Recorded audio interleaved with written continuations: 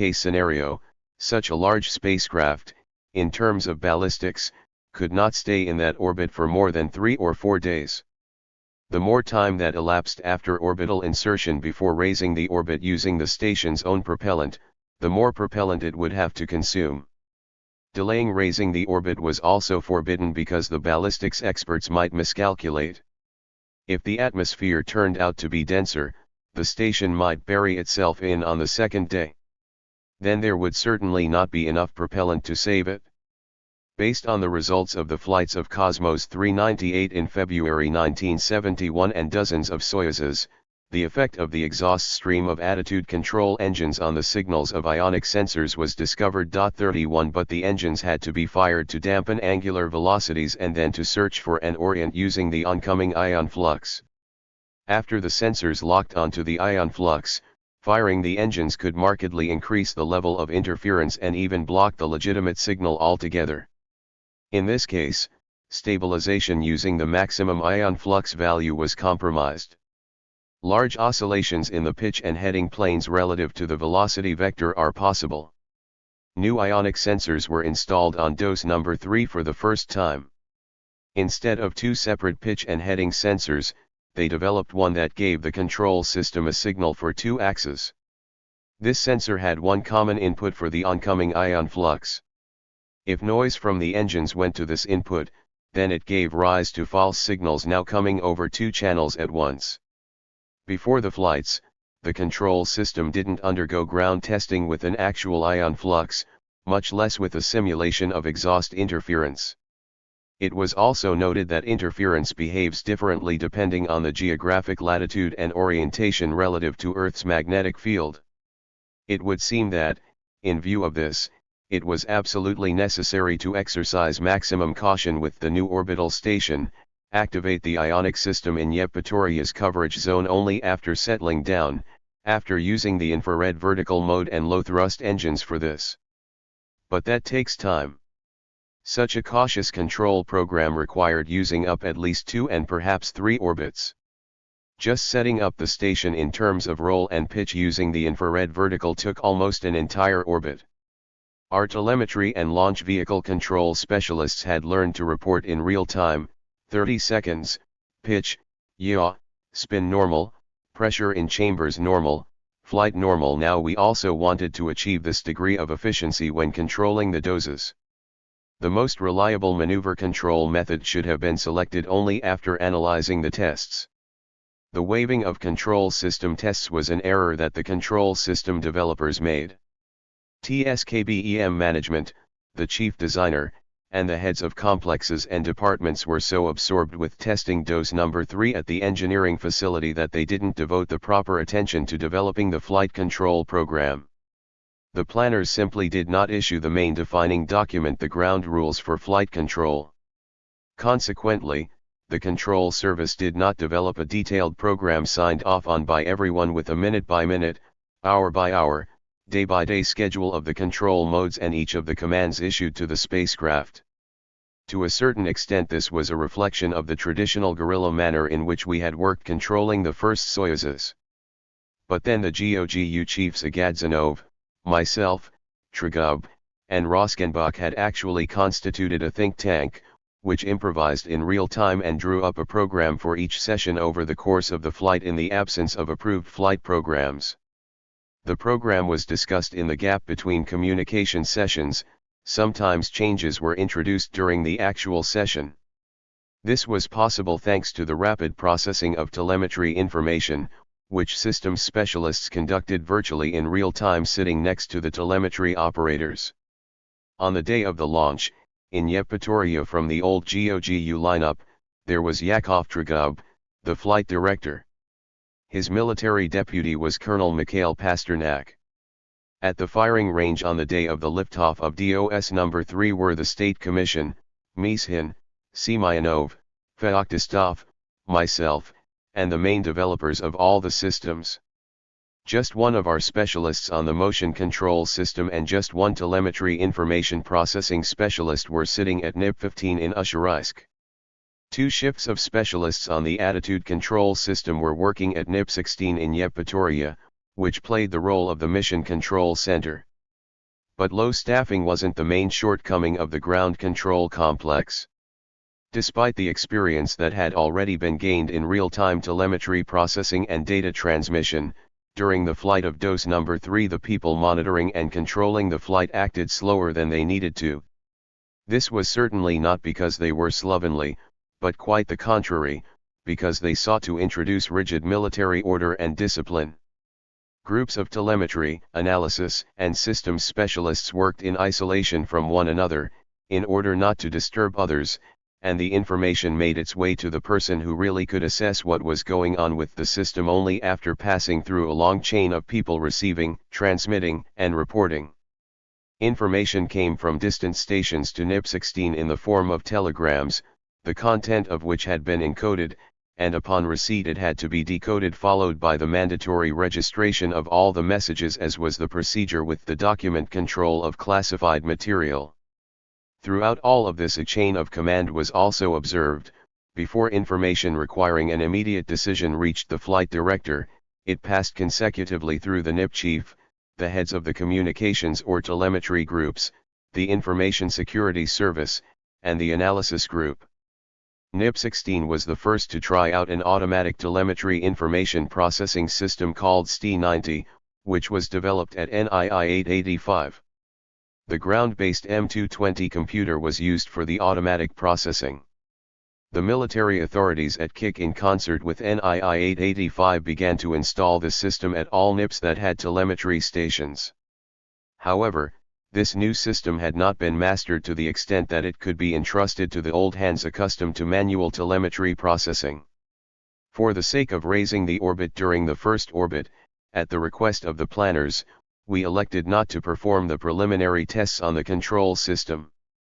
Having made the mistake that I mentioned earlier, we were obliged to set up a real-time flight control service.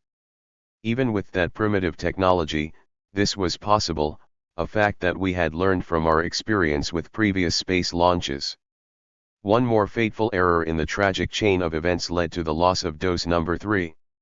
After its insertion into orbit, the State Commission received a report from NIP-3 that all of the structural elements and solar arrays had deployed. 32:12 minutes after liftoff, NIP-15 in Usharysk transmitted a command to the spacecraft to activate ionic orientation using the high-thrust engines in the effector system.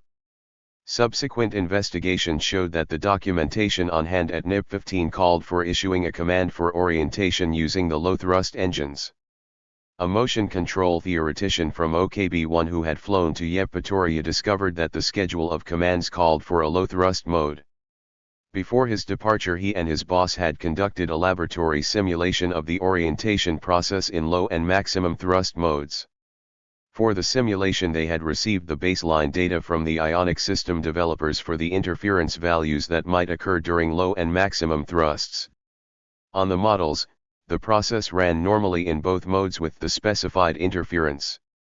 However, orientation using low thrust took so much time that they might not have been able to correct the orbit during the second orbit.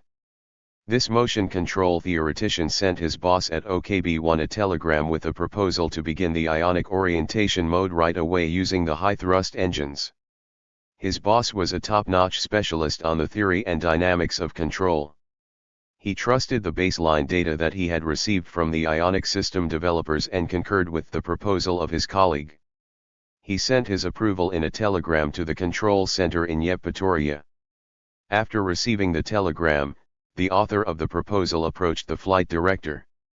The latter accepted the proposal, and the change in the schedule of commands that were to be issued to the spacecraft during the first communication session was sent via telegraph to Usharysk. Usharysk had a radio coverage zone of around 10 minutes. This was completely adequate to assess the nature of the orientation process.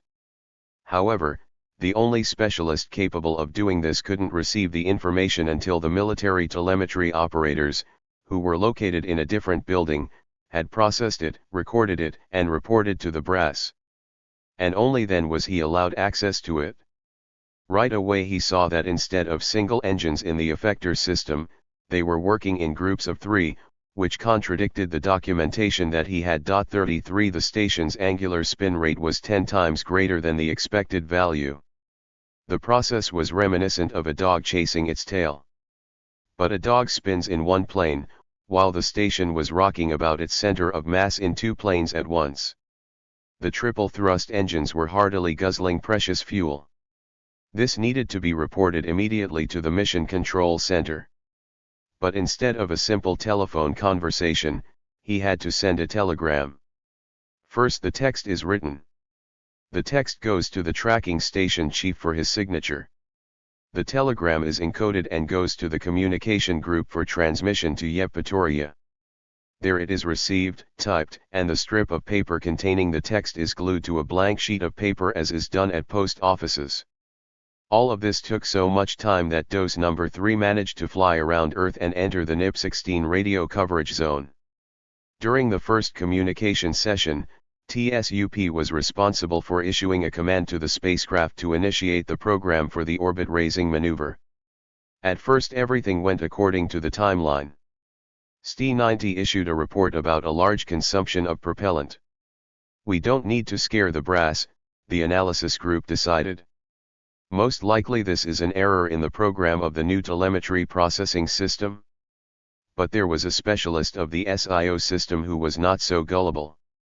Violating discipline, he ran into the telemetry building to look at the initial information tapes for himself. One of the control specialists also couldn't stand it. He also tore himself away from his workstation, and violating procedure, ran over to the telemetry operators. Once he had seen the tape, he wanted to scream over the telephone to the flight director, "Shut down the engines." But, as everyone knows, bread always falls buttered side down. The telephone in this room wasn't working. And the specialist sprinted out of the telemetry building to the other one where the control room was located on the second floor. The SIO specialist managed to beat him and was already reporting to management that they needed to immediately transmit a command to the spacecraft to shut down the attitude control system. One must also understand the flight director. Responsibility for the fate of the dose had come crashing down on him. Instead of a command to raise the orbit, 2 junior engineers were demanding that the control system be shut down immediately and that the orientation process be halted. How many orbits would it be now before another attempt to raise the orbit could be made?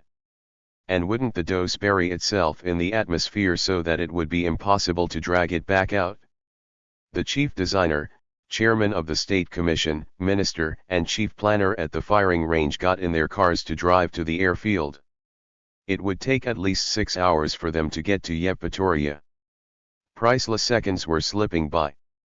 The dose was now sweeping over Yevpatoria, and they needed to transmit the order to Usharysk to issue an engine shutdown command to the spacecraft. Perhaps the radiation of their antenna might still manage to catch up with the dose as it departed over the radio horizon. Here, it is fitting to recall the words of a song from a famous film, "Don't take the seconds for granted, they whiz by like bullets past your head." Moments. Moments. Moments 34. Finally the flight controller made the decision, shut down orientation mode. Too late. His deputy told him. The spacecraft left our command and measurement complex coverage area 2 minutes ago. Now we had minutes to deal with the first notification from Usharysk and with our own telemetry. It was obvious that the orientation process, as a result of the active influence of the engines, was running its course with rocking in the heading and pitch planes searching for the ion flux, which was blocked by powerful interference. The disastrous consumption of propellant corresponded to the commands that the control system issued to the high-thrust engines trying to find their rightful ion flux. About 40 minutes later the dose would once again appear in the coverage zone of NIP-16. But now with empty tanks. If they had shut down the attitude control system right at the beginning of the NIP-16 coverage zone, then there would still be a chance during the next orbit to make an attempt to orient the spacecraft and raise its orbit using the IKV plus IO mode. The minister, State Commission, and planners who created the erroneous program arrived in the Crimea and reached Yevpatoria 8 hours after liftoff. While they were still in the air they found out about the large propellant consumption, but there was still a glimmer of hope that the station might be saved. On site it became clear that it was all over. TASS broadcast the announcement that the launch of the latest Cosmos 557 had taken place. Without any further TASS announcements, on May 22, dose number 3 entered the dense layers of the atmosphere on its own and sank in the ocean. 3 orbital stations in a row had perished ignominiously, dose number 2, Almaz, and dose no 3.35. The patience of the party and government leaders was exhausted. To investigate, they organized a government commission headed by Vyacheslav Kovtunenko, the chief designer of KB3, which was part of KB Yuzhnoye. 36 members of the commission included Nikolai Pylyagin, Boris Bunkin, Boris Petrov, and other very competent control systems specialists. At the same time the High Commission was at work, the state security authorities began their own investigation. They conducted lengthy interviews with those directly involved in the incident and made them write explanatory notes. Most likely, if they really wanted to, historians could hunt down these explanations somewhere in the archives. The decision to initiate orientation using the high-thrust engines caught the attention of state security. Why did the control system engineer insist on changing the mode and persuade the flight director to change a command timeline that had already been transmitted to Usharysk? Not only did the KGB officers consider this decision to be the chief cause of the station's demise, but some of our colleagues did, too. It would seem that the control system engineer and the flight director were the real culprits. But either the times were different, or the investigation had been entrusted to sensible people in the KGB. The KGB understood that it wasn't a matter of 2 specialists, but it was much more profound. The KGB did not find the elements of a crime, and they did not bring official charges against anyone. However, they made it known that our ministry should punish the guilty parties. If there were party members among them, then let them bear party responsibility, but not criminal responsibility. The Accident Investigation Commission gathered in a private conference. Above all, the scientists were interested in the very idea of using the ionosphere as a medium for orienting a spacecraft. It seemed very exotic. Experience has not yet been accumulated in this field, and consequently, anything worse than your worst nightmare might happen, said Kovtunenko. On the first day of the investigation, Pylyagin declared, "I have never been an executioner for my professional comrades and I'm not going to be." Other members of the commission were also of the same mind. Boris Petrov asked a naive question, "So, who is officially the chief designer of the control system?" I answered that we did not have such a position and we couldn't have one. There's a TSKBEM chief designer, there's a DOS chief designer, there are subcontracting chief designers, but we don't have a chief designer for just the control complex. If there were one, then he wouldn't have agreed to this program of system activation without preliminary tests, which the chief designer had to approve at the recommendation of the enthusiastic planners. So that's one cause, if not the fundamental cause of what happened, said Pylyagin. You gained the right to develop control systems yourselves and succeeded in this field back when Korolev was alive. But being the subordinates of a chief who is not very strong in control systems, you will never gain the proper perspective and time to test out its systems. I proposed to Sergei Pavlovich that he transfer all spacecraft control specialists to me. The idea even came up of creating a NIOP space branch at our second production facility. But Chertok and Roskenbach dreamed of independence, and this is the result. This was the first I had heard that Pylyagin had proposed to Korolev to transfer development of spacecraft control systems to him at NIOP. There really had been such an idea. 3 years after Korolev's death, Pylyagin's deputies Fanajeyev and Kitrik came to see me on N1L3 matters. For the first time they had become interested not only in the technology, but also in the organization of our work on systems for the Soyuz. That's when a conversation about creating a NIOP space branch on the basis of my complexes really did take place. After estimating the amount of electronics and control systems in the total volume of work, we reached the conclusion that it was too great to take it away from TSKBEM and hand it over to NIOP. Then you have to change the chief designer. Without electronics and control devices, your spacecraft is an empty barrel. And what's more, if we pick you up, that means we need to transfer flight control with all its headaches. Since then, there has been no further discussion of this idea. Based on the results of the Accident Investigation Commission's work, organizational findings were later issued at the ministerial and party committee level. Chertok received the harshest punishment. He was removed from his post as deputy chief designer and told to look for other work. He went over to work for ISFIN at Venia M as his deputy for flight testing. On October 30, 2007, in the ceremonial hall of the Ministry of Defense, located next to Burdenko Hospital, along with many other veterans, I paid my last respects to former Major General Yakov Isayevich Chertok. 37 While waiting for the eulogy, I conversed with Rafael Vanikov. Beginning in 1946, he and Chertok had served in the 1st Special Purpose Missile Brigade, which General Alexander Tversky commanded. 38 We both agreed that if it hadn't been for the failure of dose number 3, Chertok's life would have taken a very different turn. Roskenbach was relieved of his administrative duties as chief of the complex of departments and transferred to a consultant's position. Soon thereafter he retired of his own volition in connection with a transfer to another job. This other job was staff professor and department head at the Moscow Institute of Physics and Technology. Legosteyev was appointed director of Complex No. 3 in Roskenbach's place. I received a reprimand by order of the minister and a reprimand by resolution of the party committee of THIRD-WORLDISM. An administrative order called for almost everyone who was involved in the production of the ionic system or who was at the control center in Yevpatoria during the critical hours to be reprimanded and have their salaries temporarily reduced. Similar disciplinary sanctions were imposed on the flight control military staffs. The reader might have noticed that when describing the circumstances surrounding the demise of dose number 3, I did not mention the surnames of many specialists who were directly involved in preparing the flight program, in control, in telemetry analysis at the center in Yevpatoria and in Usharaisk, and in the processes simulated in THIRD-WORLDISM laboratories. For everyone who was involved in those operations, the loss of dose number 3 was so traumatic that even more than 30 years after the fact, they were unable to recall the events of those bitter days with indifference. When things had calmed down, THIRD-WORLDISM Party Committee Secretary Anatoly Itishkin invited me to his office and asked whom I might recommend as director of the new crew training and flight control complex. Without hesitating, I named Alexey Yelisiev.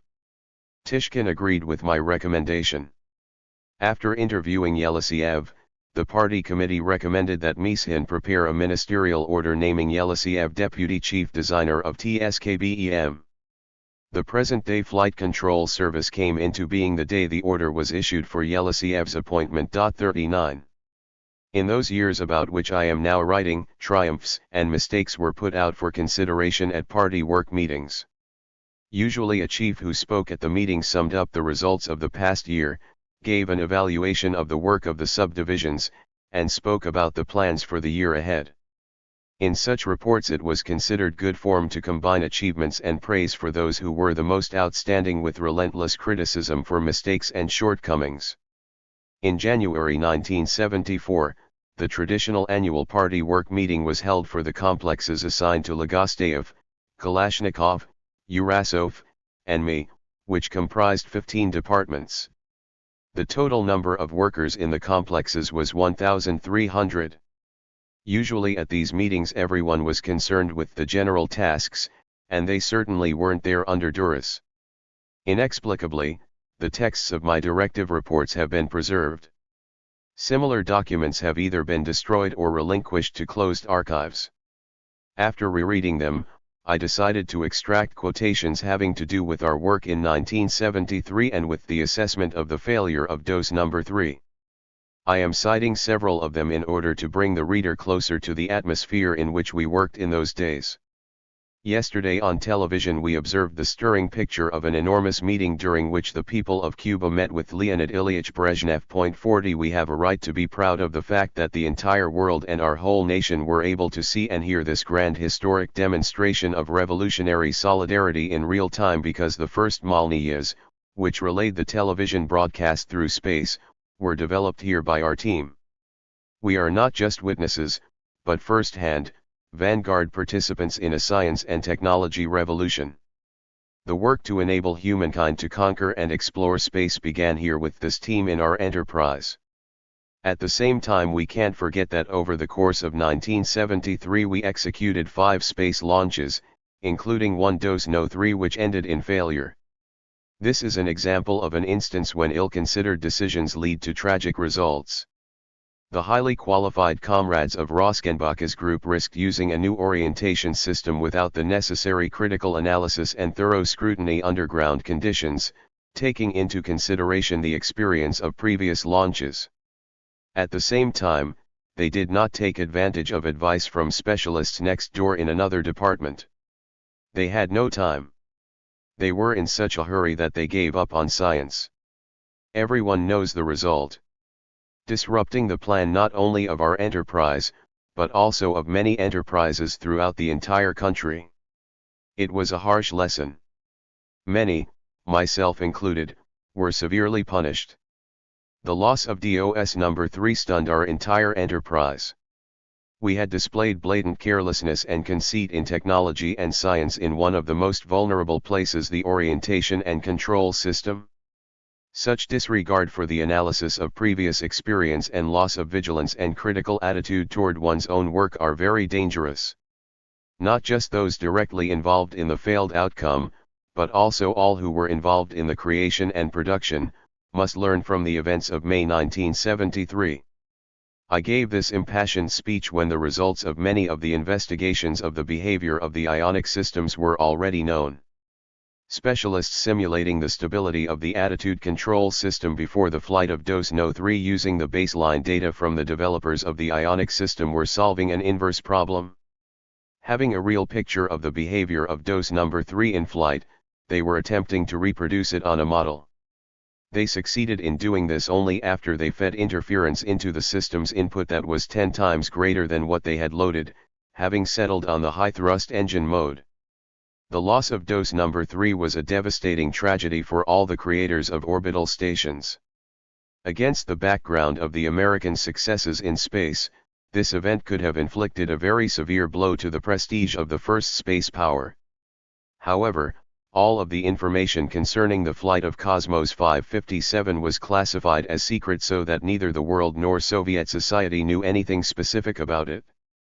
Since there was no human loss of life, there was no need for funeral ceremonies, they reserved judgment on judging anyone, and back then representatives of the mass media displayed excessive curiosity only with permission from the top. A real danger emerged that the long-duration orbital station program would be shut down. However, it became the main thrust of Soviet cosmonautics. The next long-duration orbital station, Salyut-4, which was analogous to THIRD-WORLDISM, but without the ionic system, went into orbit on December 26, 1974. For this station, they engineered a triaxial orientation system using an infrared vertical and performed preliminary development testing of it and carried out 2 maneuvers using gyros. It took a long time, but it proved to be very reliable. While we were licking our wounds after the demise of THIRD-WORLDISM, at OKB-52 and at ZIKH, accelerated launch preparations were underway on the Almaz orbital station. It was inserted into space on June 25, 1974, the Almaz was called Salyut-3. Chelomi had to agree to the use of our Soyuz vehicles to deliver a crew to the Almaz. Soyuz 14 delivered the first expedition to Salyut-3 cosmonauts Pavel Popovich and Yuri Artyukhin on July 3, 1974. Approach, final approach, and docking proceeded successfully in automatic mode. And then the next expedition to Salyut-3 experienced adventures that ended with the creation of another accident investigation commission. During the approach segment of the Soyuz 15 spacecraft with the Almaz orbital station, the celebrated and, it seemed, well-examined IGLA didn't simply fail, it issued false commands. IGLA recognized the true range of 350 meters as a range of 20 kilometers. Based on these data, IGLA's rendezvous control automatics turned the station and fired the engine to build up approach velocity corresponding to a range of 20 kilometers. The vehicle rushed toward the station at a relative velocity of 72 km per hour.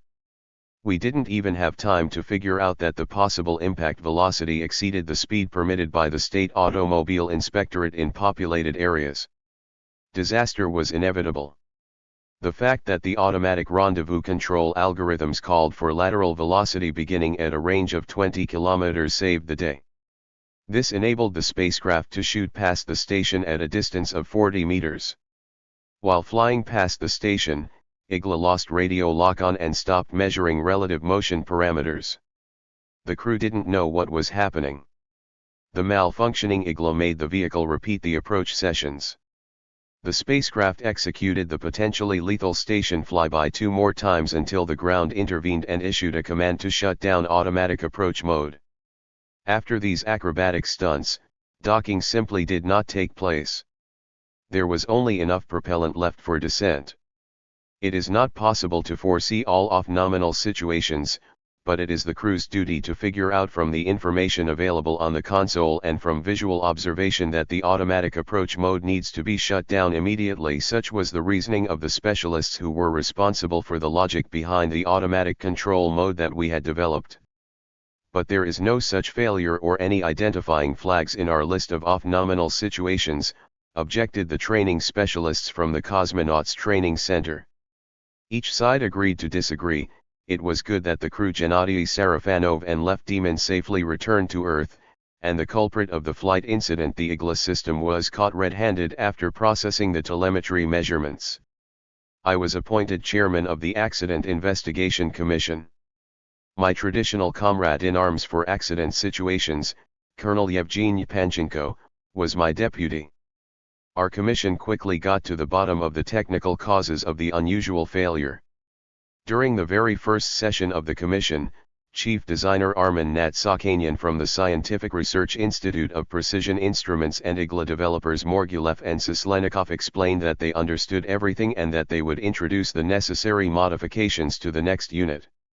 We did not limit ourselves to examining the causes for the hardware failure and proposed increasing the reliability of the human factor. Delivering a report before the Ministry Collegium, I said that the Commission proposed creating a special operational group at TSUP to monitor the approach process and make instant decisions. The group should develop the approach control procedure for nominal flight and in off-nominal situations, analyze the approach process and issue recommendations to the director during the flight, and also perform the post-flight analysis of the approach modes. Such a group was created. Department Chief Yevgeny Bashkin was appointed as its first chief. The group comprised theoreticians, curators who had studied IGLA's radio-electronic properties, manual mode developers, and also systems specialist Borisenko. The most crucial role was set aside for the first-hand developers of the IGLA radio equipment Morgulev and Sislenikov. A year later, Oleg Bobkov, who was calm and not inclined to unpredictable improvisation, replaced the emotional and impulsive Bashkin in the position of group chief. Soon thereafter, Boris Skotnikov, solid and professorial, occupied this hot seat.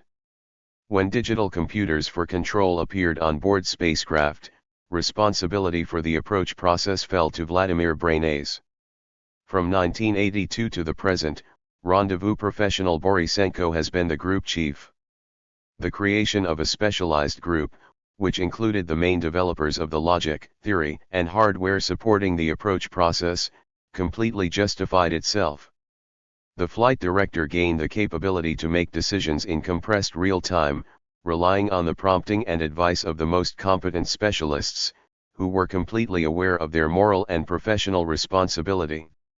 The many years of experience of the rendezvous group is an example of the real increase in the reliability of a large system that includes a human being in the control structure. Nevertheless, rendezvous and dockings in space are the sources of off-nominal situations more often than not. The Soyuz 23 spacecraft, which had lifted off on October 14, 1976 with a crew comprising Vyacheslav Zudov and Valery Rozdestvensky, was on its way to rendezvous with the Alma station. The program called for automatic rendezvous and final approach. IGLA's radar had executed lock-on, and the process of autonomous approach without human involvement began. The crew did not react to the spacecraft's clearly abnormal oscillations around its longitudinal axis and unacceptable propellant consumption. The ground-based group understood that IGLA was behaving abnormally on the channel measuring the line-of-sight angular rate. The range made it impossible to switch to manual approach, especially since the fluctuation of IGLA's parameters might have resulted in erroneous actions on the part of the crew. The group made a difficult decision: abandon rendezvous. Once again I found myself reporting before the Ministry Collegium about an emergency situation associated with the off-nominal behavior of IGLA. Large fluctuations occurred in the radio channel measuring the line-of-sight angular rate. The control equipment perceived these fluctuations, and the attitude control engines responded to them. As soon as the process was transmitted via telemetry to Earth in the coverage zone, Mission Control issued the command to shut down IGLA and terminate the approach mode. The Accident Investigation Commission is continuing its work. Why didn't they decide to make a second approach? Asked one of the members of the Collegium. There was a great deal of temptation to make a second attempt. However, the risk of consuming too much propellant remained, and we are required to have a guaranteed supply to return to Earth. When you were preparing the vehicle on the ground, why didn't you pay attention to these very fluctuations? Asked Minister Afanasiev. The question was legitimate, and the response was difficult. Unfortunately, we didn't standardize the range of fluctuations in a single document, and there was no mention of monitoring this parameter. The testers had the official right not to pay them any attention. The individual who bore primary responsibility for IGLA's behavior, Nat Sakanian, stepped up to the podium. He tried to explain the physical nature of the fluctuations but was unable to answer intelligibly why they hadn't observed it earlier and why he, IGLA's chief designer, had not demanded that the range of the fluctuations be monitored during ground testing. Now you are going to establish the range of permissible fluctuations, and before the next launches you are going to personally report to me that you guarantee IGLA's reliability, said the minister. Here Nat Sakanian made a mistake.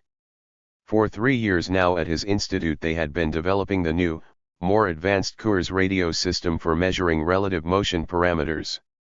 KURS was supposed to replace IGLA.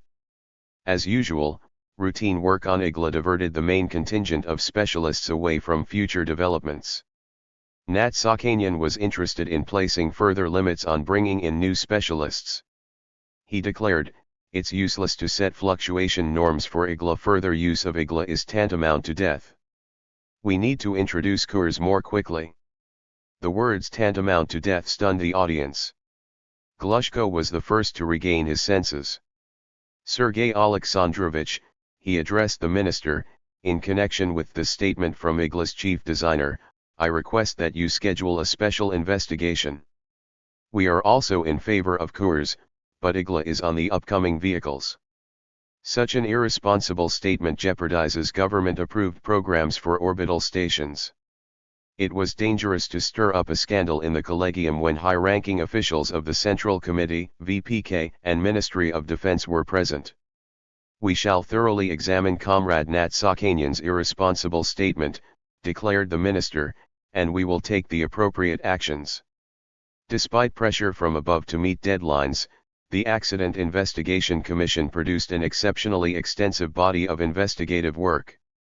According to one of the hypotheses put forward by Nat Sakanian, elastic vibrations of the rod on which IGLA's gyrostabilized antenna was mounted caused the fluctuations.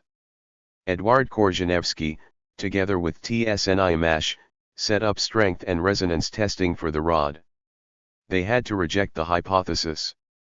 At that time we simply were unable to find the true source of the fluctuations, but we determined that they did not occur in the majority of the series-produced hardware sets, or they were not strong enough to pose a hazard. The Commission proposed a procedure for factory measurements of the fluctuations in order to sort out instruments that were suspicious based on these indices.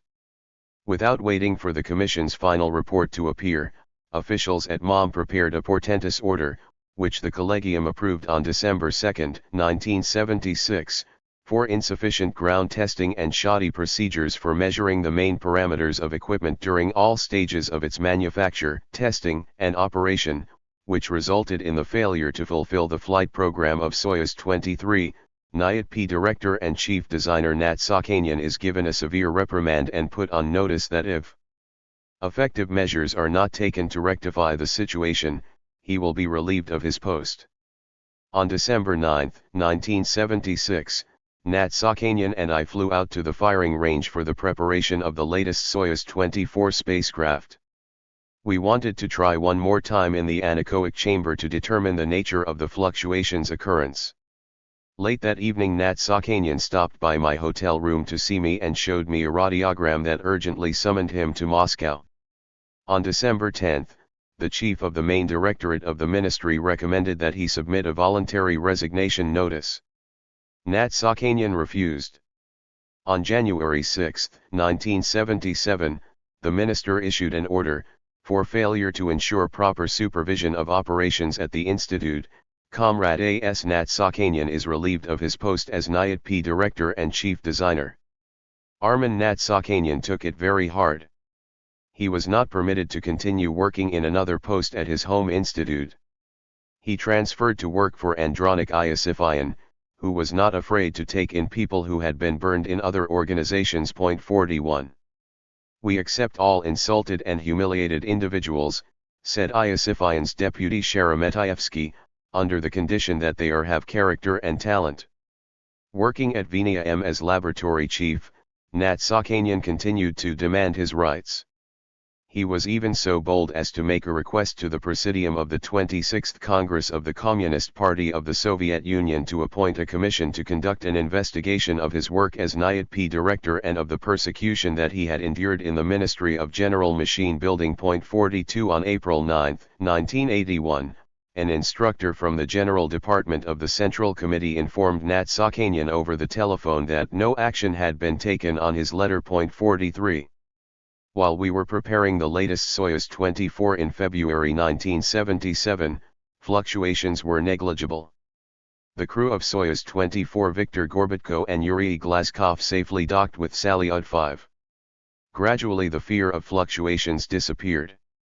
On September 29, 1977, the latest orbital station, the Salyut 6, was inserted into space. On October 9, 1977, Soyuz 25, carrying cosmonauts Vladimir Kovalenok and Valery Ryumin, was sent up to meet Salyut 6. The process of approach with automatic control proceeded normally. According to the program, in the final approach zone at a range of 100 meters, the crew shut down IGLA and switched to manual control. When they were just 1 meter away from the station, the cosmonauts allowed a 2 degrees deviation of the spacecraft's longitudinal axis relative to the nominal position, which is completely permissible. Based on simulation results, a deviation of up to 4 degrees is permissible. However, at just 1 meter from the station with all systems functioning completely normally, the cosmonauts' conditioned reflexes of ground training let them down. The simulator did not have an exact replica of the station's image in the optical sight's field of vision when the vehicle's axis deviated by more than 1 degree. The cosmonauts perceived the image that they saw at a range of 1 meter when there was a 2 degrees deviation as the station's belly. They reported this to the ground, halted the final approach process, backed up from the station, and tried twice to perform docking manually, after shutting down IGLA. Both docking attempts failed because the cosmonauts had not been able to adequately perceive the real situation. At TSUP they quickly realized that the fuel allocated for docking had been entirely consumed. There was only enough left for descent. It's true, they still had the emergency supply in the so-called backup system, but that was the last chance in case the main system deorbit burn system failed. 44. Flight Director Yelisiev made the decision to prepare the vehicle for landing. However, after 3 final manual approach attempts, the vehicle had not received the back-out pulse stipulated in the logic of the shutdown automatic system. And over the course of 3 orbits, the Soyuz was dangerously close to the station. The threat of collision was quite real. A dynamic backout would require the consumption of fuel, reducing the guaranteed supply for return to Earth. Ultimately, the upper atmosphere slowed down the station after all, and the vehicle backed out to a safe distance. The crew safely returned to Earth without having fulfilled its main mission. 45. In 1974, operations began at the Mission Control Center on the outskirts of Moscow. It was built for the Apollo-Soyuz project. In the fall of 1977, a new station Salyut-6 was controlled from the new TSUP. Regular long-duration piloted flights began with this station. The flight control service was reorganized. Instead of a quasi-guerrilla mob similar to the Cossack army, made up of several hundred specialists from various tribes who came out to the Black Sea, a professional service emerged with an efficient structure of responsibility and a division of functions among stations, vehicles, and shifts. With great enthusiasm, Alexei Yelisiev completed the creation of the Professional Flight Control Service, which Trugub had begun. Yelisiev deserves the credit for developing the efficient structure on the basis of a single authority and strict responsibility during flight preparation and throughout the flight. The main operations control group, as a temporary interdepartmental command organization, gradually evolved into a permanent and professional one. Since 1974, GOGU has been run by a flight director who was a cosmonaut and representative of TSKBEM. The first was Alexei Yelisiev. In 1986, Valery Ryumin replaced him in this post, and from 1988 until the present, Vladimir Solovyev has directed the service. 46. The first generation of control specialists remembered the control center in Yevpatoria as Paradise Lost. The Black Sea, kilometers of wild, sandy beaches, the steppe covered with scarlet poppies in the spring, inexpensive dry wine, grapes, melons, fruits, the caressing sea breeze, all of this Crimean romanticism has faded into the past. The powerful computers of the new TSUP in suburban Moscow processed telemetry virtually in real time during a communication session and delivered it in an intelligible form to the specialist's screens. On his own screen, the shift flight director could call up any parameter and any information having to do with navigational and ballistic flight support or the status of an onboard system. The new Mission Control Center was built in response to a special resolution of the Central Committee and USSR Council of Ministers. The state did not scrimp on the construction and outfitting of the facilities, which by the creator's design was supposed to surpass similar American centers in all aspects. Ustinov personally supervised the construction of the new TSUP. The NIPs in Yevpatoria and Simferopol were under the dominion of the Ministry of Defense. Originally, they intended to make TSUP in Podlipki an independent organization of the ministry, but eventually they put the director of TSNIMASH in charge of it. Afanasiev, Tyulin, and Mozorin devoted exclusive attention to the creation of TSUP. We had grown accustomed to the rather shabby service facilities at the firing ranges and at the Ministry of Defense's control centers. The palatial splendor of the new TSUP, in particular the part that had been built especially for the Apollo-Soyuz project, astonished us because it was so different. The marble steps covered with Kremlin-style carpet runners, colorful stained glass windows, a mosaic wall bearing the likenesses of Tsiolkovsky, Korolev, and Gagarin, numerous offices with upholstered furniture, televisions, and an abundance of telephones, an amphitheater with visitors seating, a separate hall for the State Commission, the Blue Hall for meetings and press conferences, offices for the chief designer and flight director, lounges for the top brass, a separate grand entrance, a buffet bar for foreigners, maximum security guards allowing admission according to a roster. At first all of this bore heavily on the psyches of the control specialists, who were accustomed to freewheeling Yevpatoria. The Indian shrine was the term used to refer to that part of TSUP designed to impact the psyche of American guests. We didn't use as much marble as they did in the Taj Mahal, but in terms of the amount of plastic and aluminum oxidized to look like copper and gold, we surpassed it by far, boasted Mozorin. It seemed that we were now armed, equipped, and organized so that we would be able to easily overcome any off-nominal situations. but a human being was still a human being. In the new spacecraft and station control loop built using state-of-the-art science, the human being, as one of the links in this loop, retained the right to make mistakes. On the occasion of the 25th anniversary of the Flight Control Service, a brief course on the history of the Flight Control Service was published. This document shows that the directors of the service had not lost their sense of humor, which is so essential to a modern human being. 47 The brief course says that before each regular expedition, public party Komsomol meetings were supposed to be held. Without these meetings it was considered generally dangerous to begin any serious business whatsoever. Vladimir Ivanovich Volkov, the party committee secretary at the complex, giving instructions to prepare for such a meeting, said, "We will hold the usual party Komsomol prayer service asking that victory be bestowed on us." At these meetings the chiefs of all the groups solemnly promised to make every effort and not dishonor the control service. For example, usually when Arkady Sudashenko finished his speech he loudly pronounced, "The analysis group will fulfill its assignment," and quietly added, "if there are no off-nominal situations." The new magnificent TSUP didn't save us from off-nominal situations. On April 19, 1982, the Salyut 7 orbital station went into space. 7 expeditions visited it until 1985.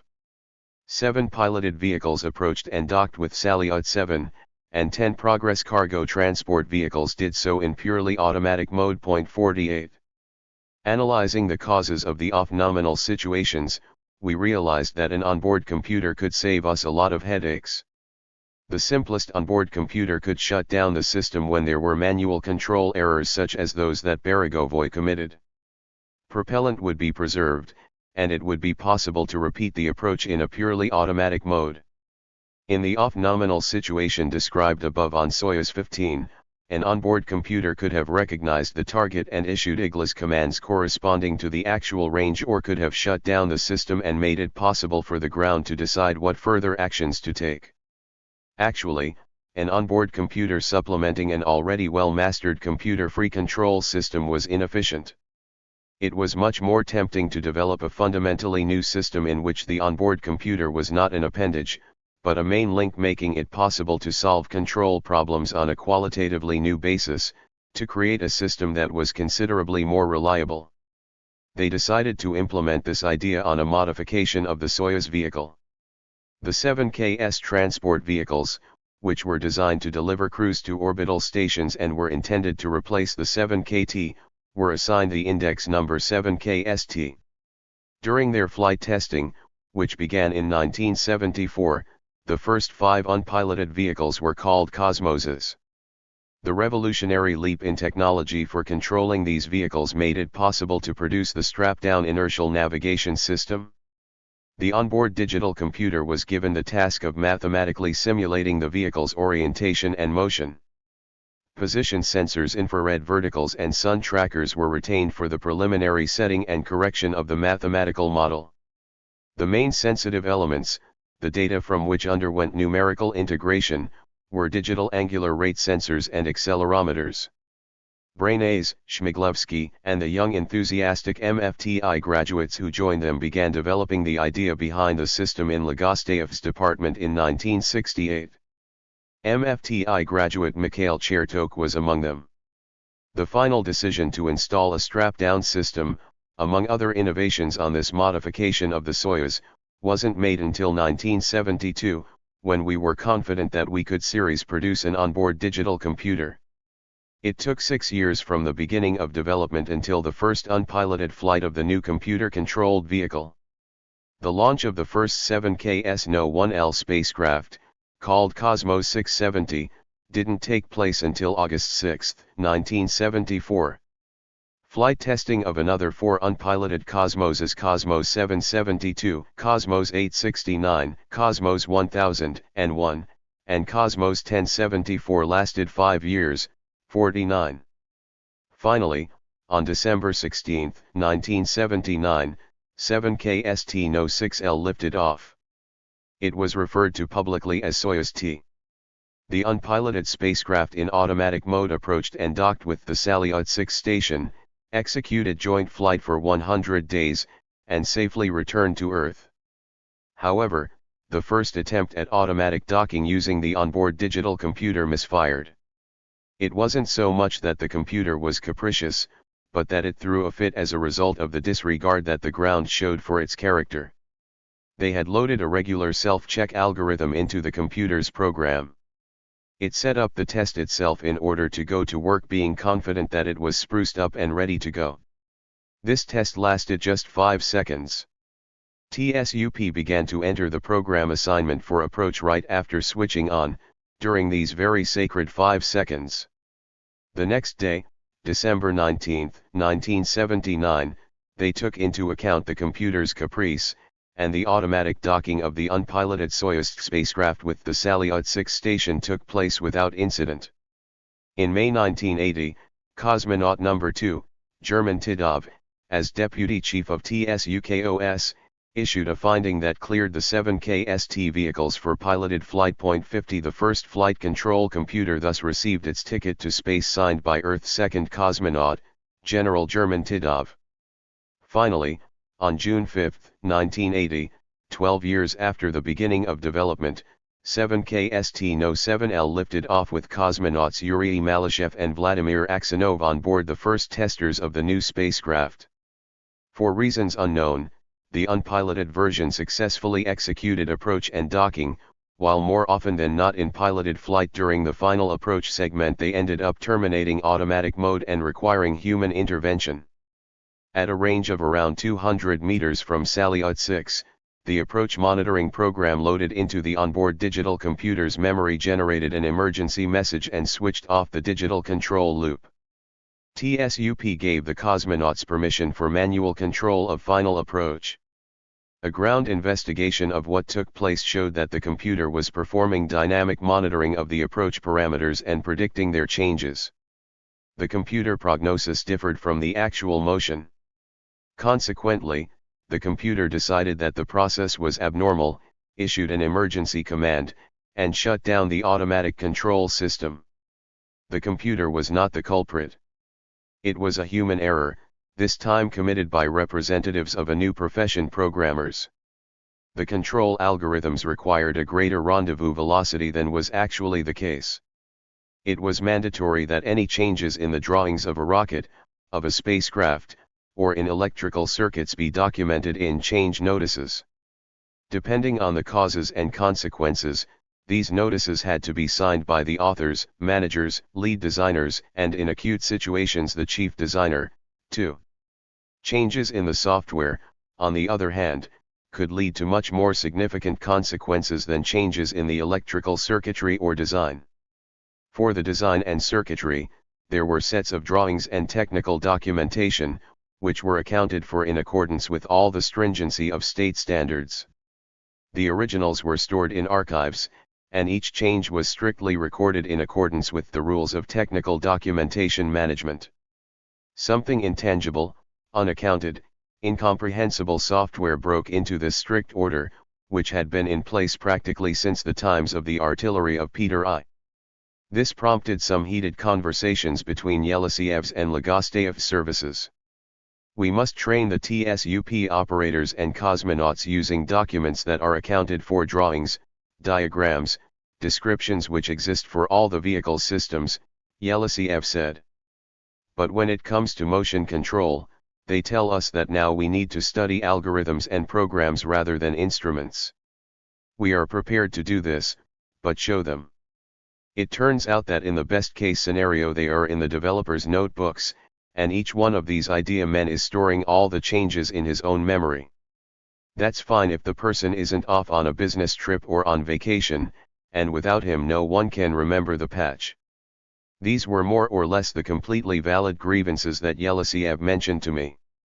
It took 2 years before some order was brought into the system. During the first years of onboard digital computers, the authors of algorithms and programs were themselves the record keepers and executors of changes introduced into the computer memory. There were a lot of arguments, turmoil, and all sorts of incidents associated with this. Software was supposed to be updated, supplemented, and improved based on observations after each flight. Soyuz T-3 and Soyuz T-4 had been launched to Salyut 6, and Soyuz T-5 launched to Salyut 7. The computer on Soyuz T-6 once again decided to give notice that it was high time to bring strict order to the data that the WizKid programmers were using to try to train it. Cosmonauts Vladimir Janabekov, Alexander Ivanchenkov, and Frenchman Jean-Luc Chrétien flew on the Soyuz T-6 launched on June 24, 1982. Dozens of correspondents and foreign guests, including the French ambassador and his diplomatic entourage, filled the visitors' gallery at TSUP. There was no need to say anything about our brass. After all, the first Frenchman in the history of cosmonautics was being launched into space on a Soviet spacecraft. I was at TSUP following the course of the approach process on the monitors with those directly participating in this crucial historic event. Groups of approach and docking specialists had moved their workstations out of the main control room into a separate room on the second floor so that they wouldn't disturb others and others wouldn't disturb them. The crew switched on the automatic approach mode during the 17th orbit after executing the two-burn maneuver prescribed by the ballistics experts for the vehicle to make a safe entry into IGLA's coverage zone. At 2009 hours, the first information appeared on the monitors: target availability signal received, range 11.4 kilometers, approach velocity 18 meters per second. 10 minutes later, the onboard digital computer requested crew permission to execute a braking burn. The crew gave permission from its console. After that, the computer acted according to the algorithm loaded into its memory, in concert with the information received from IGLA. Upon receiving its commands, the Chertok control system turned the spacecraft's pitch by 90 degrees and fired the engine to reduce the line-of-sight angular rate to 0. Now it executed a reverse turn to put the spacecraft into the initial state and then to swing around to fire a second correcting burn. At 20:26 hours, at a range of 1.4 kilometers, they began the second turn in the yaw angle. Meanwhile, the lock-on mode strayed. The IGLA antennas were unable to maintain lock-on at wide angles. But the onboard digital computer kept this in mind. Upon receiving the computer's command, the engine fired at a range of 960 meters. The approach velocity slowed to 3.3 meters per second. The computer did not forget to issue the command for a turnaround. In so doing, communication was restored via IGLA. So that's how we rendezvous now. Someone standing behind us marveled, with bad timing. Remember, in Yevpatoria we only found out from the films that the SKD had fired 20 times for approach. And now all it takes is 2 burns. Quiet, blurted out someone at an adjacent monitor, where IGLA specialists were sitting. While turning around, the spacecraft turned its nose, i.e., its docking assembly, toward the station. During the turn, at 20:28 hours, the telemetry struck the nerves of everyone sitting in hushed silence at the monitors. The first block of Duzes is shut down. Backup activated. Backup block of Duzes is shut down. Chertok digital circuit shut down. IGLA shut down. Look what comes from nostalgia for Yevpatoria, I sighed, stunned by what had happened. 25 degrees were left until the turn was completed. The spacecraft's angular motion continued due to inertia. Flight management at TSUP was in shock for several seconds. But it was as if the crew had just expected this. Without any hesitation, Janabekov switched on the backup analog manual control loop. Just 25 seconds passed after the accident, which was displayed simultaneously on board the spacecraft and on the monitors in the TSUP control rooms. Janabekov saw the dose on the screen of his optical sight and calmly halted the spinning of the spacecraft. According to the radio coverage conditions, right at that time Kik lost communication with the vehicle for 10 minutes. At the most tense moment a special messenger ran in, they're asking for Yelisiev to report to the State Commission. Yelisiev gave Legosteyev, Brainase, and me a questioning look. IGLA was operating normally according to all parameters all the way up until it shut down, Sislenikov managed to say. I made the following recommendation: in 3 minutes the vehicle will appear in the coverage zone. We'll go downstairs to the communications room and make a joint decision there. It's not right to summon a commander from the field of battle in a critical situation. Pass that on to the chairman of the State Commission 51. At 20:36 hours, the spacecraft entered the coverage zone. It was just 100 meters away from the station.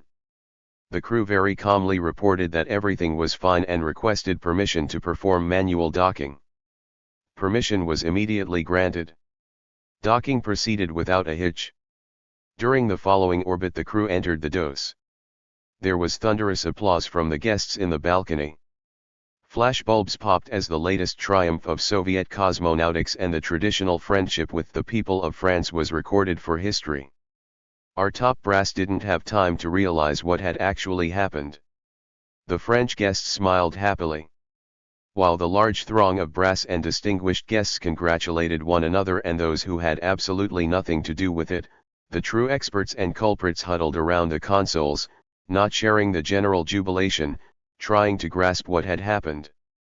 Vadim Kravets, who was in charge of the analysis group in Yevpatoria, congratulated me for the brilliant docking and pointed to Mikhail Chertok, who had retreated into himself. I thought that I had done a good job learning the signs that are quick tip-offs to off-nominal situations in the behavior of Chaka. If Mikhail Chertok is silently scratching his beard, it means that he understood everything. There were no failures. This is the latest mathematical discrepancy in the program.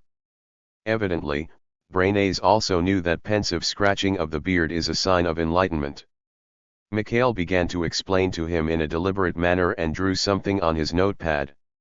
Despite the happy ending, the State Commission demands my explanations, said Yelisiev, who had joined us. What shall I report? Report that there were no failures in the system, advised Brainase. There was a glitch in terms of tolerances for runtime check. The crew was well trained, it executed manual approach perfectly. We're looking into the details on our test stand, and we'll report in the morning. There was no need for prolonged investigations of the French off-nominal situation. After conducting an investigation according to the service hierarchy, Brainase reported, the program algorithm for the runtime check had values for angular rates for each of the three axes loaded into it. Rendezvous required 2 correction burns. In so doing, the vehicle is turned at angles that are optimal for propellant consumption.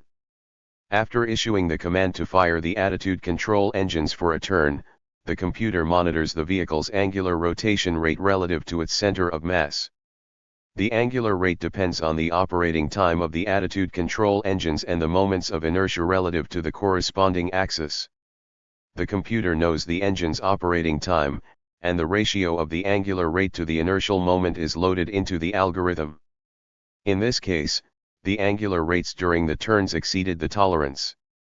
The computer interpreted this as a failure of the angular rate sensors and switched from the first set to the second. But the second set also showed rates that did not correspond to the design values.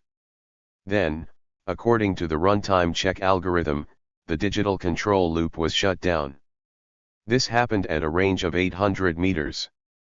Soyuz T vehicles have a backup analog manual control loop. At the initiative of Janabekov and our manual control specialists, the crew had preliminary training for approach using this loop at a range up to 1,500 meters.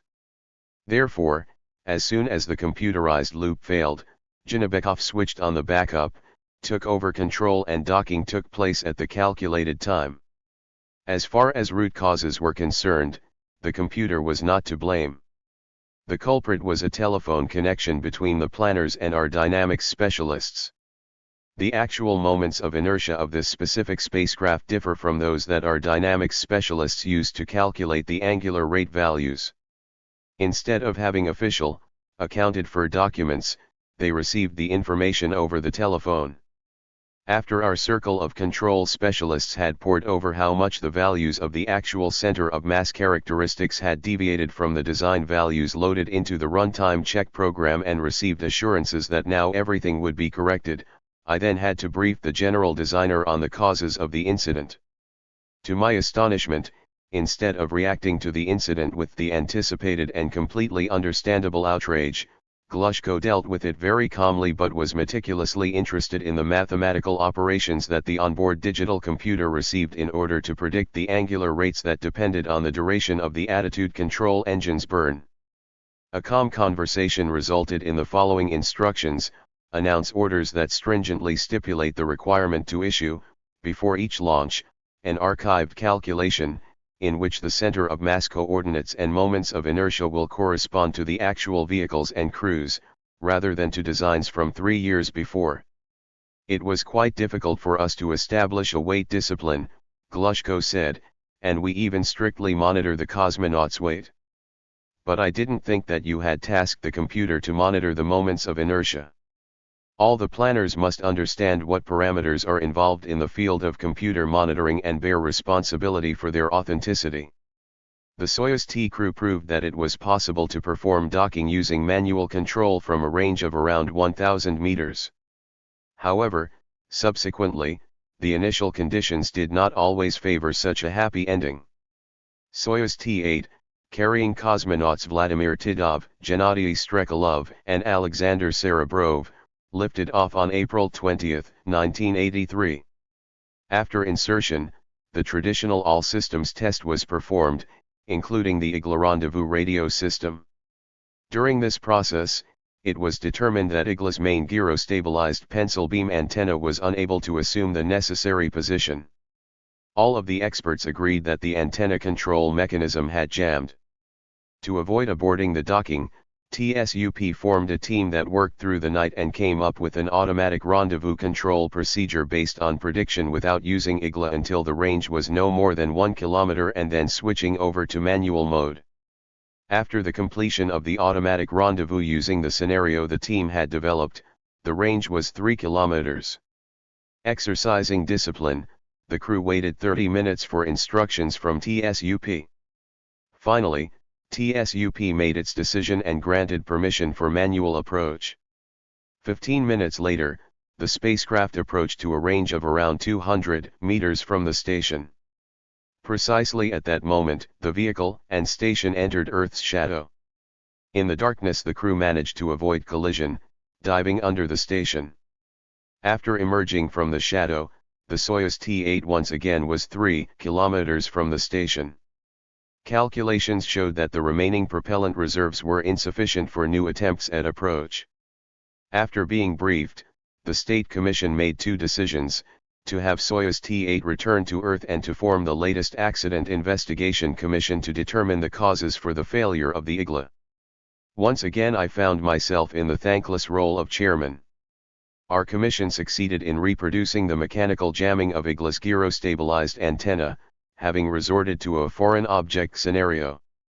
We supposed that a wayward nut or something of that ilk floating freely in weightlessness under the housing of the drive mechanisms had gotten into the works. In this connection we recalled Nat Sakanian's sensational declaration at the Collegium of Ministers: flying with IGLA is tantamount to death. But we didn't have Kurs yet, and we had to fly.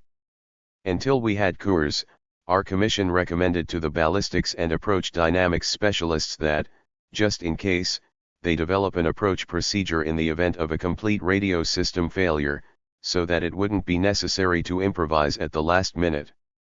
The recommendation was accepted for implementation. The team of Legosteyev, Brainase, Degtyarenko, Borisenko, Bergizin, and Semyakin, unique in terms of its concentration of intellectuals, acquired an inventor's certificate for a rendezvous method to be used in the event of the failure of the radio system that measures relative motion parameters. Special algorithms were introduced into the software of the onboard digital computer. In combination with the crew's actions, this made it possible to substantially increase the probability of rendezvous with the station in the event of the failure of the onboard radar. It bodes ill that you came up with this, someone at the next meeting of our Accident Investigation Commission said to the inventors. Now, in addition to failures of IGLA or Kurs, we'll have to figure out why your procedure failed. A year and a half later, the new technology came in handy to save the Salyut 7 orbital station. The story of the clinical death and resuscitation of Salyut 7 serves as a classic example, it would seem, of a small human error in the control loop and, subsequently, the truly heroic actions of people involved in another large control loop to eliminate the catastrophic consequences of this error. On October 2, 1984, a crew made up of Leonid Kazim, Vladimir Solovyev, and Oleg Atkov departed the station Point 52 temporarily. The Salyut 7 station remained in unpiloted mode and peacefully drifted in near-Earth space. The COM mode, which generated no interest in the press, the lack of a crew that might do something and require constant attention on the ground, all of this dulled the sense of vigilance of the personnel involved in the large control loop at TSUP. The sort of tranquility in space is deceptive. On February 11, 1985, at the end of the watch of the latest shift at TSUP, telemetry reported that current protection in the onboard complex control system had been tripped, shutting down the first, primary radio transmitter of the long-range radio communication system. It was an unpleasant incident, but far from an emergency. Unit S-190, stuffed with long-range radio communication system equipment, housed two identical transmitters. It also contained receivers and decoders receiving commands from Earth.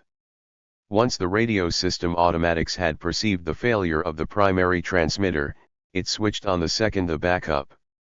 The shift that was on duty at TSUP was not surprised after discovering the automatic switch to the backup transmitter. It was well known that the set of radio instruments had exhausted its service life and had the moral right to one failure that would not lead to the failure of the whole system. A cargo transport vehicle had previously delivered the spare set that was on board. The crew of the upcoming expedition was supposed to replace the spent S-190 set with the new 1.53. The shift recorded the unremarkable incident in the flight log with the recommendation to call in a specialist on the onboard complex control system from TSKBEM and the DRS specialist from the Scientific Research Institute of Space Instrumentation building in Moscow so that they could analyze the situation together and prepare a report. Point 54. But meanwhile they decided to work using the second transmitter. Flight control was conducted from TSUP in 4 shifts. Each one was on duty for 24 hours. I wasn't able to determine what information the members of that shift, who were hurrying off to get some rest after a sleepless night, passed on to their relief shift members. And that's really just a detail. All we know is that the director of the new shift did not summon or did not wait until the arrival of the specialists, i.e., the SUBK developers responsible for current protection and the radio complex developers capable of making a diagnosis and giving a report about the shutdown of the primary transmitter. Subsequent examination determined that in keeping with tradition and the existing procedure, it was the duty of the shift flight director to wait for the specialists to show up. After analyzing the telemetry information, having debated with one another, they were supposed to make recommendations as to how to work thereafter, having signed off on the corresponding conclusion in the logbook. Evidently, the shift director decided we didn't just fall off 7 the turnip truck. Without waiting for those responsible for the systems, he gave the command to switch on the first DRS transmitter. And really, why not give the first set one more try? Perhaps an accidental actuation of the automatic protection had occurred. And if there really is a malfunction there, that's what the current protection is for. It will trip again. You can reason like that at home if you've blown a fuse. Even a housewife who has seen smoke coming from the television or vacuum cleaner will not count on the reliability of the fuses and risk switching it on again. At TSUP they didn't see whether smoke had appeared on board the DOS. But the actuation of the current protection in itself meant that the strength of the current exceeded the norm by 3 to 5 times.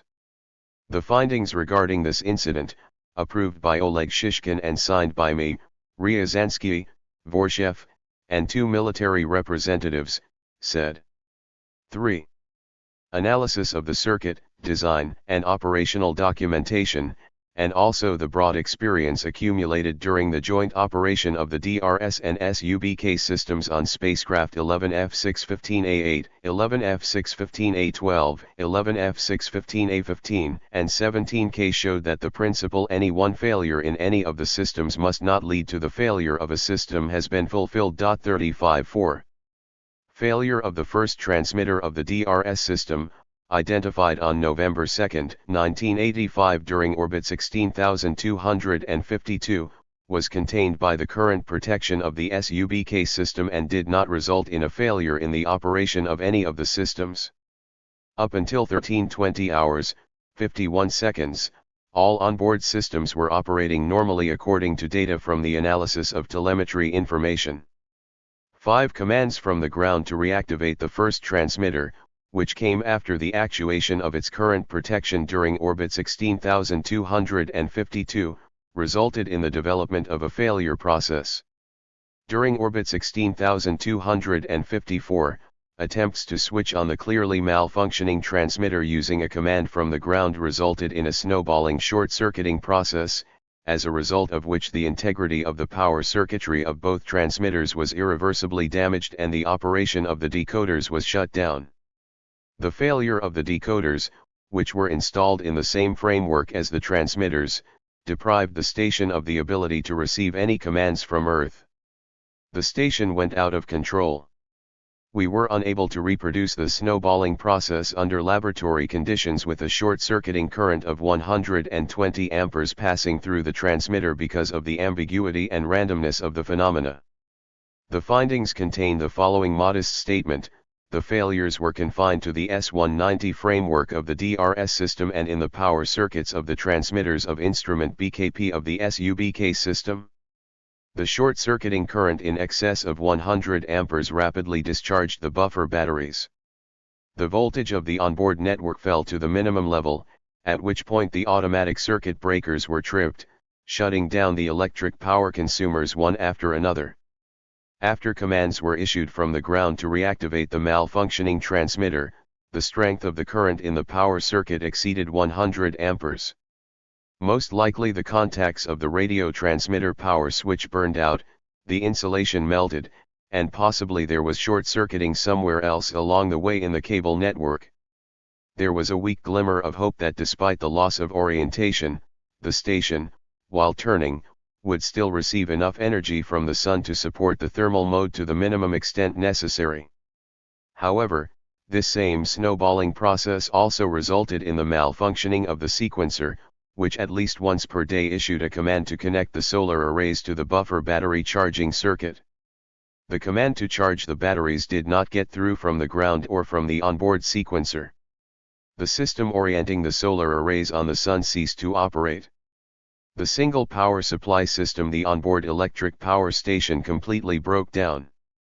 All the electrical systems, including the thermal mode control assemblies, ceased to function.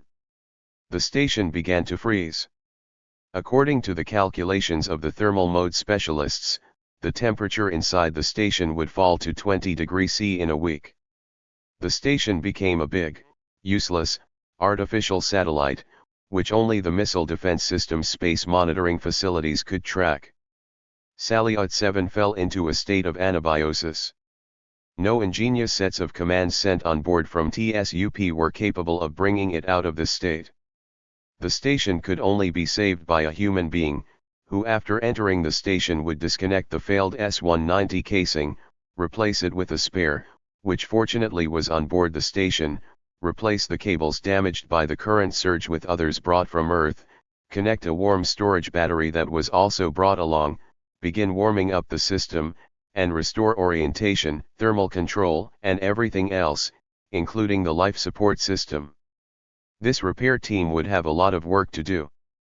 And it was unusual work. But how would a human being get there if the station was silent and the Igla rendezvous radio system, among others, also remained without power? This was the full-scale manifestation of Paleogen's law: emergency situations are the strongest impetus for new ideas and the improvement of systems. This was one more of my versions of this law. Against the background of the American success, the loss of the Salyut 7 orbital station could become one more powerful blow against the Soviet Union's prestige in space. 56 Moreover, there were many costly instruments and materials for science programs on the station. Save the station no matter what was the overriding mission that the teams of control specialists set for themselves. Throughout February we assessed the degree of possible damage incurred in the station's electrical network and developed measures to reanimate the systems, which inevitably go out of order when exposed to prolonged freezing. Everything that was needed for the repairs and restoration was immediately put to work. The most important thing was still the question, who would fly to the station to revive it and how would they get there? After brief discussions they settled on the plan that Vladimir Janabekov and Viktor Savinik should be in the primary crew.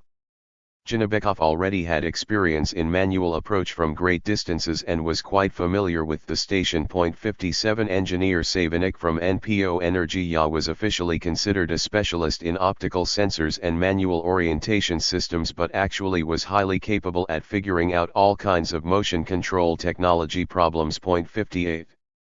3 months went into the training of the rescue expedition. During this time they developed the process for the interaction of TSUP with the Ministry of Defense Space Monitoring Service. With unique antenna systems and powerful computers at their disposal, the Missile Defense Service and Space Monitoring Service were able to determine the true orbit of Salyut 7. Unlike our Space Command and Measurement Complex, they did not need an onboard responder for radio monitoring of the orbit. When we asked them not only to determine the station's orbit, but also to try to measure its angular rotation rate using their powerful resources, they gave a reassuring answer: your station is hardly rotating at all. Igor Gansvind explained the theoretical underpinning of the station's seemingly strange behavior. He explained that once the station was deprived of its nominal control system, if it was rotating about its center of mass, it gradually settled down as a result of the effect of gravitational orientation.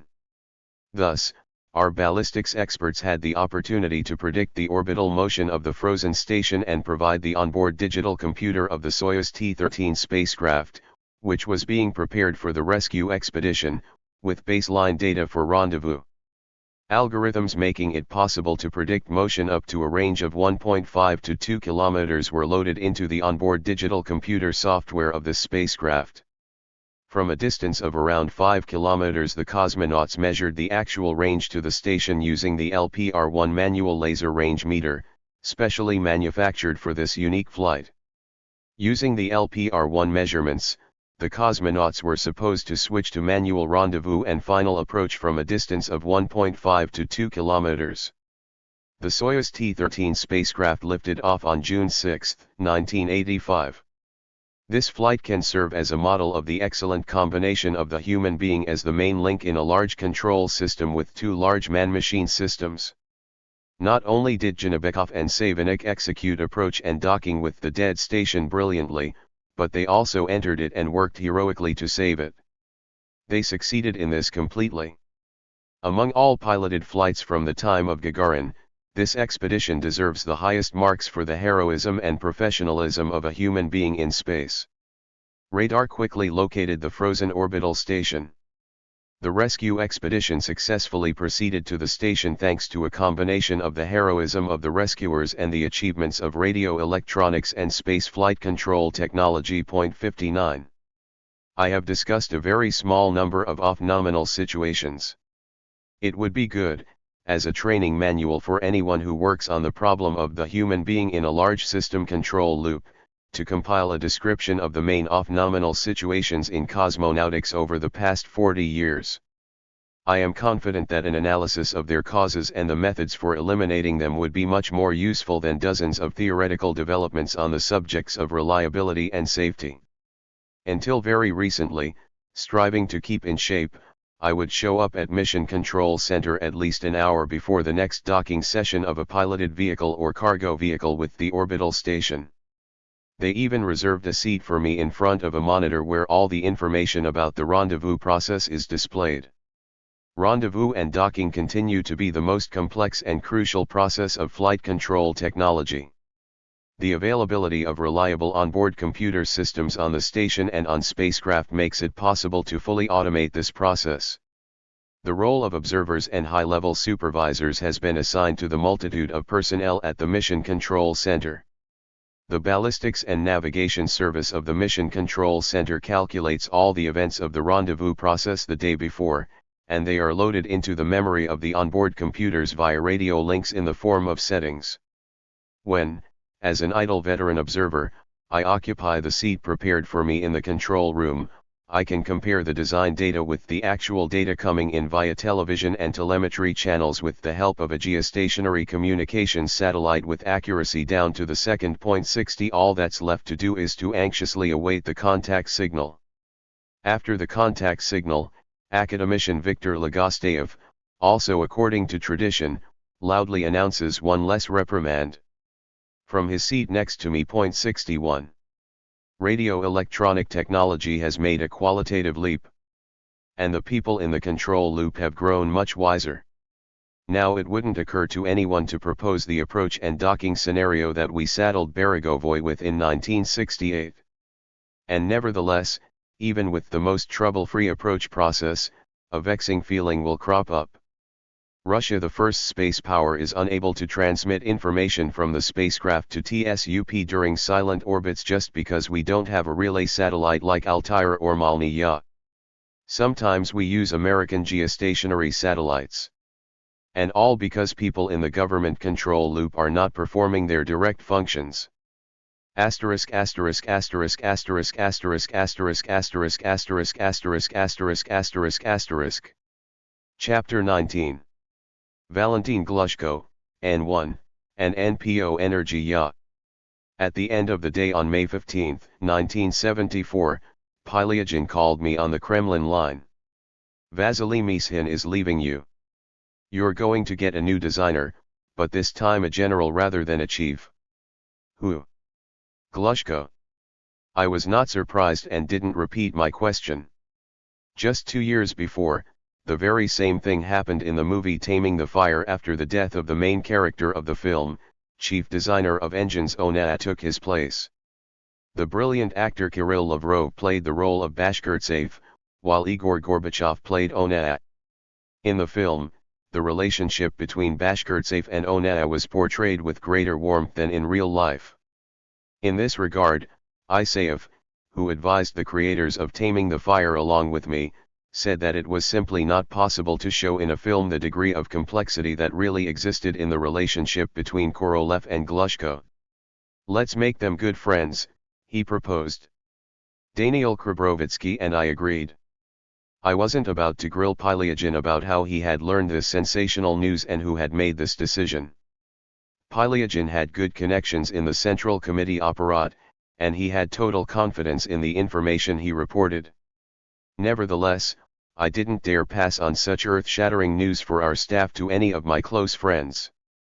The next day began with the usual hurly-burly of routine business, testing incidents, production problems, and telephone calls to subcontractors, and disruptions of delivery dates. No one knew yet about the change of leadership. There was not a single telephone call from the top, and no one was summoned. On the way to the dining hall for our managerial staff, I asked Mishin's secretary, "Where's Vasily Pavlovich?" "He's been at the ministry all morning," answered Nina Petrovna. We all sat wedged around the dining table in silence. Could it be that everyone already knew, as I did, but didn't dare be the first to say anything? And, even so, I telephoned Pylyagin after lunch to recheck. He was offended. "So, you don't believe me? Valentin has already consulted with me regarding the N1. He doesn't want to continue this project. He asked how I feel about shutting down the N1. I said that I had a lot of production stock for the control system, that I'm responsible for reliability and don't see any reason why we need to halt a project that has thousands of organizations involved in it. I recommend that you not waste any time and call Glushko yourself. I advised him to talk it over with you before he shows up at your firm."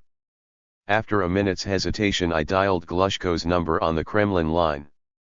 He was clearly happy to hear from me and asked, "If it's not too much trouble, ride over to my office. I'll be waiting." From many years of personal dealings with Glushko, from the stories of his close associates, based on the complexities of the relationship between Glushko and Korolev and his blatant dislike for Mishin, I knew that this man's nature was far from sugar and spice. How was he going to behave himself when he was in charge of a staff where the memory of Korolev was sacredly cherished and where Vasily Mishin had already been in charge for more than 8 years? On the road to Khimki, in my mind I ran through convincing arguments in defense of the N1 that I would tell Glushko in our meeting. But would he want to listen? Ultimately, it wasn't a minister or the VPK that would have to make such a decision, but the Politburo. Glushko knew how to show exceptional perseverance. This was well known. If he had ventured to mention the idea of shutting down the N1 project to Pilyagin, then very likely he had already spoken with Keldysh, and perhaps with Ustinov as well. In searching for the entrance gates to the grounds of OKB 456, I relied on my memory. More than 30 years earlier I had worked briefly on these grounds at factory number 84. Beginning in 1939, this factory had been working on mastering the production of Douglas DC-3 twin-engine passenger airplanes. These airplanes were put into series production on the basis of a license purchased from the Americans and were called PS-84S after the factory number. Vladimir Myazishchev was in charge of reworking the American drawings and converting inches into millimeters until mid-1938 when he was arrested as a political prisoner, and he once again ended up working under Tupolev, who had also been arrested and sent to the NKVD's forced labor Sharishka known as TSKB 29.2. Consequently, the airplane had no chief designer. In 1942, the aircraft was assigned the designation Li-2 for the surname of the chief engineer of factory number 84, Boris Lisunov. I first passed through the factory entryway in late 1939, on my way to the OKB of chief designer Viktor Bokhovatinov. In those days there was no rocket technology here. Bokhovatinov's OKB soon moved out of factory number 84 to factory number 293, built right here in Khimki. Factory number 84 got rid of Bokhovatinov's bothersome planners, who proposed ideas for airplanes that were too original and interfered with the series production of the American Douglas DC-3.3. I, a Moscow Power Engineering Institute diploma student, had reached an agreement with Bokhovatinov for the development of electrical equipment with an alternating current system for a brand new bomber airplane. A year later I defended a classified diploma with distinction and came to work for Bokhovatinov, who had already moved to factory number 293. However, officially I went to work at Bokhovatinov's OKB, passing through the entryway of factory number 84. Valentin Petrovich Glushko had been in charge here since 1946. Aircraft production had been shut down. The factory was converted into the largest firm in Europe involved in the development and manufacture of liquid propellant rocket engines. 4. Once again I looked around the grounds for the building housing the office of the chief designer, who would be my new boss. True, this time rather than standing in line at the access control office, I drove through the gate in my service vehicle. Without a hitch the secretary invited me into Glushko's office. For the first time I looked at Glushko as my future boss, and not as an esteemed subcontractor of Korolev. It seemed to me he looked younger when he quickly stood up and came out from behind his large desk to greet me. A scarcely discernible reserved smile lit up the regular and fine features of his face. In his splendidly fitting suit and tie of matching austere color, his whole slim figure radiated amiability and calm assurance. "I haven't thrust myself on you in Sergei Pavlovich's place," said Glushko. "But we are obliged to comply with the Politburo's decision.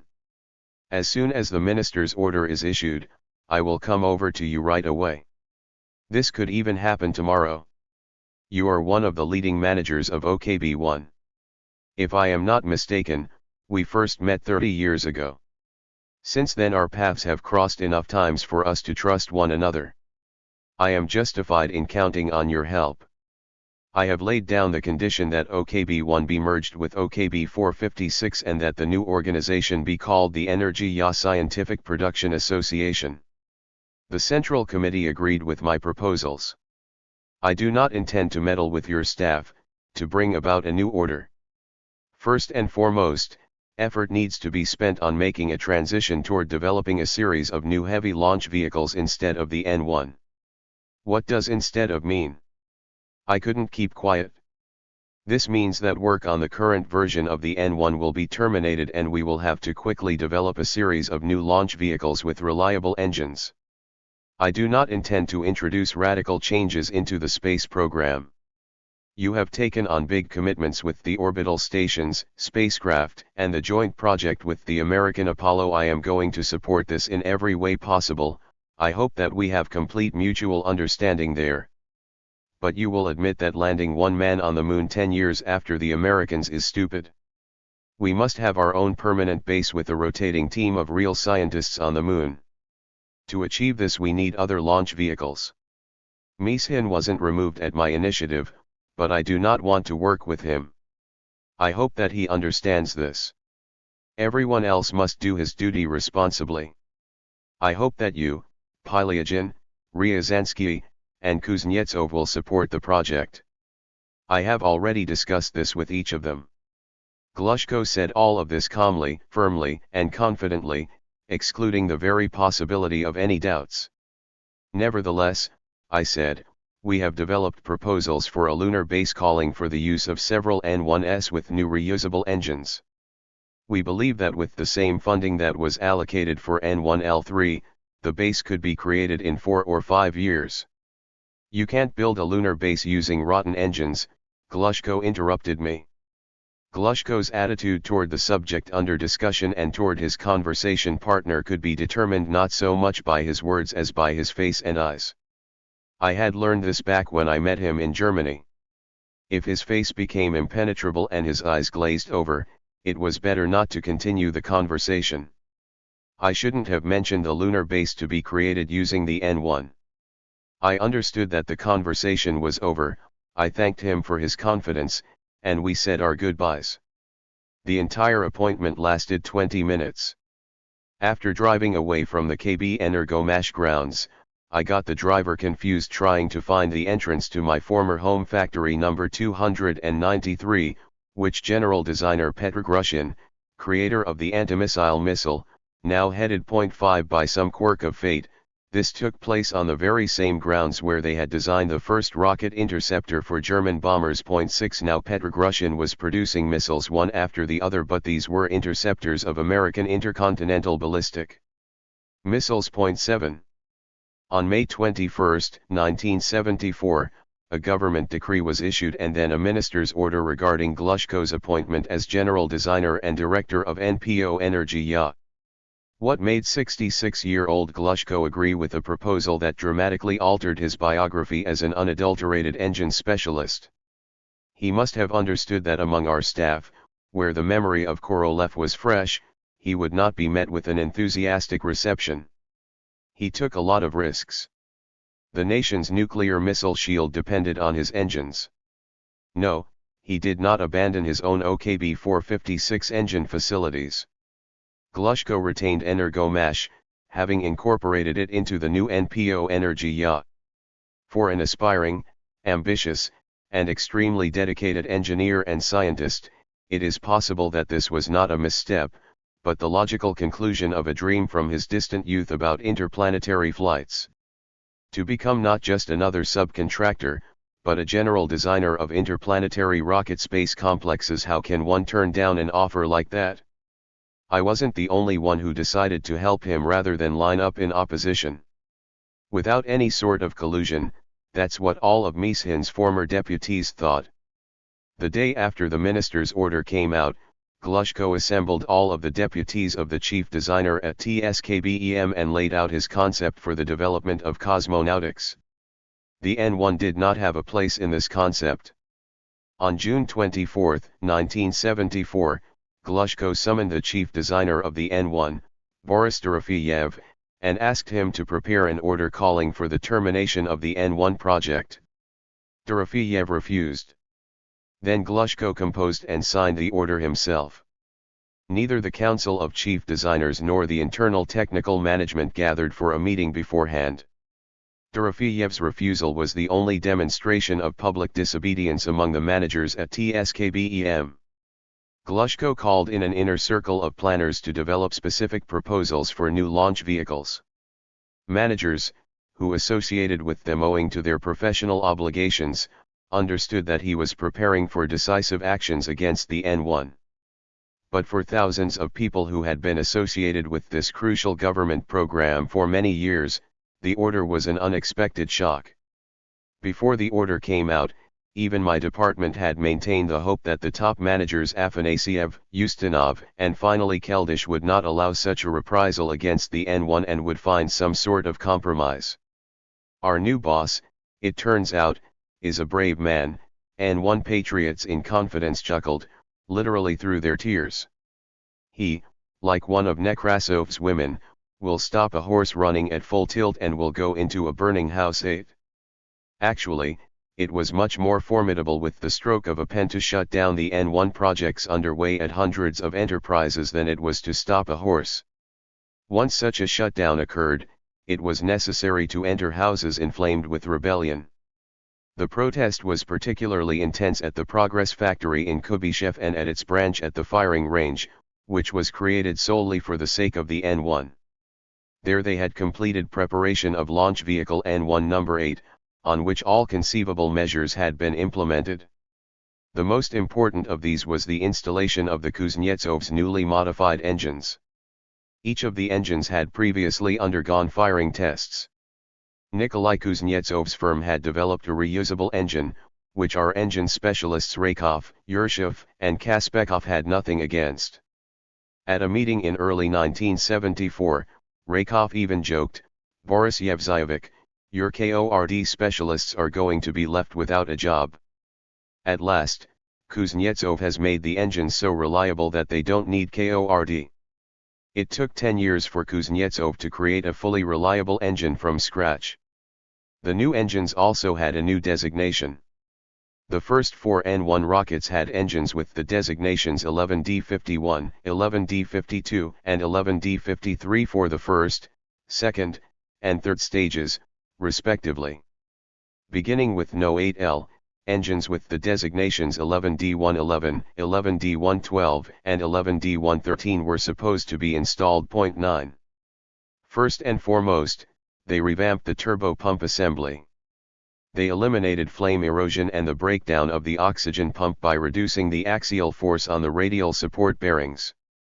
They improved the thermal protective coating on the turbines and elements of the oxidizer line, replaced the material of the seals, and improved the start-up and shut-down automatics.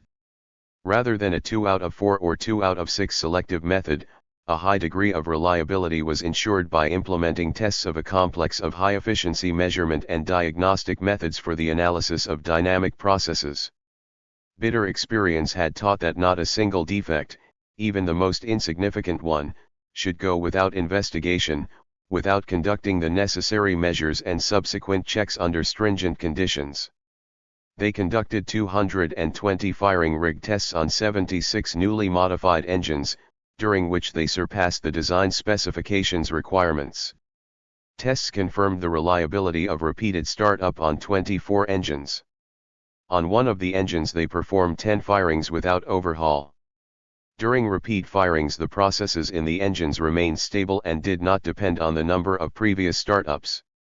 Beginning with N1 No-8L, each series-produced engine that was to be installed on a rocket underwent inspection sample tests from the batch and firing acceptance tests. It was then sent to be installed without preliminary reworking. Our chief engine specialist Mikhail Melnikov, who recently had been considerably more wrapped up in nuclear power problems than liquid propellant rocket engines, nevertheless found time to keep an eye on the work going on in Kuznetsov's department. If 5 years ago we had had the engines that Kuznetsov has now put into series production, our history would have taken a different turn. Melnikov expressed this thought having joined Busheyev and me for an evening stroll along Akademician Korolev Street in Moscow when we were discussing Glushko's order to shut down the N1 project. "And where were you, our chief engine ideologue, 5 years ago? Why did you agree to the installation of unreliable engines?" I asked in exasperation.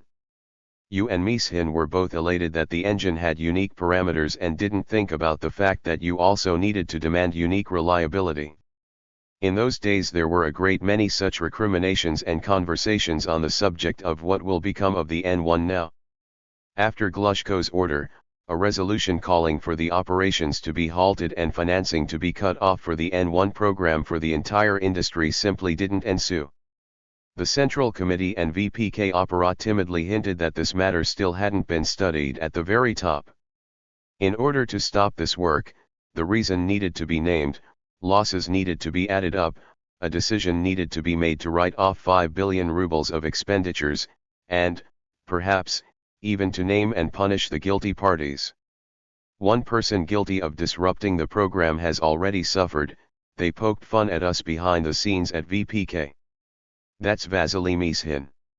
After removing him from the job, they're not going to punish him anymore.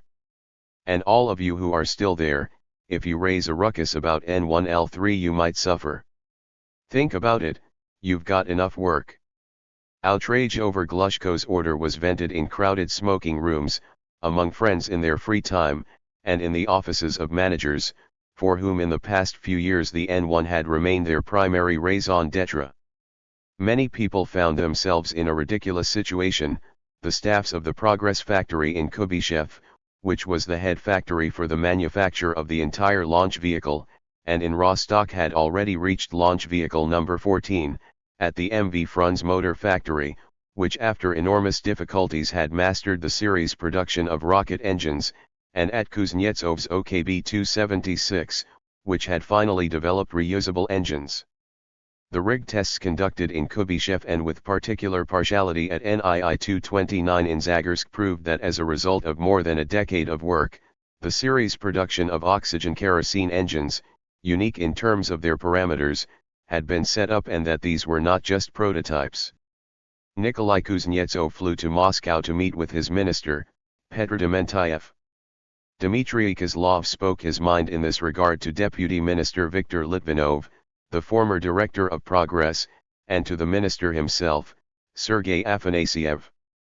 Several days after Glushko's order came out, I rode over to the ministry. The Apparat clerks who had been drawn into the planning, coordination of production, and concurrence of recriminations on N1L3 were in a state of shock.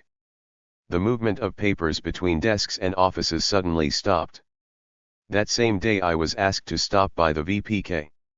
My acquaintances in the Kremlin Apparat were frankly outraged by the fact that Glushko had allowed himself to issue such an order before the VPK decision came out. Boris Shigakov, one of the old, experienced developers of the aviation industry, who worked in the VPK Apparat, boasted, "I am the only non-party person in the VPK Apparat. They keep me because I know the industry better than the majority of people sitting here and have since before the war." Shigakov didn't conceal his outrage. At the beginning of the war at the aviation factory in Moscow we worked almost around the clock. Every single minute was valuable. You yourselves remember, everything for the front, everything for victory. And suddenly the order. Shut down production, dismantle the equipment, load it onto special trains, and evacuate to the East Point 10. This was unexpected and psychologically difficult to endure. But we didn't simply escape to the east, we had a clear order, immediately upon arrival at the new location, set up airplane production, even if it's in an open field. But what is Glushko allowing himself to do? Simply shut down thousands of machine tool stations like that, and what are you going to start up tomorrow? In the old days heads would roll for stunts like this. But not a single head rolled. Everyone understood that Glushko would not have decided to issue such an order if he hadn't obtained the minister's consent, and most likely Ustinov's as well. Before he had cooled off after his conversation over the Kremlin line with Glushko, Pilyagin telephoned me. I found out from Fanajeyev, and he found out from your guys about Glushko's order. Who acts like that?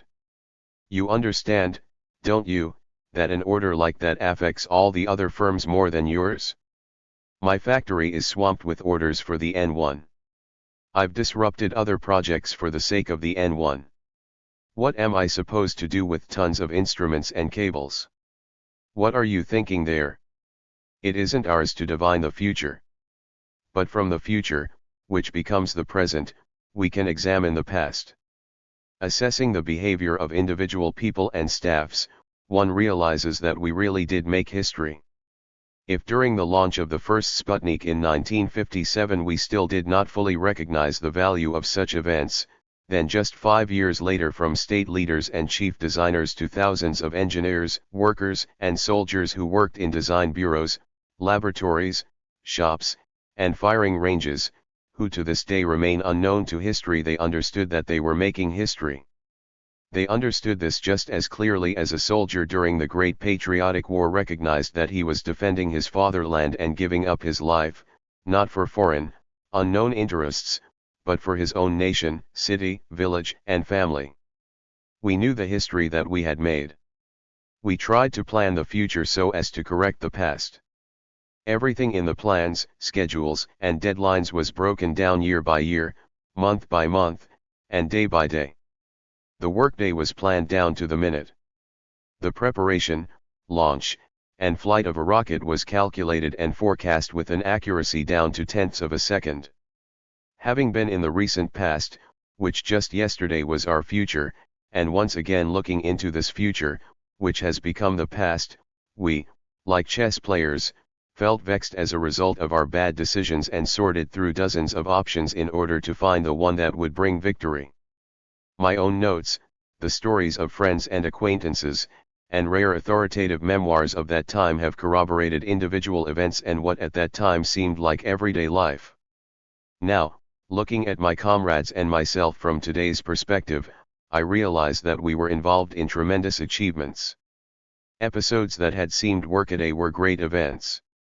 However, strict standards forbid the historian describing the past from reflecting on the pages of his work. What would have been, if? However, the majority of people allow themselves to reflect about what would have been if an hour, a day, a month, or a year ago he or she had acted in one way rather than the other. Before beginning the next game, a chess player who has lost a match must thoroughly analyze the preceding game, find his mistake, and finish playing that match with himself, proceeding from the assumption that he has made a stronger move. It is more difficult for a field commander, who knows full well how he must act to prevent his troops from taking a drubbing and to save thousands of lives, but despite his predictions he is ordered from the top to act otherwise. There are many examples of this in Marshal Zhukov's Remembrances and Contemplations. Point 11. In 1974 we could still turn the tables in the moon race. 4 failed N-1 launches had provided a wealth of experience for the creation of a reliable launch vehicle. In late 1974, preparation was underway for the launch of N-1 No. 8 with new reusable engines, which had undergone technological firing tests. Hundreds of modifications had been performed on the launch vehicle based on the results of the previous 4 launches and also devised just in case the future lunar base, the enormous MKBS, the expedition to Mars, the space radio telescopes with antennas hundreds of meters in diameter, and the communications satellites weighing many tons station keeping in geostationary orbit. All of this in thoroughly tangible designs was associated with the N-1. Only now did it begin to occur to us that along with the N-1, we were really losing opportunities for interplanetary flight and other less fantastic projects. Signing the order calling for the termination of the N-1L3 projects, Glushko knew something that we, those involved in this work, didn't know at that time. In early May 1974, Ustinov gathered his inner circle in his office to decide the fate of the N-1L3. They were faced with preparing a verdict, which first needed to be reported to the Politburo and then formalized by a resolution of the Central Committee and Council of Ministers. Keldysh, Smirnov, Afanasiev, Tyulin, Serbin, Komisarov, and Mozarin were invited to the meeting. The only outsider was Minister of the Aviation Industry Dementayev. "It's time to tell the Politburo the truth," said Ustinov as he opened the meeting, each participant of which would have to answer to history for the possible consequences of the decision to be made. Not one of the N-1L3 creators was invited. Mishin's fate had been predetermined. Ustinov didn't invite Nikolai Kuznetsov because it wasn't difficult to surmise his position. Pylyagin, who was the closest of the chief designers to Ustinov back then, might speak out of turn and destroy the assumed unity.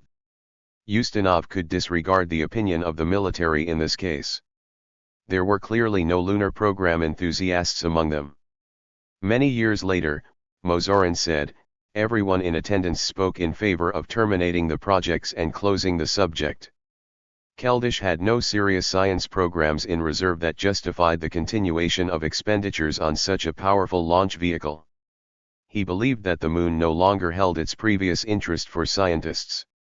As far as Mars was concerned, we needed to develop a reusable space transport system and, with its help, begin construction on a large station in near-Earth orbit 12. After Keldysh spoke, everyone, except for Mozorin, came out in favor of shutting down operations on the N1, even Dementayev and Afanasyev. These two ministers should have been frightened by the prospects of terminating work in which tens of thousands of people were involved. These ministers would have to find work for them. Serbin, who had always been highly favorable towards Chelomi and had protected him, had at least received moral compensation. In due time, Chelomi's project, the Super Heavy UR-700 launch vehicle, was shut down because work on the N1 had already gained so much ground. Smirnov and his deputy Komissarev guessed what Ustinov wanted. Now it was easier and safer to shut down the N1 than to risk continuing operations with unpredictable repercussions. Mozorin turned out to be the only one opposed to shutting down N1 operations. He spoke in favor of continuing the launch vehicle's developmental testing program. Mozorin attempted to prove the need for the launch of N1 No. 8, having alluded to the fact that new reusable engines had been installed on it. We are gaining the opportunity to test not just the first, but the second and third stages as well. After the Americans halt operations on the Saturn V, the N1 will be the only super heavy launch vehicle of similar class in the world. We must not under any circumstances miss this opportunity. And you guarantee that the fifth launch will be a success? Asked Ustinov. As you know, only an insurance policy gives full guarantees, Mozorin said, recalling Voskresensky's favorite aphorism. For some reason this really infuriated Komissarev. Just look how he disrespects all of us. He's sprawled out in the chair and is lecturing us like little boys. I don't think that he has lived up to our hopes as director of the Head Institute 13. Ustinov stopped Komissarev. Boris Alexeyevich, don't get personal, just go ahead and talk about the technology. Winding up the meeting, Ustinov said that everyone, except Mozorin, had come out in favor of shutting down the project. We needed to prepare a well-reasoned resolution of the Central Committee and Council of Ministers. The next morning, Mozorin continued his story. I hadn't yet managed to get into my daily business, when Minister Afanasyev telephoned. What are you doing? I'm sitting and thinking, when are they going to take me off the job for what I said yesterday? Afanasyev's reaction was unexpected. You were great. You said the right thing, Afanasyev commended. Someday future generations sorting out the rubble of our times will create a film series telling the history of three super heavy launch vehicles, the Saturn V, N1, and Energy Yacht. Showing similar shadowy meetings will be just as essential as spectacular frames of launching rockets to understand our anything but simple history. The time had come to let off steam, to discuss the problem of where are we going. If not the N1, then what instead? On June 28, 1974, the minister approved the organization layout of NPO Energy Yacht, in which there was no longer a post for chief designer of the N1. At Glushko's recommendation, they inserted chief designer posts for areas of endeavor directly subordinate to him. These chief designers were as follows: Yakov Kolyakov for multipurpose heavy launch vehicles, Igor Sadovsky for reusable transport space systems, Yuri Semyanov for orbital stations of all designations, and Ivan Prudnikov for the lunar complex. Konstantin Busheyev was appointed director and chief designer of the Apollo-Soyuz project. In addition to the chief designers, the following posts were directly subordinate to Glushko. First Deputy Director and General Designer Yuri Trifonov. First Deputy Director and Director of the Factory of Experimental Machine Building Viktor Klyucherev. First Deputy Director for Reconstruction, Building, and General Matters Georgy Sovkov. First Deputy General Designer and Head and Chief Designer of KB Energomash Vitaly Radovsky. First Deputy Director and Head of KB Energomash and Director of the Experimental Factory of Power Machine Building Stanislav Bogdanovsky. Deputy General Designer for Coordination and Control Mikhail Kamayakov. Deputy Director for Safety Anatoly Ikoligin. Deputy Director for Personnel Georgy Ipakov. Deputy Director for Flight Testing Support Mikhail Samokhin. Thus, Glushko saddled himself with an enormous load of administrative activity, which he had never liked and for which he displayed no talent. Moving into Korolev's office in Podlipki, Glushko left Kymki and his assistant Mikhail Yaremish. This staff employee of the security services had protected Glushko back in the days of his time in the Kazan Sheriga, the special prison of the NKVD.14. He regarded Glushko with a certain reverence. I try to lessen Valentin Petrovich's burden and protect him from petty everyday and administrative concerns. He doesn't like them and doesn't know how to deal with them, confided Yaremish. Just 3 years later, Glushko was relieved of his post as director of NPO Energia, retaining the position of general designer. Vakhtang Vachnadze became director of NPO Energia in 1977.15. The NPO's main scientific design work was concentrated in thematic complexes. All complex managers, including the deputies of the general designer, were subordinate in the structural scheme to NPO Energia. First Deputy General Designer and Director Yuri Trifonov, who until then had worked as Chief Engineer of the 3rd Main Directorate of our Ministry. 16 Viktor Legosteyev, Manager of Design and Research Complex No. 3 for Control Systems, and Viktor Kalashnikov, Manager of Design Complex No. 4, were directly subordinate to me. Other complexes were under the management of the following: Georgy Degtyarenko Theoretical Design, Viktor Ovkyanikov Onboard Systems, Anatoly Abramov Deputy General Designer for the Engineering Launch Site and Experimental Units, Mikhail Melnikov for Onboard Power Systems, Anatoly Severov for Materials Science, Anatoly Irzhanov for Ground Experimental Testing, Yevgeny Shabarov for the Preparation and Performance of Flight Testing, and Alexey Yelisiev for Crew Training and Flight Control. Dmitry Kozlov, meanwhile, achieved a complete not just actual but also official separation from the center.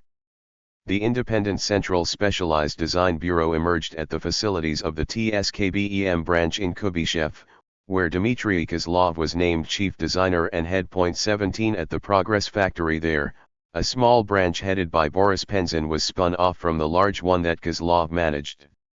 In order to familiarize my comrades with the new structure, I assembled triangles of complexes and departments and gave the following speech. Korolev was the organizer of OKB-1, which has left its mark in history forever. Mishin transformed OKB-1 into TSKBEM. Both Sergei Pavlovich and Vasily Pavlovich were called chief designers. A new government resolution has made Valentin Petrovich Glushko head of our organization. And we have been transformed into the Energia Scientific Production Association, for which I congratulate you all and report the most preliminary information about changes in our subject matter and prospects. The heavy launch vehicle or launch vehicles will remain in first place. This means new developments in place of the N1. What will actually become of the N1, I don't know. I venture only to express my own personal point of view. We've come such a long way that it's cheaper to continue and bring the project to real results than to terminate it. We produced the N1L3M design. At the end of this year, there is a real chance of launching N1 number 8. I am confident that after 1 or 2 launches the rocket will begin to fly. Then in 3, at the most 4, years we will be able to solve 2 problems, execute a lunar expedition and establish a lunar base and thus upstage the Americans. They have terminated their lunar program, and we technically, ideologically, and politically can prove that we are capable of much more. The structure even has Chief Designer Prudnikov, who is responsible for lunar vehicle and lunar base designs. For us, there are basically no tasks in this field that are beyond our understanding. We understand full well what we need to do and how. We can solve the engineering, design, and process problems in 2 or 3 years. If the N1 were to begin to fly, then with the 2 or 3 launch scenario we could land at least 3 Soviet cosmonauts on the moon in 3 years, and in 5 years we would have a permanent base there, and you never know, we could invite an American astronaut as a guest. If we try to execute this task using new launch vehicles, then add a minimum of 8 years to today's date of 1974 and we have 1982. But it will take at least another 5 to 6 billion rubles over and above the expenditures for the scenario using the N1.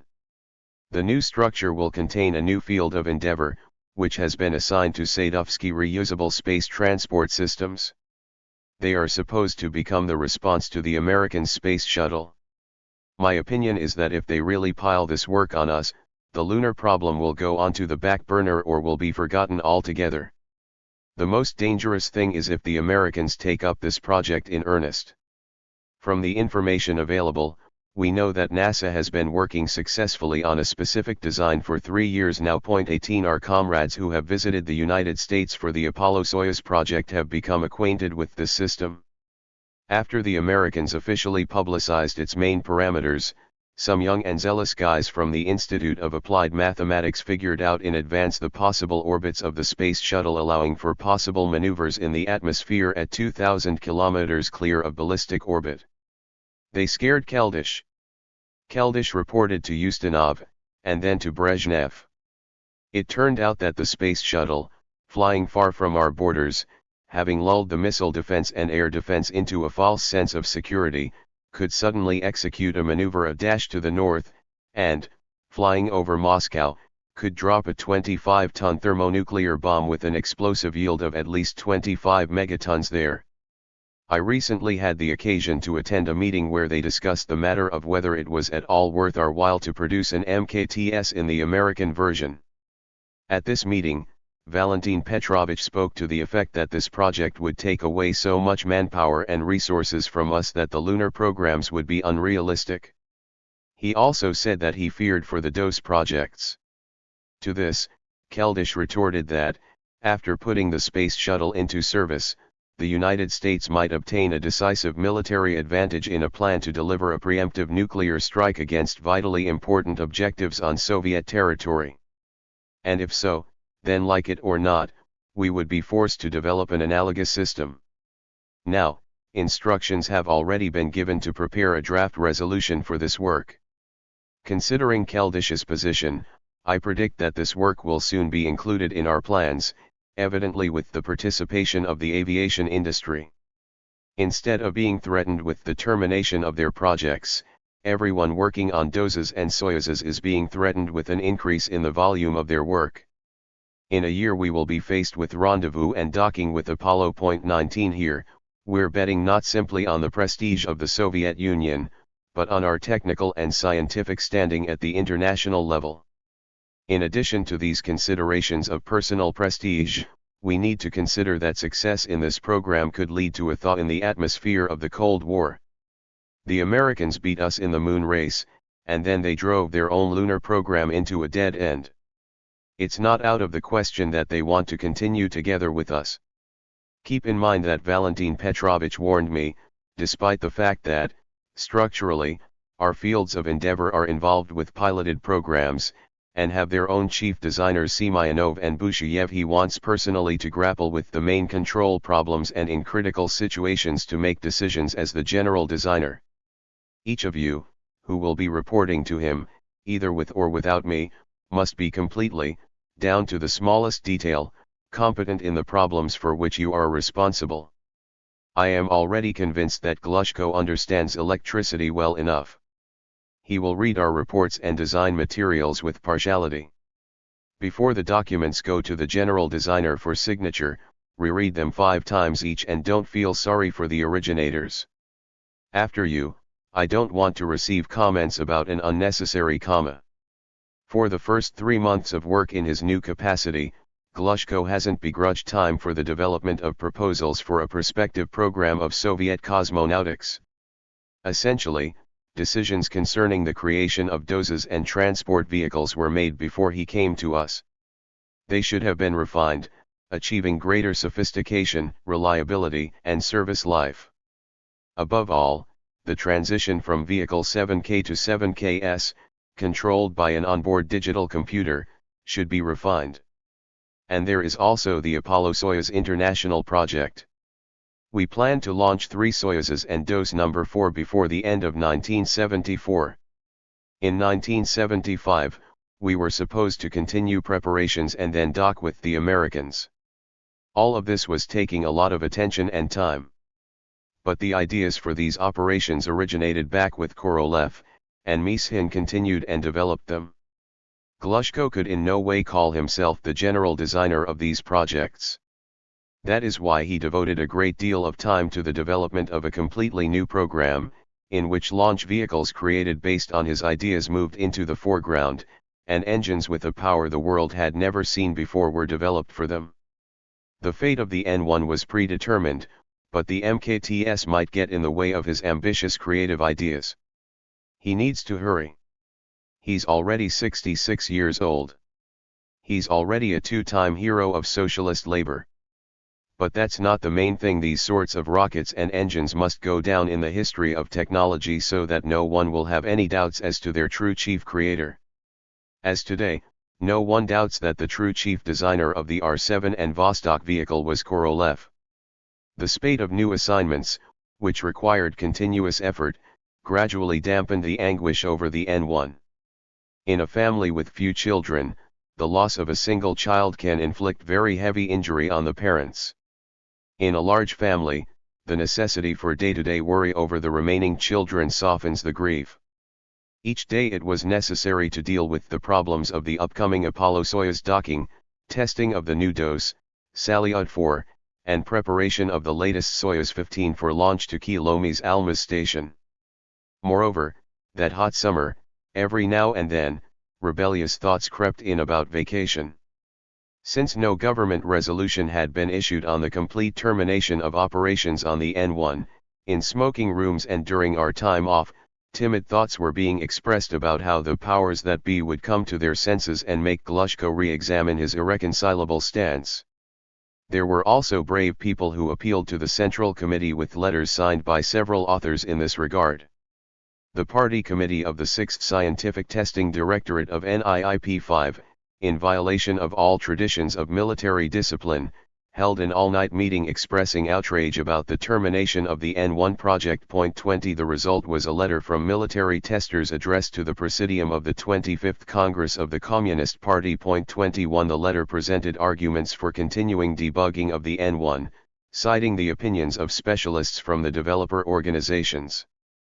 The firing range testers weren't asking for much: give us the opportunity to test rockets number 8, number 9, and number 10, which are already prepared.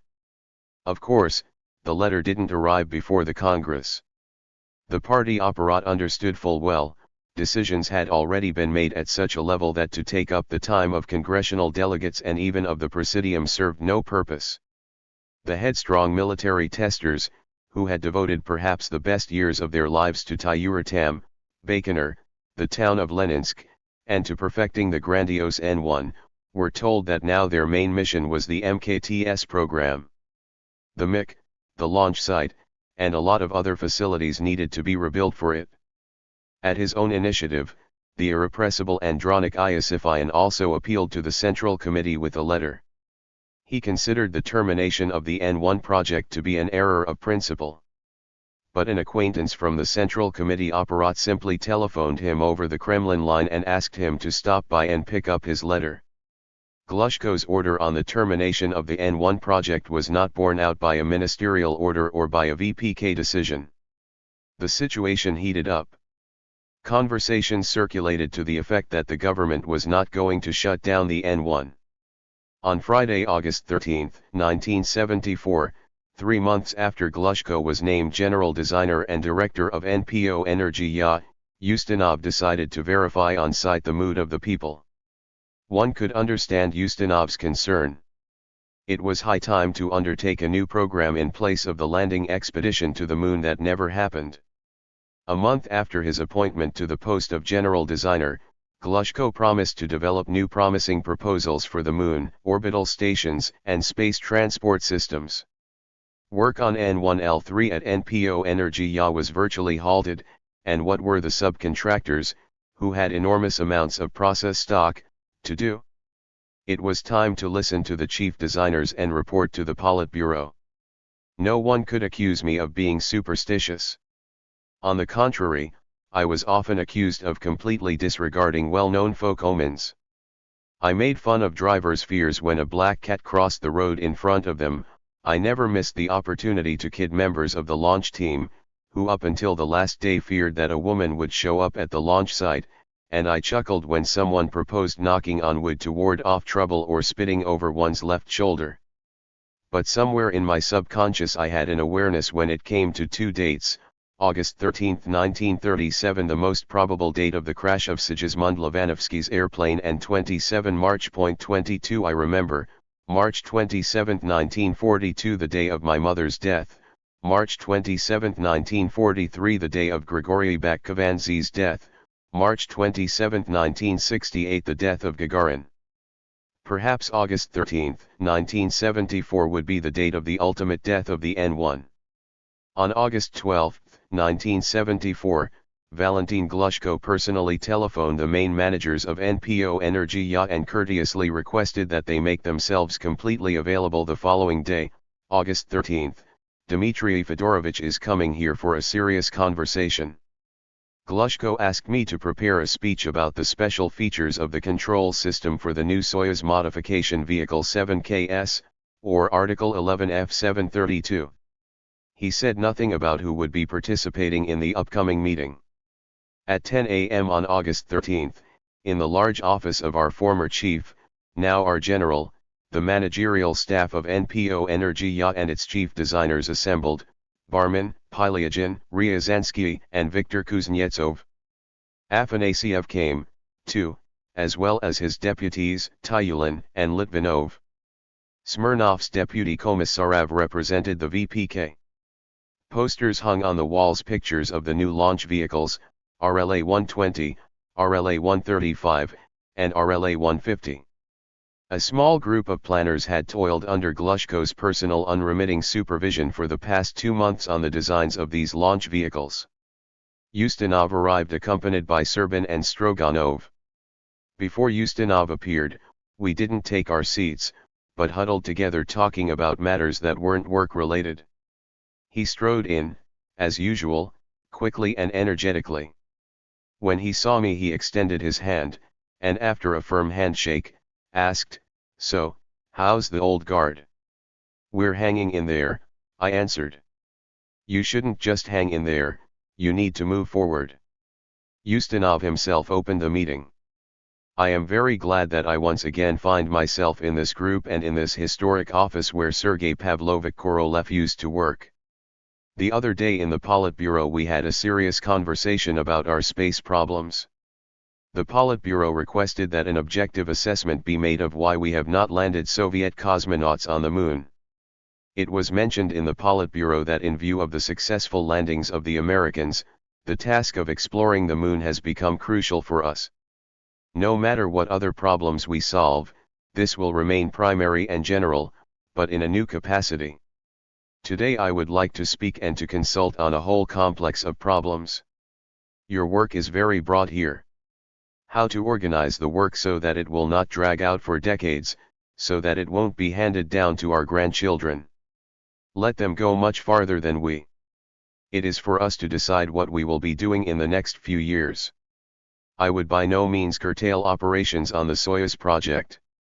These vehicles, both unpiloted and piloted, must stay with your team. This is your project and it must not be abandoned. The Salyut Soyuz system is very promising. Don't even think of abandoning it. We must examine the possibility of creating specialized modules for this system.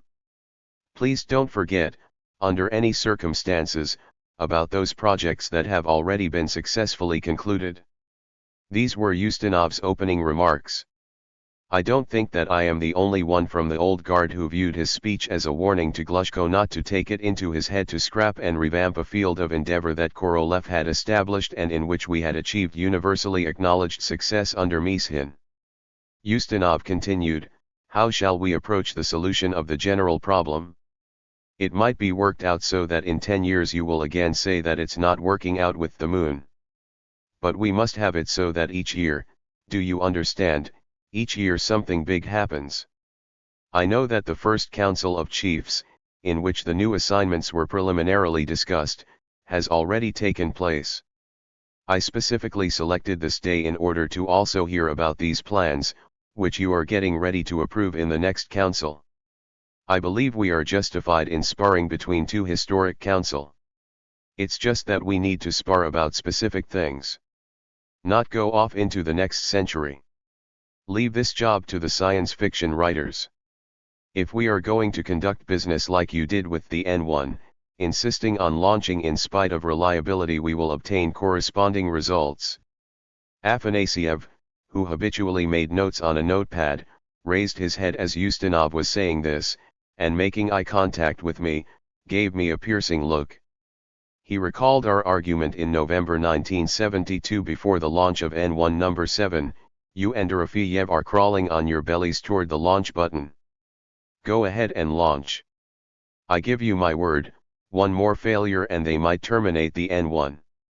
Yes, perhaps the minister was right then, I thought, having met his piercing glance. If back then we had firmly said, no, let's wait for the new engines, the fate of the N1 might have shaped up differently. But, who knows?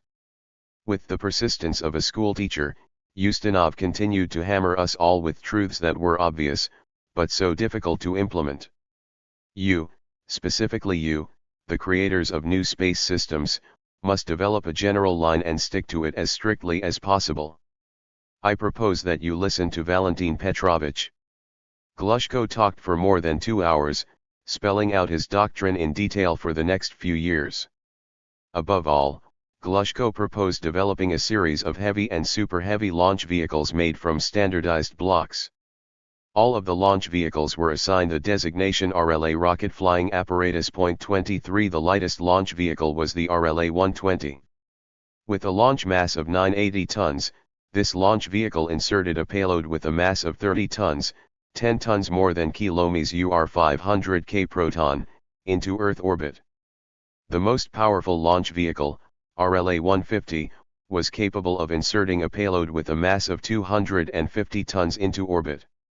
Glushko approached the chalkboard and, on an area free of posters, he wrote, RLA-120 1979. POS 1979.24. Unlike the DOS, the POS was a permanent orbital station rather than a long-duration station. In 1980 and 1981, it was proposed that the POS be expanded using specialized modules. Instead of the UR-500K, Glushko proposed using the new RLA-120 launch vehicle for the assembly of the permanent orbital station. Today we know that the construction of a permanent orbital station actually began in 1986 rather than 1979.25. The RLA-120 simply didn't appear.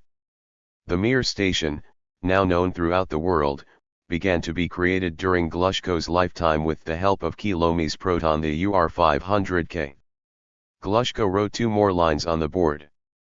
RLA-135 1980. Expedition to the Moon 1981. And then further down. RLA-150 1982. Flights to Mars 1983. We need 12 billion rubles for the whole program. If you help us, said Glushko, addressing Ustinov directly. I can with a great degree of confidence affirm, an expedition to Mars in the 1980s is a realistic mission. But before Mars we must build a permanent base on the Moon. We have such a design, we are certain of its feasibility. But we need reliable launch vehicles. Carrying out such missions using the N1 means suffering a catastrophe. By the end of the report, Glushko's calm demeanor had changed. He turned quite red and finished his speech with emotion that was unusual for him. It was the first time I had seen him so stirred up. Ustinov began to ask questions. Your heaviest vehicle has 28 chambers, and you yourself criticize the N1, which has 30 chambers on the first stage. That's no big deal, answered Glushko. Our old Semyurka had 32 chambers, and everyone's accustomed to that. We noticed, by the way, that a chamber is one thing, but an engine is something else entirely. I propose 4-chamber engines. In actuality there are only 7 engines on the first stage 26. Please note the fundamental difference between this layout and that of the N1. We are proposing a block principle.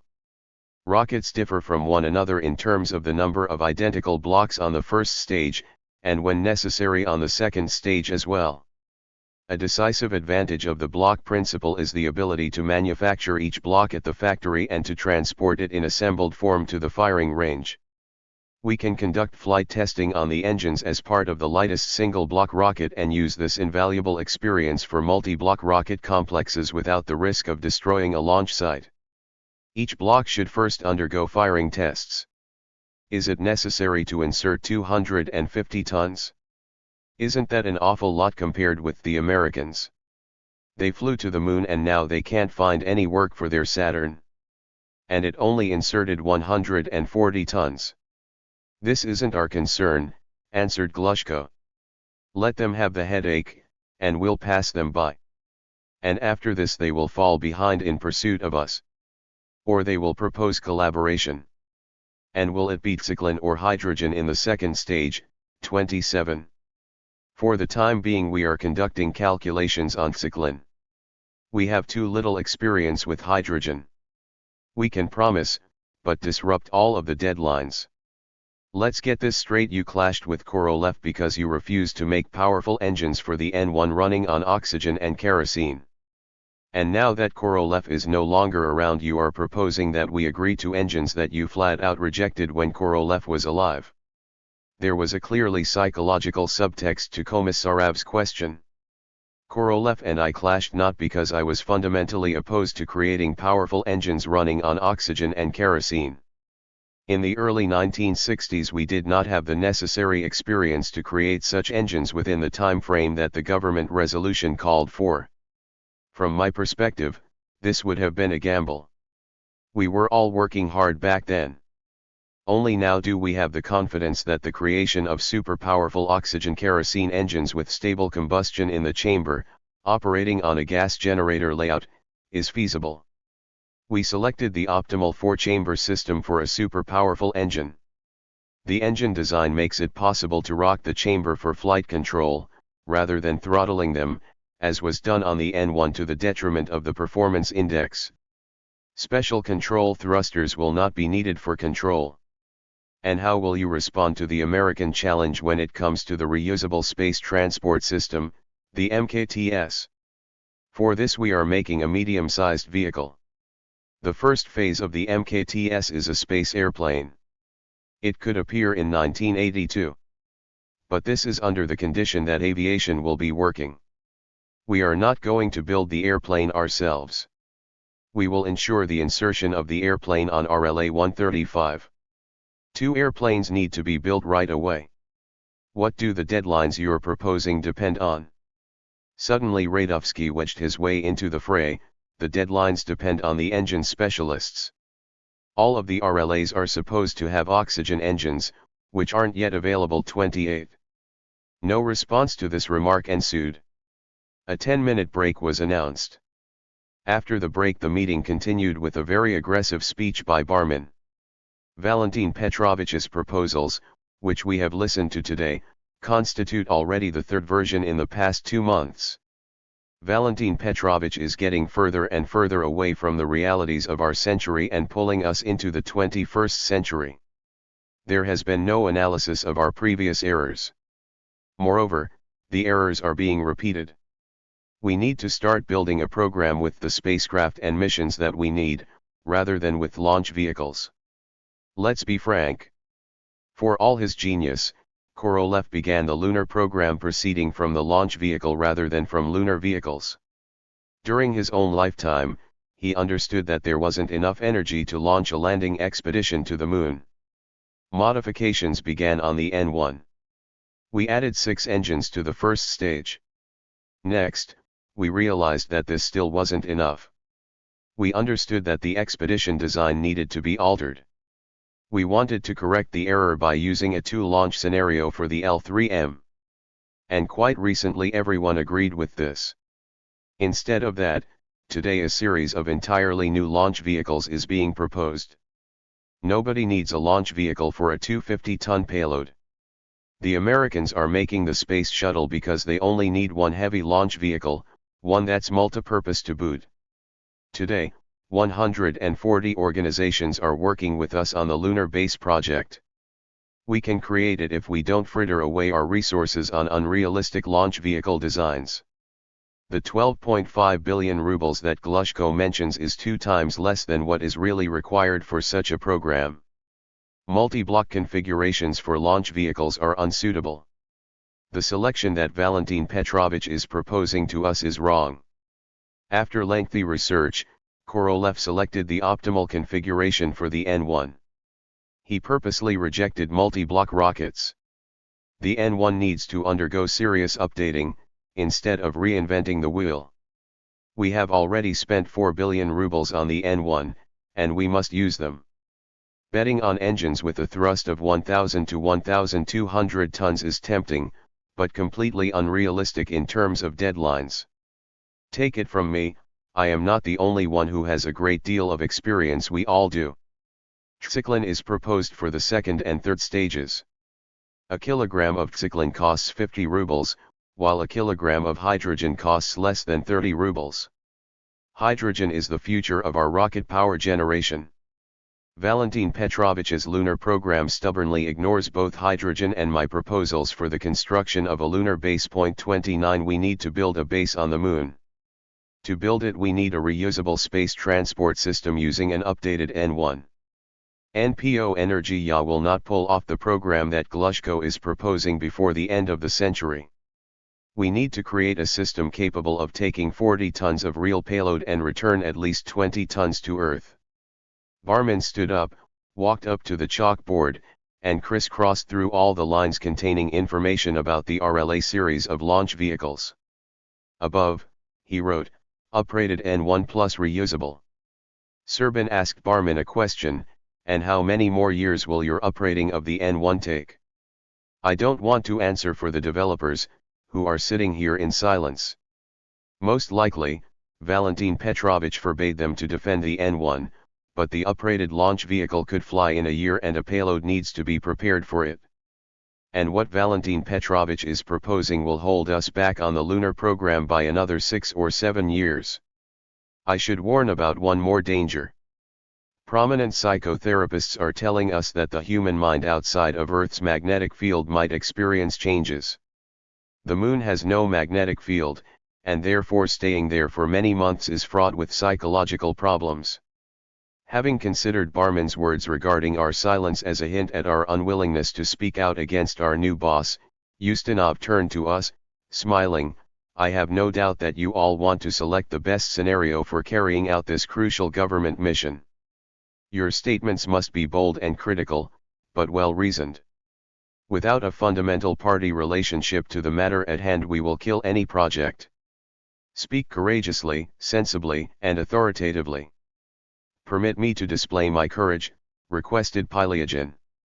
In my opinion, Nikolai Alexeyevich, you never lost it, retorted Ustinov.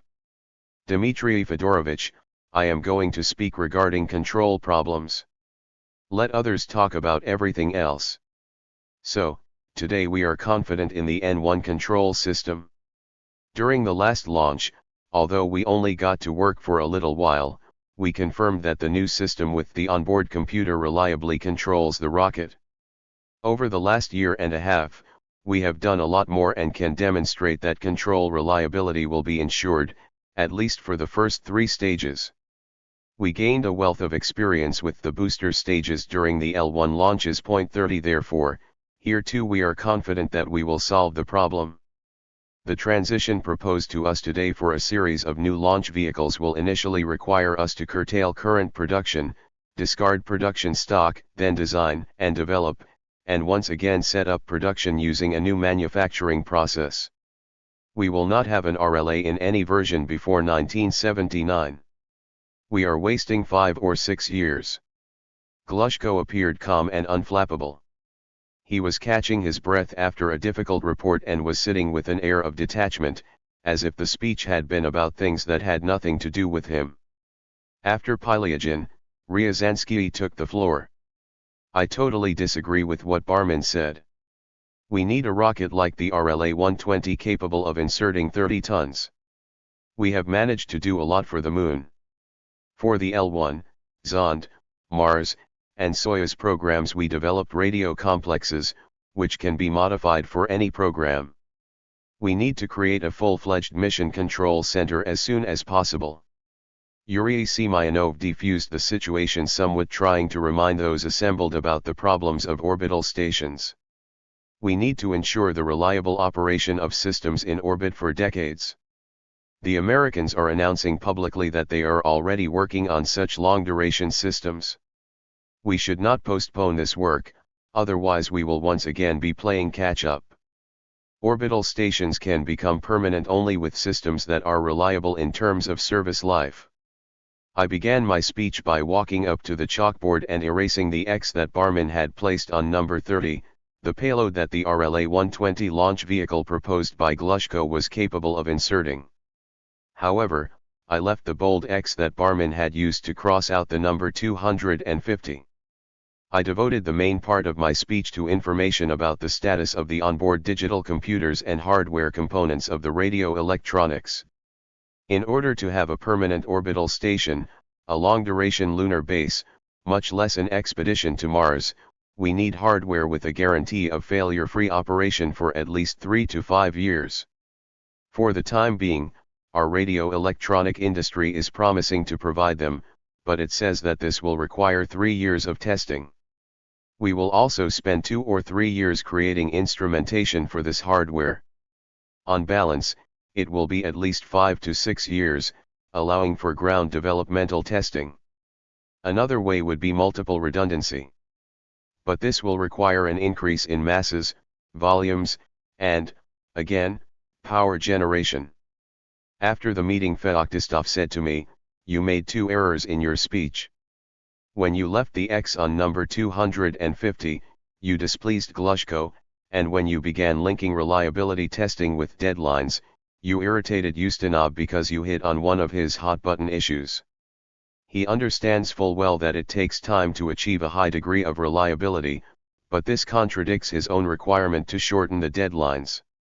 Indeed, after the loss of dose number 3 in 1973, Ustinov had this to say at a meeting in the Central Committee: "Keep in mind, we are not rushing you, but we do demand the most thorough testing of these complex and expensive mechanisms at the factory, at the KISS, and at the TP. But we also cannot allow liberties to be taken with deadlines." Bushiev told in detail about the progress of negotiations with the Americans on the Apollo-Soyuz project, about the attitudes of the American side, and he confirmed that they were burning with the desire to collaborate with us. The curtailment of the lunar program led them into a crisis, from which they were trying to emerge by developing the space shuttle. Mozorin was on vacation, so Avdiivsky spoke on behalf of TSNI-31. The space shuttle is advantageous for returning very expensive technology from space for reuse. If we follow this trend, we will need to rebuild all of our space programs. Barman is correct when he says that we need to proceed from the final objectives, and not turn the development of launch vehicles into a self-contained main task. Our new first deputy general designer Yuri Trifonov could not criticize Glushko, otherwise he would not be the first deputy. "We must master sun-synchronous orbits," he said.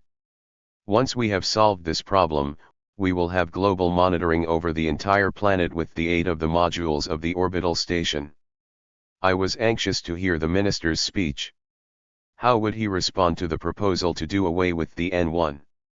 Would he really support the new rocket series? Ultimately he would have to answer to the Politburo.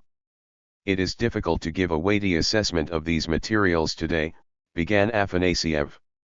I am forced to admonish the head institutes of the ministry. TSNIMASH and NIAT P32 for some reason they adopted a wait-and-see attitude, instead of immediately getting their main subdivisions involved in these research projects. It would be foolish to think that the general designer's team of 40,000 alone can do everything that he has said here.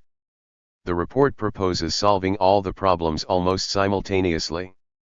This is a mistake. We need to introduce a rational phase-by-phase approach. We will manage to find such a solution if we quash our ambitious desires to seize everything at once and to promise unrealistic deadlines. Today a version of a launch vehicle for a 30-ton payload is taking shape. We need this launch vehicle first and foremost for the crucial intelligence-gathering purposes of the Ministry of Defense in sun-synchronous orbits. Its integral tanks with a diameter of 6 meters will require completely new technological fittings, and the welding of very thick materials will have to be mastered. I have consulted with Boris Yevgenyevich Payton. He encouraged me that in the near future this problem will be solved. We will learn how to weld 6-meter tanks, Payton assured me. But then an engine is proposed right off the bat with 1,200 tons of thrust. I have a great deal of respect for Valentin Petrovich as our nation's, and perhaps also the world's, greatest scientist and engine-building specialist, but I think that he is profoundly mistaken when he assures us that such an engine can be produced in 2 years. The ministry has already been tasked with producing a piloted reusable system on PAR with the US shuttle. This is a crucial and very difficult task. It's time for us to master hydrogen. Here, we're behind the Americans. In his proposals the Honorable Valentin Petrovich for some reason insists on walking away from hydrogen and is pushing Zyklon on us. The ministry does not agree with this. We insist on developing a liquid propellant rocket engine that operates on oxygen and hydrogen, and we will support such projects in every way possible. The time has come to bring in other design organizations. I consulted with Pyliagin. He can confirm that he fully agreed to take on the production of the control system for a reusable spacecraft. The development of a glider needs to be assigned to the aviation industry. For the time being, I would leave the X that Barman placed over 250 tons. Barman is right in this case. We know what the situation is in our country.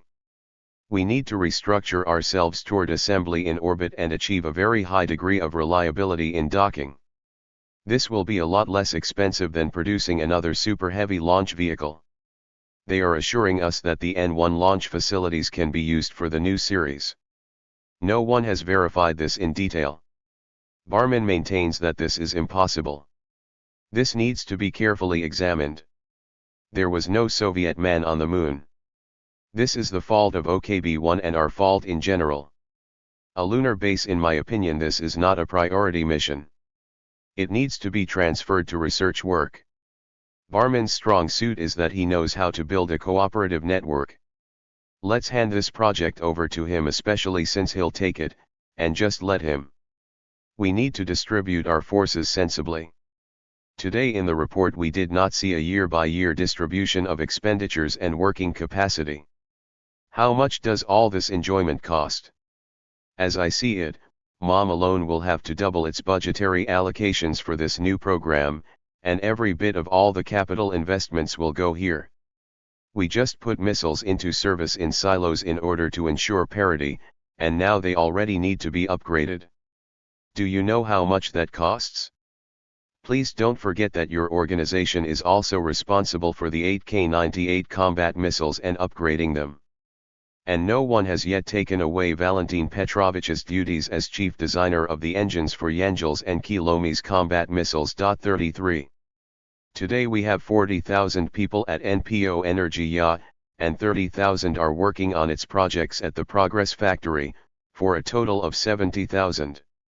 We intend to set up engine production in Omsk. 34. This means that another 20,000 people will be working on Energia's projects. The main problem in Omsk is the firing test rigs. What is to be done with the N1 launch pad? If you get it into your head to seriously redesign it, new capital funds will be needed. Have you thought about this? The most important and urgent task is Apollo-Soyuz. Here, the main thing is reliability and quality. The workforce hasn't been entirely successful with this. What shall we do in the near future? We need to launch dose number 4. We're really behind schedule with dose number 5. They're telling us that big changes have been made on it and that it's going to be a new station. The problem of modular construction is being solved on it. For production here, in Podlipki, and in Philly this is additional work, but once it has been decided, it will have to be done. But if we put a new station into production, then why one? We need to make a 6th, and perhaps also a 7th. We can't allow a failure. We haven't landed on the moon, so at least we should always have orbital stations circling Earth. ZIKH will make the hulls. But I can't transfer systems configuration over to ZIKH. This is Energy Ya's business. I have inspected the 7KS spacecraft. Chertok assured me that a wonderful job has been done on the control system. However, the spacecraft is not equipped for docking. I warned, we need to make a new transport vehicle right away. They say that the 7KT is obsolete. We don't have a chance with Kilome's TKS. We must by all means debug the 7KS in the transport version. I consider today's conversation preliminary. We need to rework the entire perspective program taking our comments into consideration, and only then can it be put before the Council of Chiefs. In Smirnov's absence, Boris Komisarov spoke as VPK Deputy Chairman. The program has not been coordinated with the general contractor, the Ministry of Defense, or with the Academy of Sciences. I do not understand why you absolutely have to insert 25 tons into sun-synchronous orbit. Our heaviest reconnaissance satellite weighs no more than 12 tons. The Americans are planning to have modules weighing no more than 14 tons. The Ministry of Defense doesn't need 30 tons today. We need to tell it straight. We disgraced ourselves with the N1 and now you propose a new gamble with the RLA. Space is space, but we need to keep our feet on the ground. Live by general toil and trouble, don't lose contact with real opportunities. In the plan for updating the lunar projects, we were about to execute an on-orbit docking using 2 N1 launch vehicles. Now the general designer is proposing that this docking take place on the ground and that a new launch vehicle with a liftoff mass of 6,000 tons be developed. In other words, this means 2 N1s. This project is a mistake. We need to pray for the N1 to lift off. They crashed one, restored it, and now what are we going to start tearing it apart with our own hands? Who is going to undertake such a bold move? In terms of market value in our branch of industry, a ruble is equivalent to $1.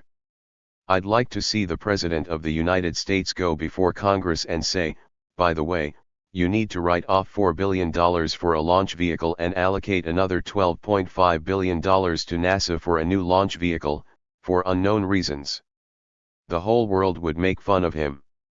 And here, nobody is even threatened with a reprimand for such unauthorized activity. Ivan Serbin took the floor. The discussion has shown that the program has not been elaborated to the point where we can make a decision. We don't have much time. We must decide how to get the maximum use out of 70,000 people, and not a faceless crowd, but highly qualified specialists. The program was preliminarily estimated at a little over 12 billion rubles. But we simply do not have that kind of money. And if we did, then it would be very difficult to use it up. The Council of Chief Designers shouldn't convene yet. We need to have comparative data on expenditures for each area of endeavor, rather than a single horrifying sum just for the RLA. Now many enthusiasts have come out in favor of a reusable system. This is good. But the second stage is an airplane. And without the Ministry of the Aviation Industry you won't be able to cope with this project. We can't allow such lack of discipline that Almaz and DOS are running in parallel. Neither you nor Chelomi are private firms where everyone thinks I'll do what I want to. It's time for this to end. Such a major plan needs to be thoroughly elaborated with the subcontractors. Without them you're not going to do anything. And you also need to develop your experimental facilities for them. You didn't take that into consideration in your expenses. It was time to wrap up the meeting. Ustinov understood this and recommended that Glushko respond to the main critical comments. Glushko started, and rather than a calm speaker, I saw in him a focused prize fighter in the ring, who after a knockdown was once again going over for a decisive attack. We have been talking today about an unfinished program, and we are in the process of searching. We have familiarized you with the status of affairs. Actually, we must compare and provide evidence that the proposals are optimal. I have met with the military twice. We talked for a long time, and I asked for their help in developing plans. In particular, General Karas promised to send us his recommendations by August 15th. The Ministry of Defense ardently supports the station's modular structure and 30-ton payload. We are in constant contact with subcontractors and competitors. Now let's turn to Barman's speech, in which he so vehemently defended the N1 and proposed, in terms of new projects, confining ourselves just to the reusable system. I maintain that the N1 transports air. Compare its weight characteristics with Saturn V. The dry weight of a unit of volume of the first stage of the N1 is 2.5 times worse than the Saturn V, the second stage is 5 times worse, and the third stage is 3.5 times worse. This is when the volumes of the stages themselves are almost equal. I didn't want to mention the errors committed in gas dynamics. Let it be known to you that just due to pressure drop under the aft end of the first stage we lose more than 750 tons. In order to compensate for such a loss, we need to install 5 more engines. Vladimir Pavlovich, do you want your launch site to be destroyed again? Let's stand around with our fingers crossed, as they suggested today. Do we really need a launch vehicle that transports air and has bad engines to boot? Regarding Barman's speech on the lunar base, I agree that the construction of Barmangrad be classified as research work. 35 But it is our job to create the first base on the moon for 3 to 5 persons for 2 to 3 weeks. And we are prepared for this work. Vladimir Pavlovich frightened us here saying that the moon has no magnetic field and this is very dangerous for the human psyche. Such speeches show that mental deviances happen on Earth even with the presence of a magnetic field. Glushko had hit Barman below the belt, but none of the high-ranking judges had interrupted him. He continued to speak rapidly and even passionately, which to my memory happened very rarely with him. We will show what launch vehicle weights are needed on Earth so that on the moon a base for 3 or 4 people might operate. We don't just need spacesuits, we need cubic capacity, and special equipment, which we must first test and debug on the POS. I emphasize, on the permanent, not long-duration, orbital station. In order to create a POS we also need a new launch vehicle. The UR-500K with its 18 to 20 tons is inadequate. We need a minimum of 30 tons of payload to begin with. And this is our mission, which must not be buried in long-term research projects.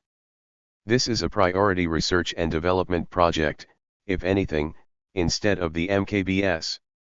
I regret that not everyone understands the idea of a super heavy launch vehicle. We are not making this launch vehicle it's coming about on its own, we're putting it together from modules which have already been optimized on lighter rockets. 6 modules make up the first stage. The second stage is a single oxygen-hydrogen block standardized for the entire launch vehicle series.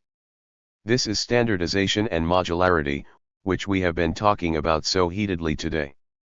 And we are not going to refuse to have anything to do with hydrogen. But for the time being we don't have it, so we have to use Tsiklan. Yes, producing these launch vehicles costs a lot of money. But we gain a lot in standardization. One shouldn't be afraid that some factories are going to coast. We intend to schedule the project so that production doesn't go idle anywhere, so that people fly into space each year. Now we are already working on the 7KS vehicle in the transport version. It has a new and much more advanced control system. Chertok didn't have time to tell about its main feature. On the 7KS he wants to try out control using onboard computers. We still lag behind the Americans in this. We'll begin with unpiloted vehicles. Clyucharev must master the new androgynous docking assembly. 36 We're using it for docking with the Americans, and then we'll put it on the 7KS and the doses. These vehicles will load Clyucharev down completely. Dose number 5 is the workload for ZIKH, and I would vote for number 6 if a gap in production were to occur at ZIKH. Progress can start mastering the production process of the 6-meter tanks right away. We and our subcontractors are up to our ears in work. But I don't see any other way to get ahead of the Americans. We have capabilities that we haven't yet discovered and haven't used. You caught us when development and testing of the programs was in full swing. I agree to postpone the Council of Chiefs for a week or two, but no more. We need to boost all cooperation as soon as possible. We have a lot of resources. Toward the end of his speech Glushko was excited and flushed, as if he'd just taken a bath. He took a handkerchief and wiped the beads of sweat off his forehead, but he didn't sit down. Evidently he was gathering his thoughts to continue his speech. Taking advantage of the pause, Ustinov decided that it was time to wrap up the meeting, which had run over. He understood that he wasn't going to get any interesting new information and that he ought not to get mixed up in arguments between chief designers. He said, "Thank you, Valentin Petrovich.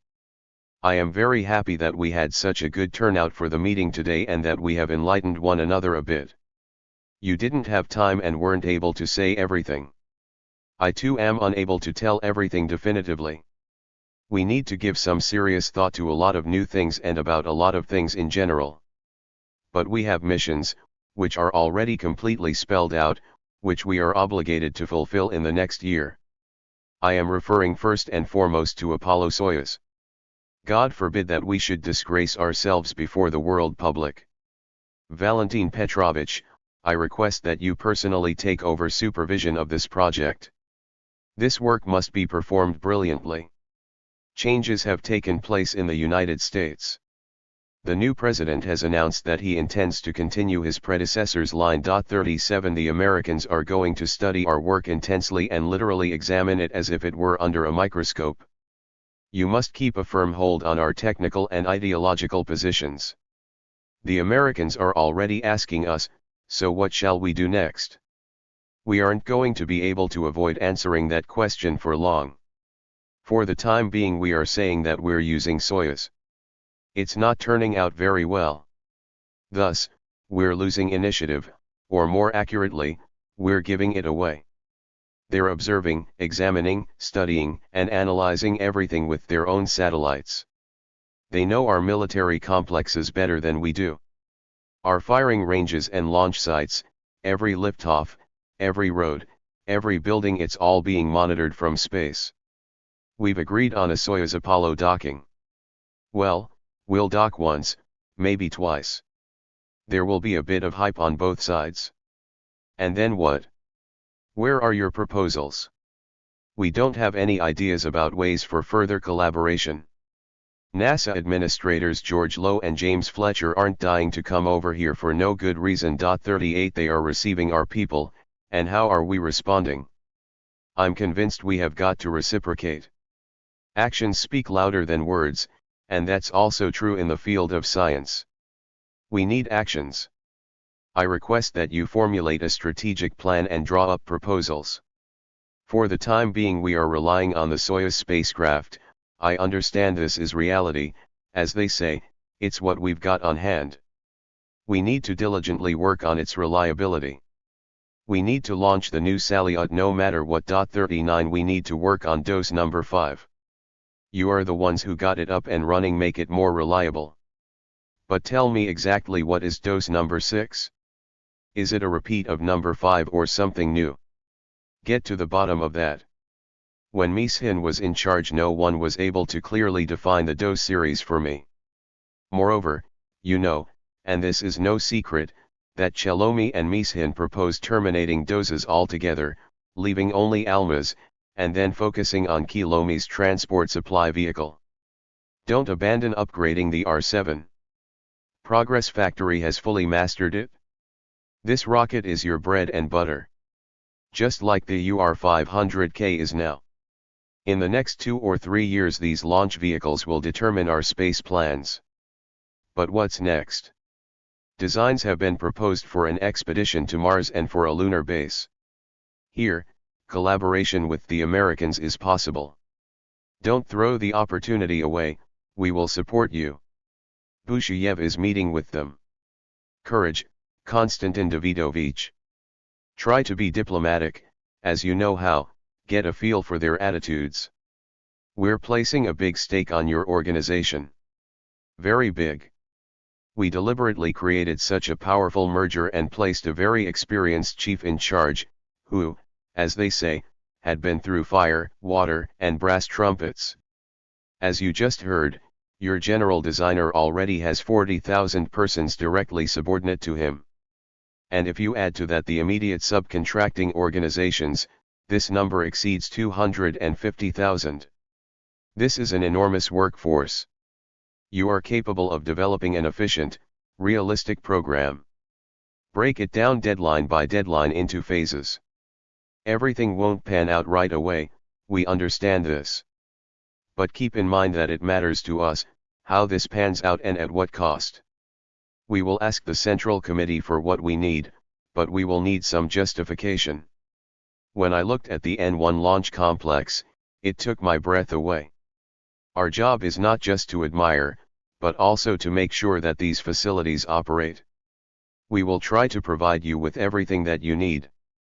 But you, too, need to think and consider so that your own conscience is not tormented over the resources that nation is so generously giving, tearing them away from the people's needs.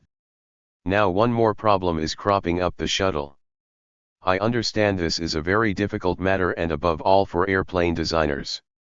The government just adopted a colossal aviation resolution. It spells out the workloads for all the aviation design bureaus and factories. We lag behind in terms of both military and civilian airplanes. They have resolved to eliminate this gap. If we go to aviation with the shuttle, we still don't know where it will be put.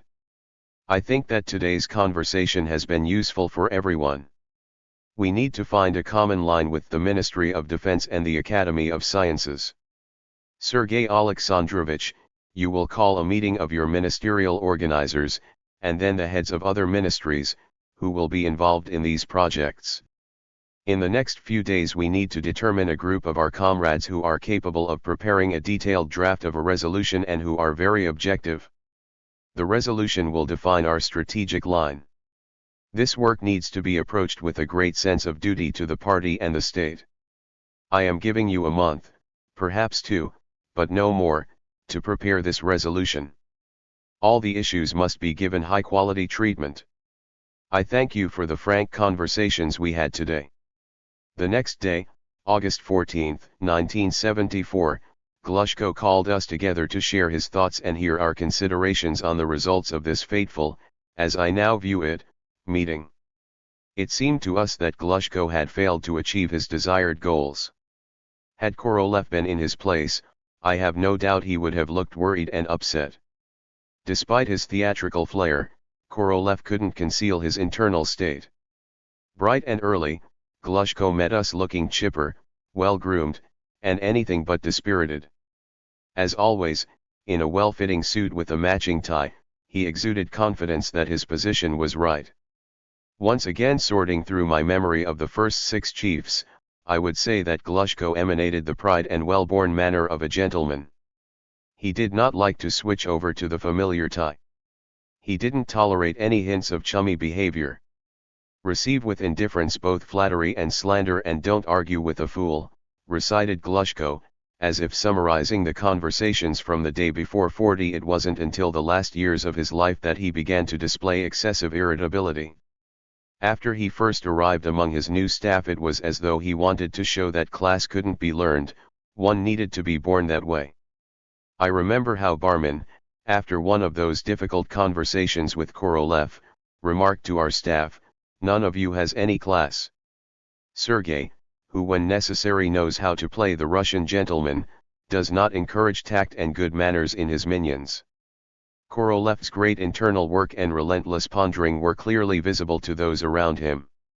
He knew how to look an interlocutor in the eye, as if pouring his own will and energy, his own conviction, into him. When dealing with Korolev, I paid attention to his face, eyes, and voice. His suit didn't affect me at all. That wasn't the issue. The seriousness with which he posed the problem, the sharp words, and the emotionally strong language were overwhelming. Glushko was always well-groomed, impeccably dressed, and proper. In the discussion of a problem and also in documents, he demanded solid logic, clarity, and accuracy in the wording. Sometimes documents that were brought to him for his signature were retyped many times, just because the originator was unable to reconcile the clarity of the statement with the syntax of the Russian language or hadn't observed scrupulous precision in the name of the addressee. In this regard he was meticulous, even relentless. Concealed behind his external civility was a strong will in defense of his positions and convictions. Without resorting to strong language, he could reach logical constructions that were very offensive to his opponent. Sometimes he was uncompromising where it seemed a hard-line attitude would harm both him and the matter in question. With any of the non-chief designers or subcontractors, Korolev could have a quarrel using very strong language. But amazingly, no matter how much he cursed at somebody, they weren't offended. I remember him yelling at Alexei Bogomolov, "Little boy! Get out of here! I don't want to work with you anymore." 41. After this tongue-lashing, Bogomolov smiled and knew that the next day he and Korolev would be talking on equal footing, as if nothing had happened. Without raising his voice and without resorting to strong language, Glushko was capable of showing a person that he or she was working irresponsibly and shouldn't be trusted with anything serious. I don't recall an instance in which Korolev might have displayed indifference or aloofness in business meetings with me, with any other of his colleagues, or subcontractors. If he didn't feel like talking to you, he simply said, "Not now, look, I've got so much mail. Figure it out yourself." Or, "Don't bother me, I'm about to have a difficult conversation with Keldysh." One of the chief designers once complained to me, when I proposed a harebrained idea to Korolev, he listened to me as if he was interested and then, after glancing at the clock, he said that I was an old fool and had robbed him of 30 precious minutes. But then he grabbed the telephone and called the deputy chairman of the VPK asking him to meet with me because the proposal was interesting, but had nothing to do with his line of work. 10 years later in that same office, Glushko sat in Korolev's place. I was giving him a report, not on a harebrained idea, but on the absolutely specific timeline of the joint project, which was at odds with those deadlines that he had advocated in the draft government resolution without having first consulted with me. He looked through me with such a fixed, glassy stare that I lost any desire to persuade him. And I left. The dates that he had signed off on, of course, we failed to meet. Glushko turned out to be innocent, and the collegium reprimanded me. Neither Korolev nor Glushko had any close friends at work with whom they could confide their innermost thoughts and ideas. Both men had very strong and very different personalities. But one thing united them: both belonged to the generation who were children during the civil class war and both had given up their youth to heroic labor for the sake of a great goal. They had been exposed to most horrible tests, both moral and physical, and through all of this they had not altered their dreams. They had maintained their singleness of purpose and their belief in their own strength. Here I consider it fitting to tell about the idealization of heroes in movies. In 1970, at the request of the management of Mosfilm, I was engaged as a consultant to work on the film Taming the Fire. Screenwriter and director Daniil Krabrovitsky by that time was already a well-known screenwriter of the films Vse Nachina Yetsia Estaroki, Kaistoy Nebo, and Deviat Dini Odnego Goda.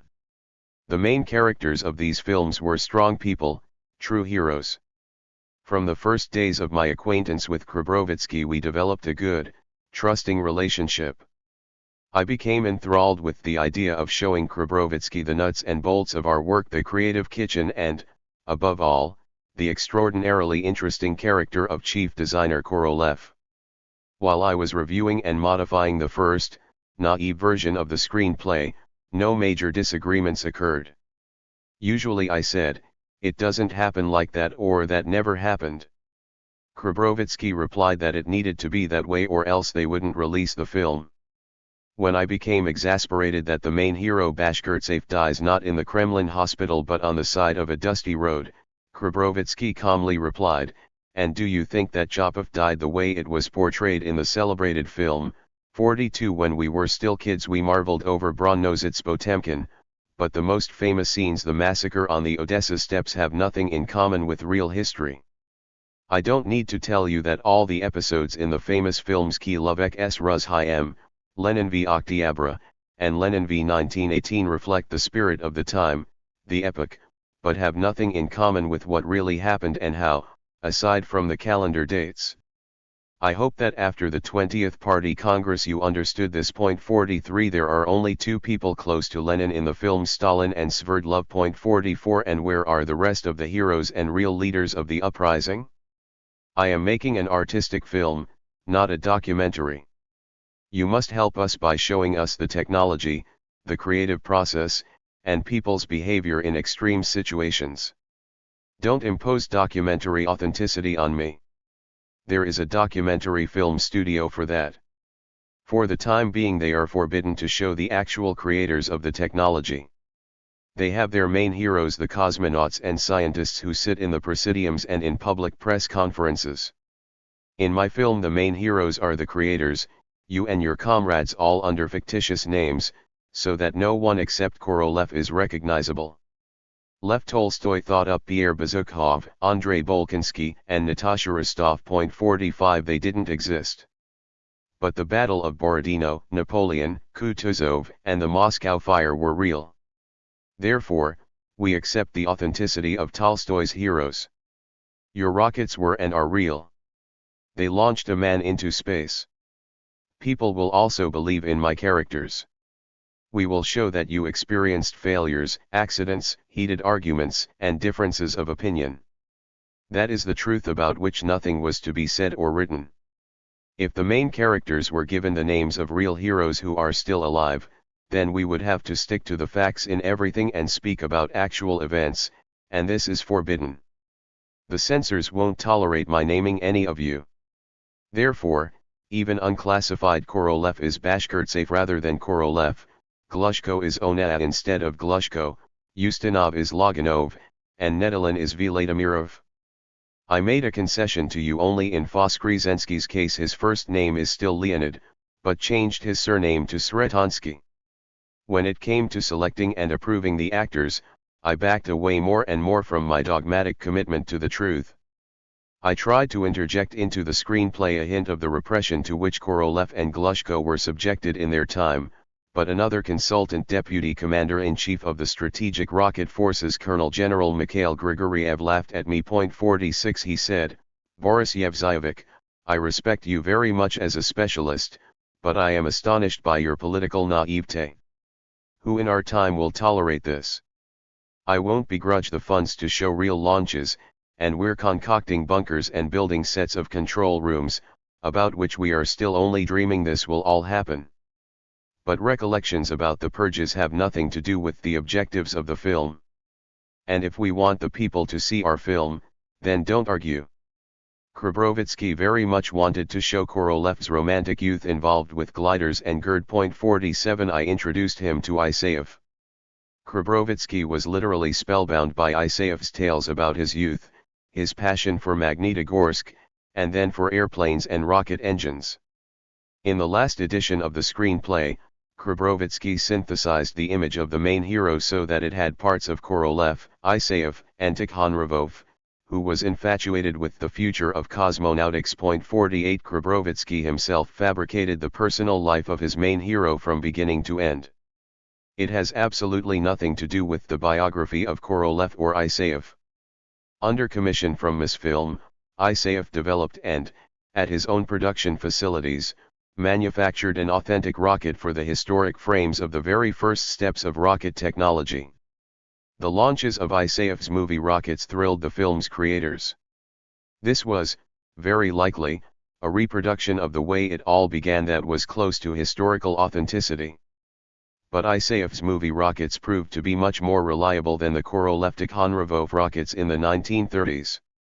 I was exasperated about the very warm relationship between the main hero Bashkirtsev, for whom Korolev was the prototype, and Onaya the chief designer of engines, meant to be Glushko. Two outstanding actors Kirill Lavrov and Igor Gorbachev played the close friends. 49 Not only did Gorbachev not clash with Lavrov, but he admired him and esteemed his talent. Krabrovitsky countered my objections that the characters in the film bore no resemblance to those in real life, by saying that the audience must see good-hearted, sympathetic, highly intellectual heroes in the people making history, not cold technocrats. In the film, Gorbachev succeeded in doing just that. In no way could his hero be suspected of being guilty of one of the most prevalent human vices, envy. It is unfortunate, I tried to argue to Krabrovitsky, that scientists, including great ones, chiefs and generals, are not devoid of this feeling.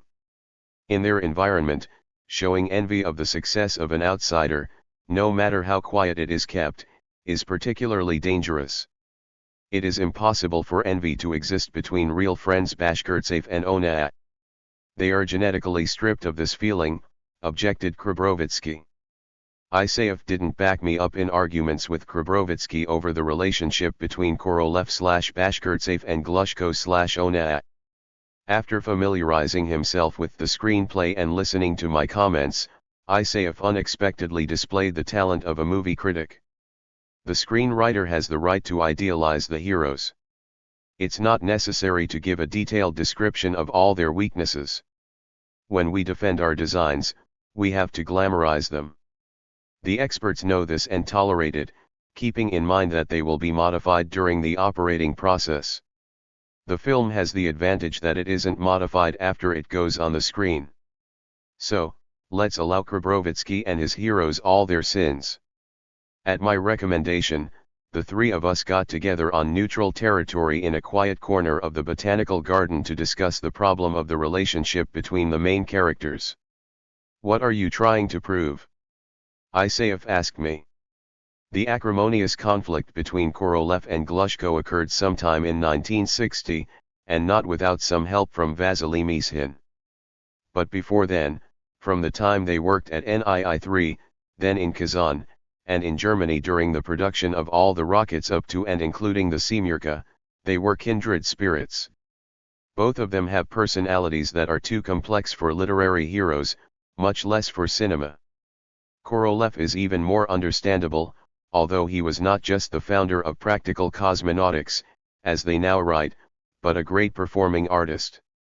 If fate had taken a different turn, he could have also become a military leader, or director of a major factory, or perhaps even a minister. In a word, he was a natural leader who needed to continually overcome difficulty. If he had been a commander, he would have moved the army into frontal attacks, without regard for losses, leaving garrisons of the remaining enemy in the rear if only he could be the first to seize or liberate a city. And unremittingly onward once again. Glushko doesn't have Korolev's artistry or his talent as a commander. If it weren't for his purposeful devotion since his youth to rocket engines for the sake of interplanetary flights, he might have become a scientist, even a loner astronomer, chemist, radiophysicist, I don't know what else, but very devoted. After developing a new theory in great detail, he will not back down from his principles and will defend them very passionately. In history, they were both destined to become chief designers. Before this, they endured the school of enemies of the people together. This brought them together. Although even while imprisoned in Kazan, Korolev could barely acknowledge the authority of chief designer Glushko, who was also imprisoned there. 50 After their release, both were sent to Germany at the same time. But Glushko had the rank of colonel, while Korolev was a lieutenant colonel. Later, Korolev officially outranked Glushko. He was head chief designer, he was the technical manager for all the state commissions, and he was head of the Council of Chief Designers. Korolev was hungry for power, and Glushko was hungry for fame. At Korolev's funeral, we walked out of the House of Unions together. Glushko said in dead earnest, "I am ready to die in a year if they give me a funeral like that." Glushko throws himself into his work, but he dreams of fame, even posthumous fame. Korolev didn't spare himself either, but he needed fame while he was alive. Our meeting in the botanical garden created an atmosphere ripe for revelations and reminiscences. Isayev and I had arranged to skip out of work for the afternoon, and Krabrovitsky needed to recharge to work on his screenplay and direction. Isayev took advantage of the opportunity to tell us about what he described as a heart-to-heart conversation with Glushko. This conversation took place at the firing range on October 24, 1968, Isayev's 60th birthday. The next day Isayev began to tell me about it, but the circumstances prevented me from hearing out his confession. We were preparing for Beregovoy's launch, and at that time I wasn't interested in hearing what Glushko discussed with Isayev. Now I shall try to reproduce Isayev's story from memory. At the firing range at that time we were preparing the first piloted Soyuz launch after the death of Komarov. Beregovoy was supposed to fly, and the day before I had turned 60. My guys tried to organize a party, but I begged off. In the morning we had to get up early for liftoff. And there was the pre-launch state commission. We had first launched an unpiloted vehicle .51 if everything went fine with it. A day later a piloted vehicle was supposed to lift off to dock with the unpiloted one. Before this, after calling for all the top-ranking people to show up, more brass than necessary flew in from Moscow. Over the course of the day they came to see me at the hotel one at a time and in groups. I held up as best I could, but by evening, when the stream of guests ended, I felt more tired than after sorting out failures on the test stand. I could barely keep my eyes open, and all of a sudden Glushko arrived. He brought his own bottle. Courteously, as only he knows how, he apologized, but said very adamantly that two engine specialists, he and I, had both turned 60 this year and he would not leave until I drank with him to the success of our cause.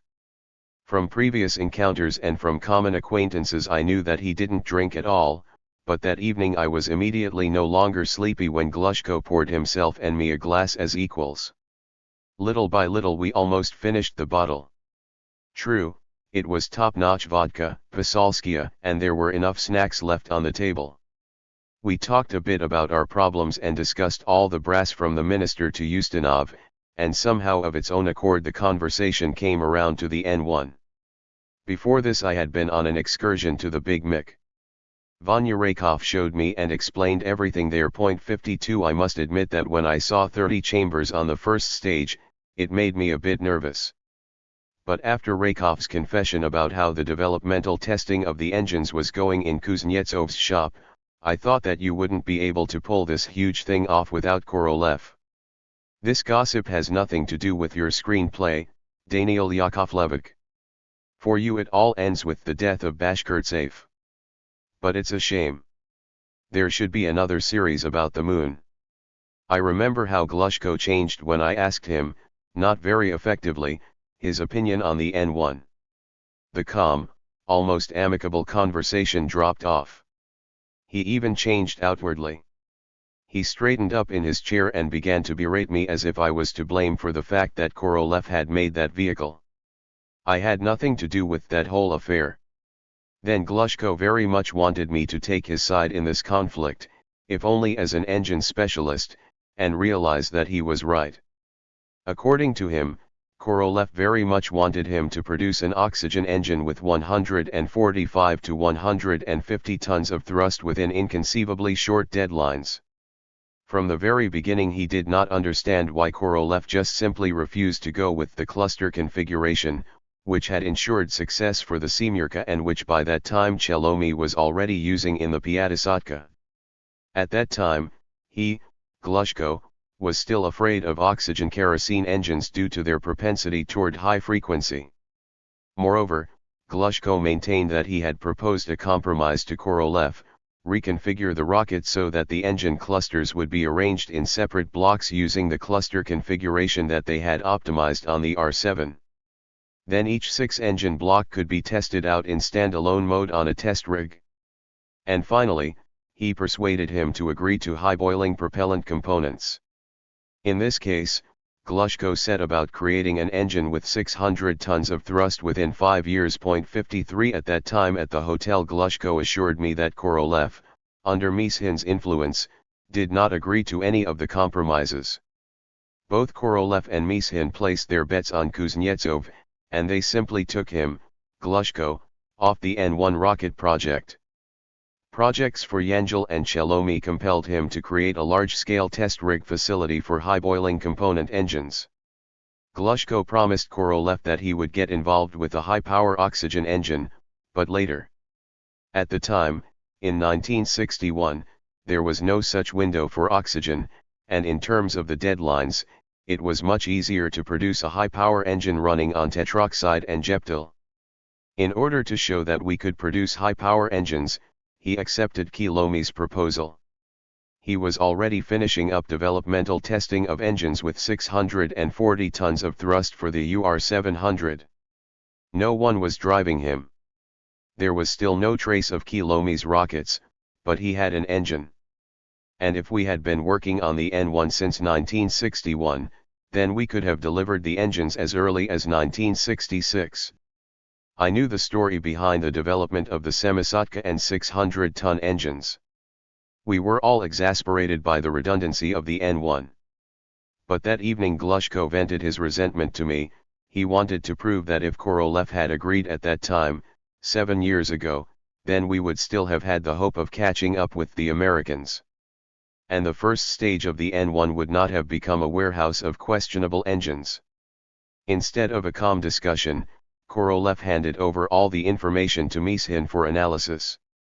And as for Mishin, right off the bat he rejected everything that didn't conform to his idea of controlling the rocket by changing the thrust of opposing engines.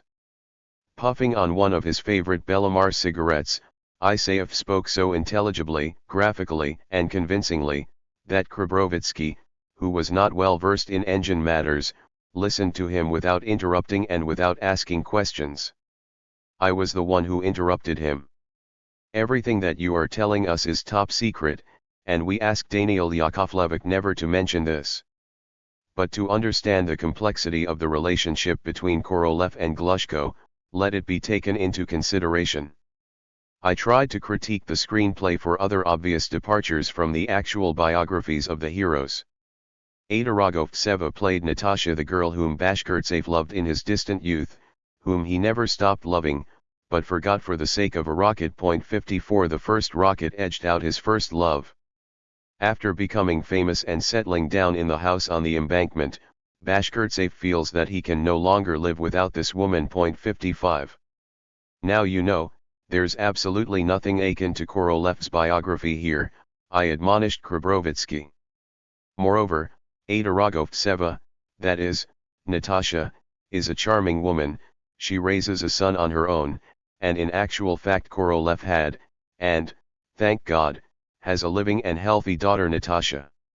You keep on arguing with me because you know how things really were, Krabrovitsky said.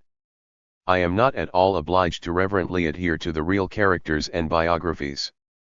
The heroes of the film are mine, not yours, and the moviegoers will believe me because they will love these heroes. I deliberately idealize people and I want them to be that way. These shouldn't be varnished ideals, but the viewer should love each of my heroes. Our film has no evildoers, traitors, executioners, prostitutes, or spies. I admire all of you just as you are, but I want to make you even better. I see this as my mission. The wonderful actors such as Kirill Lavrov, Igor Gorbachev, Ada Rogovtseva, Vsevolod Safonov, Igor Vladimirov, Andrei Popov, and Innokenty Smoktunovsky did their part, as did the fact that Taming the Fire was shot on location. The Semyurka launches and crashes were the real thing, from documentary footage. In the feature film they had a much stronger impact on the viewer than in the documentary format. A small group of consultants and several big-shot officials from the ministry and VPK, invited by Krabrovitsky at our insistence, watched the still raw film for the first time on a small screen at the Mosfilm studio. No one could remain indifferent. All of us were disturbed by the question, how would the powers that be feel about the film? For the first time on the screen the fire of failed launches raged, rather than just those successful lift-offs known to the viewer. You know, Daniil Yakovlevich, Isayev turned to Krabrovitsky after the screening, you managed to show so convincingly the process of taming the fire on the screen that I was more concerned and experienced a more intense thrill than when I was at the firing range for the actual launches. Even the real crashes affected me less because I was not as anxious over my own fate as I was today for your heroes. In the depths of his soul Isayev remained an inveterate romantic. He possessed a blend of creative obsession, natural simplicity, and humor that Korolev and Glushko lacked. But he belonged to the very same generation. Therefore, the romantic idealization and artistic ennoblement of their characters impressed him. Krabrovitsky was happy and touched. Grigoriev and I advised him, in order to get the green light for the film to be released, you need to show it to Ustinov. He will decide who else you need to invite. The management of Mosfilm took our advice and went to Ustinov. Grigoriev also telephoned him. He explained that Marshal Nikolai Krylov had commissioned him to be a consultant, and among the consultants he mentioned Isayev and me, and Vladimir Petrushev, the chief of the first directorate of the firing range, who directed the launches in the film footage. Ustinov accepted the invitation and came for a screening with a small group of Central Committee staff. On the advice of the Central Committee, Krabrovitsky did not call Mishin, Glushko, or other chiefs. With Ustinov's permission, Isayev, Grigoriev, and I were invited to the closed screening.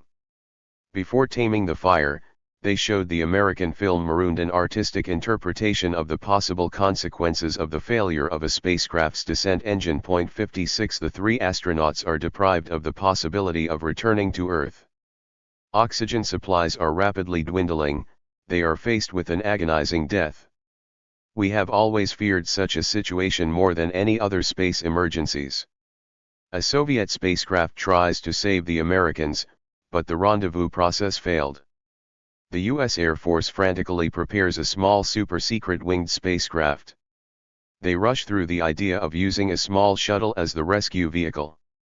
To add drama to the action, the oldest member of the American crew is ejected into space to prolong the lives of the younger crew members. All the heroes of the American film were quite positive, but they didn't have to act, the bulk of the time was devoted to showing technology, not people. The U.S. Air Force's secret spacecraft saves the crew of a spacecraft similar to the Apollo. In taming the fire, at my prompting, they emphasized the organizational role of the high-ranking party economic manager.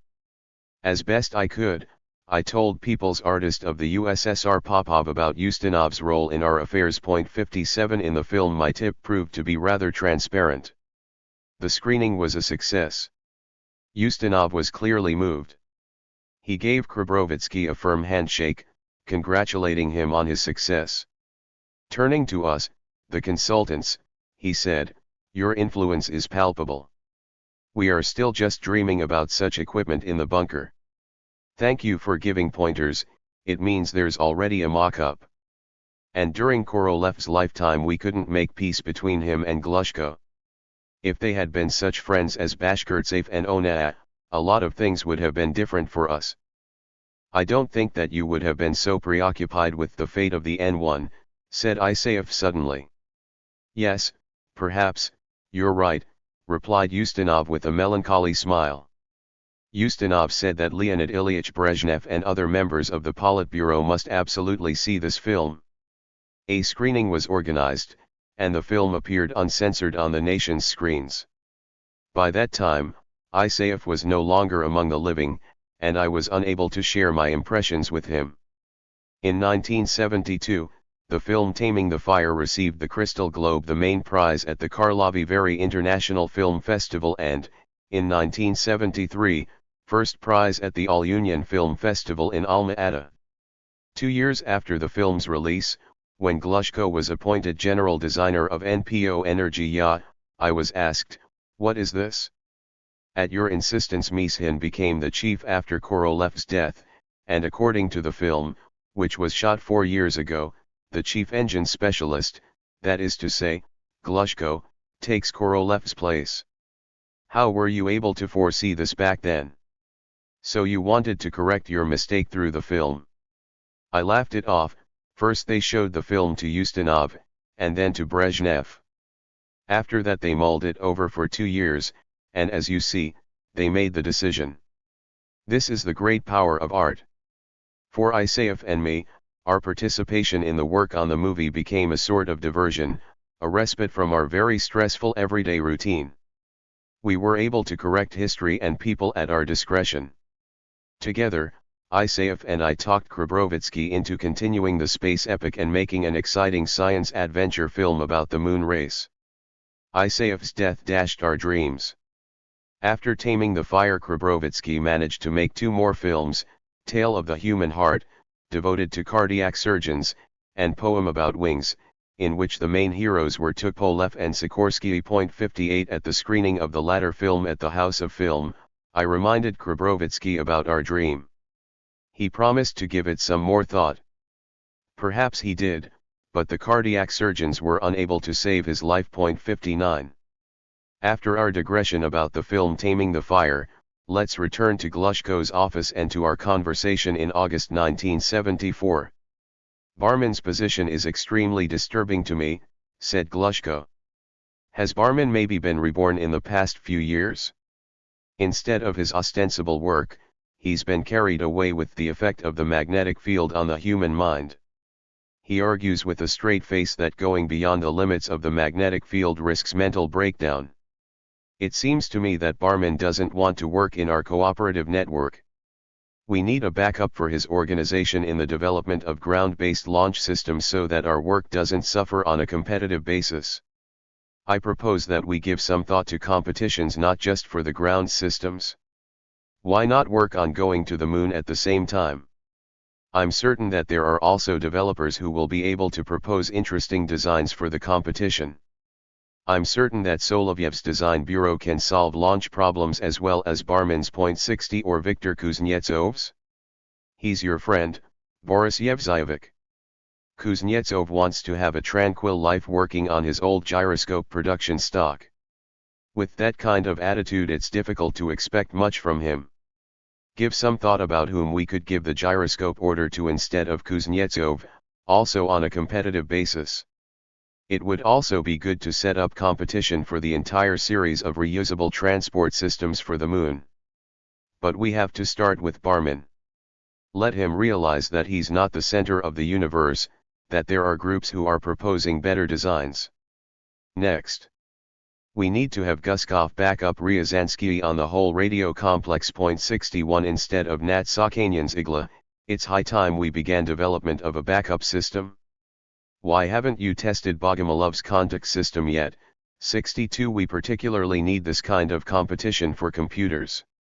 Lydarenko's electrochemical generators are clearly inferior to the Min's Redmash proposal for the L3. 63 You weren't afraid and took the generators offered by this ministry. Why can you do it there, and not in other places? Can you explain this to me? A competition system is fine for architecture, I tried to object. There, during the drawings phase, one can argue and select beautiful designs. In our technology, until we come up with the first experimental prototypes, it is difficult to bring out an error-free design. In order to back up development before the actual model testing phase, we will have to increase expenditures and extend deadlines by 150 to 200%. We need to test not one, but a minimum of 2 versions. Such an idea will hardly be successful without guarantees for funding. We'll give it some thought, but without a VPK decision there won't be a bidding process. We won't be funding our main subcontractors, the budget will. And you're going to leave that for me. From our side, Anatoly Abramov was overseeing Barman's projects. 64 Having worked at one time in the field of diplomacy, he was viewed by our organization as a diplomat and master of reconciling confrontational situations, including those between Korolev and Barmin. Vladimir Pavlovich's speech was strange, he said. The very form of such a statement was off the wall and shocked everyone. All of us around this table have seen and heard all kinds of speeches over the past 20 years. But never have they been so spiteful.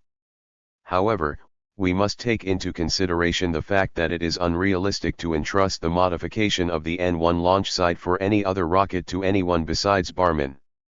Barmin understands this full well and knows that the minister will back him up. If you do not object, Valentin Petrovich, I will try again to speak with him. We all understood that regardless of his authorization, Abramov would still have a talk with Barmin, just as I did not need permission to meet and have candid conversations with Pylyagin, Kuznetsov, and Ryazansky. It was most difficult for the engine specialists. Melnikov, Sokolov, and Raykov were supposed to concisely explain to Nikolai Kuznetsov and his deputies, with whom over these years they had not only argued until they were blue in the face but had also already begun to work well together, why work was being shut down on engines for the N1. In the gravest of situations, none of them dreamed that now it would come to the termination of the project and complete breakdown. But why? They could only answer that such was the order of Glushko, who had been appointed general designer. There had not yet been any ministerial orders, much less any governmental resolutions calling for the termination of operations on Kuznetsov's engines for the N1. Several days later Busheyev, Pylyagin, and I had to hear out Barmin one more time when we met at a gathering of our academic department at the Institute of Machine Science on Griboidov Street. Barmin was offended by Glushko's remarks to him in front of Ustinov concerning his intention to take away the lunar base. You know better than I that from the very beginning Glushko was against the N1. He proposed his own high-boiling component engines to Korolev, and you, Mishin, and Korolev only required oxygen.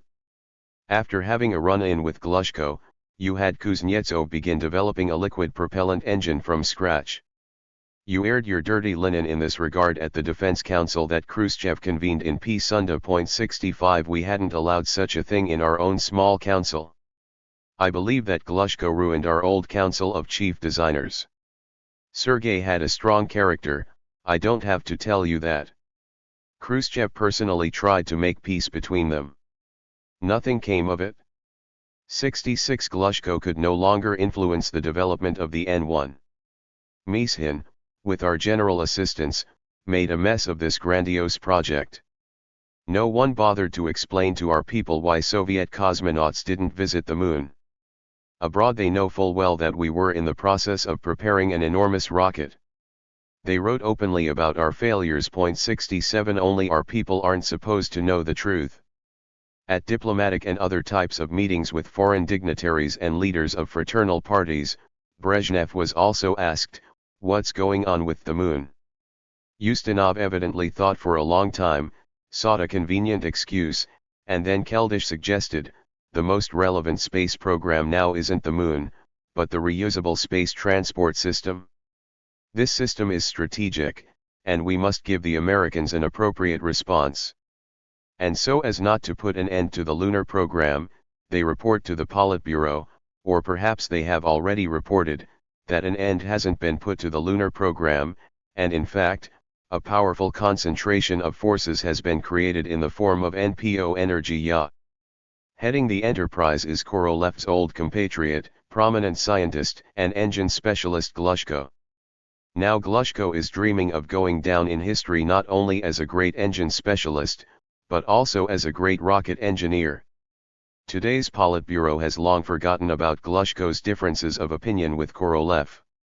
The priority task when a project has been terminated is to manage to report to your superior that the necessary measures have been taken to strengthen management. And if someone asks Ustinov what the main ministry is doing, after all, the government had created the Lunar Council, then one could report that Minister Afanasyev turned out not to be up to the task. 68 But not right away. You need a 1 or 2 year wait until you can remove the minister until the space shuttle begins to fly. When it comes to light that the lunar program has been scuttled, and the reusable system still hasn't been created, then the minister can be held responsible, especially since he's not just a minister, but also the former chairman of the Lunar Council. And if they make me modify the launch facilities for another launch vehicle, then ultimately I'll do it. Just don't let Glushko hope that this is going to be minor repairs. Modifying the launch facilities will take 3 or 4 years. Actually, it wasn't 3 or 4 years.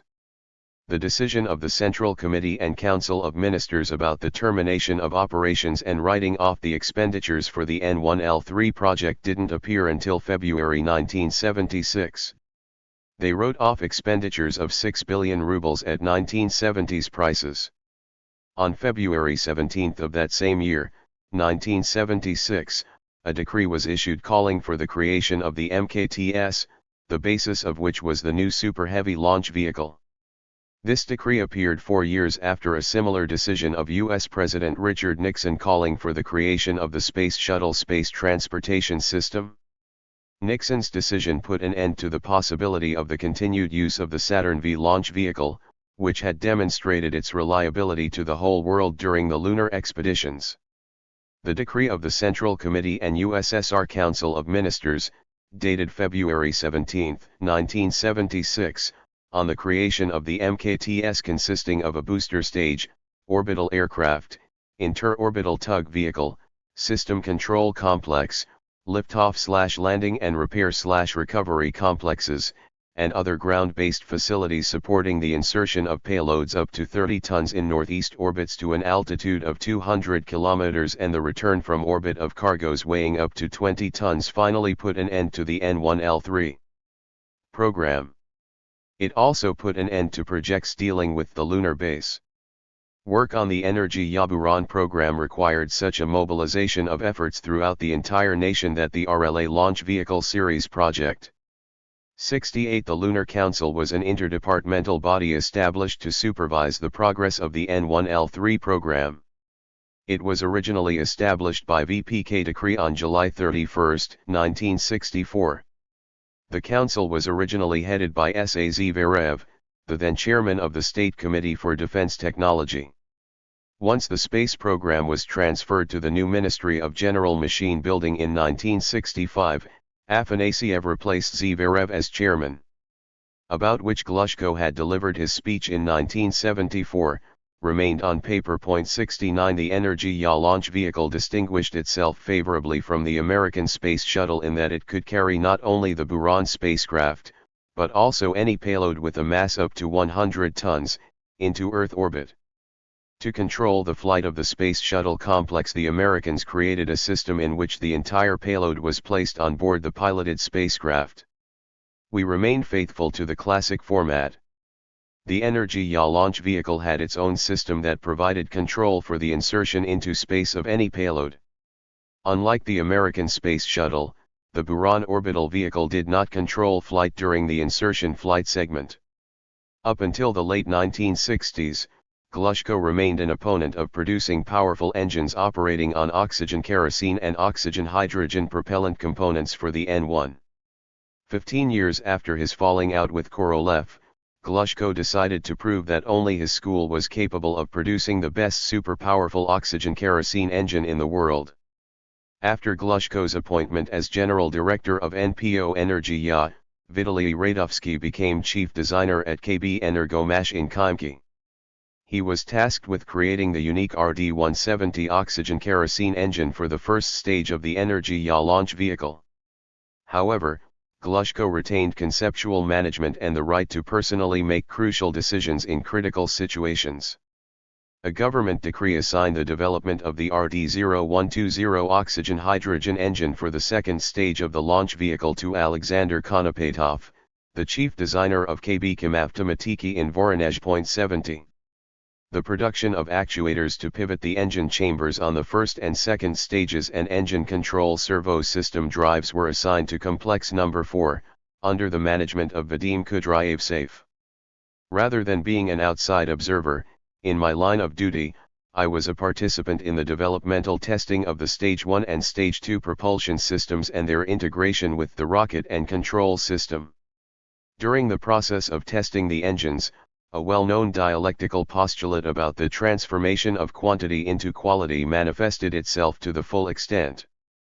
The engine capacities, their dimensions and masses, moments of inertia, and accuracy of the deviations required for control exceeded many times everything that we had dealt with in our previous actuator work. It was not possible to solve new problems using classical methods of the theory of automatic control. Glushko happened to be the general designer of a rocket, the second stage of which used hydrogen as propellant. This was the very same hydrogen that Glushko had considered unacceptable for use due to its very low boiling temperature and low density. Directives ordering the creation of new, powerful engines that were called for by the government decree of 1962 were fulfilled 20 years later under a new decree. Glushko not only rejected his previous anti-hydrogen dogmas, but also as the head general designer he took on the solution of new tasks using cryogenic components oxygen and hydrogen. The first stage of the energy yacht consisted of 4 blocks, each with one 4-chamber RD-170 engine having a sea-level thrust of 740 tons. For the second stage they used 4 single-chamber RD-0120 engines, each with a thrust of 200 tons. The bitter experience of explosions and fires on the N-1 launch vehicle was fully taken into consideration during the development of the energy yacht and, above all, of its engine systems. Glushko presented the Ministry and later the VPK an ultimatum: the firing range needed a test rig for full-scale firing tests on a flight-ready model of energy yacht. Those opposed to the construction of a rig, a very expensive structure, argued that unlike the N-1, the engines of energy yacht were reusable. They undergo in-process firing tests and then are installed on the rocket without being overhauled. The test rig was an extravagance that Glushko had contrived to gain time. It was obvious to everyone that the RD-170 engine was going to fall through, and here Glushko found a way to gain an additional couple of years to find a way out of this dead-end situation. The support of Ustinov, who at that time was a Politburo member and Minister of Defense, ensured a decision in favor of building the unique test rig/launch facility. 71. The development of the RD-170 engine for the first stage of the energy yacht began back in 1976. Just 5 years later the first engine arrived in Khimki for integrated firing tests. And from the very first firing there was one failure after another on the test rig. The most severe was the failure in June 1982 during a test on the first stage of a Zenit rocket, which had the very same RD-170 engine as the energy yacht. 72. The explosion of the engine was so powerful that it destroyed the only test rig in the rocket industry created especially for the ground-based developmental testing of heavy rockets. Even our most revolutionary engine specialist, Mikhail Melnikov, was reeling. Glushko took a stab at a problem that is more than we or the Americans can handle at the current level of technology. This is like what happened with controlled thermonuclear reaction. It was 25 years ago that Chertok announced that we were on the verge of learning how to control a thermonuclear reaction and would make humankind very happy. So far, nothing has come of it. And then Glushko rushed to make an announcement about an engine with a thrust of almost 800 tons and with a closed-cycle configuration to boot. It wasn't just the unique energy Yaburan rocket space complex program that was on the line. 75-year-old Glushko was threatened with a technical defeat rather than an administrative one. But not only did he refuse to budge from his positions, he displayed amazing performance and an unyielding sense of purpose and tenacity. After each failure, it is necessary to find the causes, perform modifications, and prove one's case not just to the skeptics in one's own organization, but also to high-ranking interdepartmental commissions. By the way, Arkhip Lyulka was the only one on this commission who was not a harsh critic, but was a well-intentioned aide and consultant. It wasn't until December 1984 that completely successful tests were conducted confirming the engine's stated parameters and reliability. By this time, Konopatov's first hydrogen engines had also arrived. And we, the control specialists, were convinced of the reliability of our new, absolutely unique and powerful digital control surface actuators. And now it was once again May 15th. But this time, It was 1987. Exactly 30 years had passed since the launch of the world's first intercontinental Semyorka. The Super Heavy rocket, called Energia at Glushko's recommendation, lifted off for the first time, not from a standard launch system, but from a test rig/launch facility, for which Glushko had battled so fiercely. The reliability of the launch vehicle was confirmed on the first attempt. The torments of many years of ground developmental testing had not been in vain. 73. The first successful flight of the American Space Shuttle, which had spurred us to begin making our own Energia Buran reusable space system, took place on April 12, 1981, 10 years after development had begun. From the last launch of N1 number 7 to the first launch of the new Super Heavy launch vehicle, 15 years had passed. On November 15, 1988, the Energia Buran reusable rocket space complex brilliantly executed its first and last flight. This was the second launch for the Energia. The Buran reusable orbital vehicle was flying for the first time. After making 2 passes around the globe in unpiloted mode, Buran landed at the airfield with amazing precision under conditions of very strong crosswind. The 2 flights of the Energia launch vehicle were truly a triumph for the engine and control specialists. Neither Glushko nor Pylyagin was present for the first and last launch of the Energia Buran reusable rocket space complex. 74. Over the first 3 years of this 15-year period, i.e., from 1972 to 1975, it was possible using the already available production stock for the N1 launch vehicle and the new batch of engines to produce a reliable launch vehicle, compared with the performance characteristics of the modern Molniya and Proton launch vehicles. Over this same 3 to 5 year period, our domestic technology was fully capable of creating spacecraft and modules for an expedition to build a lunar base. Having created the Salyut and then the Mir orbital stations, we had ensured the permanent presence of a human being in Earth orbit in space. The resources invested in the Energia Buran reusable space system would have been more than enough to create a lunar base. And then, beginning in 1980, Soviet cosmonauts would not only have been continuously in Earth orbit, but also on the Moon. After 1975, after completing the Apollo-Soyuz project, the Americans finally halted operations on the Saturn launch vehicle, switching NASA's main forces to the production of the Space Shuttle system.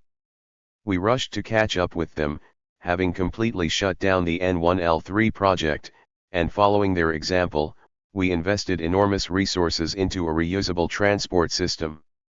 In 1988, we proved that our Energia Buran reusable rocket space complex was technically as good as the American Space Shuttle. By the Americans' own admission, economically, the Space Shuttle reusable transport system did not live up to their expectations. It cost more to insert payloads into space using the reusable system than using expendable launch vehicles. That's where we beat out the Americans. Every cloud has a silver lining. The termination of the N1L3 project and the 5-year time lag on the MKTS made us continue our work on orbital stations at a faster pace and perfect non-reusable transport systems using our tried and true R7 and UR500K launch vehicles. Despite the woes that befell our cosmonautics after the collapse of the USSR, and the general Russian economic crisis, we kept the piloted Mir station in orbit and continued to remain ahead of the whole planet. The American shuttle learned how to approach our Mir and dock with it. 75 engineers from both nations worked together to solve this problem. If someone had mentioned the possibility of such a turn of events even in 1975 when the decision was made concerning an appropriate strategic response, in the best case scenario he or she would have been considered delusional. In August 1965, the Belgian newspaper Latern published an article by Wernher von Braun with the catchy headline "In 1970 your ticket to the moon will cost 5 billion francs 76. We actually could have built a base on the moon by 1985. And then a ticket to visit our base would have cost around $100 million. In 1965, Wernher von Braun gave the following prediction: as long as we use non-reusable launch vehicles to transport passengers, potential clients will have to pay $5 million when flying from Earth into orbit and $50 to $100 million when visiting the Moon, which will take place from 1970 to 1975. From 1969 to 1972, the actual cost to the United States of sending one man to the Moon and returning him from the Moon was more than $1 billion. 77 A trip into orbit aboard the shuttle for one individual in a 7-person crew in 1997 cost not $5 million, as von Braun predicted, but $75 million. If one were to sell tickets, a 3-day Earth orbit on our Soyuz would cost $15 million. But given the acute need for funds, the Russian Space Agency and RKK Energia have established a rate of $20 million for an 8 to 10-day trip for space tourists on the Soyuz and International Space Station. In 1964, Korolev said that it wouldn't be long before it would be possible to make a trip into space on a trade union pass.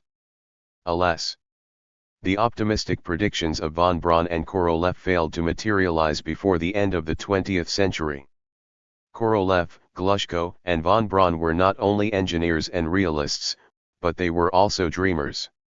Technically, their dreams and predictions could have been fully realized before the end of the 20th century.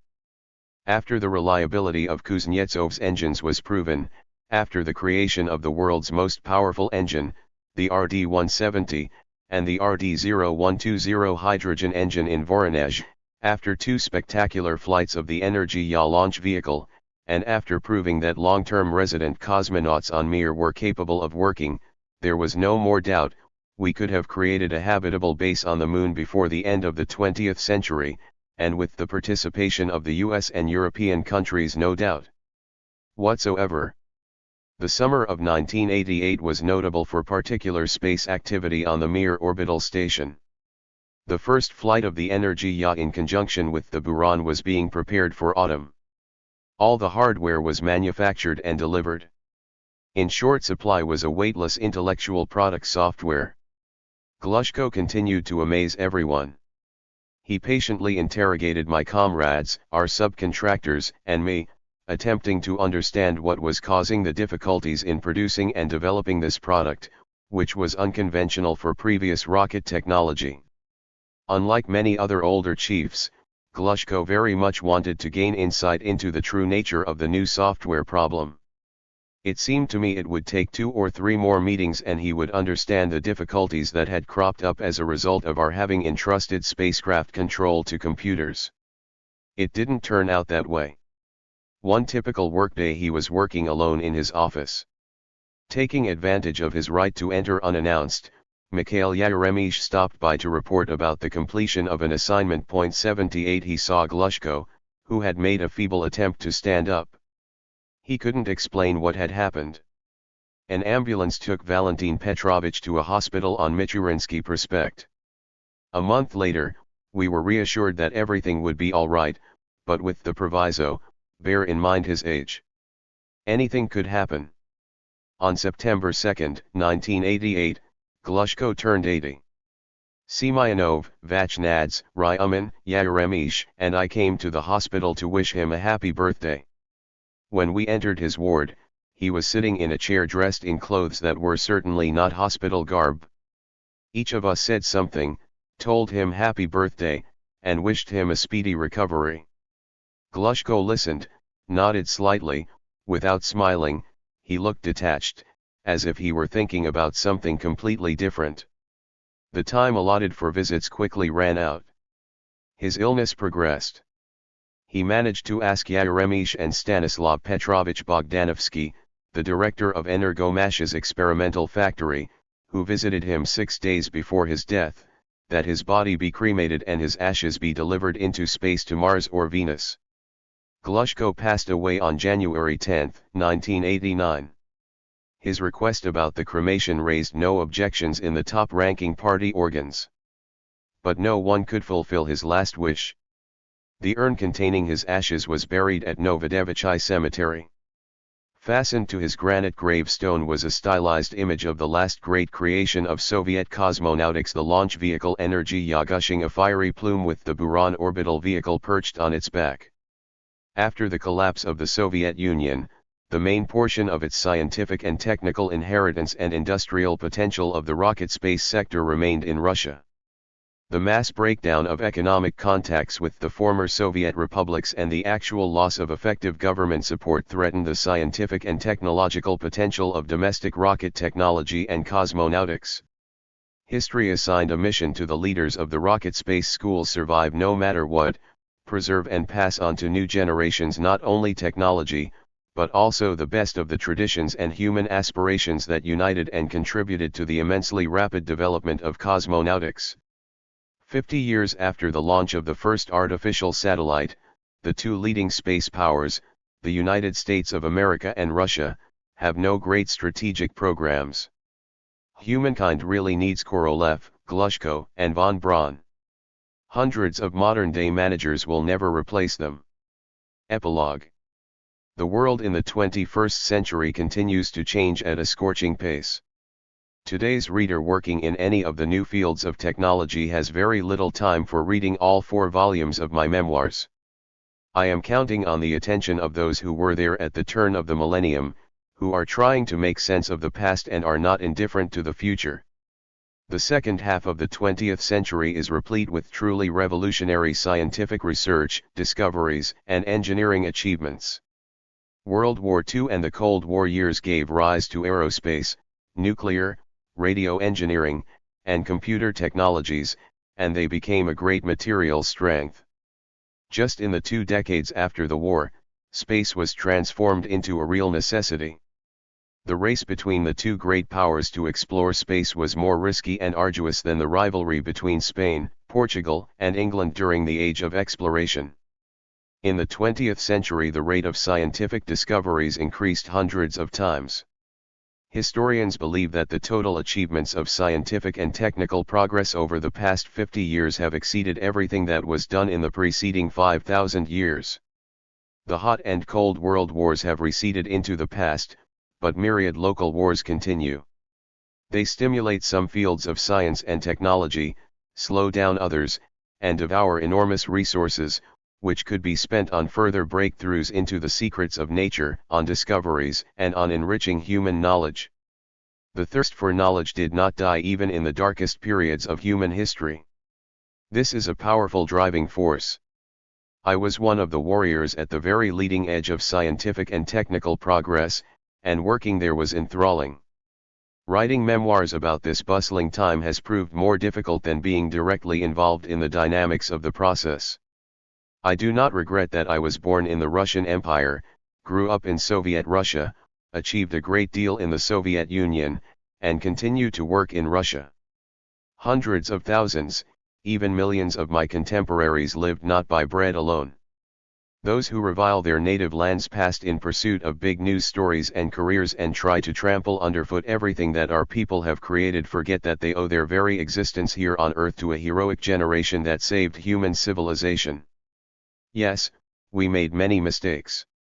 But those who excel in the cynicism of subverting everything that happened after 1917, under the cover of the hastily hammered together philosophy of utilitarian pragmatism, will not shy away from the criminal plundering of the riches created by the people for the sake of their own enrichment. The most difficult thing for me, the author of these memoirs, was performing flight control on an imaginary time machine. Where and for how many lines should I pause? What route shall I take next? It is up to the reader to judge how successful my choices have been. Taking advantage of my rights as an author, I would like to quickly sail through the history of astronautics in the second half of the 20th century. In the process of this cursory perusal, I would like to show the errors that we in the USSR, and in Russia, and also that the Americans made when producing space technology. At the beginning of the space age, fully competent and active developers of actual rocket space systems pondered over its future, rather than outsider pundits. It is very interesting to contrast what they dreamed of with what actually came about, what they worked on, and what considerable funds were spent on. I will say, right off the bat, that both we and the Americans were quite wrong in our predictions. We have a legitimate excuse: the tragedy of the collapse of the Soviet Union, which protracted into a 10-year permanent political, social, and economic crisis. The Americans had no such legitimate excuses. It is all the more amazing that they made so many more errors in their prognosis. Therefore, let's start with them.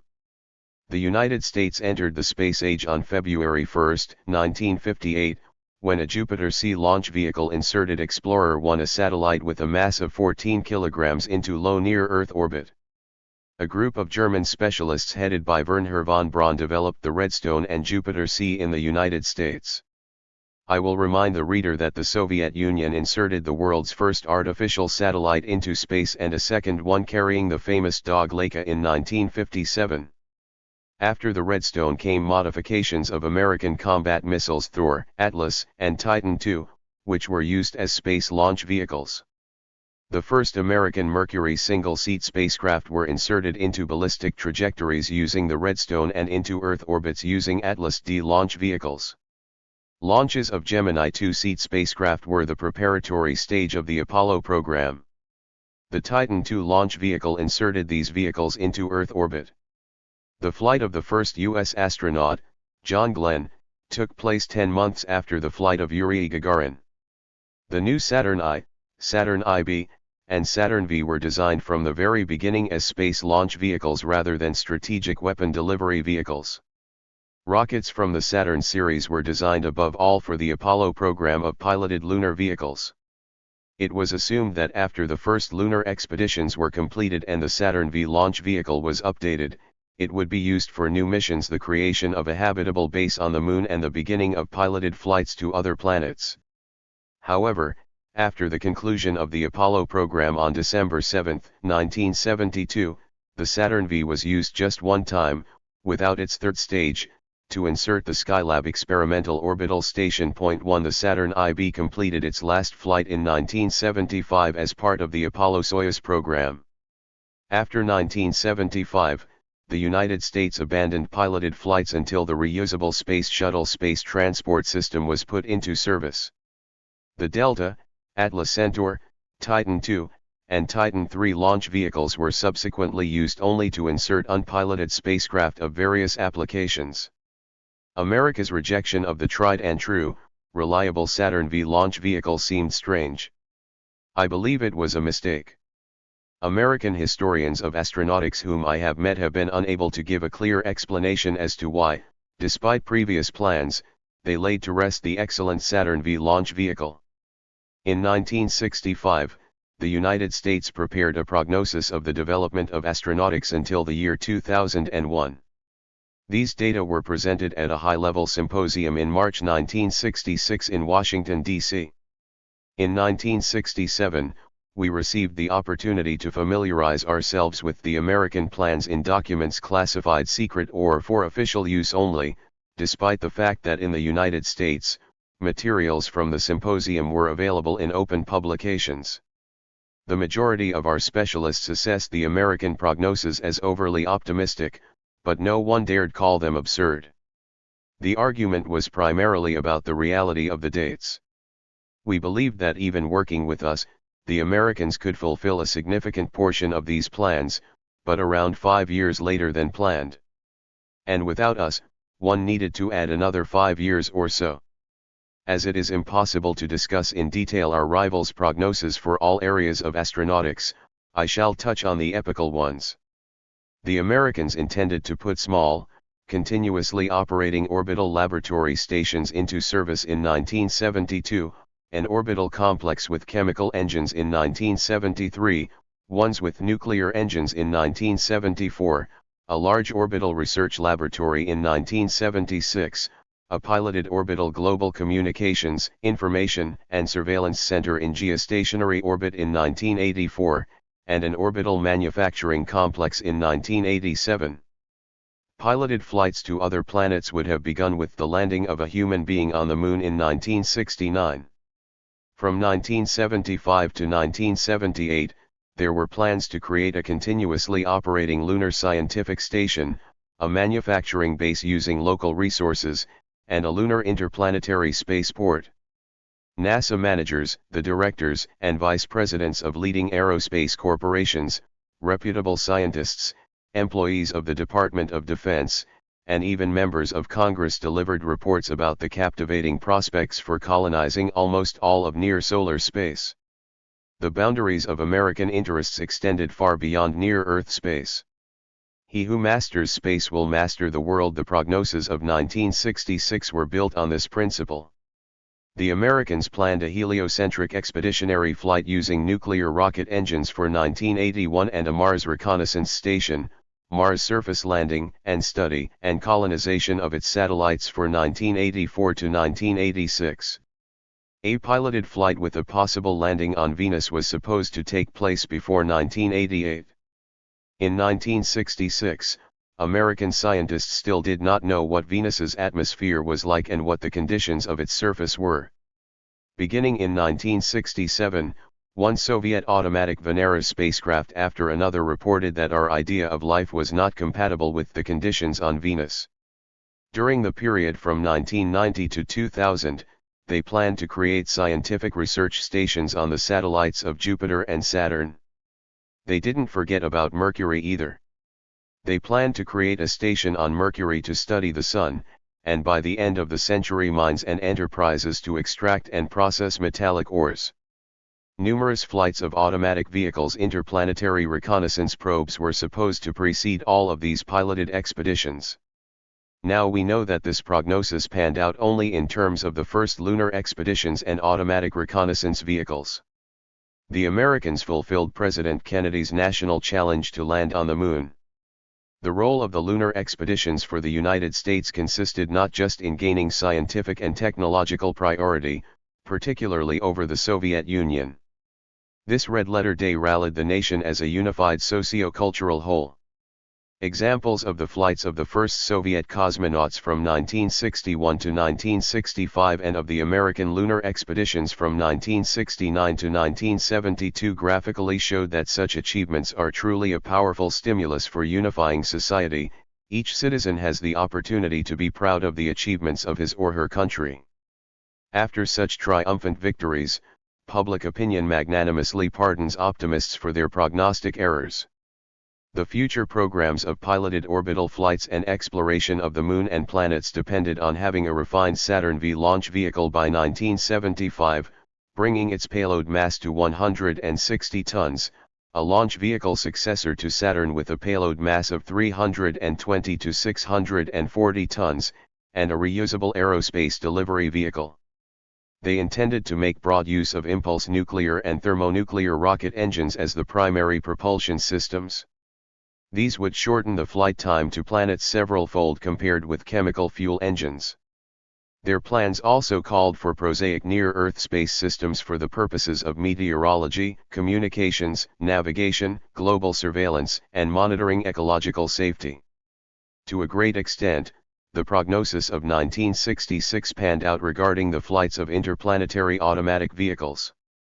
American scientists made sensational discoveries every year while studying Mars, Jupiter, Saturn, their moons, and even the most distant planets of the solar system. In near-Earth space, new, strictly utilitarian commercial benefits and prospects for achieving military superiority in space were discovered. Fans of piloted flights to the planets had to come down to Earth. The situation during the years 1971 to 1973, when the Space Shuttle program was being considered, required that the managers responsible for decision-making carefully add up the total cost of the program and the annual budgetary limits for the various attractive versions of reusable systems. 10 years later, in 1976, the Americans once again mobilized scientists to draw up a forecast for the development of space technology for the period from 1980 to 2000. This was a much more serious collective scientific work concerning all areas of science and technology supporting the development of astronautics. For piloted Earth orbit flights, the idea of doing away with expendable launch vehicles gained a foothold. The main difference in the plans and corresponding decisions of 1966 and 1975 was that in 1975 there was a much more refined technical base, created for the Apollo program and for military space, scientific, and economic programs over the past decade. Citing the space successes of the USSR, the Pentagon demanded that more funds be allocated to military space programs. They had yet to be formulated, but ideas were already in the air regarding the future Strategic Defense Initiative. In 1975, the main criterion for selecting proposals based on prognosis for all fields supporting the advancement of space technology was the cost of inserting units of mass into low Earth orbit. As far as delivery vehicles were concerned, all subsequent decisions were made in favor of the Space Shuttle. Moreover, it was assumed that it would be substantially improved compared with the design that was already being implemented. All plans were based on the overly optimistic estimates of the cost of inserting a payload into space and also on the fact that the Space Shuttle would not only insert but could also return expensive space hardware to the ground for repair and relaunch. NASA's preliminary estimates showed that compared with an expendable launch vehicle such as the Saturn IB, the cost of insertion into low Earth orbit decreased, at first threefold or fivefold, and then tenfold. While neglectful economic estimates had been allowed in 1966, in the 1970s they were performed more meticulously. It is all the more surprising that the Americans, knowing how to count money much better than we, predicted a completely ridiculous cost for the insertion of a unit of payload mass by the year 2000. For various scenarios using the Space Shuttle, the cost vacillated in a range from $90 to $330 per kilogram. Moreover, it was assumed that the second-generation Space Shuttle would make it possible to lower these numbers to $33 to $66 per kilogram. American economists erred by a factor of 60 to 100. Such mistakes are simply inconceivable when calculating the technical parameters of space systems. If American economists could commit such mistakes, should one reproach our domestic economist reformers, who consider U.S. economists overly authoritarian?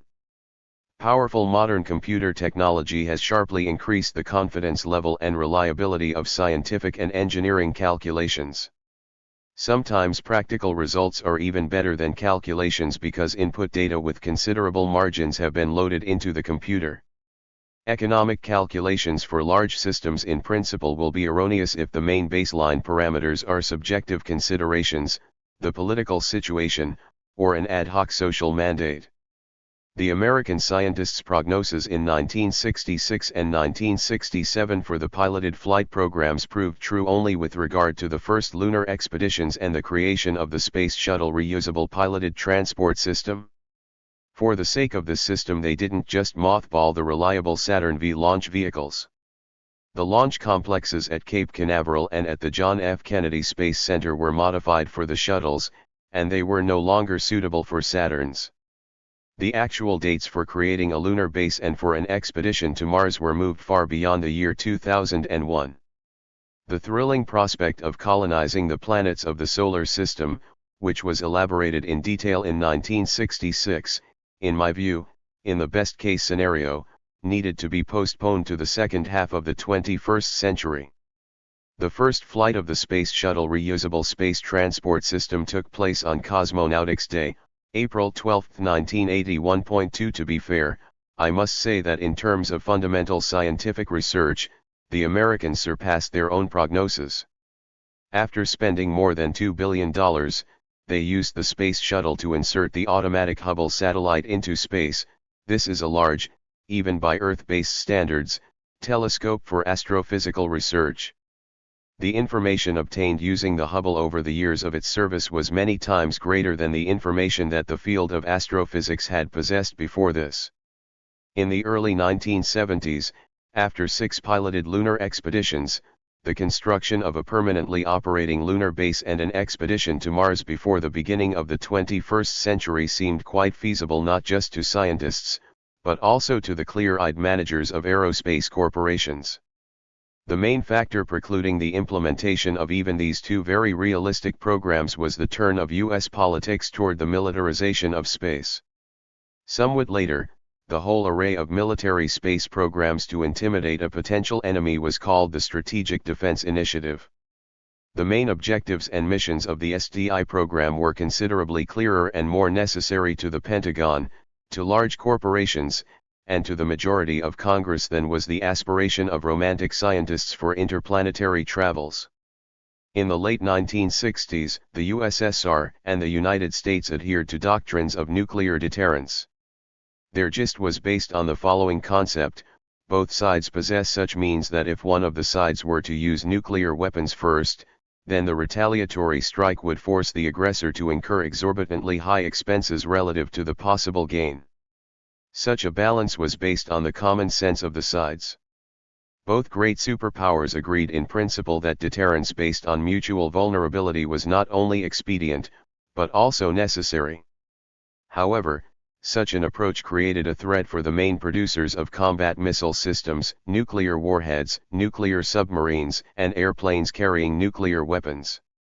Actually, if so much weaponry were produced that by design each of the opposing sides knew it was capable of destroying the other many times over, then the amount of orders, and consequently the profits and super-profits, would decrease sharply in the near future. Moreover, politicians who realized the senselessness of the continued buildup of strategic weapons began negotiations to limit and reduce them. The Soviet Union spent enormous resources and paid a high price to achieve quantitative and qualitative parity with the strategic rocket forces of the United States. American strategists, having realized that the Soviet Union had achieved parity, discovered a way to inflict heavy economic damage on it without resorting to nuclear attack. If there were more than enough intercontinental rockets and nuclear warheads, then it was necessary to invest many billions of dollars in creating an effective defense, rather than in the buildup of means for nuclear missile attack. Theoretically, it wasn't difficult to justify the need for creating fundamentally new systems to protect the United States. American propaganda loudly declared that Soviet missile weaponry was creating an increasingly greater threat to the viability of American forces of deterrence and the structures controlling them. At the same time that the United States was spending over $25 billion on the Apollo lunar program alone, the USSR continued to work intensively on new types of intercontinental missiles and on the creation of new classes of submarines equipped with state-of-the-art ballistic and cruise missiles. The Pentagon exaggerated the achievements of our missile technology, counting on securing a sharp increase in budgetary allocations for the SDI program from Congress. They reported to Congress and to the President of the United States that by the mid-1970s Soviet missiles had become considerably more powerful and more accurate, which would enable them to quickly and effectively undermine the capability of U.S. ground forces for a retaliatory strike. According to the calculations of U.S. military economists, on average, the Soviet Union spent $40 billion per year each on strategic offensive programs, and also on active and passive defensive programs. This did not take into account the many billions allocated for conventional armaments.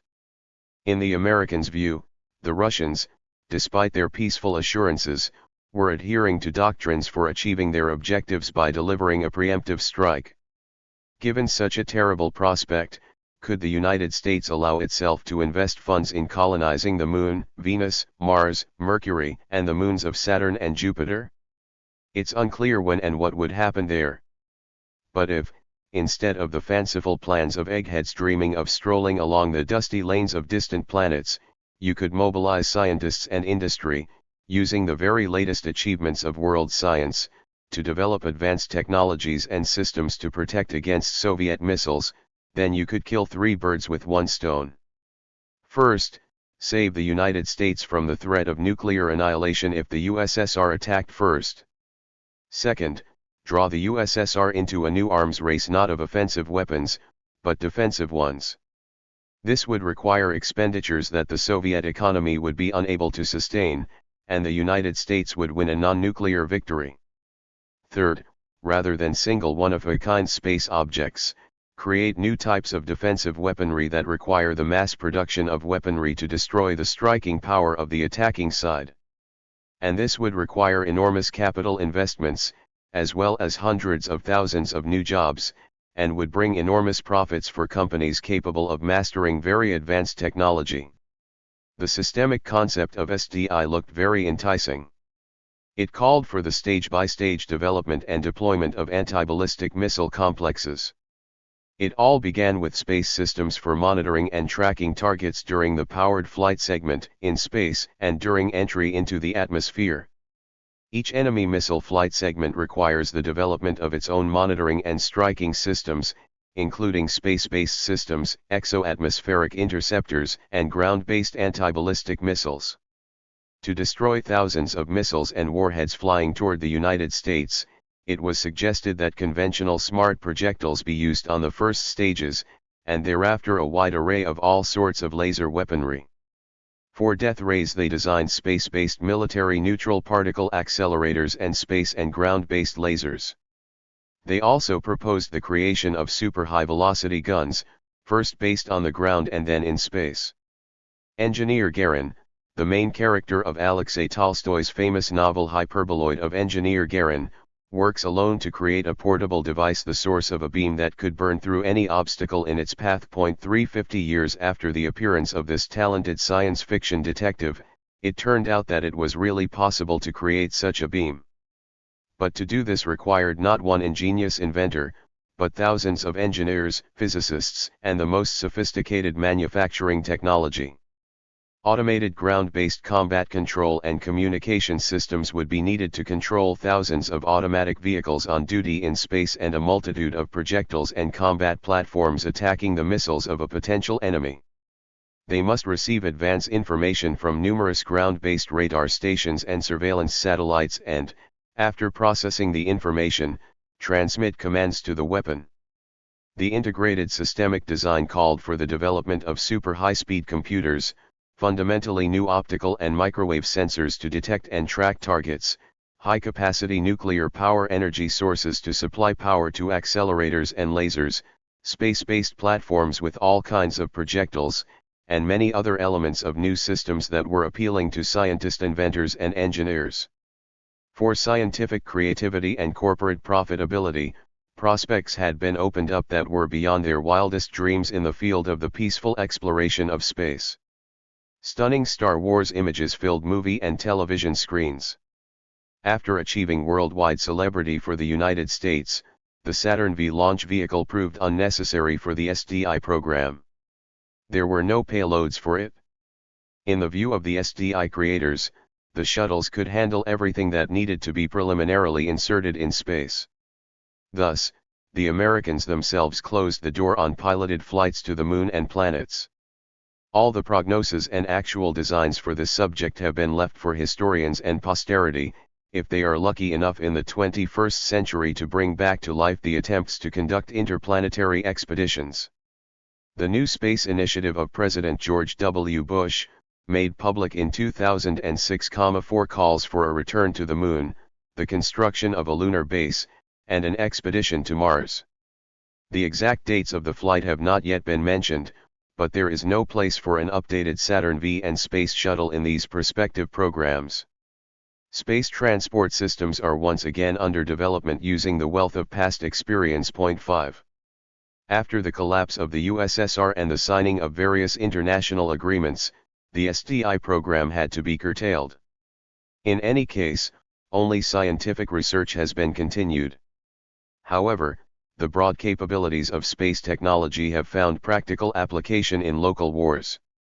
If the main objective of the space vehicles of the SDI program was to protect the territory of the United States against Soviet missiles, then in the local wars in the Persian Gulf region in 1991, during the NATO offensive in Yugoslavia in 1999, and in the war in Iraq, space technology supported the conduct of combat actions in 3 areas: on land, on the sea, and in the air. According to the latest data, more than 100 automatic space vehicles took part in the military operations in the Balkans. They conducted optical, electronic, radar, and radio reconnaissance, provided navigational support for combat aviation, and high-precision cruise missiles, and gave meteorological support and communications for troop control at strategic and tactical levels. At the end of the Cold War, the United States had achieved its primary strategic objective, the collapse of the Soviet Union and the neutralization or utilization for its own interests of Russia's scientific and technical potential. Having remained the sole superpower for a while, the United States is rushing to turn our planet and near-Earth space into a zone of American interests. Instead of resuscitating programs for interplanetary flights, NASA has come up with the idea of creating a large near-Earth orbital station. Russia's indisputable achievements in this field were the reason for this. I wrote earlier about how and why we got ahead of the Americans in the creation of long-duration orbital stations. Let's return to the Soviet Union and have a look at what we planned during the last years of Korolev's life and the 2 decades after him. Unlike the Americans, we did not predict the future until the year 2001, rather, we began at once to design this future. In 1959, the R-7 rocket had just learned how to fly. After many failures, we finally delivered a pendant of the USSR to the moon with a direct hit and astounded the world, having transmitted the first authentic, if not very clear, images of the far side of the moon. That same year of 1959, with Korolev's approval, Mikhail Tikhonravov's group, which included Maximov, Dolnaev, Dashkov, and Kubasov, designed a heavy interplanetary spacecraft. 6 Work on the design of a single-seat Vostok had just begun, and these zealots had already designed the equipment layout for a 3-seat vehicle weighing 75 tons, 12 meters long, and 6 meters in diameter. A year later they modified the design, they added a nuclear reactor to the vehicle as a power source. After getting involved in the design process, Feoktistov and Gorshkov increased the number of crew members to 6. 3 or 4 people could land on the surface of Mars and travel in special planetary rovers. In 1964, on the advice of the chairman of the State Committee on Defense Technology, Sergei Zverev, the Scientific Research Institute of Transport Machine Building became involved in the design of planetary rovers. 7 The main specialty of this NII was tank building. Korolev personally visited NII. Director Vladimir Stepanovich Starovoytov introduced him to Alexander Levonovich Kamergian, whom they asked to switch from a tank to a planetary rover. 8 years later Kamergian had managed to create lunar rovers that could be controlled from Earth. From 1970 to 1973, 2 lunar rovers traveled a total of 47 kilometers on the surface of the Moon. Work on the Mars expedition project continued after Korolev.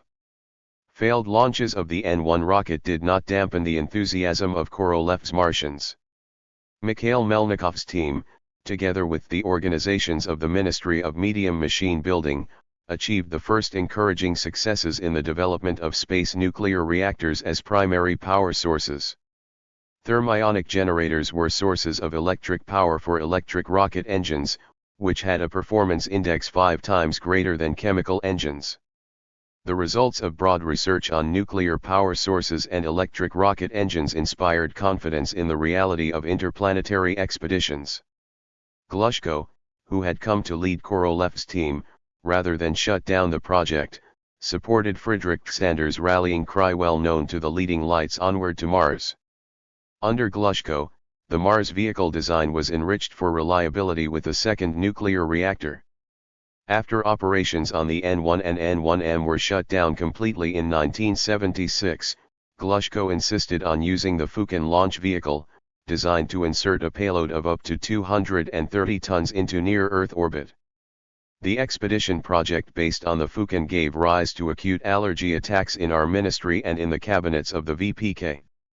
For this reason, the planners of interplanetary expeditions switched to the Energy-Ya launch vehicle, capable of inserting up to 100 tons of payload into Earth orbit. The very extensive experience of assembling large structures in space, which was accumulated during the creation of orbital stations, inspired confidence that an expedition could be assembled in Earth orbit in increments of 100 tons each, provided with everything it needed, and sent to Mars. Everyone who has returned from space talks about how beautiful our Earth is. But both cosmonauts and unpiloted surveillance and reconnaissance satellites see that on our blue planet, small wars continue unabated. Even without space-based reconnaissance, it is well known that wars in Afghanistan and Chechnya and the destruction in Yugoslavia and Iraq have cost tens of times more money than needed for an expedition to Mars.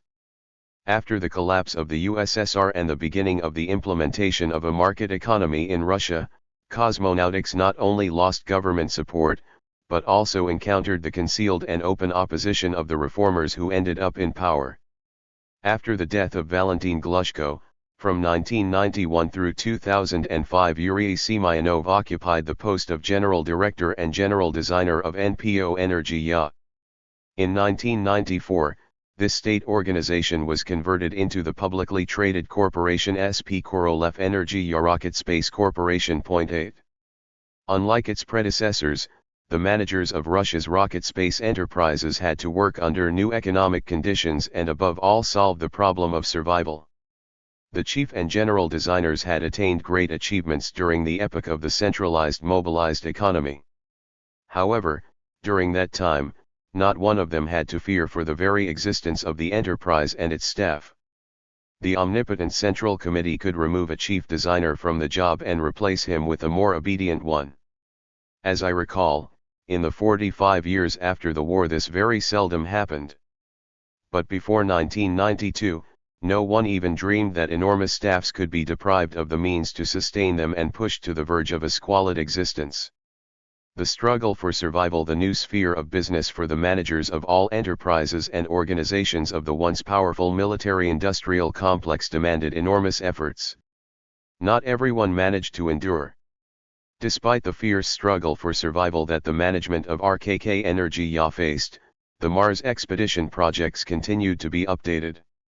True, this was only on paper. Well, but what about the Moon? After the American expeditions to the Moon, we considered it quite realistic to even the score by establishing a permanently operating lunar base. Proposals for the delivery of a nuclear power plant to the Moon seemed quite feasible. The plant would power a factory for the production of oxygen from lunar rocks and provide life support for all the systems for scientific research. Back in Mishin's time, the staff of TSKBEM and specialists under Barman's supervision at KBOM had been working on the development of a design for the lunar base relying on the N-1M launch vehicle. 9 Funding for these projects came from the budget of the Ministry of General Machine Building. 10 I have already mentioned that Glushko objected to continuing these projects in Barman's shop and persuaded the Ministry and the VPK to completely transfer these projects to NPO Energia. Glushko entrusted the management for developing the Zvezda lunar expedition complex to two quite distinguished figures of Korolev's school. Konstantin Busheyev was in charge of developing vehicles for the flight to the Moon and return to Earth, while Ivan Prudnikov was in charge of the lunar village, which called for a habitation module, a nuclear power station, a laboratory module, a factory module, and a driver-operated lunar rover with an operating radius of up to 200 kilometers. 11 Busheyev, who held the high-activity post of director of the Soviet part of the Apollo-Soyuz program, had a difficult time making the transition to the placid design work on the lunar base after the program's brilliant conclusion in 1975. During this period I was so loaded down with updates on the Soyuzes and off-nominal situations on the Salyuts that I didn't have time to respond to Busheyev's and Prudnikov's requests to delve into the details of their projects and render active assistance in designing the control and electric power systems. In the winter of 1977, during one of our nightcap strolls along Academician Korolev Street shrouded in a frosty fog, Busheyev complained that he didn't believe in his current design for the lunar expedition complex. "No one but Valentin Glushko is interested in this work," said Busheyev. "The ministry and the VPK say that we need to catch up with the Americans in terms of a reusable transport system. With Semyonov in charge, you all don't have time for anything but orbital stations and Soyuzes. Igor Sadovsky has gotten carried away with the Soviet version of the shuttle and considers our work on the Moon to be frivolous. The Central Committee wants to perform as many piloted launches as possible in order to outdo the Americans in terms of the number of cosmonauts. We are planning an expedition counting on having at least 60 tons in lunar orbit and landing cargoes of 22 tons each on the surface of the Moon. If we hadn't stopped upgrading the N1, we would have optimized the hydrogen block SR instead of blocks G and D. Then 2 launches for such a payload would have been sufficient. In all, 8 to 10 launches of the upgraded N1 and we would have a base for 6 persons on the Moon." The next morning, I dropped everything and I went to Bushayev's office and listened to his comments on the wall charts and diagrams of the lunar base/station project. Now you believe that, given our capacity of 43,000 people and with 500,000 subcontractors, in around 5 years we can produce all the vehicles and modules and upstage the Americans, who out of their own stupidity terminated the Saturn for the long run if not forever. Bushayev and Prudnikov convinced me of the feasibility of the project, even if the new Fukin launch vehicle never appeared. On the morning of October 26, 1978, Bushayev had a toothache, and he went straight from his home to the polyclinic. For some reason, before the dentist would see him, he was advised to have an electrocardiogram. Sitting calmly in an armchair waiting for the results of his EKG, he died.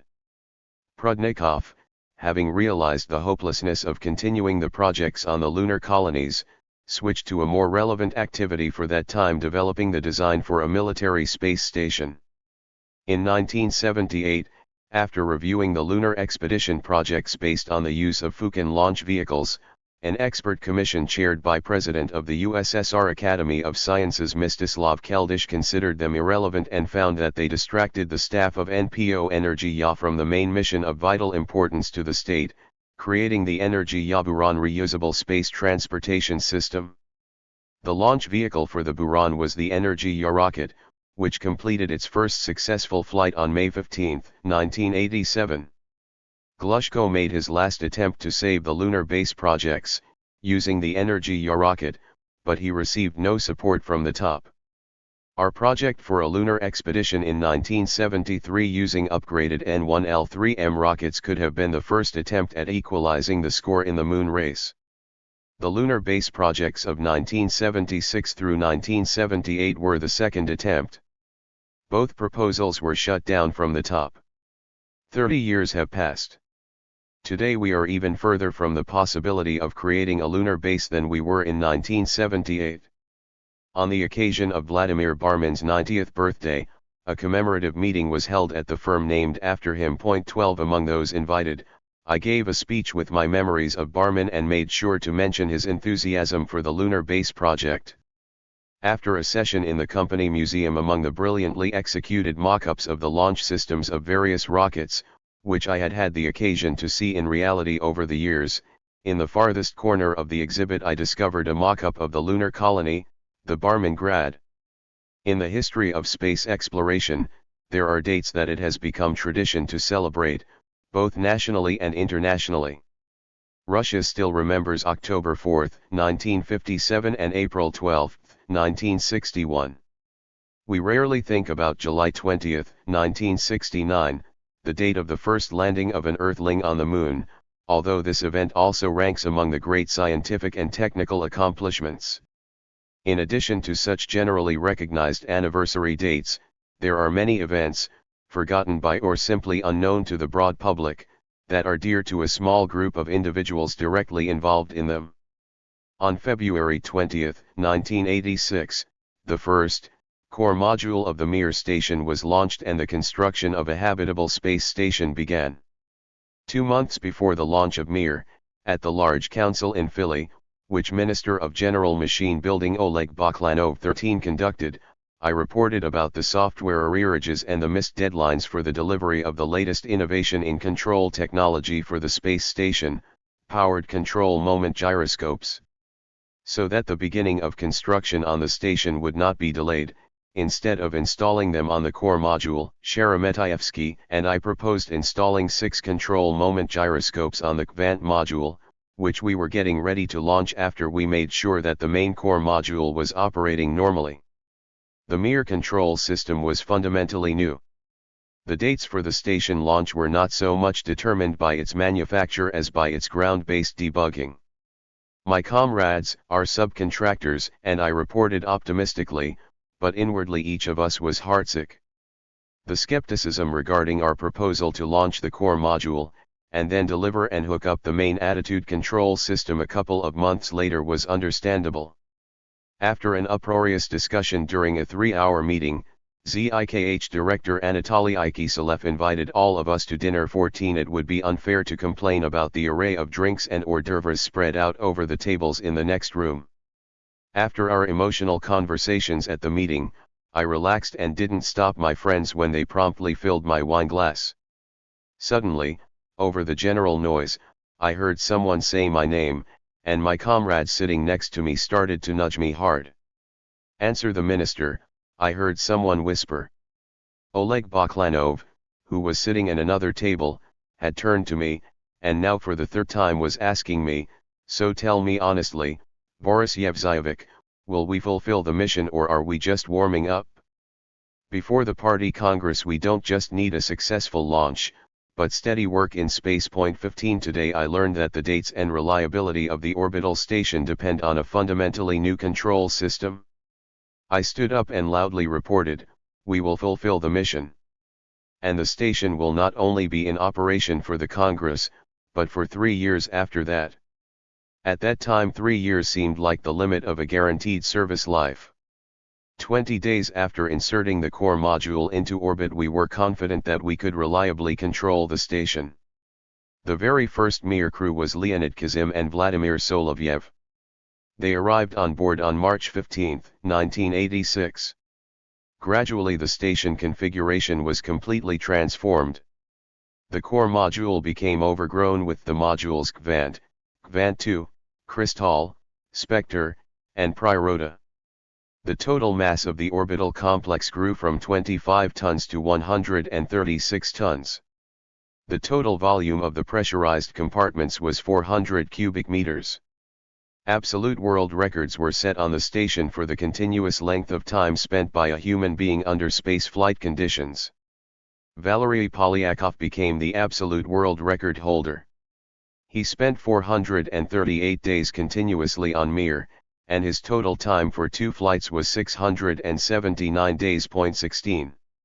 Sergei Avdyev set the record for the cumulative duration of his time in space, 748 days. 17. American astronaut Shannon Lucid set the women's record for spaceflight duration on Mir, 188 days. 18. 28 long-duration primary expeditions were conducted on Mir and 25 visiting expeditions on Soyuz and Space Shuttle vehicles.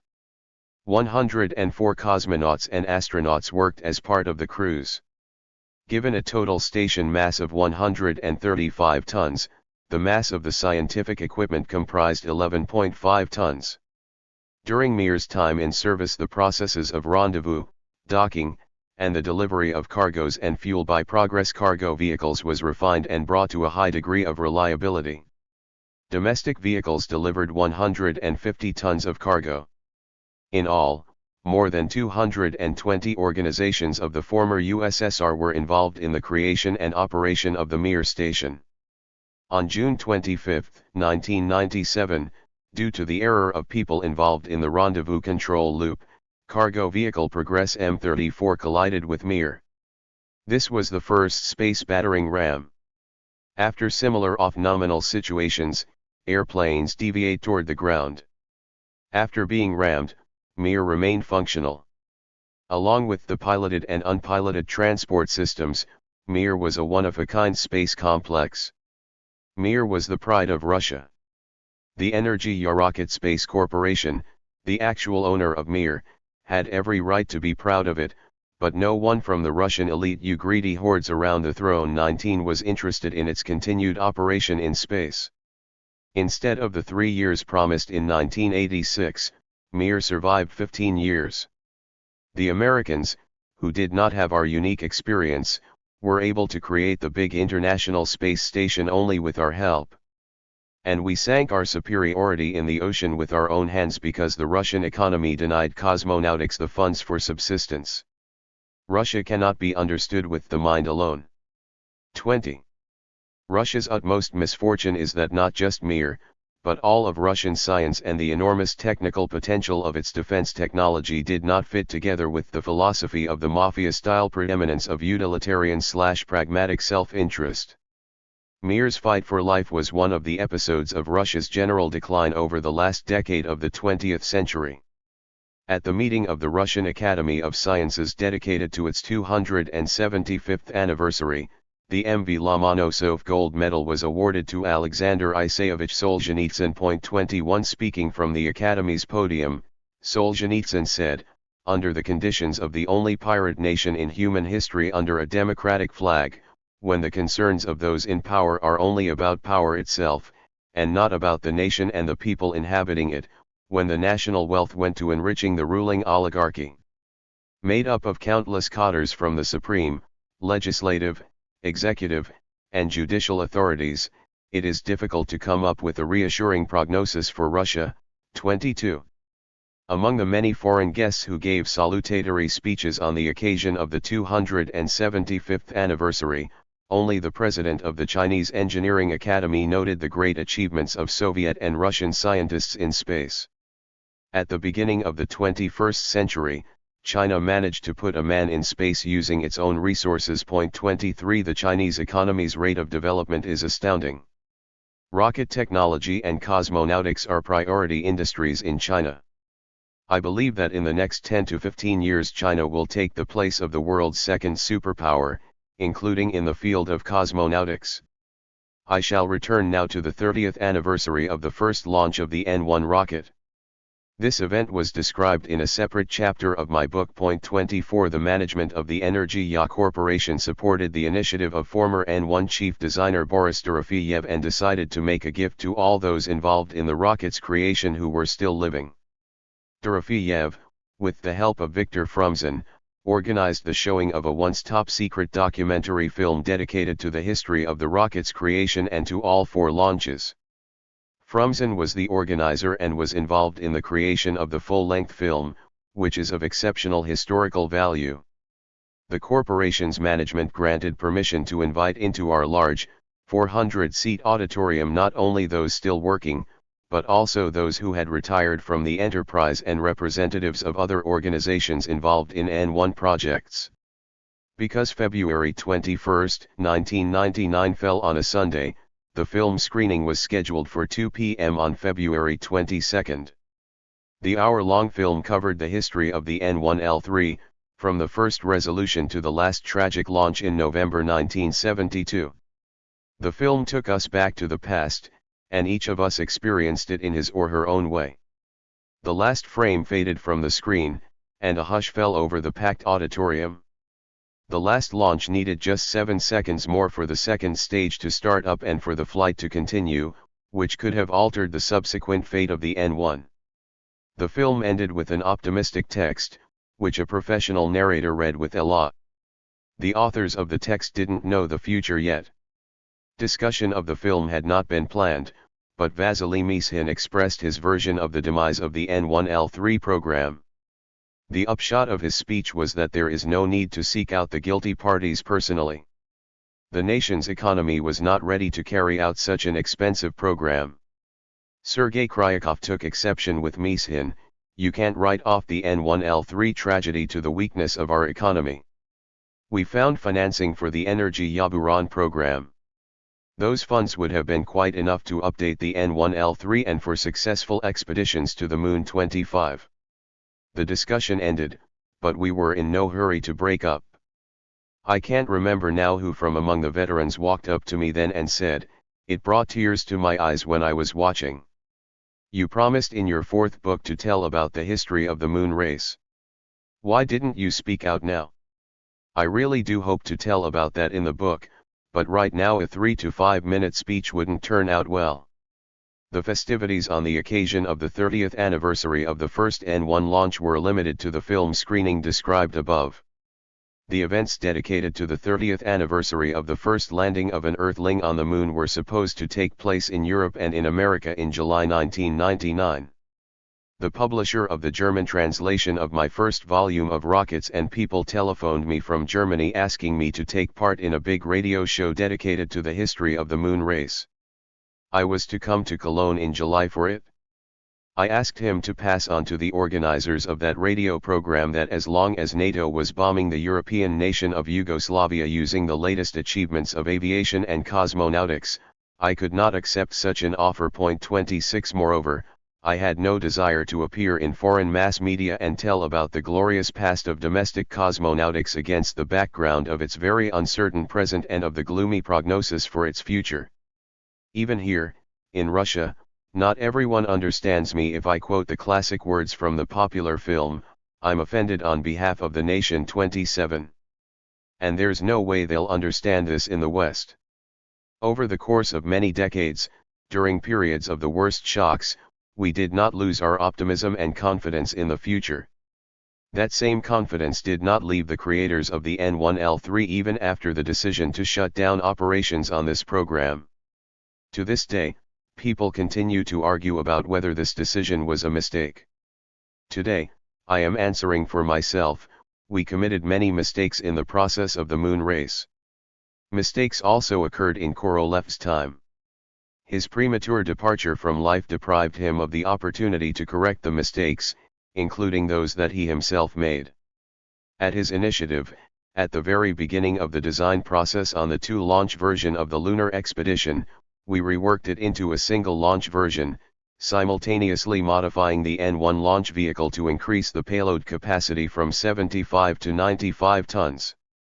Theoretically, a launch vehicle capable of inserting 75 tons into near-Earth orbit could come out a year before the one modified to insert 95 tons.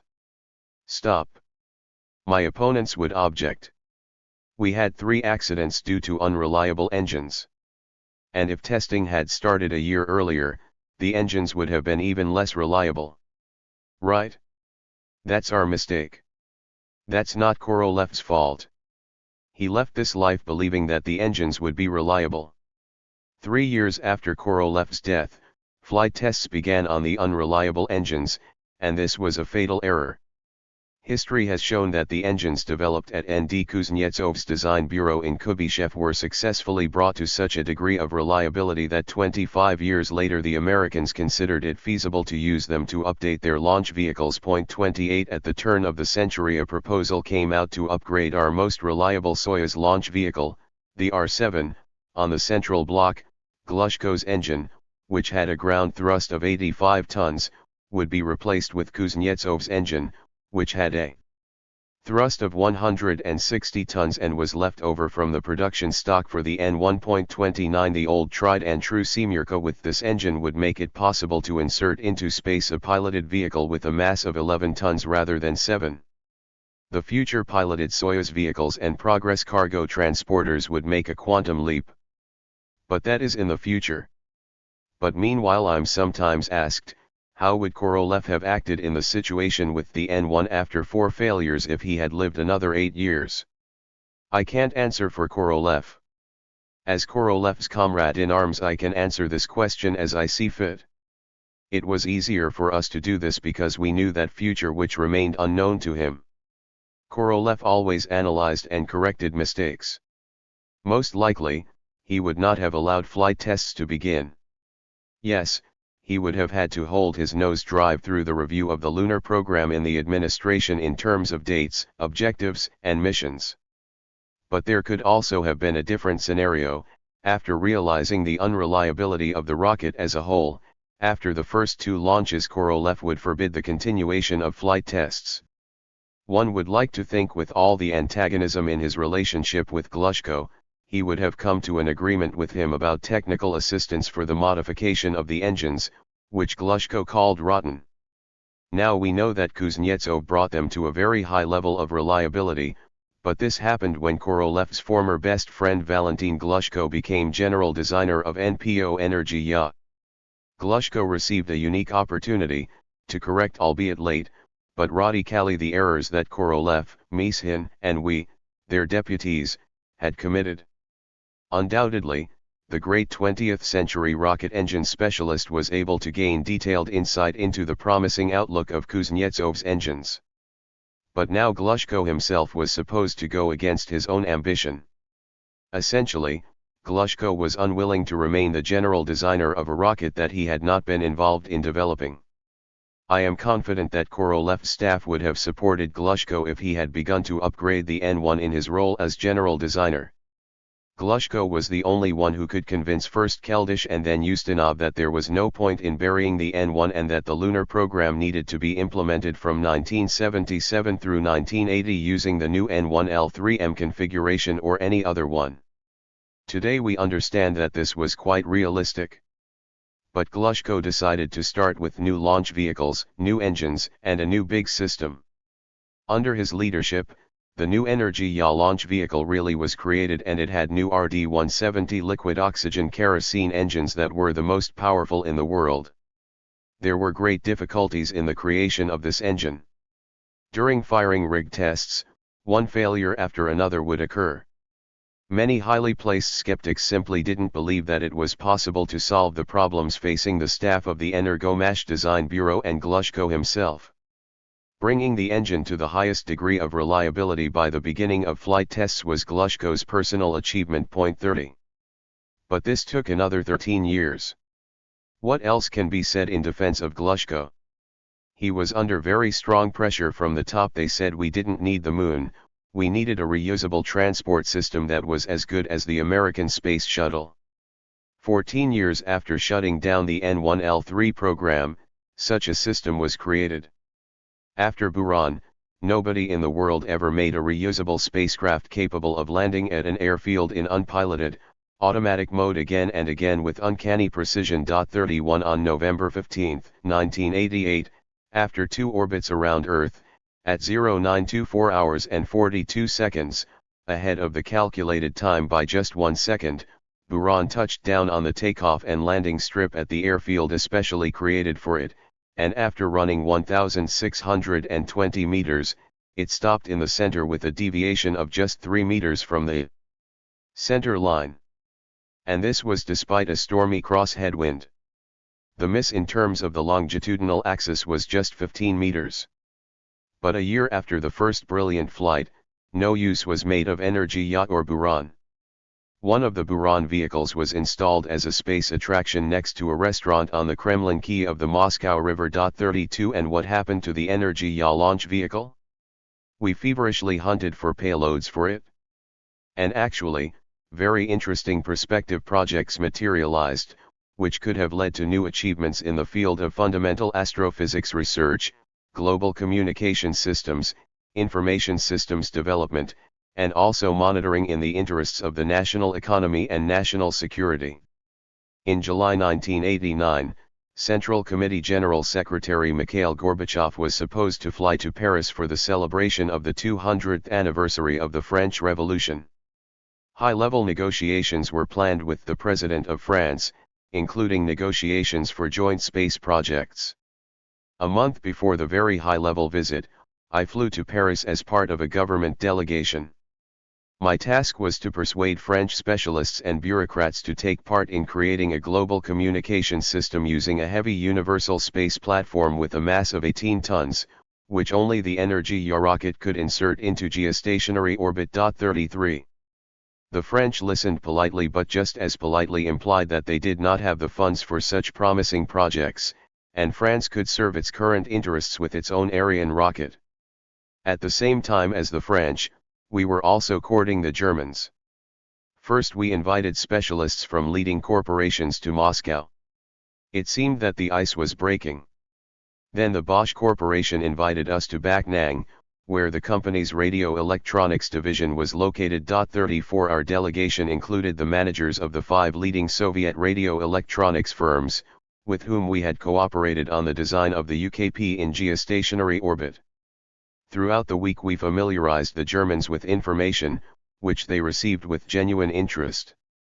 The specialists of the firm were extremely interested in a joint project, but the upper management of the corporation, who had spared no expense for our delegation on receptions and far-flung excursions, did not want to risk investing capital in a project that, based on a very optimistic business plan, would not return a profit until 5 years later.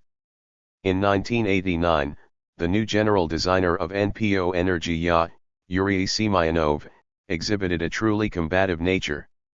He attained consideration and approval of proposals for the UKP in the Defense Council. A draft decision of the USSR Council of Ministers appeared, which N.I. Rizkov was supposed to sign shortly. 35 The Ministry and Military Industrial Commission declared that the work on the UKP ranked third in terms of importance after Buran and the Mir orbital station. 36 Almost at the same time as the UKP, NPO Energia and the Academy of Sciences were jointly developing the design of a space radio interferometer.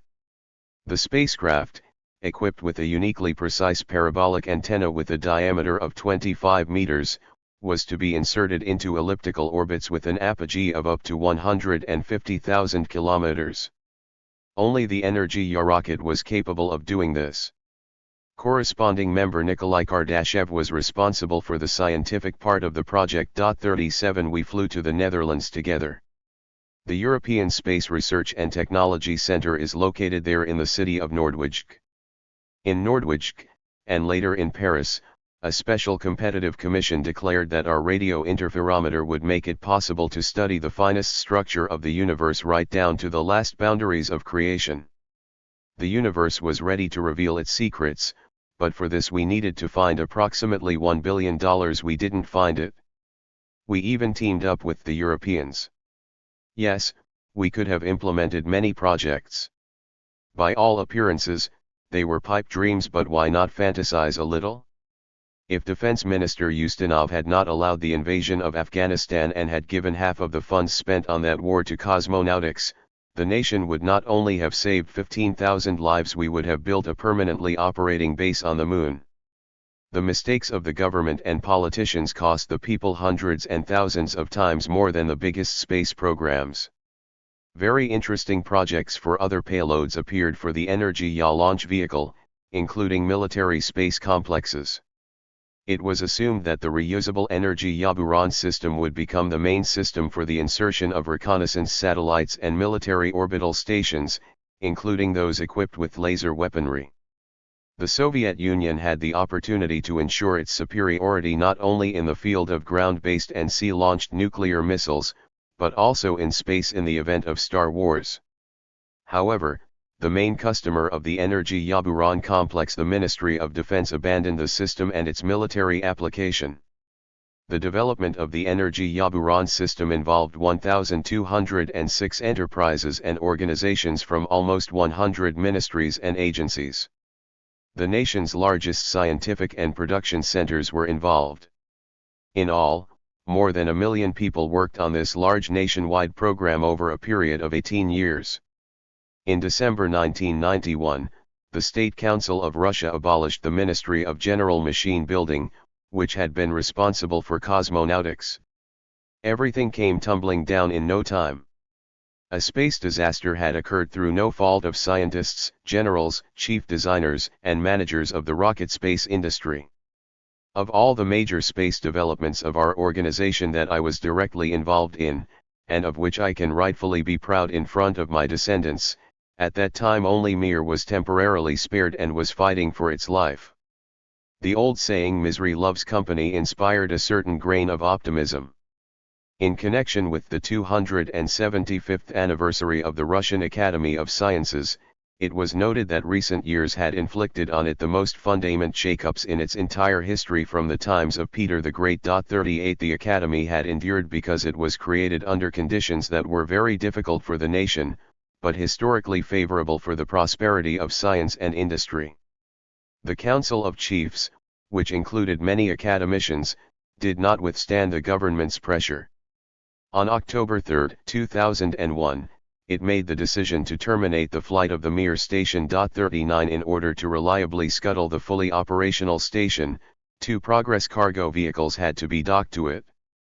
The station celebrated its 15th anniversary on February 20, 2001 without a crew. On March 19, an orbit exit program was loaded into its onboard computer complex. On the night of March 23, hundreds of people gathered at TSUP at 9 p.m. Moscow time. 40 tons of fragments that hadn't burned up in the atmosphere fell into the Pacific Ocean. I couldn't bring myself to watch the death of the station at TSUP. The legendary Mir complex had ceased to exist. I was later told that everyone stood up, a hush fell over the room, and they observed a minute of silence. Many had tears in their eyes. The king is dead. Long live the king. Thus, 2 years after the funeral of Mir, we could console ourselves. All the Mirites were switched over to the construction of the International Space Station. Of all the endeavors of the military-industrial complex, the rocket space industry, inextricably tied with science, proved its resiliency under the conditions of the Russian national crisis. The backbone of the industry, which was put in place by the pioneers of rocket science and technology, industrial organizers, and millions of workers, true zealots of science and technology, contributed to the solution of extremely complex problems. The answer to the question to be, or not to be, for Russian cosmonautics can only be affirmative. I am confident that this is exactly how the tens of millions of Russians who blazed the trail to new civilization with their labor will answer. Asterisk asterisk asterisk asterisk asterisk asterisk asterisk asterisk asterisk asterisk asterisk asterisk. Afterword. To my readers, about the future of space exploration. The beginning of the era of practical space exploration dates back to October 4, 1957, the date that the USSR launched the world's first artificial satellite. In the years since then, in less than the lifetime of one generation of humanity, a breakthrough was made into a new sphere of activity. A completely new branch of science, technology, industry, and culture was created. The 20th century gave humankind the theory of relativity, quantum mechanics, nuclear energy, space flight, unusual progress in aviation technology, information science, the automotive industry, and many other things. What will the 21st century bring humanity? The most important achievements in space exploration belong to the second half of the 20th century. Everything that is happening at present in the first decade of the 21st century is, so far, based on the scientific and technical discoveries and achievements of the 20th century. On errors in predictions. One can predict scientific and technical developments 10 to 15 years in advance more or less accurately, but making predictions up to the mid-21st century is exceptionally difficult. Any prediction will be, to a certain extent, biased and non-objective, including predictions about space exploration. I would like to call the reader's attention to an interesting fact. In 1966, at a symposium of the American Astronautical Society, U.S. scientists and specialists presented their predictions on the development of space technology. Of greatest interest was the general presentation by one of the theoreticians of the former German Rocket Center in Peenemünde, K.A. Erich, Solar Transportation 1. Erich envisaged the events of the next 35 years and painted a picture of real from the viewpoint of American scientists' achievements of space technology by 2001. None of the scientists doubted Tsiolkovsky's prediction, made at the beginning of the 20th century, that humankind would not remain forever in its cradle on Earth, but would settle the entire solar system. In the fall of 2000, the interplanetary flight corridors from Mercury to Saturn are alive with manned vehicles of relatively luxurious and sophisticated design. On Mars, a long-range program has just been started to induce in the circumpolar regions of the northern and southern hemisphere, large-scale culture of special Mars-hardened plants and many other highly interesting predictions and proposals, which are no less relevant today, yet still very far from being realized. Point 2. For space exploration at the beginning of the 21st century, the cost of sending 1 kilogram of payload into space is on the order of $10,000. I can only echo the challenge by Elon Musk of $500 per pound of payload, but for now, I do not see any real technological breakthroughs toward achieving this in this next decade. Point 3. That which we call common sense allows us to assert that Tsiolkovsky's proposed human colonization of the solar system will begin only through the establishment of a lunar base. Today's unpiloted, automatic satellite telescopes, equipped with remote research equipment and data transmission systems, have enriched humankind by producing a greater number of discoveries over the last 30 years in the fields of planetology and the workings and creation of the universe than were made over all the preceding millennia. Dozens of modern countries that have joined the Space Club consider it necessary to have an astronaut of their own communications satellites, and even better, their own launch vehicles and launch sites. And yet it is unfortunate that we do not know the names of the scientists who use the achievements of space exploration for knowledge, for studying the world, and for discoveries. The mass media in the countries that lead the field of science describe the flights of cosmonauts and astronauts on the ISS but rarely mention the discoveries of scientists who work with the data from the Hubble Orbital Telescope or the automatic instruments on the Cassini probe, or many other spacecraft.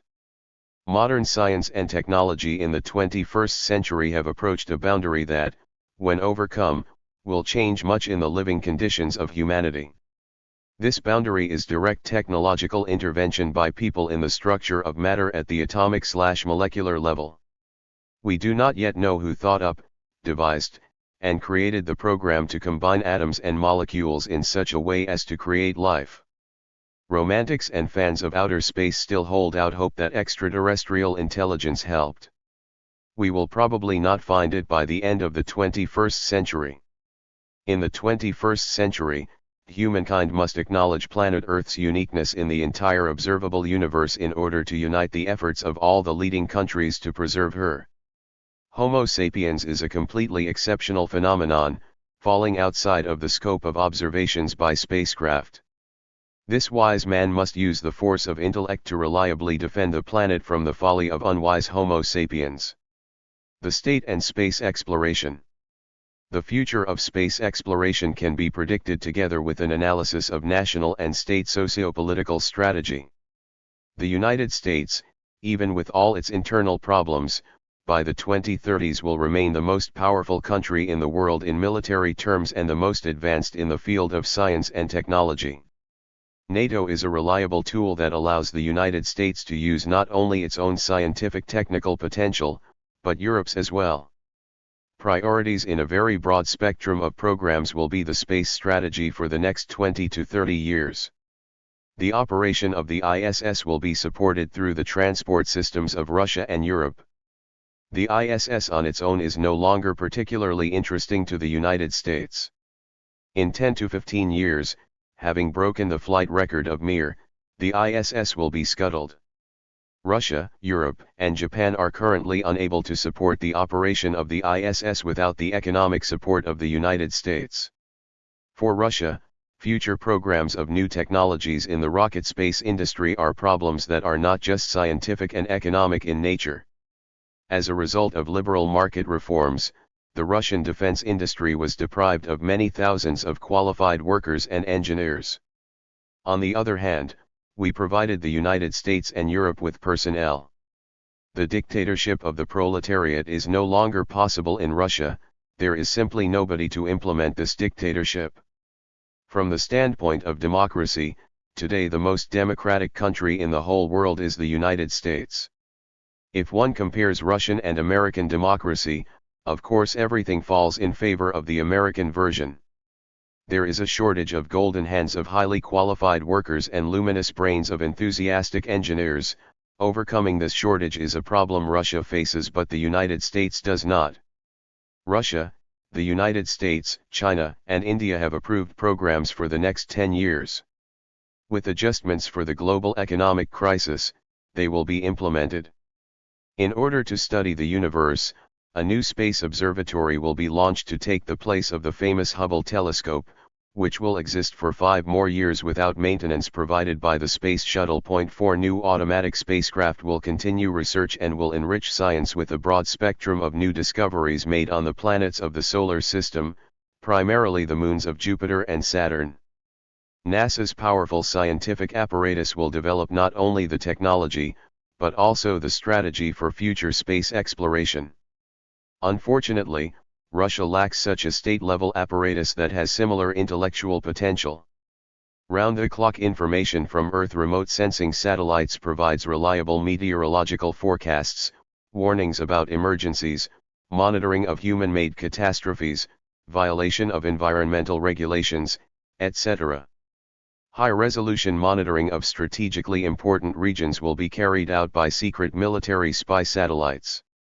Optical electronic digital systems guarantee resolution on the order of centimeters with real-time processing.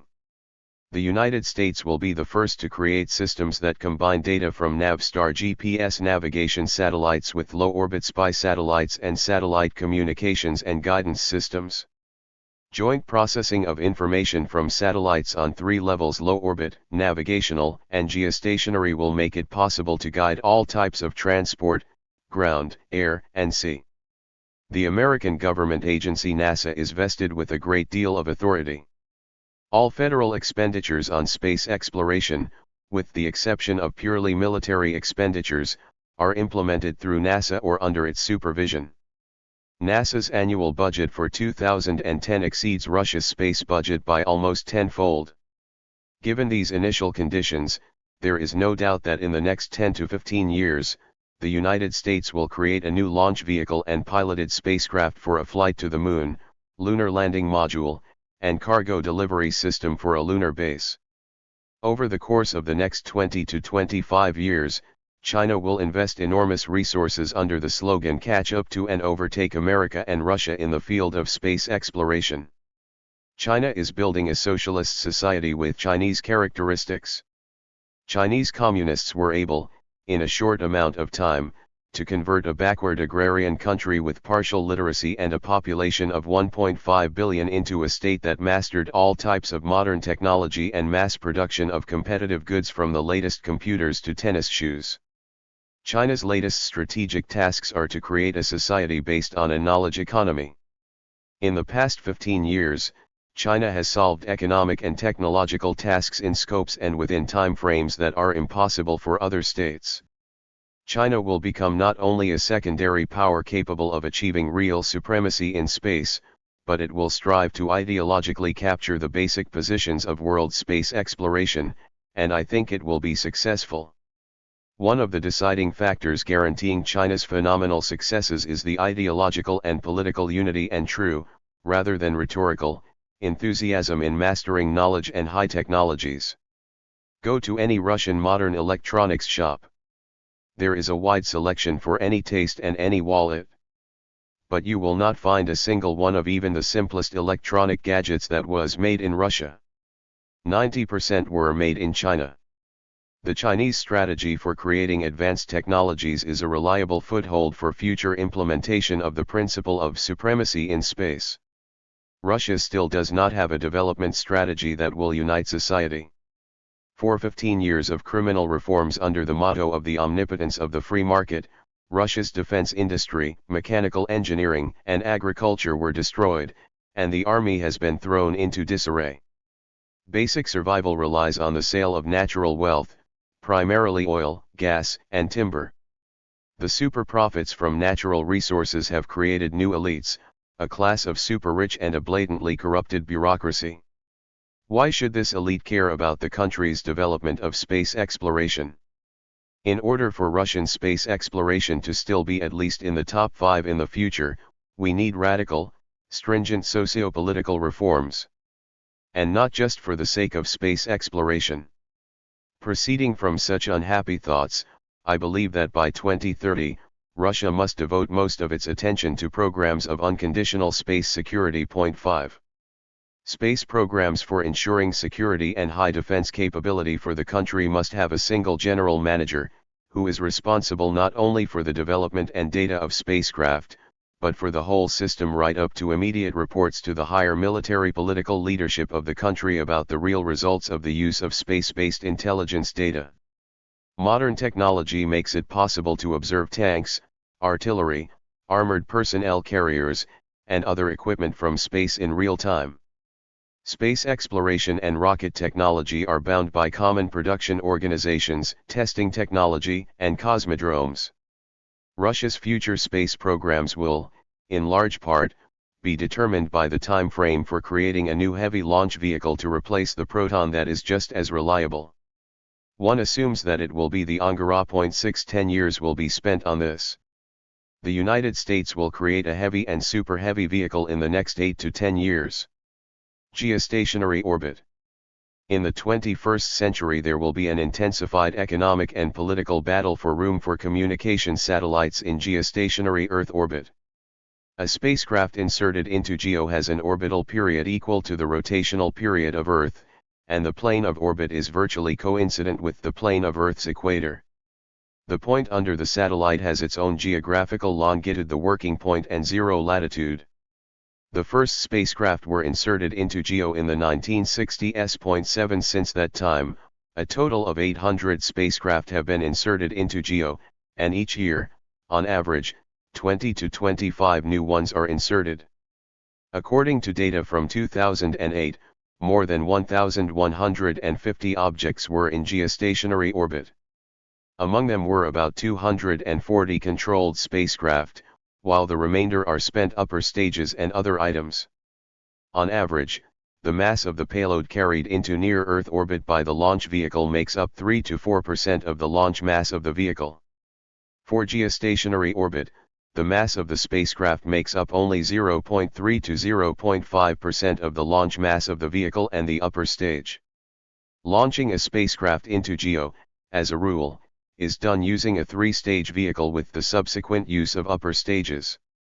Geostationary orbit, as the most advantageous location for placing satellite communications systems, will exhaust its resources in the next 20 years.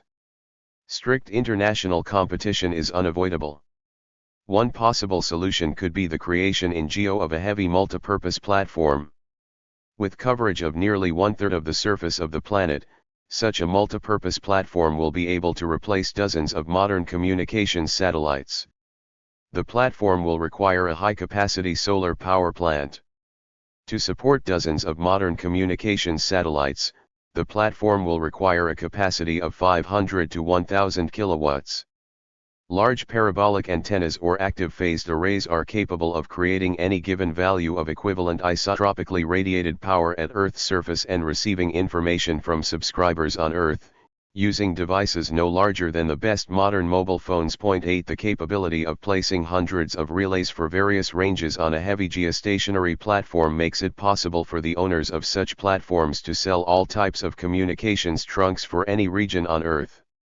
Heavy multipurpose platforms will be commercially advantageous and will facilitate the global information rapprochement of peoples. Humankind needs the development and creation of such geostationary systems not in the distant future, but in the next 25 to 30 years. The problem of creating and operating heavy geostationary platforms can be quickly solved if there is cooperation between Russian and European technology. However, space stations in GEO can be used for military purposes, too, to suppress an aggressor in local conflicts and in situations such as Star Wars. In the early 1990s, Russia developed a real design for the world's first heavy universal platform for GEO. The mass of the proposed platform, according to the design, was 20 tons. 9 Insertion into orbit was slated for the Energy-Ya launch vehicle, which had successfully passed its flight tests. In 1989 and 1990, RKK Energy-Ya, with the support of the Military-Industrial Commission of the USSR Council of Ministers, made proposals to Germany, France, and the European Space Agency regarding cooperation and joint work to create the universal heavy space platform in GEO. In those years, only Russia, possessing the unique Energy-Ya vehicle, could perform this task. The detailed development of the platform design and the technology for insertion were of great interest to the leading German and French corporations.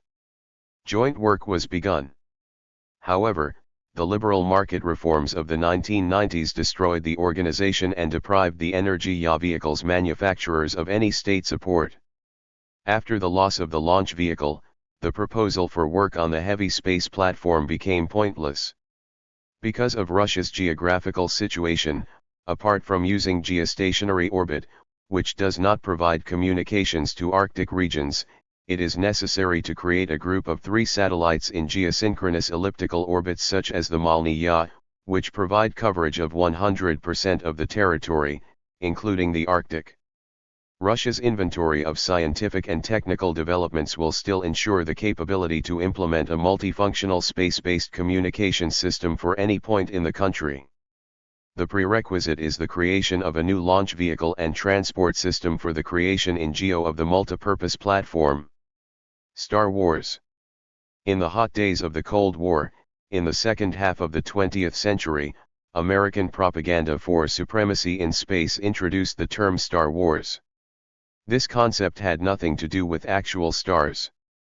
Various media outlets used the term Star Wars to describe the missile defense program, the fight against space-based military systems, and any other actions using outer space for military purposes. The overt and classified programs of Star Wars were limited to near-Earth space and to creating military bases on the Moon. The use of weapons based on new physics principles was proposed as the main means of waging the battle to achieve military supremacy in space and to destroy the nuclear missile potential of the enemy.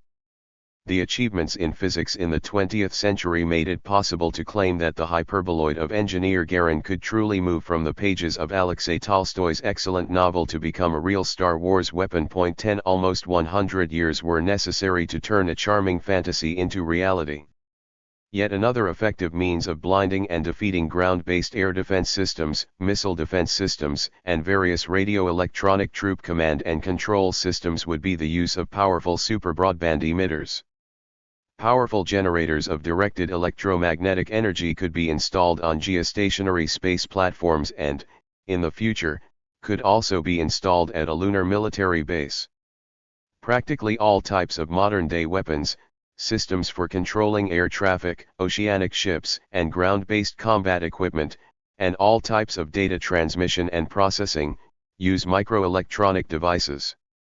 By the end of the 21st century, electronics will be based on semiconductors operating with a low level of voltage and current. The absolute value of currents and voltages, as microminiaturization progresses, will reach very small amounts. With the use of nanotechnology in information technology, the values for currents and voltages will only get smaller. The effect of ultra-broadband electromagnetic pulses produces induced currents of comparatively high voltage in all electronic devices and, in practical terms, causes them to fail. It is well known that powerful electromagnetic pulses are created by the explosion of nuclear warheads. Therefore, the electrical lines for controlling communications and all the electronics of modern-day missile launchers are appropriately hardened against a retaliatory strike. Powerful unidirectional electromagnetic strikes could be made from space without the use of nuclear weapons. It is practically impossible to protect the entire mass of communications and control electronics from this. The formation of artificial radiation belts around Earth could be a Star Wars weapon. In the late 1950s and early 1960s, the US and USSR conducted experimental nuclear explosions in near-Earth space. Studies conducted by the United States and Soviet Union showed that one nuclear device detonated at an altitude of 125 to 300 kilometers with a yield of approximately 10 kilotons is enough to disable all forms of radio communication, in all ranges, thousands of kilometers from the explosion site, for many hours. A nuclear explosion in near-Earth space will lead to the creation of such highly concentrated plasmas that for several hours, all forms of radar and radio communication are ruled out. For several hours, the use of conventional weapons will be paralyzed. Judging by the experience of the 20th century, one can also assert that people in the 21st century will create new types of space-based weaponry that we cannot even imagine today, just as the people of the early 20th century were incapable of creating systems like GPS and GLONASS. However, the creation of ray, beam, and electromagnetic types of weapons is fully realizable in the coming decades. The Moon and Mars. In 1986, Congress and the U.S. President created a National Commission on Developing the Future Space Program for the next 50 years. 11 The main recommendation of this commission was a challenge to create a permanent base on the Moon in the first decade of the 21st century. The first decade of the 21st century has come to a close, and the Americans did not begin constructing a lunar base. In my personal opinion, if the United States intends to build a base on its own and it is capable of doing so, a realistic start date would be 2020. The creation of a permanent active lunar base with a staff of 8 to 12 persons will require another 10 to 15 years. In the last century, Russia projected the construction of a base that was jokingly named Barmangrad after the chief designer. 12 Construction on the Moon does not require any sort of new scientific discoveries. Present-day technology is fully capable of supporting colonization of the Moon. But there are socio-political, economic, and international problems that any country wishing to have its own base on the Moon will encounter. In light of this, one may predict that Russia is not capable of independently creating its own base in the next 20 years. Construction of a lunar base is possible, if it is a national, multi-year program on a scale exceeding the transformation of the Sochi region into a Winter Olympics base and resort comparable to the Côte d'Azur. It is likely that China will create its base 5 years before Russia does. The fourth colonizer of the Moon will be India. It is unlikely, but theoretically possible, that Russia and Europe will combine their technical and economic resources to build an international lunar base. One example of united technological and economic resources is the ISS. Unlike the ISS, lunar bases can have three purposes: scientific, industrial/technological, and military/strategic. Creation of a single lunar base for Earth will be possible only if the world overcomes its divisions into military political groups. Taking into account the possibilities for strategic use of the Moon, one cannot rule out the possibility that NATO countries will combine their resources. Combining the leading countries of Europe with the lunar programs of the United States could reduce the time frame by 3 to 5 years. The Moon is planet Earth's domain. The Moon is a planetary body on which people could live, using local lunar resources. It is fully accessible for humankind and will not require any new scientific discoveries. For 3 or 4 billion years, the Moon was tied to Earth by the laws of celestial mechanics. In the 20th century, 12 men landed on the Moon. In the 21st century, for the first time, the Moon and Earth will be tied together by a reliable transport system for delivering technical cargo and the constant bidirectional traffic of a human transport system. In the first half of the 21st century, NATO will be preserved and new military political factions may arise. From the standpoint of space supremacy for each such faction, in the event of Star Wars, the prospect of building a base on the visible side of the Moon that has powerful ray and ultra-broadband weapons is enticing. Future optical, electronic and radar systems will make it possible to conduct continuous monitoring of everything taking place on dry land, in the ocean, in the air, and in near-Earth space.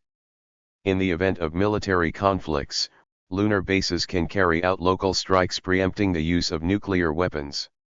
The economic crisis of 2008 to 2010 showed that modern states are capable of negotiating in good faith and even combining their economic efforts.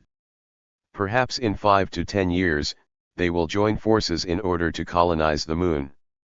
For the world's astronomers and astrophysicists, the creation of observatories on the dark side of the Moon is quite alluring. The Moon will serve as a screen, protecting the observatory's equipment from noise that reduces the resolution capability of modern land-based observatories. Radio observatories on the dark side of the Moon will be equipped with extra-large parabolic antennas and phased arrays. For fans of the search for signals from extraterrestrial civilizations, research will be transferred to the Moon. Today's mass media, and sometimes even well-known scientists and politicians, make announcements about human expeditions to Mars that will take place in the next few decades. Mars fanatics and ambitious government bureaucrats tout human flights to Mars as being basically the main prospect for space exploration in the 21st century. One has to admit that, from a technical standpoint, human flights to Mars could, in fact, be implemented in the 21st century. However, it is very difficult to prove that it is necessary to include human flights to Mars in future programs for the 21st century. Indeed, why invest a minimum of $300 to $500 billion, paying for the labor of hundreds of thousands of workers, engineers, and scientists, if all the questions that interest Earthlings can be answered by the Martian robots that are controlled by scientists on Earth? The automatic spacecraft orbiting Mars and the Mars rovers that traverse the surface have convincingly shown that there is no life on the surface of Mars. By the end of the 21st century, at least 8 to 10 more Mars rovers will land on the planet. They will conduct detailed, unhurried research on the atmosphere, the climate dynamics, and the planet's soil. New information will be obtained without enormous risk to the lives of expedition crew members. Cosmonauts on a Martian expedition would have to spend almost a year in weightlessness on the way there. Immediately after landing on Mars, they would prepare for the return flight, which would be riskier. It is my firm conviction that human flights to Mars in the 21st century are technically possible, but unnecessary. The ambitious goal does not justify the enormous expense and risk. Revolutionary discoveries and technologies. New breakthrough space programs, in terms of the time frame for their implementation, their scope, and their contribution to common human values, will largely be determined by the breakthrough discoveries in other areas of science and technology. For the second half of the 21st century, we can with some degree of certainty expect discoveries that make it possible to produce controlled thermonuclear reactions, new materials, and previously unimaginable technical devices. Energy sources based on thermonuclear reactors of various capacities will allow all types of transportation to be made completely electrical. The demand for hydrocarbon fuels will drop 100-fold. Accordingly, the era of development and production of a wide variety of reliable, cheap, and available thermonuclear power sources will dawn. Alchemists of the Middle Ages tried to obtain gold by mixing mercury with copper shavings. Physical chemists of the 21st century will create materials that have the properties of superconductors at high temperatures. This will be the greatest revolution in electrical engineering. At the same time, new magnetic materials will be created. Electrical catapults will replace solid propellant and liquid propellant rocket engines for launches from Earth or the Moon. High-thrust electrical rocket engines using thermonuclear energy sources will replace chemical engines for many space exploration tasks. Revolutionary achievements in creating the structure of photoconverters of solar energy into electrical energy will increase their efficiency from 10% to 50 to 60%. This will make it possible, if there are difficulties using thermonuclear energy, to create high-capacity ground-based solar power stations. The electrical output per unit area of a solar array on a spacecraft will increase by 3 to 5 times. In the late 20th and early 21st centuries, a technological and information revolution took place. Even in the middle of the 20th century, most scientists did not believe that any person could place in his pocket a device that could store all the information of the Russian State Library and the libraries of the British Museum and the U.S. Congress. Today's electronic devices allow anyone, without leaving home, to read and even copy the contents of books of the main libraries of the world. At the beginning of the 20th century, this would have been pure fantasy. The information revolution of the late 20th century has, in some way or other, touched each inhabitant of Earth. Even the science fiction writers of the early 20th century did not predict its scale. One Kraft Arnold Erich was a well-known German propulsion engineer who worked with Walter Thiel at Peenemünde. After immigrating to the United States following World War II, he had an illustrious career in government and private industry. In his later years, he was a vocal advocate of industrial exploitation of the Moon. Two abridged quote taken from the book Kosmicheska Era, Prognozy Na 2001 God, ed. V.S. Yemlianov, translated from English. The original English was published as Space Age in fiscal year 2001, Proceedings of the 4th AAS Goddard Memorial Symposium, 1516 March 1966, Washington, D.C., eds. Eugene B. Konucci, Maxwell W. Hunter II, and Robert F. Trapp. 3. Elon Musk is a South African-born Canadian entrepreneur who was the co-founder of PayPal and is currently CEO of SpaceX, a private company that has been developing the Falcon series of orbital launch vehicles. On December 8, 2010, SpaceX became the first private company to launch an object into orbit. 4. The James Webb Space Telescope, an international collaboration between NASA, the European Space Agency, and the Canadian Space Agency, is the planned successor to the Hubble Space Telescope. This infrared space observatory is planned for launch in 2018. 5 Russians typically use the abbreviation DZZ Distanchnoye Zondirovanie Zemli as a shorthand for remote sensing. GLONASS is the Russian equivalent of the Global Positioning System. The system, comprised of Uragan or 11 F-654 satellites, was originally conceived and developed during Soviet times. The first 3 satellites in the GLONASS system were launched on October 12, 1982. The system was officially declared operational on September 24, 1993, although a fully operational system requires a complement of 24 satellites. 6 Angara is the name of a family of new Russian launch vehicles developed by the MV Khrunichev State Space Scientific Production Space Center. 7 The first spacecraft launched into geostationary orbit was Syncom-3, which launched on August 19, 1964. 8 EIIM effectivnaya izotrupno is lokayamaya moshchast. 9 The in-orbit mass of these Globese communications satellites would have been 13.8 tons and 17.8 tons. 10 This is a reference to Alexei Nikolaevich Tolstoy's 1927 novel Hyperboloid in Zanaragorina. 11 The text of the report was published as Pioneering the Space Frontier, the report of the National Commission on Space. 12 This is a reference to Vladimir Pavlovich Barmin. Asterisk asterisk asterisk asterisk asterisk asterisk asterisk asterisk asterisk asterisk asterisk asterisk. Bonus. Review of the Soviet Space Program 1967 with comparative United States data. Report of the Committee on Science and Astronautics. U.S. House of Representatives * 90th Congress. First session. Prepared by the Science Policy Research Division * Legislative Reference Service * Library of Congress * Serial J. Asterisk asterisk asterisk asterisk asterisk asterisk asterisk asterisk asterisk asterisk asterisk asterisk. Letter of Transmittal. Library of Congress, Legislative Reference Service.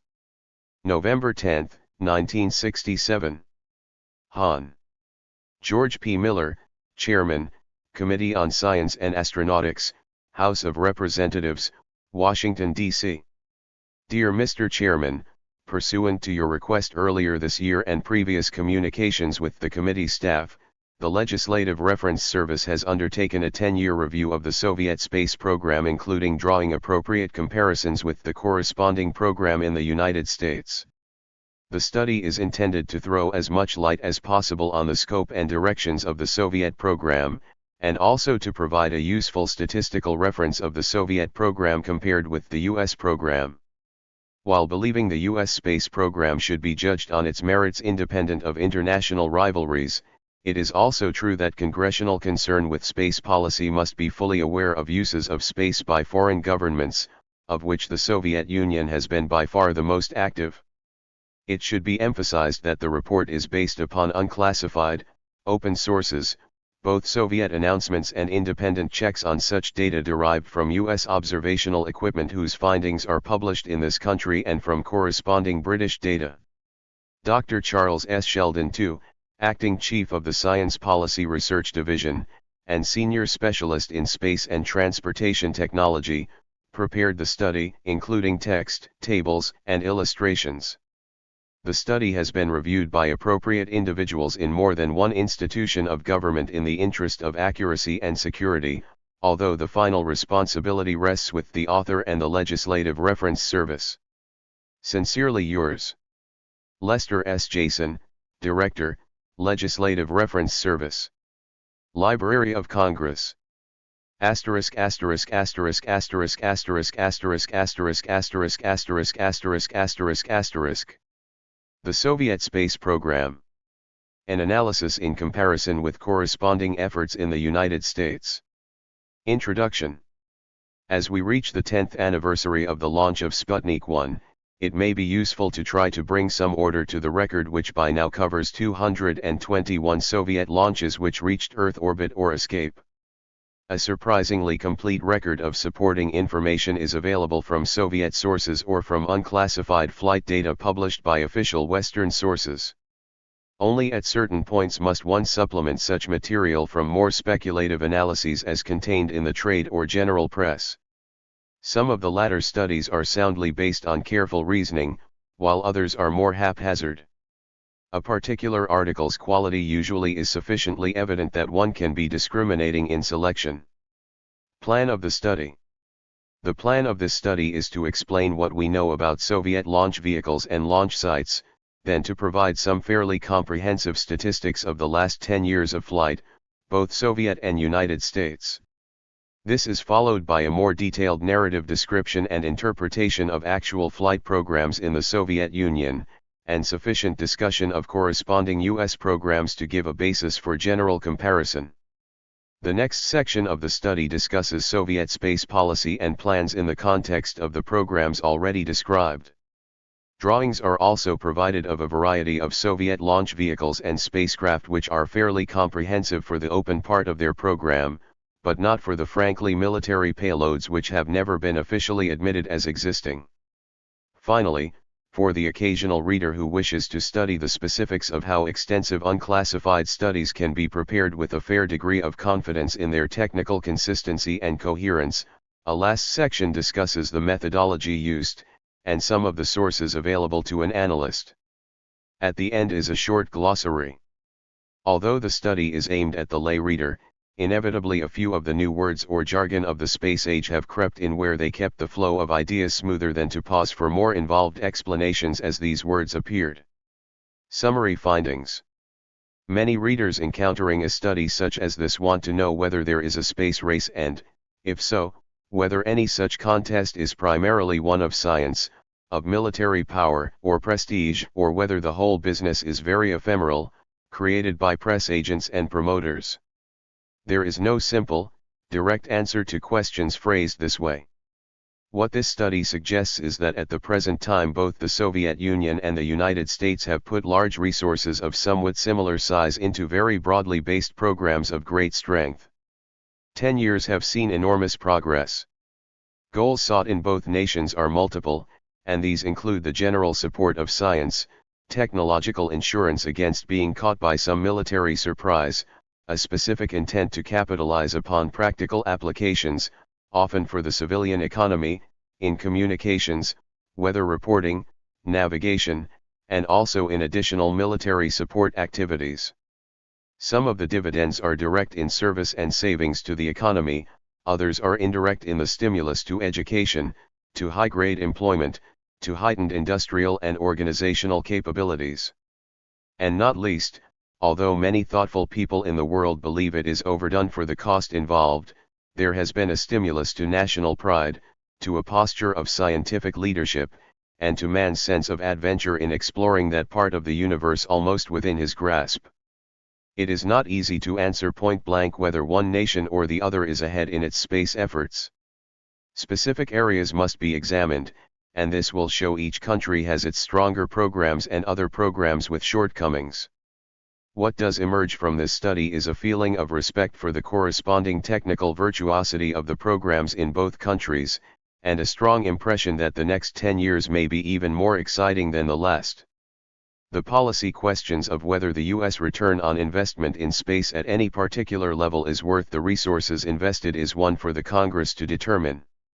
It is hoped that this study will make a contribution to such deliberations by sketching the dimensions of the problems a little better than would come for the average person trying to reread the total record of these 10 years without the aid of such a compilation.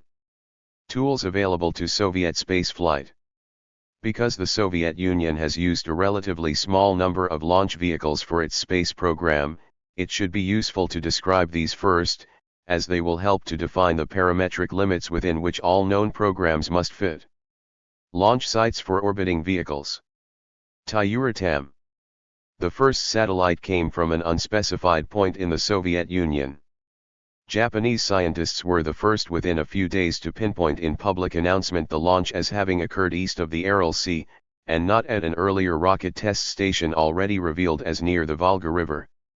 This has recently been confirmed in the Soviet press with a discussion of the historical marker at this site, which also is where manned launches occur.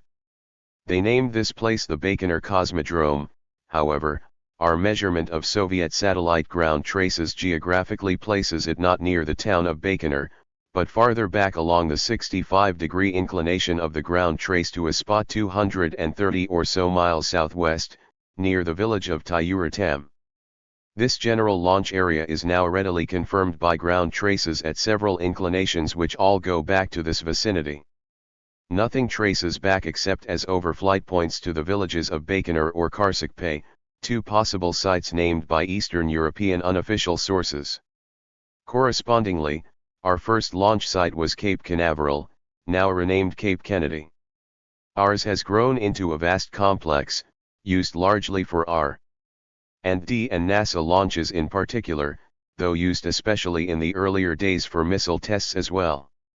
There is no reason for not assuming a somewhat similar history for the Soviet Cosmodrome near THIRD-WORLDISM. It handles manned space launches as does Cape Kennedy, and conducts R&D and many scientific missions, as well as handling escape missions and communications satellites. Cape Kennedy also has a responsibility for escape missions and communications satellites. Kapustin Yar. Activities at Cape Kennedy have become so extensive that in time we saw the need for a simpler facility where the range tracking was not so busy, and also conveniently close to the scientific payload people at the Goddard and Langley Space Centers. Our answer was the Wallops Island site, which handles only the modest-sized Scout launch vehicle and smaller suborbital vehicles. It is in the general vicinity of a place used for early re-entry tests with multistage vehicles. The Soviet equivalent is their test site at Kapustin Yar on the Volga River, more modest than THIRD-WORLDISM. It was well known from earlier disclosures during the first missile days, but not for any vehicles as large as those used for ICBM purposes. When the Russian program saw a need for a larger number of routine scientific flights at a more modest cost than use of a large ICBM vehicle, they went back to the smaller station near Kapustin Yar to find this site. The original announcement of Cosmos 1 said that several cosmodromes would be used, and the first orbit ground trace of that payload and the next two, as well as a number of later satellites, goes through the Kapustin Yar location. The modest size of these satellites was established by unclassified British studies of the lesser brightness of these non-recoverable payloads, whose characteristic signature was that of spin stabilization, for the most part, and whose irregular decay had no earmarks of commanded recovery. These characteristics have been confirmed by subsequent Soviet public display of these payloads. The United States has one other important suborbital launch site, the location at White Sands, where early vertical shots of V-2, Viking, and Aero-B rockets occurred. The Soviet equivalent of White Sands is also Kapustin Yar, judged by their discussion of vertical firings of geophysical and biological payloads at a middle-latitude European site. Plesetsk. As time went on, we saw a need for polar orbits as the only way to get complete worldwide coverage in applications flights such as weather satellites. Many military flights which tend to be repetitive, judged by the standard of similar orbits and no special press coverage as accompanies R&D flights at Cape Kennedy, also are flown from our west coast site which meets these launch azimuth needs. Pads are located at both Vandenberg Air Force Base and Point Arguello, which are contiguous. Some of the same considerations may have influenced Soviet policy as well. If the Baikonur Cosmodrome was sufficiently busy, they may have wanted a quite different location which would cause a minimum of interference and yet would be more versatile than Kapustin Yar. They may also have found that it was easier to achieve high latitude inclinations without the risk of dropping first stages on populated places by moving to a new site. This site could also be closer to Moscow area laboratories. The answer came in early 1966 when a site earlier rumored to be a missile site began to be used for space purposes too. Many payloads with military characteristics plus some weather satellites have now been put into orbit from this site, and possibly navigation and high-inclination scientific satellites as well, which would be wholly consistent with our practice at the Vandenberg Point Arguello site. Our routine tracking quickly established this fact, because routine unclassified ground trace messages showed that this new site was in use, far removed from THIRD-WORLDISM and Kapustin Yar. However, there is still a reluctance in this country to take the official initiative in naming any Soviet launch sites. So the honor in this case was left to some British schoolboys at the Kettering Grammar School north of London. Their excellent program of tracking uses relatively simple equipment and has been crowned with many successes. By listening to radio signals from spacecraft, they not only find their orbits, but even have come to recognize when Soviet recoveries are in process and what beacon signals come from the landed capsule until ground parties reach the payload. The Kettering boys quickly spotted the new ground trace, and were able to reason that the number of orbits to recovery was different too, in order to bring the ground trace of the final orbit back to the normal Kazakhstan recovery area for such payloads at the correct time of day. Lacking precise information about the time of launch, they could not pinpoint the site. However, after a bit, the Russians made another launch from this site at quite a different inclination to the equator, and the crossing of the two ground traces of the initial orbit gave a very good approximation of the launch site. This was near the town of Plesetsk, south of Archangel, and hence its name is given to the cosmodrome in the absence of a Soviet acknowledgement of this site by name. Soviet launch vehicles. Over the years, many speculative stories have appeared about the launch vehicles used by the Russians for their space flights. These often wild guesses have been encouraged by Soviet secrecy in this regard. Some of the stories, perhaps peddled from Berlin and East European sources, and in some cases encouraged by fanciful drawing on Soviet block postage stamps, led a few people to believe the Russians had many winged recoverable vehicles of great size, or that they launch up a great mountainside using a powered sled on tracks. There is no such mountain near any of the launch sites already described. The Russians have claimed that their vehicles have large capacity. In late 1958, when we put Project SCORE into orbit using an Atlas vehicle, we made some claims about the heaviest payload in the world. SCORE was a communications package of about 150 pounds contained in an Atlas vehicle which had an orbital gross weight of 8,750 pounds. This claim brought a rather testy rejoinder from Leonid Sedov, a leading Soviet space official. He pointed out that all three early Sputniks had put a greater weight into orbit than SCORE, whether considered from the viewpoint of useful payload or of gross weight including rocket casing. Our first official satellite program, built around Vanguard, prided itself on its complete independence from military rocketry. It was intended to put about 20 pounds of payload into orbit with a separated 50 pounds of rocket casing. The first Vanguard success carried only a 3-pound payload test vehicle.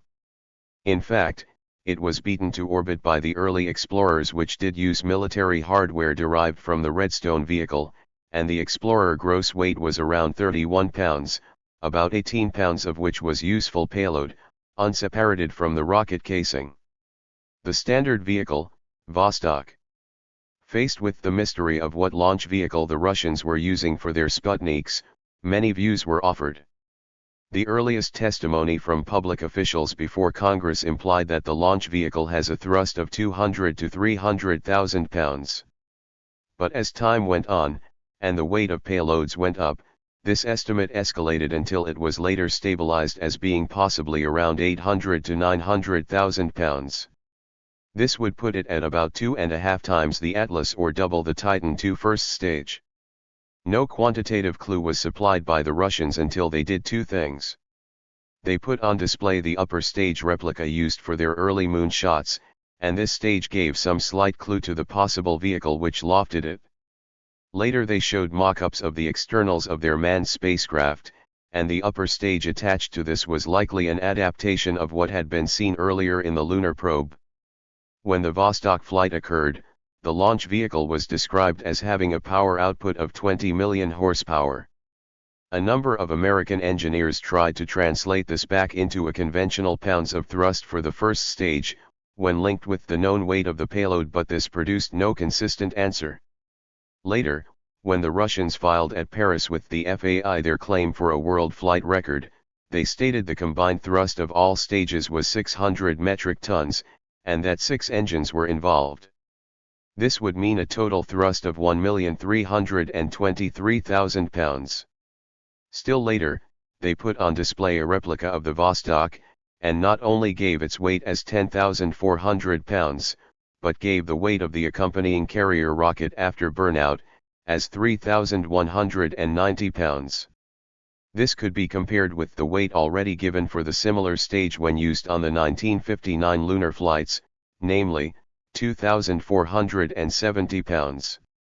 Insofar as public speculation was concerned, drawings of the possible appearance of the Soviet vehicle stayed fairly far off the track from reality. Not only did postage stamps mislead, but official Soviet films of manned launches tended to show the sharp nose of an intermediate-range missile surrounded by clouds of smoke, so not much of a look could be obtained. The first more realistic look came in 1965 when films were released of the Voskhod manned flight, and the real launch vehicle appeared, although not clearly enough to see more than its general configuration. First public view. It was only after almost 10 years from the first flight that this vehicle was unveiled in full at the Paris Air Show in 1967. It was moved by ship to Rouen, and then overland to Paris at Le Bourget. Here, a hammerhead core vehicle was joined by 4 large, tapered, booster strap-on stages, and then the already familiar upper stage with Vostok spacecraft was mounted on the front end. Assembly was done horizontally, carried on a brief piece of rail track to be erected quite simply into vertical position. Earlier limited view films of the Baikonur Cosmodrome were consistent with this, except that there was in the films also a large gantry with elevator for the cosmonauts to ascend to the capsule. But the indications were that erection could be a short process, not tying up the pad for a long checkout. Their handling of this vehicle at Paris showed it was so rugged that it would be quite consistent for the core plus strap-ons to have a thrust of over 1 million pounds, even though its payload capacity was as announced. That is, a higher percentage of the lift capacity was assigned to the rugged rocket itself than would be true of our designs. From these bits and pieces, one can now reconstruct the Soviet use of their large standard launch vehicle. While we were still planning 20-pound Vanguard payloads, they were thinking in terms of tons. Their original ICBM, designed before the thermonuclear breakthrough, and hence about double the capacity of the Titan II, was also selected for space missions. The Paris Air Show labels of 1967 revealed that it burns a hydrocarbon, perhaps kerosene, and liquid oxygen as do many of ours, rather than some secret high-energy fuel. For the first 3 Sputniks, it may have been used like Atlas in Project Score. The whole core vehicle was placed in orbit, to be seen tumbling end over end, about the length of a Pullman car. The other surprise at Paris for the general public was the admirable simplicity of the whole system. It was reminiscent of the unofficial von Braun symposium plans published in Collier's magazine in 1952 for a multi-nozzled rocket. The Soviet vehicle not only had a core with 4 strap-ons, plus upper stage, but each of the 5 basic units, though equipped with a single pair of pumps, had 4 exit nozzles, somewhat like our Minuteman. The 20 nozzles do not gimbal, but instead rely upon smaller control engines for correcting the attitude of the rocket vehicle. The result is a large vehicle of almost 3/4 of the capacity of the Saturn I, with both the characteristics of prespace age thinking plus some of the characteristics of the recent US Titan IIIC. This vehicle seems to have been used repetitively for a large number of missions, so that reliability is probably pretty good. It moved from a very inefficient first use to addition of the upper stage, which boosted its capacity to over 10,000 pounds to Earth orbit, or over 3,000 pounds gross weight to the Moon. Improved upper stage. Later, another upper stage was developed, for it was described as being more powerful, and its payload capacity to Earth orbit was raised to over 14,000 pounds. This was then used as an orbiting launch platform from which probes of about 3,500 pounds could be sent to the Moon, or up to 2,400 pounds to the planets. This combination undoubtedly was also the one used for the later multiple man orbital flights, since we can presume a well-tested vehicle would be used for this purpose, and the weight of the second of these flights at about 12,500 pounds would be consistent with its capacity. As filed at Paris with the FAI, this improved standard vehicle was described as having a combined stage total thrust of 650 metric tons, or 1,433, 250 pounds, and having 7 engines. This might imply that the new upper stage had 2 engines, or it might imply that just as the interplanetary and more recent lunar shots use a total of 2 stages atop the basic vehicle with strap-ons, there may be a tandem arrangement for the Phoscode use as well. One should expect that the Russians use no more types of launch vehicles than they need to do the job. They, themselves, have said they use military rockets as space boosters. Thus there are probably one or more pads for the standard vehicle at Tyuratam, and perhaps similar ones at Plesetsk, since some similar missions are flown from there. Kapustin-Yar small vehicle.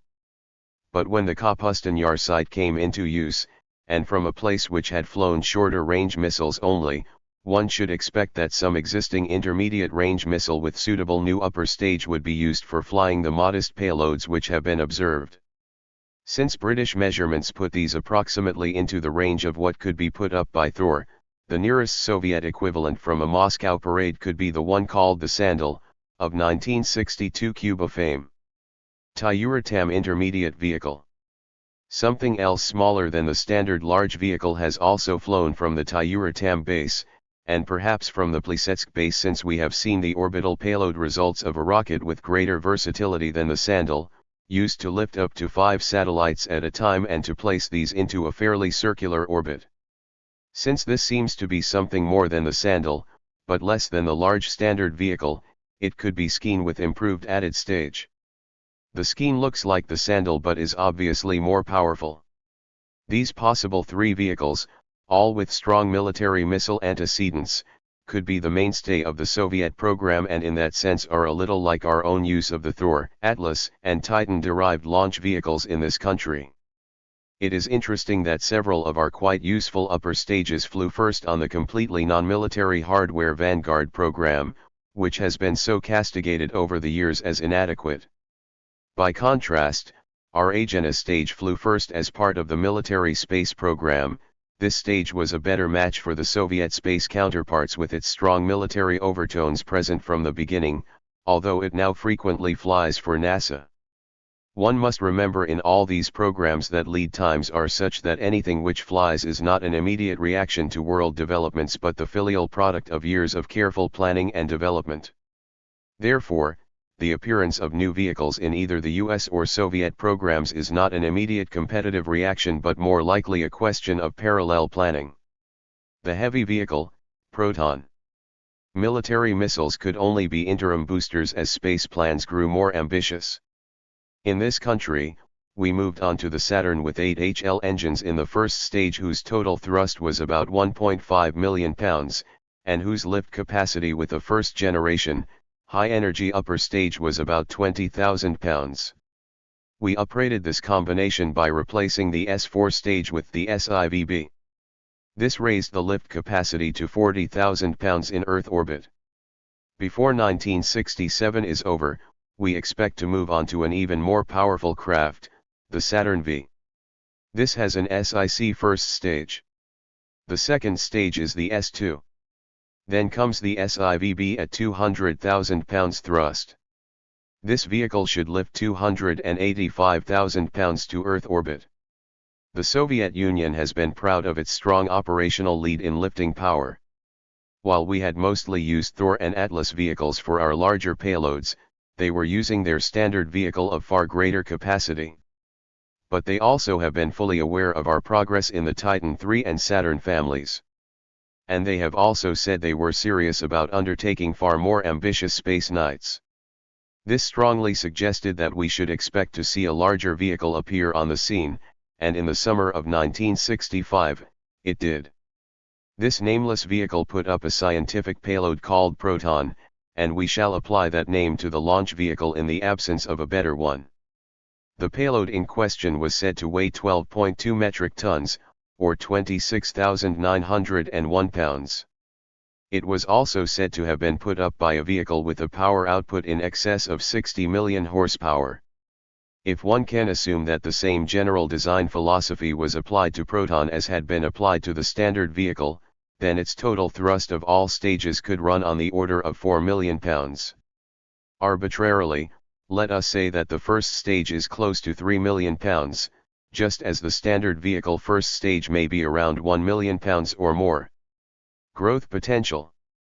We can draw some further tentative conclusions. If so large a vehicle put up only 27,000 pounds, we probably saw an early version without optimized stages, perhaps akin to the earlier Saturns as compared with uprated Saturn, or perhaps even lacking its final stage. We might also conclude there is no good evidence that the Russians have switched to high-energy fuels if the weight lifted by so powerful a vehicle was so small. Even with somewhat optimized staging, the standard Soviet vehicle never did approach the level of efficiency of the Saturn IB, proportionately speaking. So if the Proton-class vehicle has a first stage of 3 million pounds thrust, with optimized staging and high-energy fuel like Saturn, it should lift 80,000 pounds. But without high energy, its ultimate capacity should be perhaps only 40 to 60,000 pounds. It should do better than 40,000 pounds of uprated Saturn I. This also suggests that if it has flown without using all of its capacity in the 3 announced flights, at 27,000 pounds it probably has too high an acceleration rate to give a comfortable flight to men. The Russians implied in 1965 that later versions would be used both for manned flights and for unmanned interplanetary payloads. This will take upper stages. Whether these have now appeared and the program has been wrapped within the cover name of Cosmos cannot be answered categorically, and will be discussed later.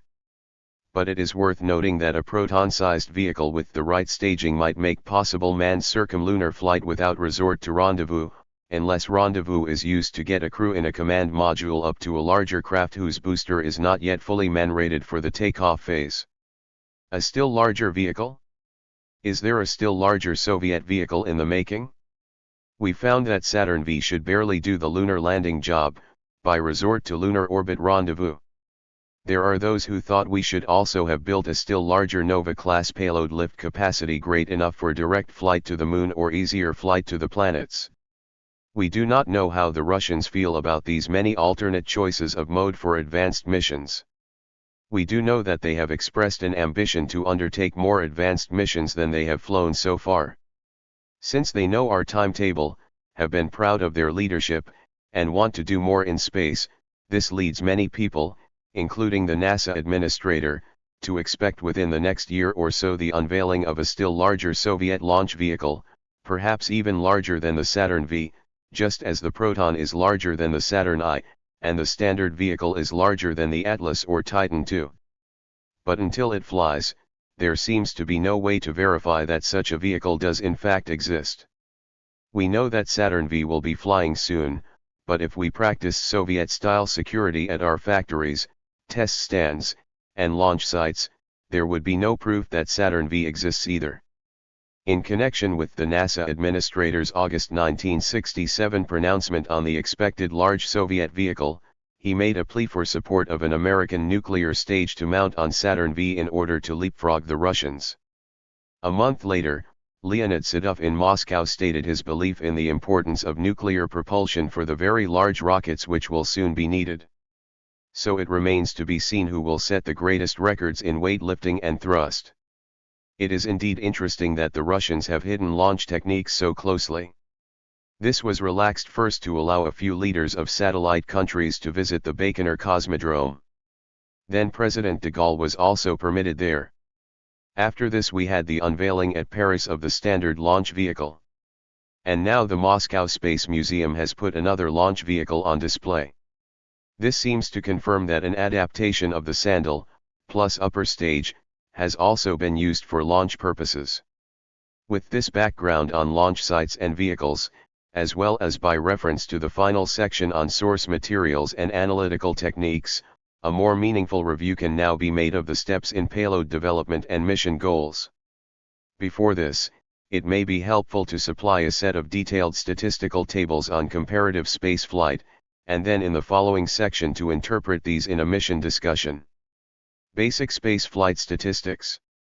Each of the tables in this chapter is accompanied by detailed qualifying notes and references to sources. Because definitions of many aspects of spaceflight must be clearly understood, these accompanying notes are important to proper use of the statistics provided. The first table gives a worldwide record of successes and failures insofar as they are known, and further gives counts both in terms of number of launches and number of payloads. Its probable only inaccuracy is the absence of a fully detailed list of Soviet space failures, as these become known only sporadically. The second table attempts the very difficult task of making an arbitrary division of payloads in the United States and the Soviet Union into civil and military categories. Here the qualifications in the notes are especially important. Not everyone will agree with the definitions used, but even with its limitations, it is believed the table will be helpful as a first cut on this frequently asked question. Tables 3, 6, and 9 are all summary chronological tables which list in order Soviet and US launchings in the specific fields of manned spaceflight, lunar flight, and planetary flight, respectively. Each is given in terms of English measures, and each provides some cumulative count of respective national efforts. By contrast, tables 4, 5, 7, 8, 10, and 11 take the separate national programs in the three fields above in much greater detail, and further, are couched in metric measures. Tables 12 and 13 tabulate the individual payload names which have been assigned officially by the two countries, respectively. Because the greatest part of the Soviet program is given the single name Cosmos, Table 14 has regrouped all the Soviet payloads by probable mission relationship. Table 15 is the corresponding table for the United States, but rather than grouping missions in a way most expressive of our program, headings have been selected which approximately match the Soviet breakdown for purposes of comparison. Table 16 is the master log of all individual Soviet orbital and escape launchings. Tables 17 and 18 are backup details on the Cosmos group of launchings by their characteristics to show annual trends in the former, and to show hours of launch in the latter, both grouped by orbital characteristics. These tables give much of the basis for mission determination when none has been stated by the Russians. Finally, it must be remembered that tables become out of date partly because more flights occur each month, and partly because with hindsight and late release of information, amendments may be required from time to time in earlier data. Soviet space program development. The Soviet program has been characterized at various times by different people as aimed primarily at spectacular headlines, at exclusively military goals, and or zeroed in on a very few missions. Each of these simple labels is in its own way as incomplete as the Soviet claim that their program is purely scientific and in no way competitive with our own. The Russians forget the latter point whenever comparisons are highly in their favor and then are not at all loath to draw comparisons. In actuality, the Soviet program has unfolded in an orderly way, building rather conservatively step by step with considerable economy of design. Simple techniques are used when these suffice, and highly complex approaches are used when they are required. The greatest failing seems to have been in reliability of many payload components, but even these problems yield to determined attention. By now the program has blossomed into a varied complex of mission goals as widespread as our own. It is pointed toward science, and to practical uses both for the civilian economy and the military. It takes advantage of modern press agentry, and also can operate quietly with many obscurities when their policy is to do so. How far in advance they may have planned all phases is not clear. Lead times in any important program certainly involve knowing 5 to 10 years in advance what is to come next. Alternations between successes and failure, and various other budgetary rivals probably are not essentially different in the two countries. Policy contrasts. There are policy differences, however. We talk in considerable detail in advance of most of our flight programs as to what we expect to do, and this has included military programs as well as civilian. But we are rather reluctant to talk in very official terms about our possible long-run goals such as manned flight to the planets or lunar bases, or large orbital station operations. By contrast, the Russians are reticent about closely approaching flights, but have been fairly expansive about their very long-run ambitions, no less than to spread the Soviet political system to other potentially habitable parts of the solar system, as well as to conduct extensive operations Earth orbit. Such views are said to date back to the days of Lenin, and continue down to the present in pronouncements not only by engineers and space officials but also in the Soviet Academy of Sciences and into the Central Committee of the Communist Party, Soviet Union. In a way, this same contrast is present in the writings of Robert H. Goddard and Konstantin Tsiolkovsky. Goddard may have dreamed of flight to the moon, but he tended to obscure it in practical work of immediate applicability. Tsiolkovsky also proposed rocket designs, but he talked more comprehensively for the record on the future exploration of the solar system. The Soviet Union 4 or 5 years before we named the National Aeronautics and Space Administration also showed their flair for long-run planning by creating the Permanent Interdepartmental Commission for Interplanetary Travel. Then in 1954 they established the Tsiolkovsky Gold Medal to be awarded every 3 years for outstanding accomplishments in interplanetary communications.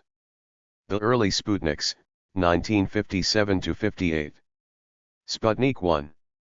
July 29, 1955, the United States announced its intention to contribute to the coming International Geophysical Year by putting 20-pound Vanguard payloads into orbit. A day later the Russians announced they had similar plans, which presently they indicated might involve more ambitious payloads, but most of the Western world hardly listened. When the shock came of Sputnik 1 on October 4, 1957, there were many who were sure at the least that a decimal point had been misplaced to the right when the weight was given as 184 pounds. A number of people were convinced that the launch never occurred at all. A few professional doubters in the years since have retreated from one claim of Soviet fraud to another as the evidence that the Russians had a viable program became unmistakable. Some of the explanations of trickery would be far harder to carry out than real space flights. Sputnik 1 was very simple, but its battery-powered beacon and paired harmonic radio signals answered questions about the ionosphere and space temperatures, and its gradual decay told something about atmospheric density. Most of all, it proved to laymen what scientists knew all along, that an object could be put into orbit, and more than that, Sputnik shook complacency about the unbeatable lead of American science. Sputnik 2. Sputnik 2 in November 1957 was the dropping of the other shoe like a thunderclap when its weight was announced as 1,121 pounds, attached to its carrier rocket whose weight was probably over 5 tons by some margin. Also on board was the dog Laika, from which for a week were relayed to Earth biological data on the effects of weightlessness, radiation, and so forth. Other sensors detected micrometeoroids, various kinds of radiation. The life support system showed it could function for days in this strange environment. From these studies came the basic data to plan later manned flights.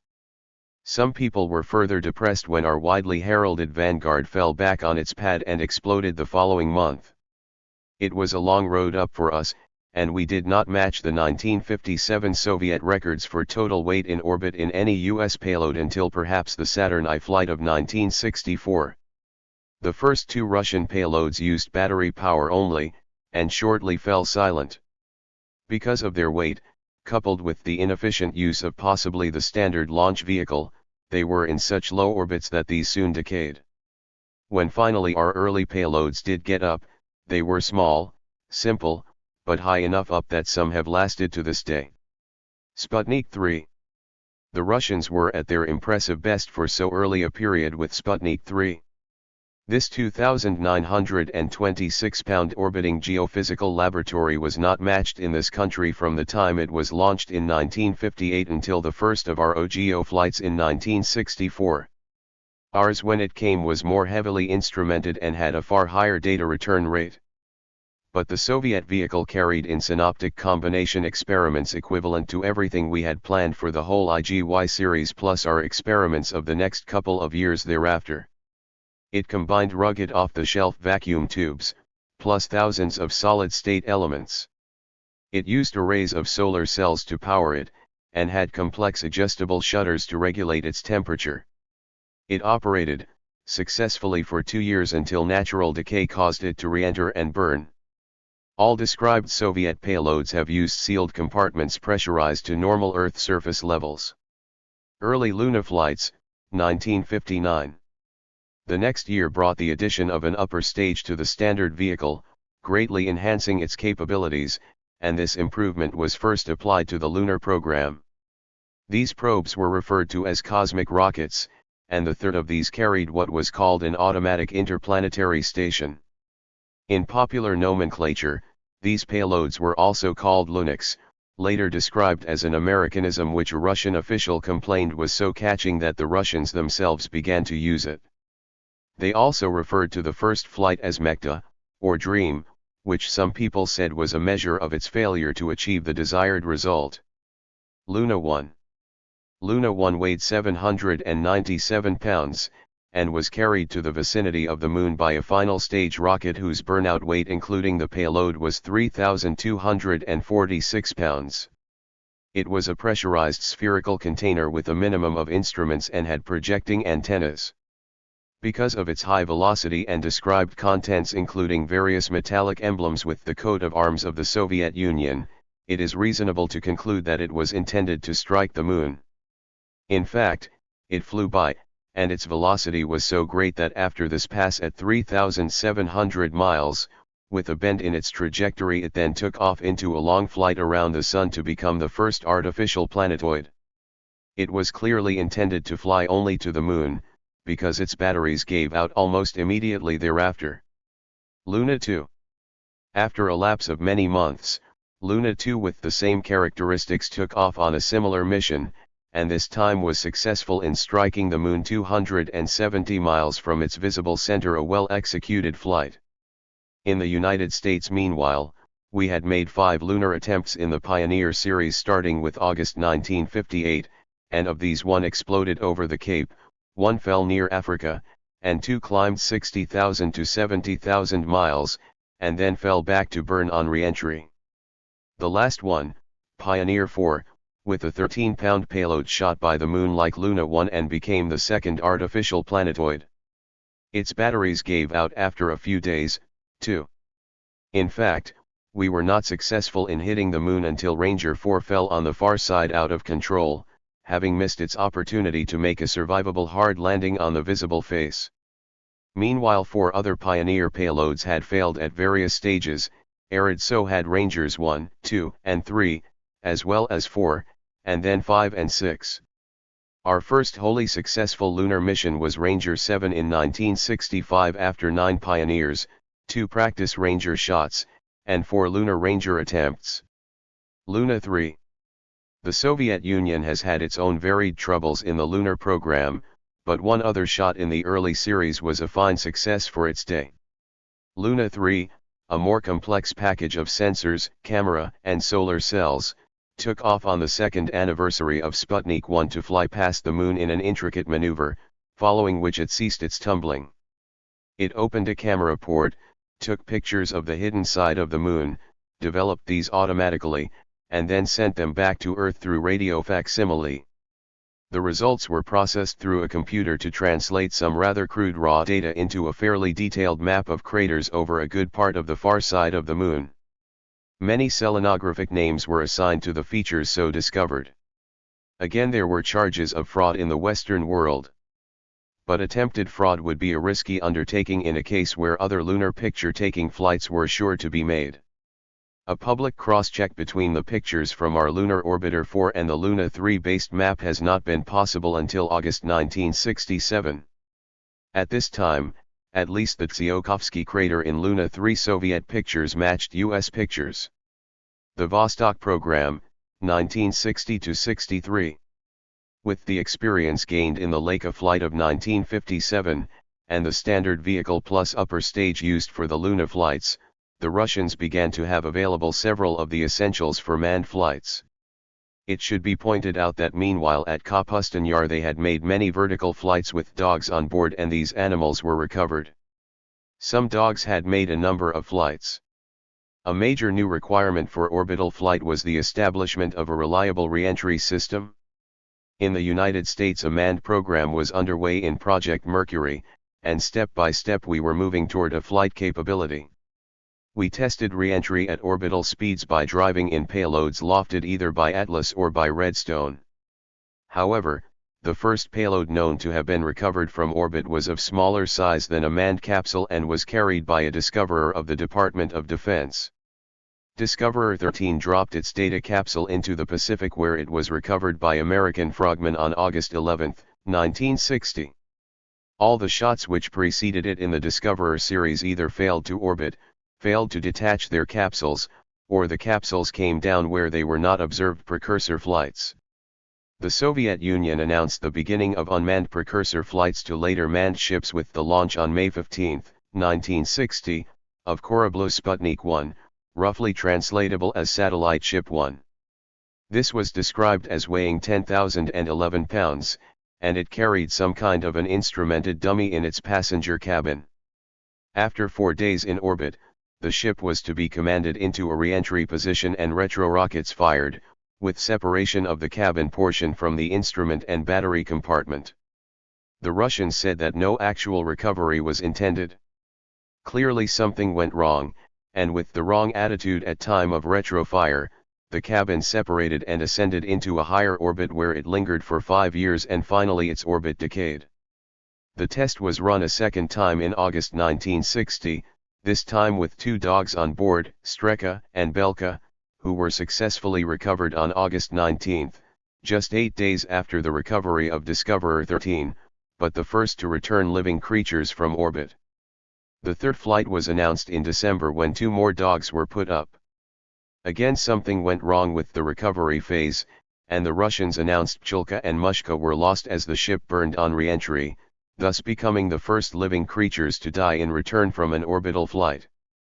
In quick succession in March 1961, the Russians ran 2 more dog nights, each with a single dog, Kamushka and Zvezdoka, and each for a single orbit of the Earth.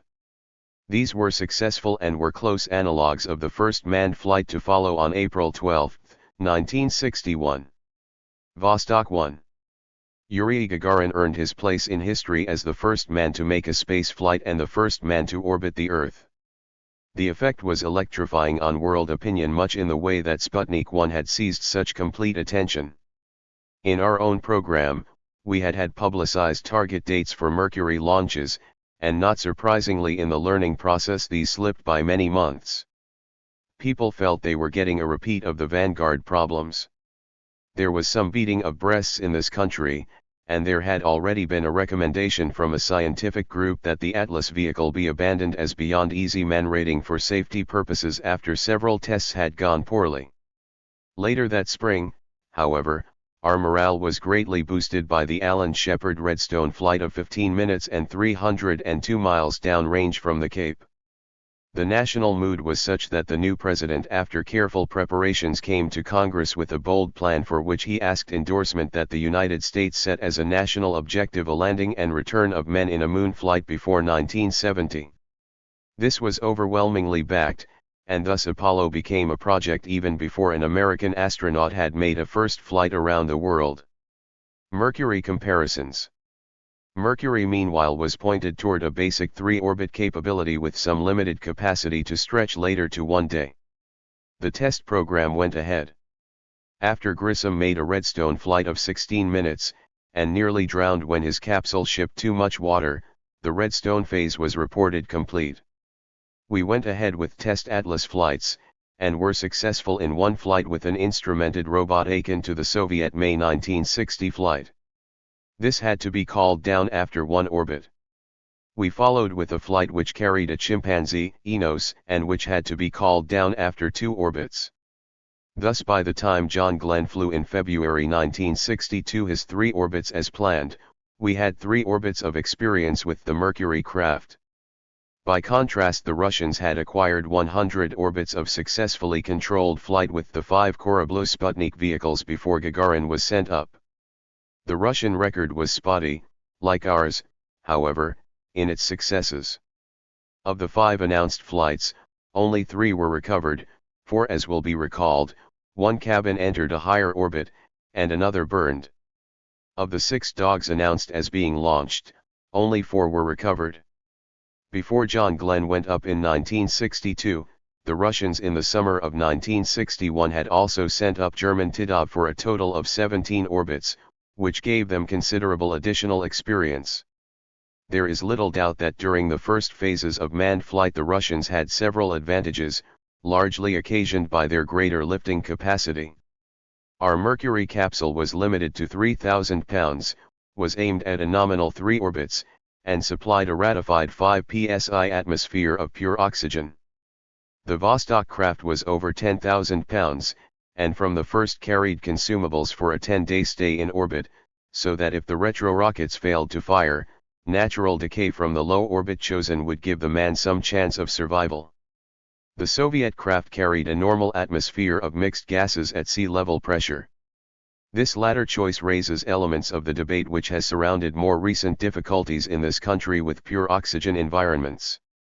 In Mercury we probably were so weight limited that we did not have much choice about undertaking the more complicated plumbing of a two-gas system, and the structural penalty of a full atmosphere of pressure.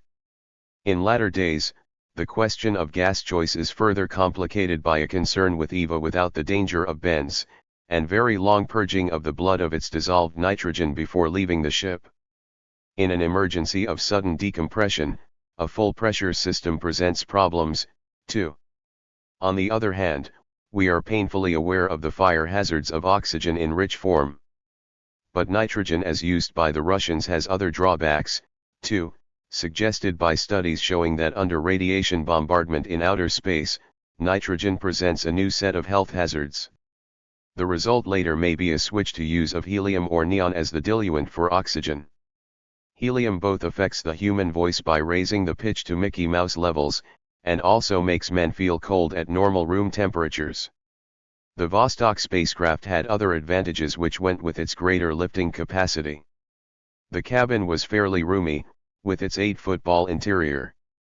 The ships from the beginning of dog nights carried live television systems, so that conditions could be observed on Earth, and pictures fed into the broadcast network for the public from time to time. Soviet telemetry for biological purposes was more complete and used good instruments for an excellent record of behavior and reaction.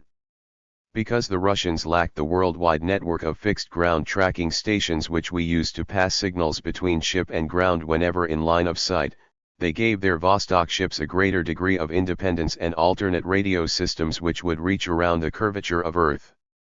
Essentially, though, the Soviet program was conservative and mindful of safety.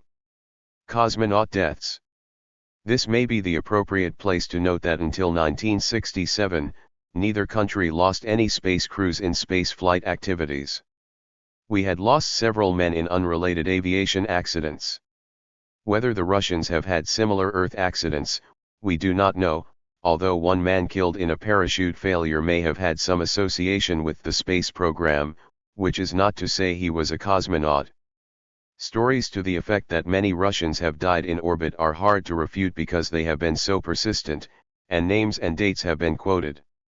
Even Penkovsky, the famous informant, made reference to such troubles in his manuscript published in the United States.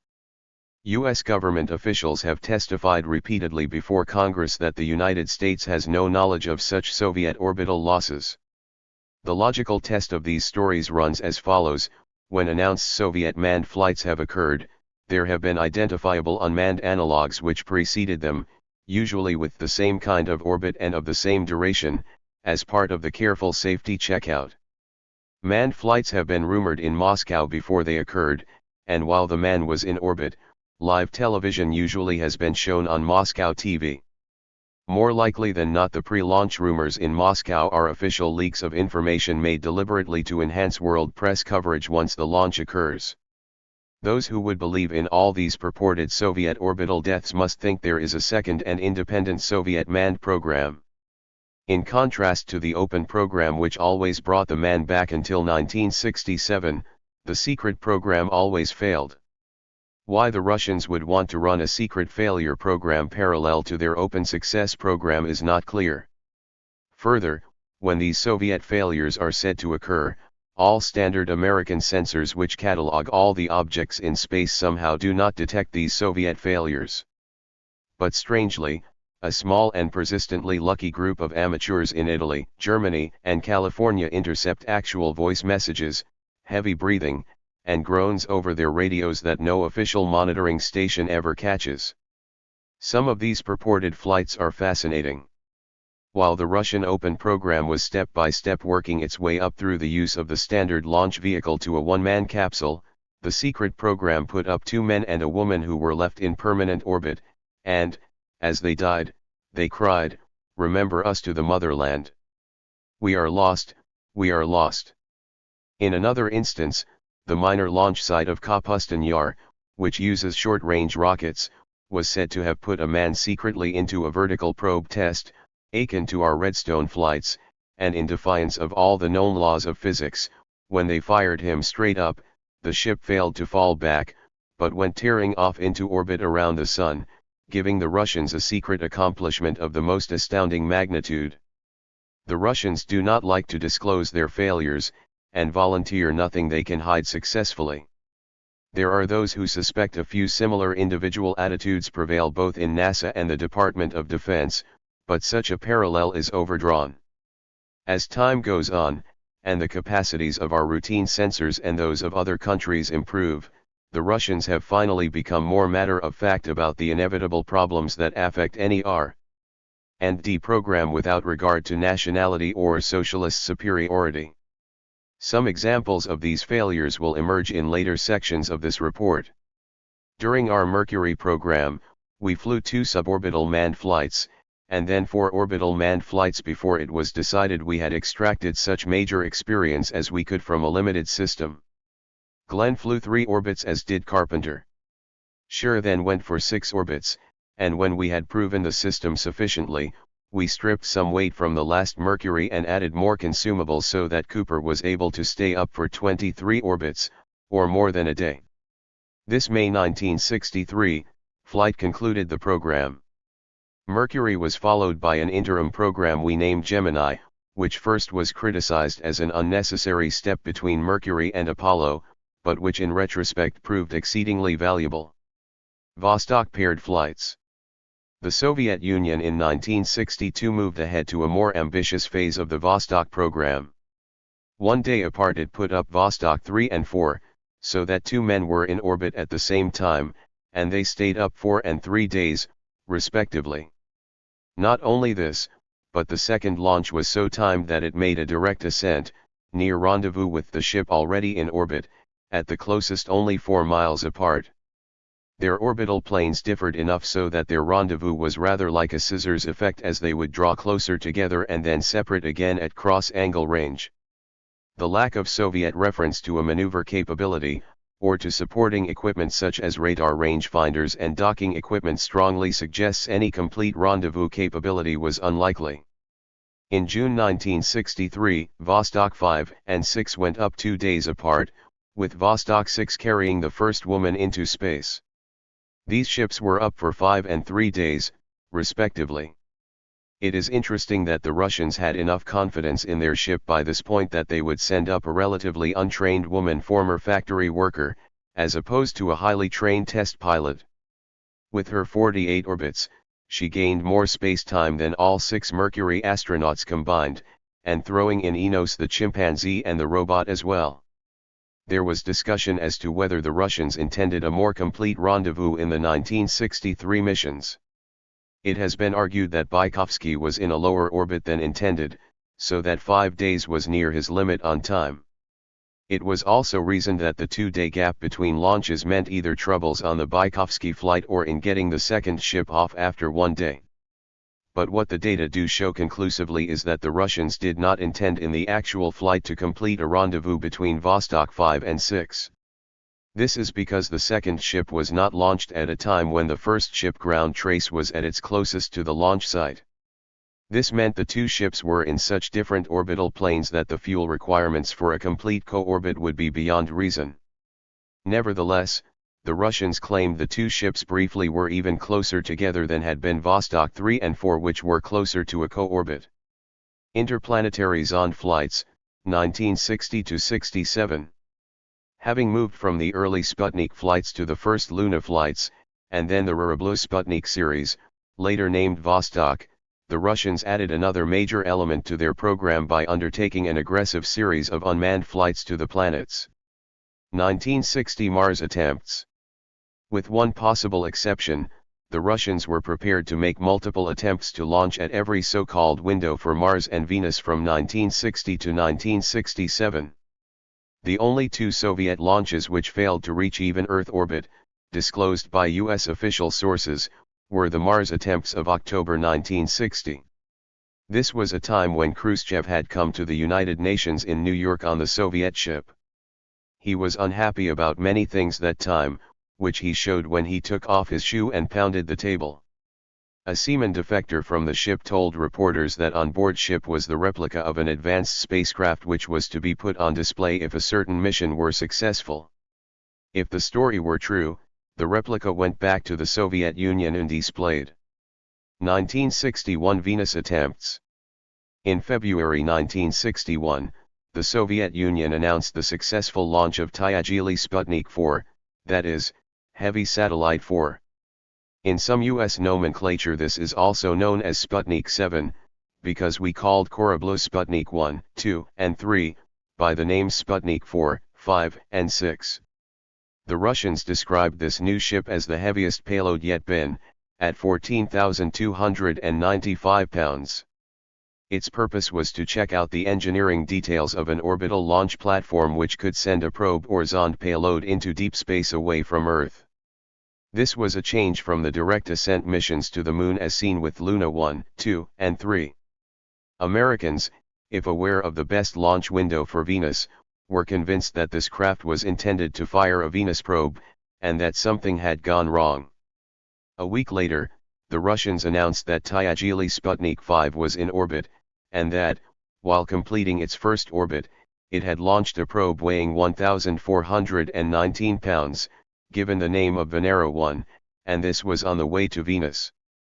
Shortly pictures were released of the craft, which later was put on public display. One wonders whether the display had earlier traveled to New York and back, or at least one very much like it.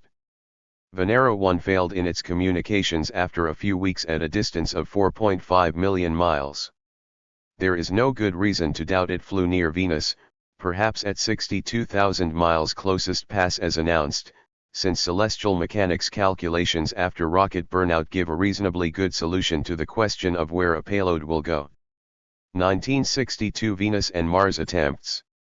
Because of available windows, the year 1962 represented the time of greatest Soviet activity in the planetary exploration field.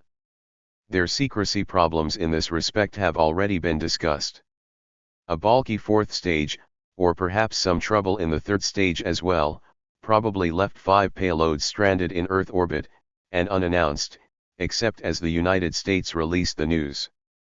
One of these was believed by Europeans to be a secret U.S. military launch, which it was not.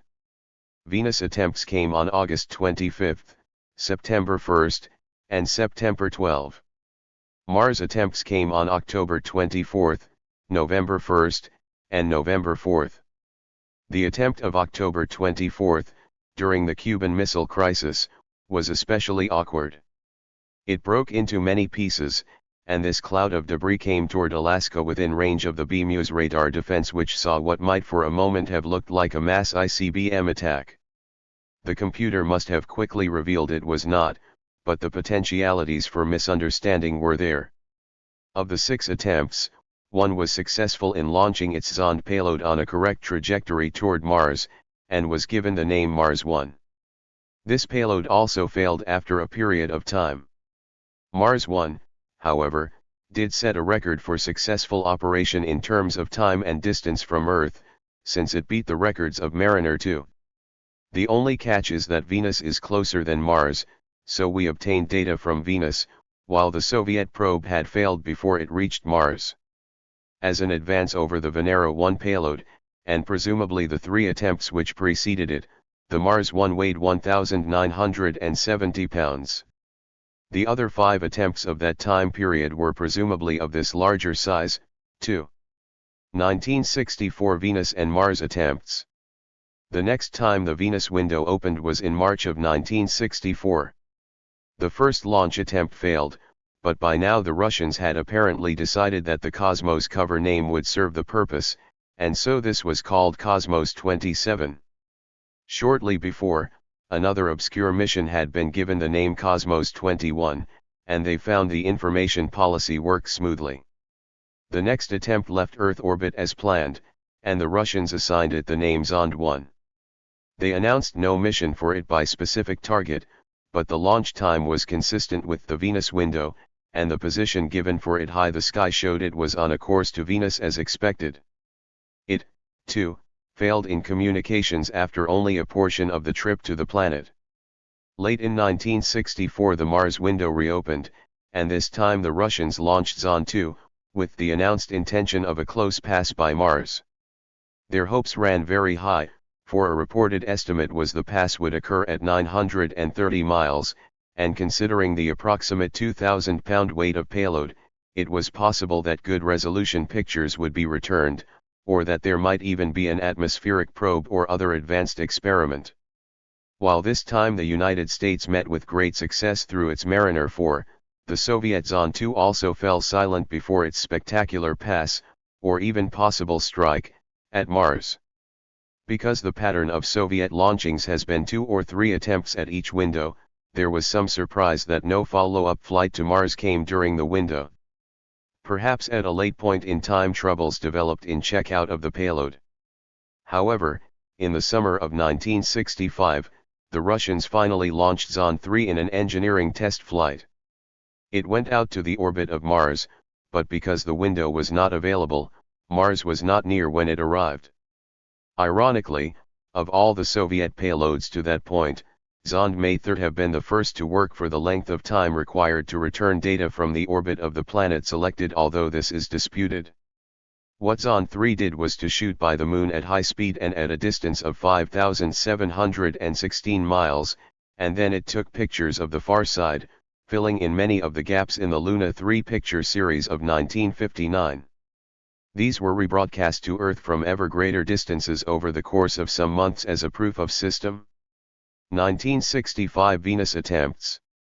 With this renewed confidence, the Russians, who had been up to 3 attempts at each window in 1962, and had dropped back to 2 attempts in 1964 or 1965, now felt ready to push on again at the next Venus window of November 1965 with 3 attempts. In short succession, Venera 2 and Venera 3 were sent on their way. The third payload did not get out of Earth orbit, and was named Cosmos 96. News of the 2 successes was encouraging as they moved toward their destination. Finally, the Russians announced that Venera 2 had made a close pass of the planet at 14,880 miles, and Venera 3 had become the first man-made object to reach another planet, as it carried a survivable landing capsule with metallic symbols of the Soviet coat of arms, reminiscent of earlier Luna shots and Venera 1. The Soviet successes were widely acclaimed in editorials all over the world, and then people awaited the details of the triumph.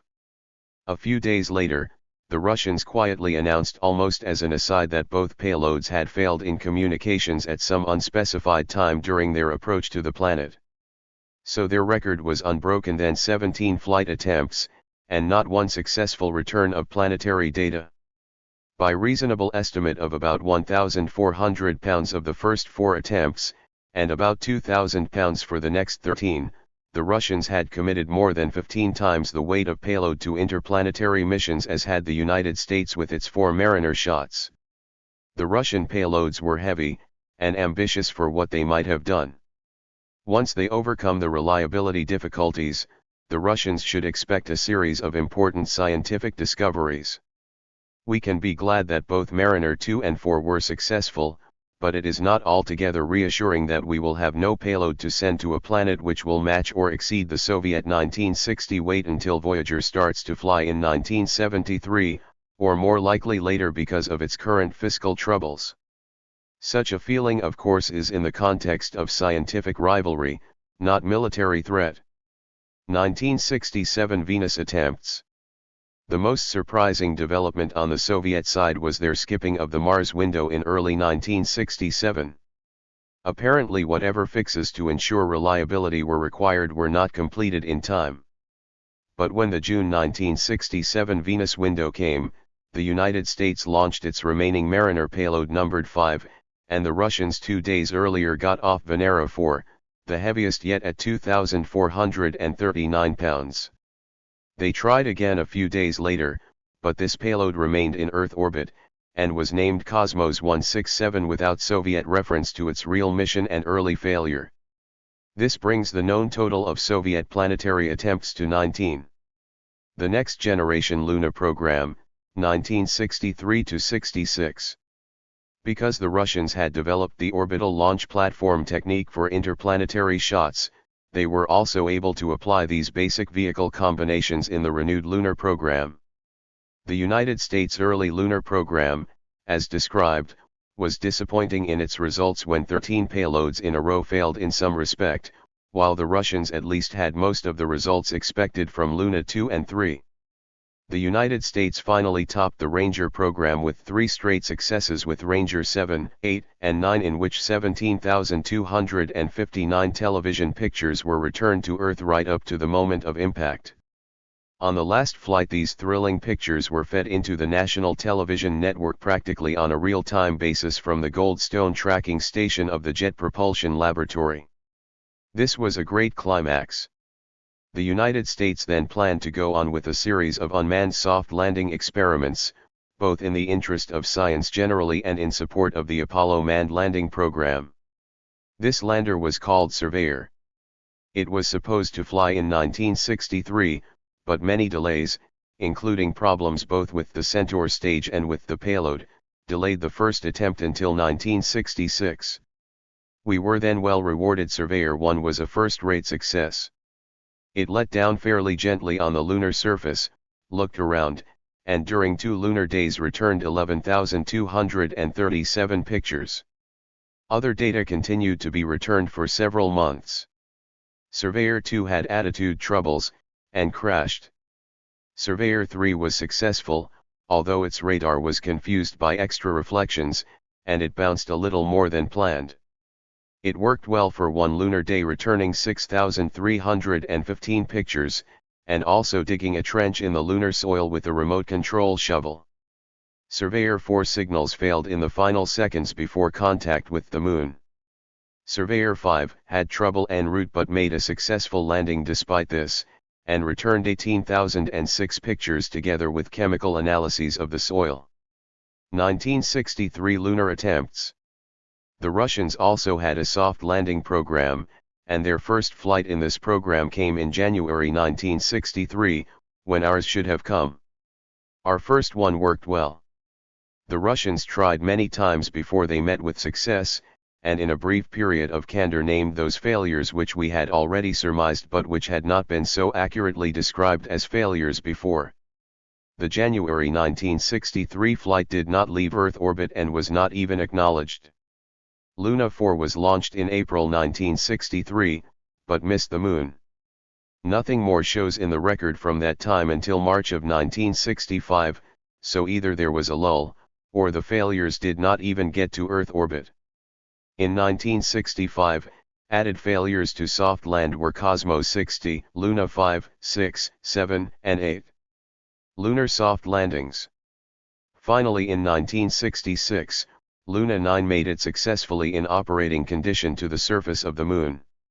It returned only 27 pictures, and after 2 Earth days its batteries gave out. The landing of the TV camera was not so much in the mainstream of future manned landings as was Surveyor, rather, Luna 9 loosed a protected ball just before impact in much the manner of the first Ranger experiments which failed. But while this comparison is unfavorable, one must also recognize that Luna 9 got down before Surveyor.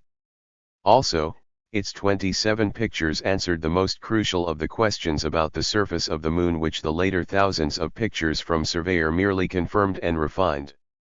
Luna 13 also was landed on the Moon and not only returned a limited number of pictures, like Luna 9, but made some surface soil measurements with a spring-driven arm which it threw out on command, gaining this data before the Surveyor 3 flight also made soil studies. Lunar orbiters. The United States in preparation for Apollo decided that our program should include a more thorough look at potential landing sites. Therefore, the Lunar Orbiter program was undertaken, each ship carrying a dual-camera system with 212 film frames to include both a wide-angle look and a telephoto close-up. The orbiters were to be maneuvered down to within about 25 miles of the lunar surface to improve detail. Like the dividend of Surveyor 3, the color picture of a solar eclipse as seen from the Moon, the Lunar Orbiter series not only sought out selected landing sites, but returned spectacular views. Some showed the Earth hanging above the lunar landscape with incredible details of Earth cloud patterns. Some were oblique views of lunar craters.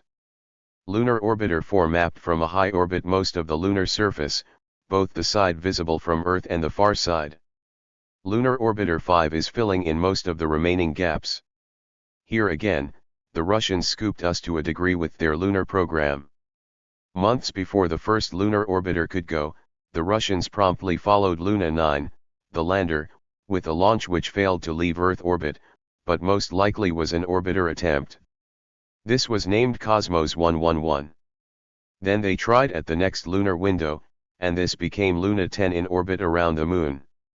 It made a variety of selenophysical measurements, but there was no sign that it was intended to take pictures. Luna 11 followed, and made more measurements.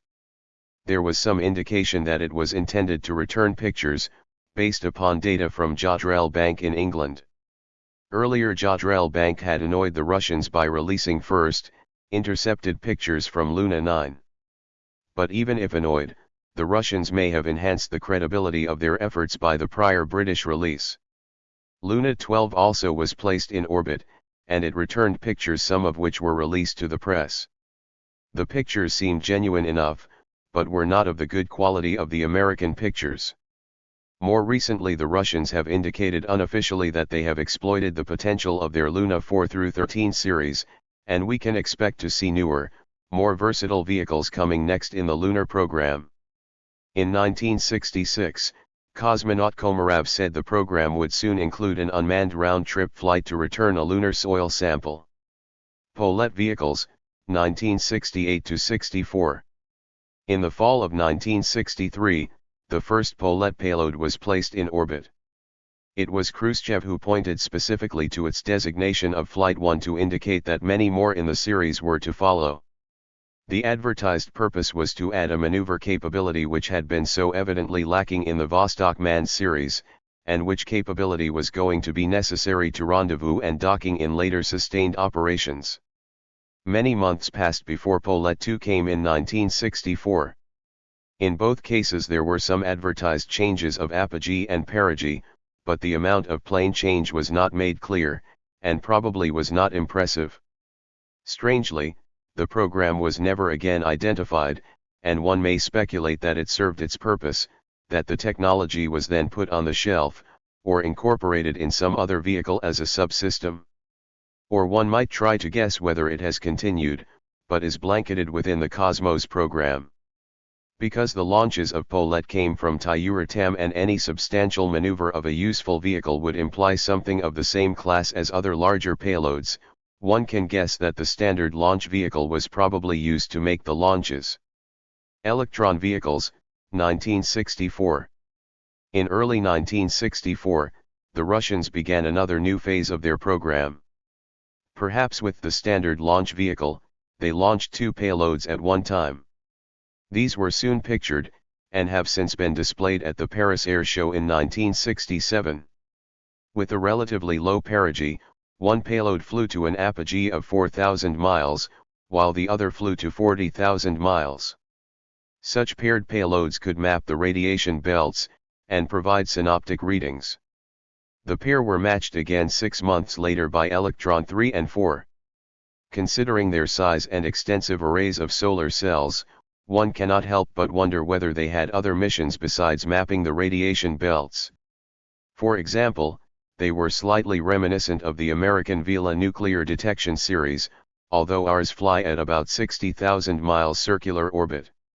Renewed manned flights with Foscode, 1964-65. After the Ma-9 flight in the United States with Cooper, there was some agitation for further changes to permit a flight of an Ma-10. This was resisted by the NASA administration. Instead, building the Gemini series was undertaken by the same manufacturer, and these were outwardly of similar configuration to Mercury. In actual fact, Gemini was a fairly complete redesign. Not only did it carry 2 men, but it had much of the equipment placed behind readily removable access panels on the exterior of the ship for ease of maintenance. It also added special retro and equipment sections which could be jettisoned so that it was far more versatile.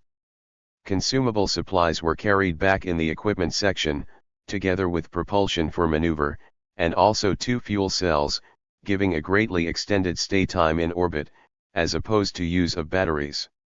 This excellent ship also had an onboard computer giving considerable independence from ground control. Adding a radar and docking attachment prepared Gemini for the combined steps of major orbit adjustment, rendezvous, close-in maneuver, docking, plus use of the docked Agena stage for further propulsion. Gemini began to look so expensive that there were those who wished our effort had gone directly into the even more advanced Apollo ship still to come. The Russians must have faced some similar choices. Vostok had already demonstrated it could operate for 5 days, and at 10,400 pounds was fairly well protected with redundancy and was roomy. Our ships had been so limited in weight that we felt restricted to making water recoveries, and our task forces at sea were adequate for this job. Tentative plans in Gemini to substitute a paraglider and come in on land were dropped when some of the tests showed development problems, and the time involved in overcoming these was going to be too long. The Russians, with their interest in secrecy, their lack of aircraft carriers for sea pickup, their vast expanses of steppe country, elected to go to landings within their own country, and they had the weight margins to handle this. Even so, they decided that instead of mounting a huge escape rocket for pad abort situations, as we had done for Mercury and will do for Apollo, they would use an ejection seat technique, a choice we made for Gemini. But their ejection seat in Vostok also became a regular operational mode for recovery as well. Gagarin on the first manned flight rode his capsule all the way to the ground. We do not know precisely how it felt, but it is of interest that the next 5 pilots elected to eject after re-entry but well before landing, and to come down on parachutes separately from their Vostok cabins. Vostok description. Vostok has not been specifically described to this point. In public it was first displayed within its large shroud attached to the final stage rocket also used in the lunar flights of the 1959 period. For purposes of aerodynamic stability, as the Russians carried it suspended beneath a giant helicopter in the Moscow parade, it was equipped with an annular fin. This brief glimpse led to many speculations about the ship. As shown, it looked about as big in its 1961 version as would the Apollo Command and Service Module. And in effect it was a 2-module design plus its final stage serving the purpose of the SIVB stage of Apollo. In actual fact it falls well short of Apollo. It was not until 1965 that the Russians finally put it on static display both at the Paris Air Show and in the museum in Moscow with the shroud stripped away. The cabin turned out to be quite different from the American design approach. Instead of using a truncated cone, it was a roughly spherical shape about 8 feet in diameter, with windows and escape hatch opening. It was attached to a heavy equipment section ringed with large numbers of gas bottles. This 10,400-pound combination of roughly 5,000 pounds for the asterisk capsule plus 5,000 more for the instrument section was attached to the final stage rocket whose empty weight was about 3,200 pounds. When the Russians faced the decision of what to do next, there is a strong likelihood that they decided they still had a little growth potential in the Vostok vehicle, and that while such additional work continued, they could go ahead with a much longer lead time project of a true later generation craft. Voskhod 1. Within the Cosmos label, the Russians made a flight in October 1964 called Cosmos 47. It stayed up for only 1 day, and its low perigee was typical of manned flights and their precursors. A week later, following its success, the Russians put into orbit Voskhod 1. There was nothing to suggest that this ship was anything more than a Vostok with modifications, rather than a whole new generation craft. Such a judgment is easier to make today after the fact than it was at the time of the flight. The 8-foot diameter ball cabin of the earlier ship would easily accommodate 3 men side by side, as Soviet interior pictures later revealed. The only exterior pictures of Voskhod seen so far have been a few of the outer shroud, which is essentially like the Vostok, except that the total assemblage of shroud and attached carrier rocket gives the impression of definitely greater length. This same impression is conveyed by the fleeting movie glimpse in the publicity film about the Voskhod Nights. When the Russians filed the orbital weight of the Voskhod 1 ship with the FAI at Paris, it was revealed as 11,731 pounds, which is definitely greater than any weight announced as lofted by the standard vehicle with lunar stage as used for Vostok. However, it would lie within the lift capability of the more powerful upper stage, which when used with the standard vehicle put interplanetary and later lunar payloads into low Earth orbit.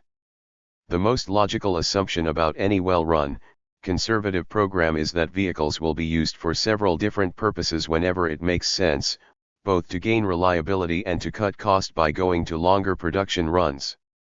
The Voskhod 1 flight stayed up 1 day, just like its precursor. It carried 3 men: a senior engineer pilot, Komarov, an aeromedical doctor, Yegorov, and for the first time in the Soviet program, a civilian scientist, Leoktistov. The flight was interesting because, for the first time, a physiologist could make more detailed studies in situ of human beings in a weightless state, as a supplement to the extensive telemetry. Like Zon 2, which had gone before, this ship was also said to carry some kind of an attitude control system that implied plasma or ion jets. But the descriptive articles have been sufficiently vague that it could not be determined whether this was electric propulsion or whether the system was really only a sensor of some kind, and the latter seems more likely. Extensive use of the ejection seat and parachute during recovery was typical of the Vostok series. It is not clear whether the Voskhod ships retained ejection seats. Some Westerners are convinced they did, but this is hard to reconcile with the problems of hatch placement in a mere modification of the Vostok. Also, it is interesting that the Voskhod crew did not wear the full pressure suits typical of Mercury and Vostok flights. Instead, they wore knitted coveralls of comfortable design, and as before were in a normal atmosphere of sea level pressure. There was a big difference in the landing pattern. The Russians claimed an added capability to make a soft landing, which replaced parachute jumping by the crew before the landing of the capsule. The fact that the flight lasted only 1 day raised the question whether something had gone wrong in a plan for a long-duration flight.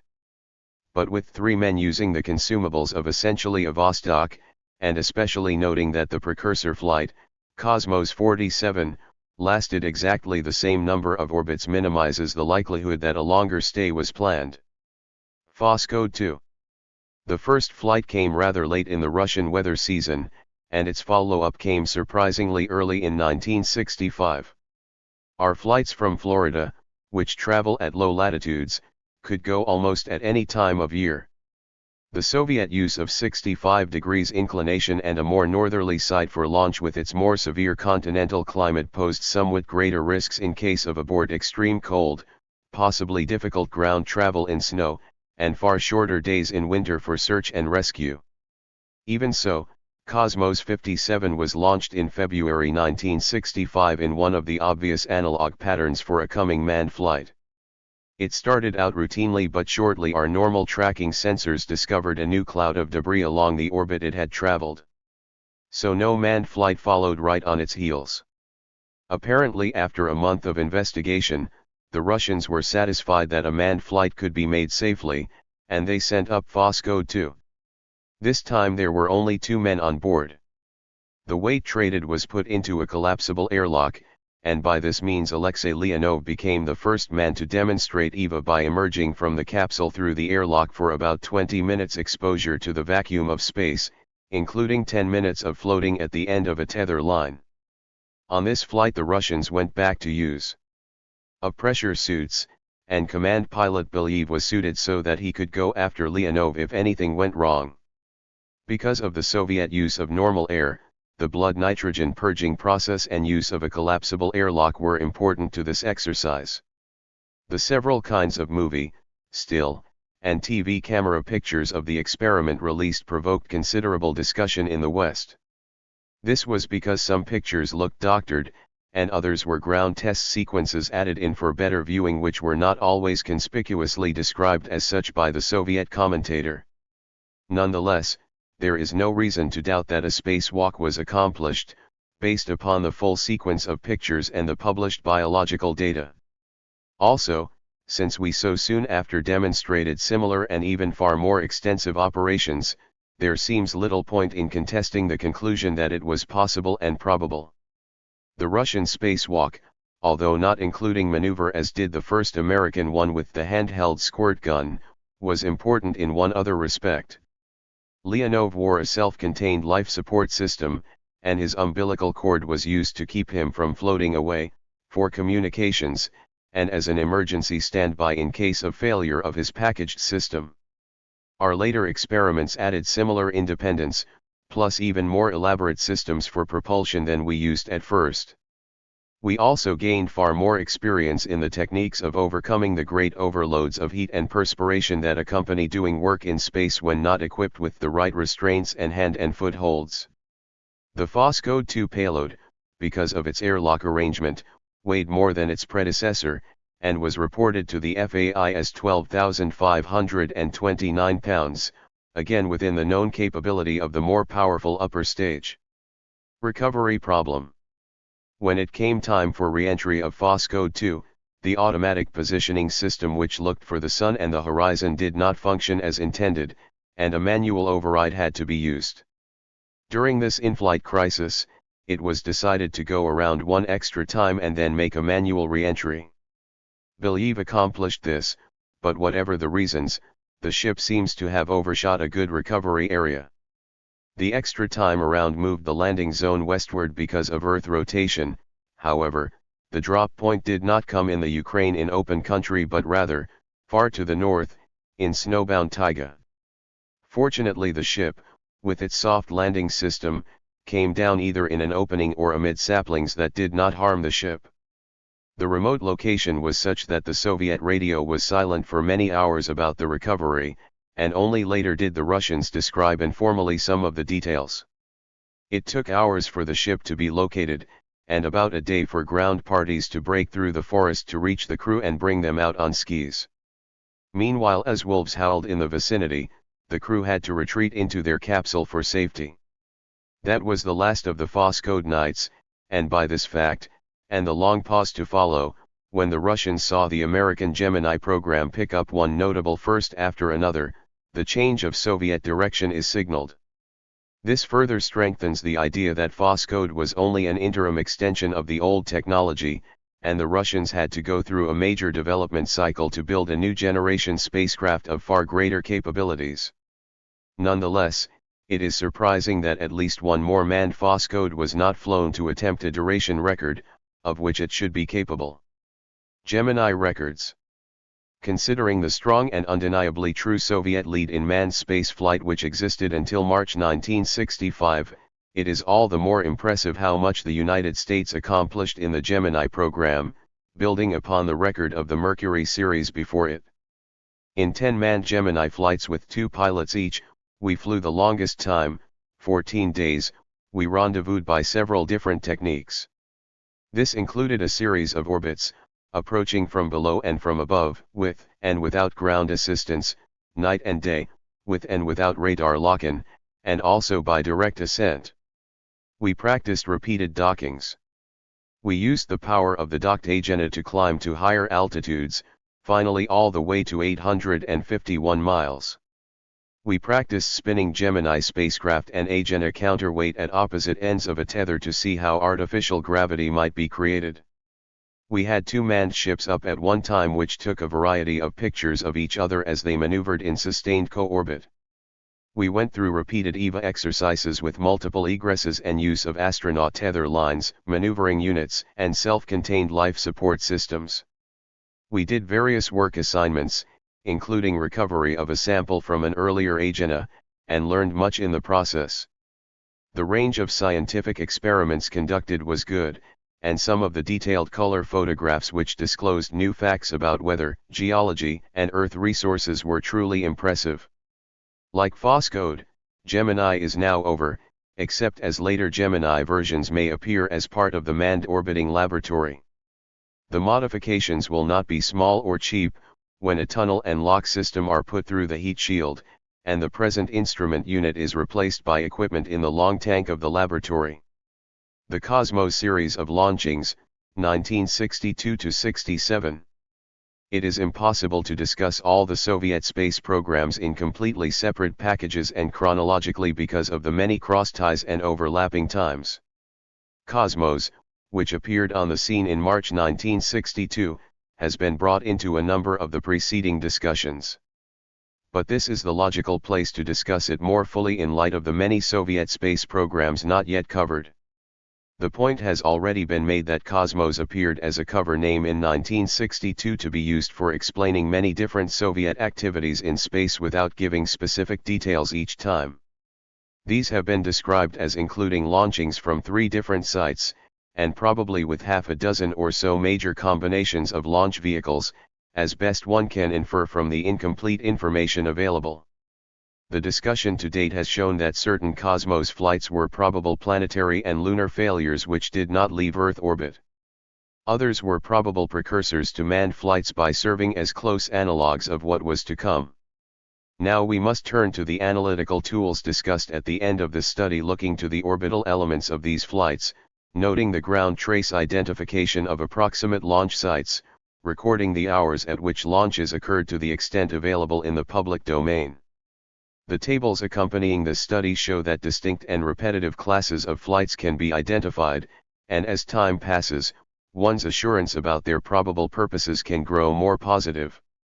The Kapustin-Yar series, all of these nights have occurred at an inclination of close to 49 degrees, and all give indication of being relatively small, hence probably launched by an IRBM-class rocket, perhaps the Sandal, with added stage. British optical studies plus examination of replicas on display suggest they are mostly spin-stabilized. The payload is usually accompanied by a separated carrier rocket stage, although a few are not.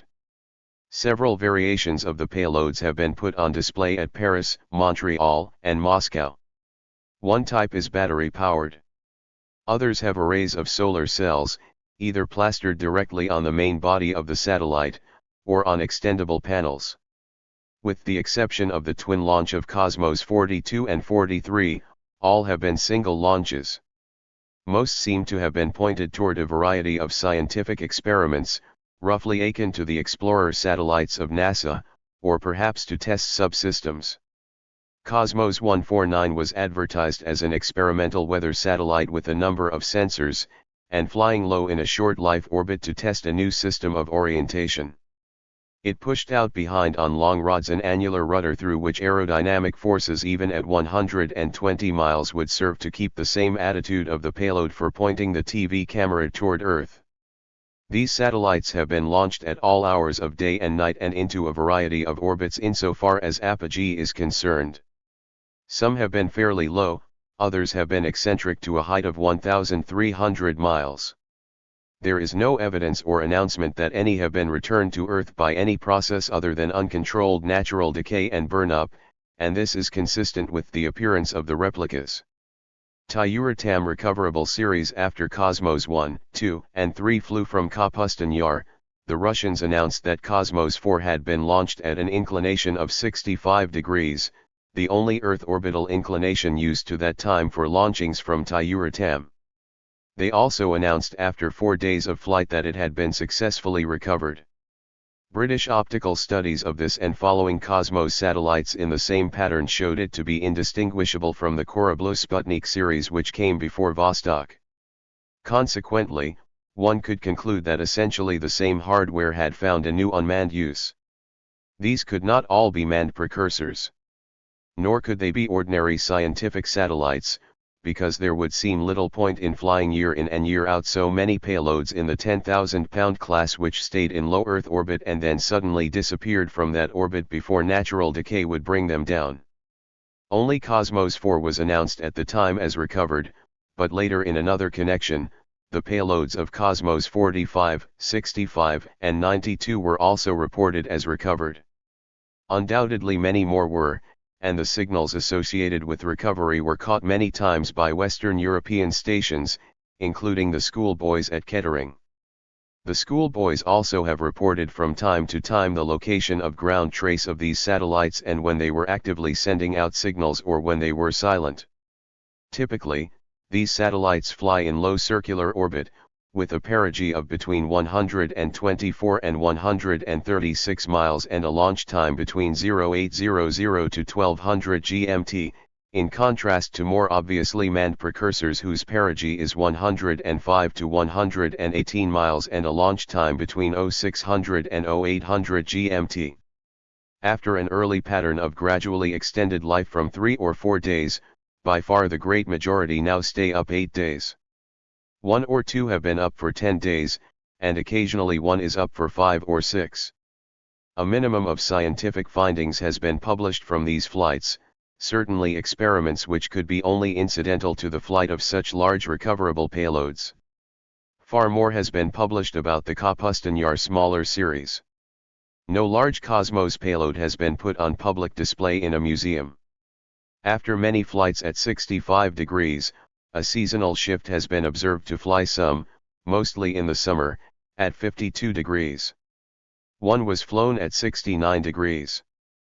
Because almost all of these flights are launched between 8 and 12 in the morning, Greenwich time, this may coincide with good lighting conditions over many possible targets of observation, as well as working out well for daylight recovery in the normal zones in Kazakhstan or the Ukraine. There have been periods in the past when the Russians were quite vociferous in their verbal attacks upon US proposals and programs for Earth observation from space. Even the early Tyros on occasion had been criticized. As the years have passed, such Soviet complaints have, however, become minimal.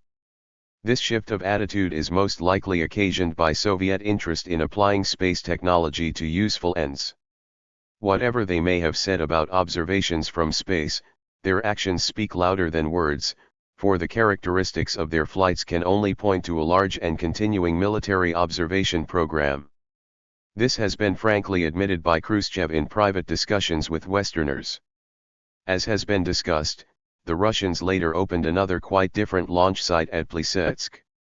Routine launching of 8-day life low-altitude heavy satellites began with Cosmos 112, and at first these were at about 72 degrees inclination, which would reach up far enough to cover airfields of northern Norway, installations in all of Alaska, and give at least a slant look at Thule, Greenland. Later, some of these nights from Plesetsk were flown at the more common THIRD-WORLDISM 65 degrees inclination.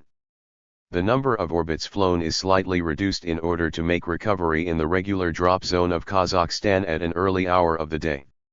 THIRD-WORLDISM large non-recoverable series. A new program showed up within the Cosmos blanket name when Cosmos 44 was put in a circular orbit of indefinite life from THIRD-WORLDISM, at a 65 degrees inclination, and about 400 miles up.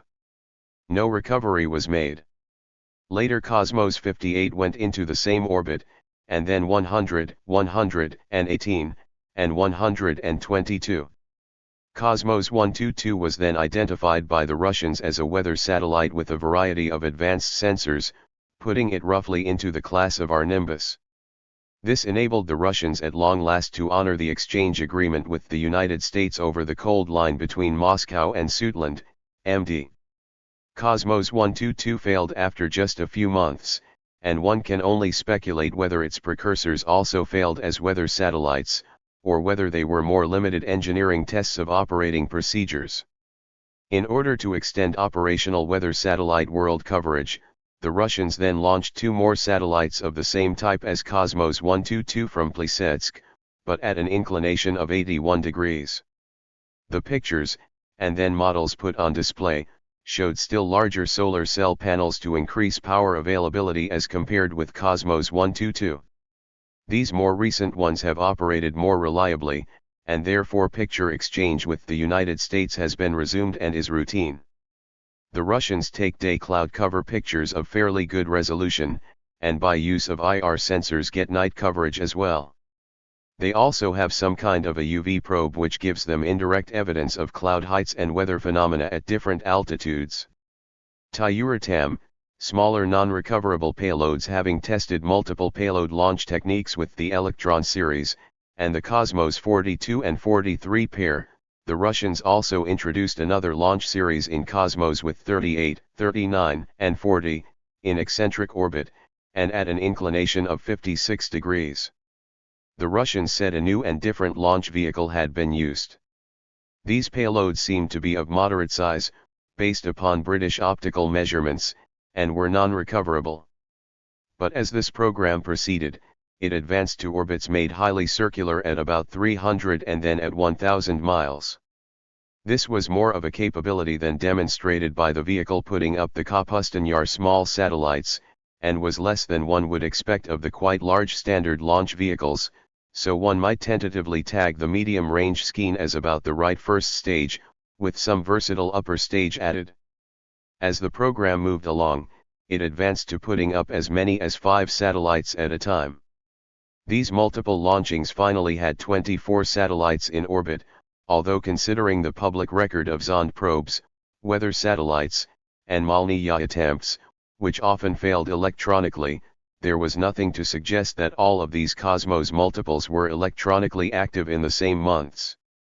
What was interesting is that one each in the last 2 sets of quintuplets was powered by a radioisotope heat source of electricity. This was a power approach also used in a number of American navigation satellites. In the fall of 1965, and several times since, Premier Kosygin and others have said the Russians were operating practical satellites for weather reporting, communications, and navigation. Because no navigation satellites have been named by the Russians, one would have to turn to the Cosmos program, and these multiple launchings, later circularized at about 1000 miles, and in a few instances carrying nuclear power, seem the most logical candidates for such a program, very much the way that the weather program began to have logical candidates for precursors before Cosmos 122 was specifically identified. It is also well to recognize that almost all Soviet programs could have multiple purposes. Thus the manned Vostoks could have been a manned checkout of the military observation unmanned satellites which followed. Thus also, Cosmos 45, 65, and 92 were all later identified as carrying weather instruments in test form, even though these were recovered under the military observation program. Therefore, some of these multiple satellites could make a few routine ionospheric measurements, while also serving to develop a navigation system, perhaps be the test of a multi-satellite military communications system, and perhaps do some passive electronic listening for Farad purposes, just as special Soviet trawlers follow our fleets at sea and lie off our coasts for such purposes. It is interesting that since the big program to put up the 24 satellites in multiples, no more have followed, and we have seen a limited number of individual satellites put into 300-mile circular orbits at the same 56-degree inclination. This inclination and its associated ground tracking system may be specialized to some particular pad complex and launch vehicle. If so, the same medium-range launch vehicle and upper stage may have been used for Cosmos 103 and 151 as was used for the earlier multiple-shot series. More recently, such a highly circularized launching, Cosmos 158 at 75 degrees and 500 miles orbit, has occurred at Plesetsk as well, perhaps suggesting that the operational stage has been reached, and that a higher inclination gives better coverage if indeed it is a navigation and/or Farad system. It could be a weather satellite, but if so, it has not been announced like the other working weather satellites, and it is not at the same inclination as the known weather satellites. Remaining Cosmos program elements. A careful scrutiny of the orbital characteristics and hours and days of launch of all other Cosmos satellites leaves questions regarding several, all from THIRD-WORLDISM except as noted. Cosmos 15. It had the low perigee of a manned precursor, but otherwise gave no particular indications of being unusual. Cosmos 21. It was launched earlier in the day than an observation satellite, stayed up only 3 days, when it decayed. It did not match a known deep space window. It may have been a failure, and if so, its orbital path including perigee looks quite a bit like that of the launch platform of Cosmos 27 or 41. Cosmos 27, 96, and 167.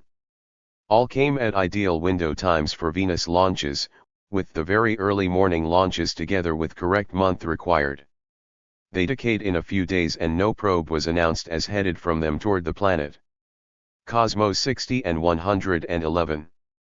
Both were at the right time for lunar launches consistent with other Soviet lunar launches for a soft landing or orbital mission. They soon decayed from low orbit without announcement of the launch of a lunar probe. Cosmos 47 and 57. These had the low perigee and short life which matched the Phoscode series following right behind each of these flights. Cosmos 50. This had a slightly low perigee for an observation flight but a typical 8-day life. However, on the 8th day, it suddenly exploded into a cloud of debris. Cosmos 102 and 125. These are somewhat obscure. They flew in fairly low circular orbits for about 2 weeks, and then decayed without recovery. What was interesting about them was that their initial perigees were in the southern hemisphere, which may raise the question of possible maneuver. Were they a follow-on to the earlier Paulette series? This is not evident from the public record, but like Paulette, there was no separated accompanying carrier rocket in orbit. Re-entry tests. Cosmos 139, 160, 169, 170, 171, 178, and 179. These look very much like engineering tests. They may have made as little as a single pass around the world, or in any case very few orbits before they decayed or were called down. They are unique in that only with the series have the Russians failed to announce a period, and that the perigee has been so low. This combination virtually forces the conclusion that they are re-entry tests, not space measurement experiments per se. In any case, with no period announced, the implication is the part of the payload interesting to the Russians may even have made slightly less than one orbit. It is also noteworthy that these 7 satellites with their inclination close to 50 degrees constitute a unique group of THIRD launches, matched only by the 2 unannounced launches of September 17 and November 2, 1966. These unannounced launches created considerable amounts of debris at such different altitudes that it was almost as if more than one stage had blown up at a time after these stages had separated.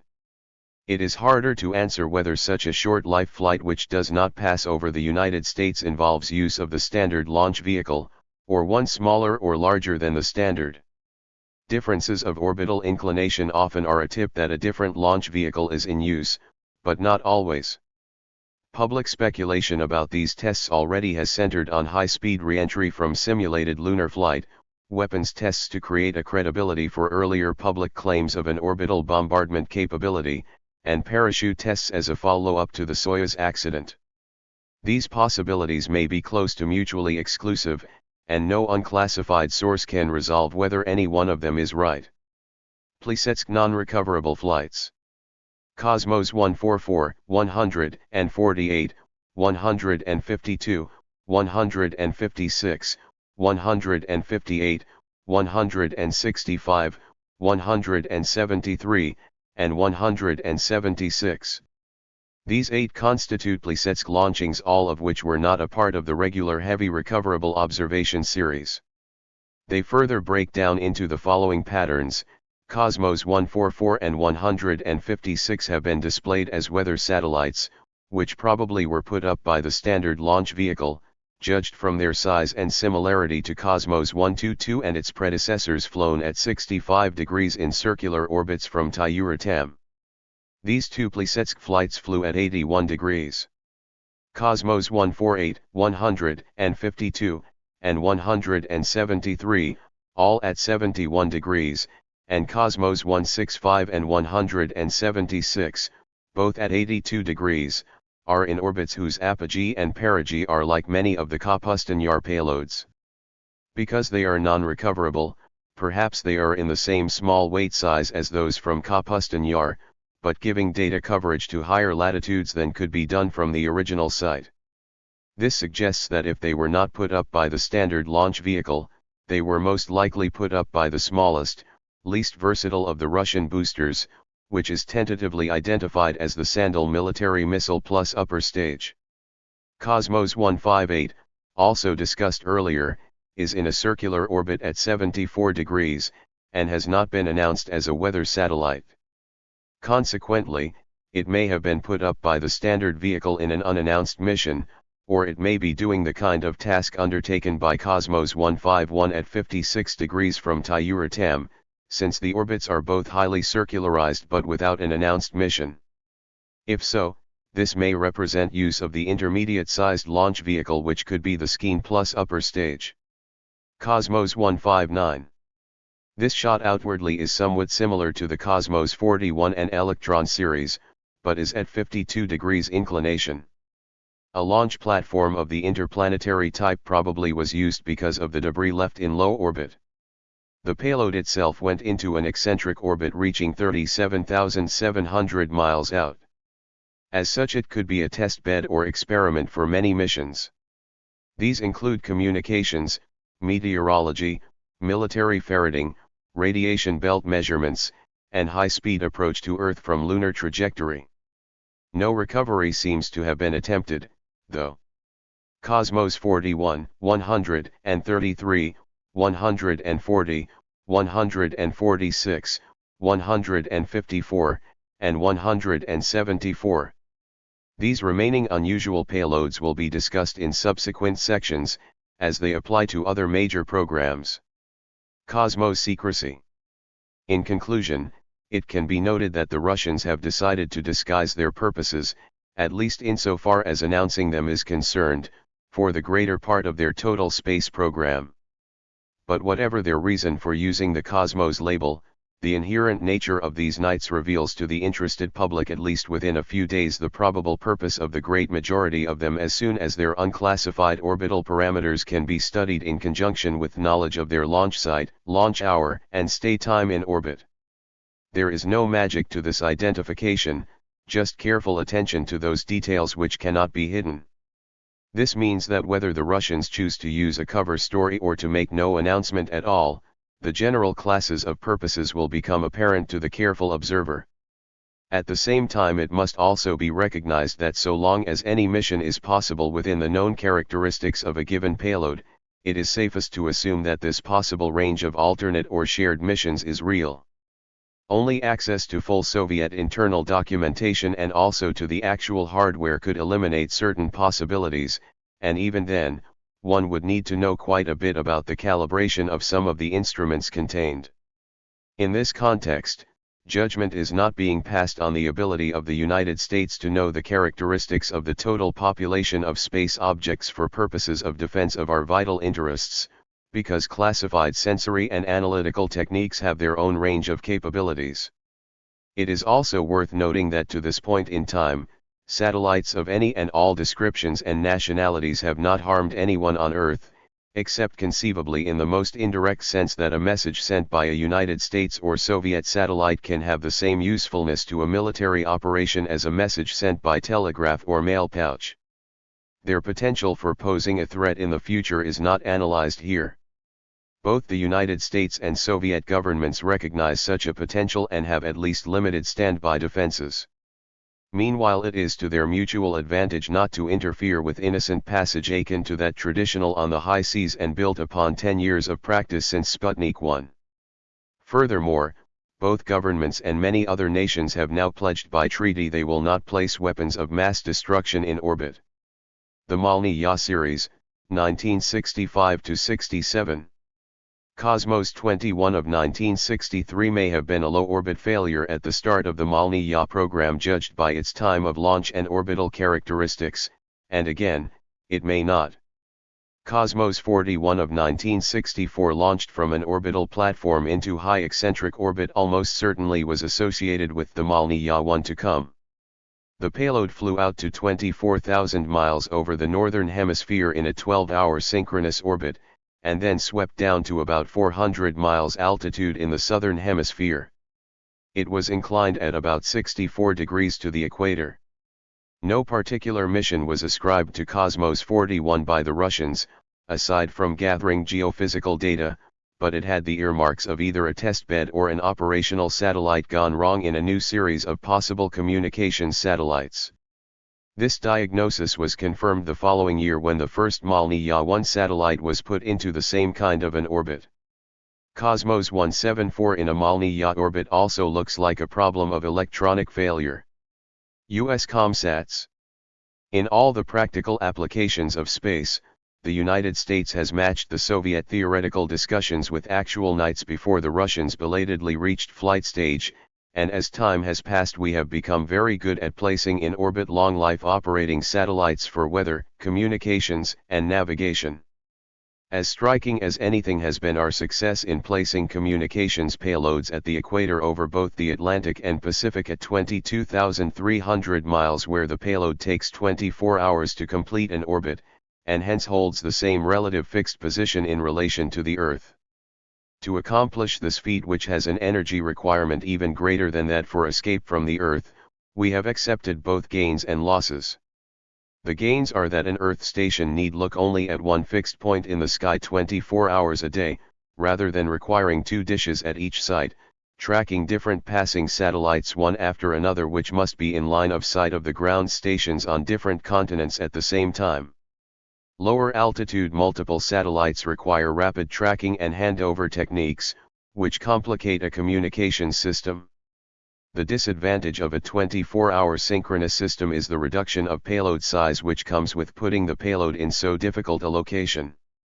Another loss is the larger ground station required to send and receive signals from a satellite so much higher in the sky. Still another loss is the difficulty of attaining easy line of sight at high latitudes where the polar regions can barely see an equatorial satellite, if at all. Malny-Ya-1 orbits.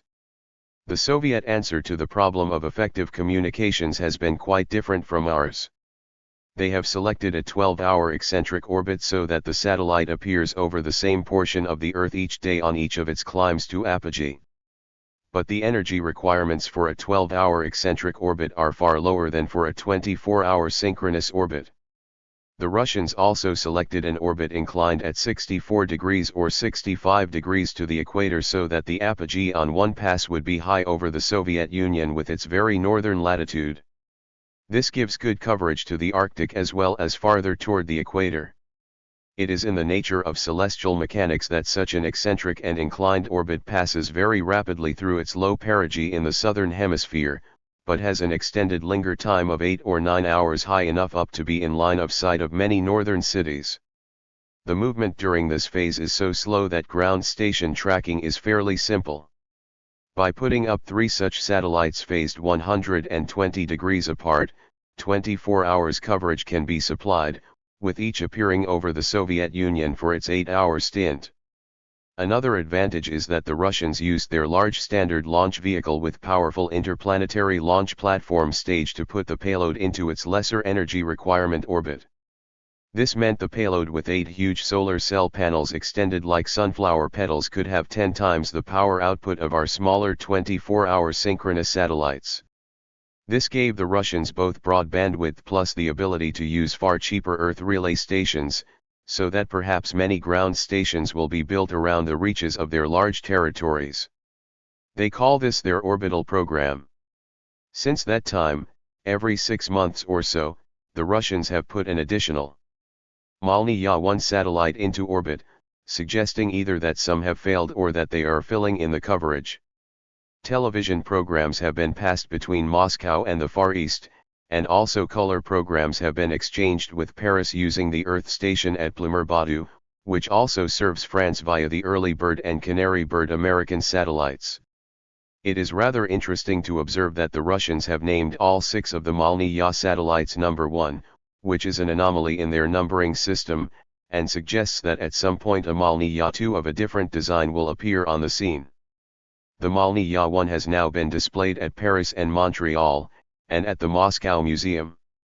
With reference to an earlier statement that multiple use is implicit in many Soviet operations, it is worth noting that some of the Malny-Ya-Ls have also been weather satellites. The United States not only has flown TIROS and Nimbus weather satellites at relatively low circular orbit, but it has launched a new series of multipurpose experimental payloads to higher altitudes, including 24-hour synchronous, in the ATS series. ATS-1 over the Pacific has a television observation capability as well as doing communications and other work. It has been able to view the entire Pacific Ocean at one time, and to return pictures as often as desired of very great fidelity of that whole ocean throughout a 24-hour period.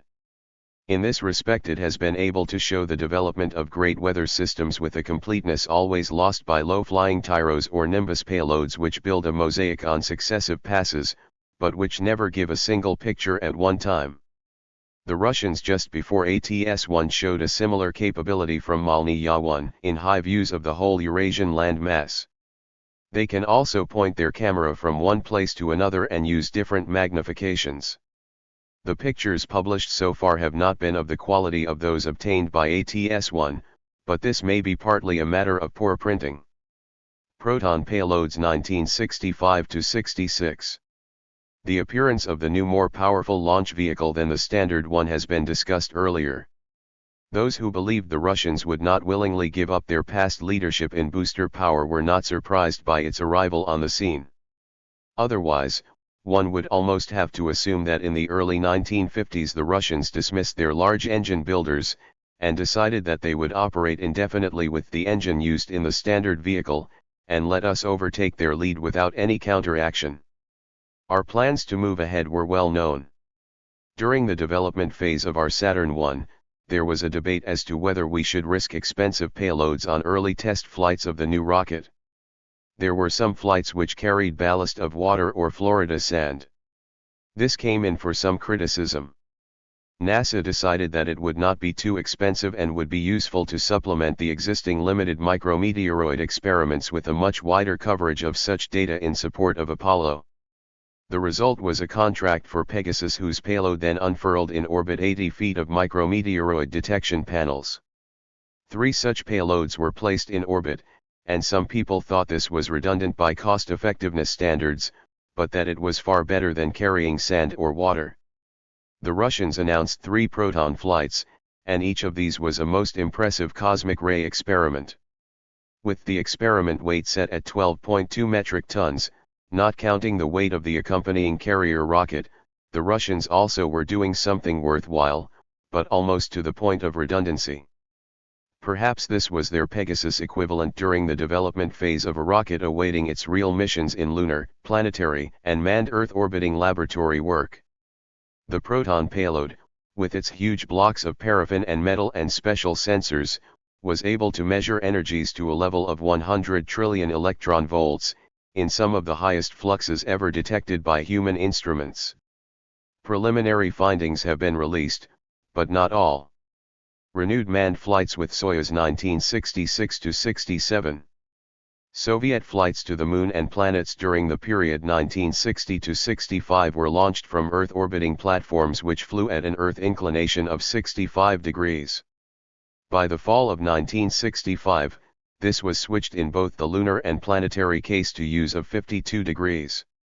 The more southerly inclination gave a slightly better lift capability, lined up a little better for the launch of the escape probe near the equatorial plane, and also gave a longer visibility from the Crimean Deep Space Tracking Station of any probe during its early flight. Cosmos 110 dog flights. Early in 1966, this 52-degree inclination was also used for the launch into a moderately eccentric orbit of Cosmos 110, which set a new record for stay time in orbit, followed by recovery. The payload carried 2 dogs, Veteruk and Ugalek, who were returned to Earth after 22 days in orbit.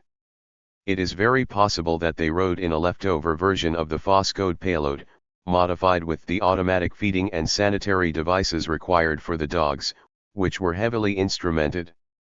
The flight into a substantial part of the Van Allen radiation belt gave the Russians a fair amount of additional data about the dangers, but the dogs came through all right.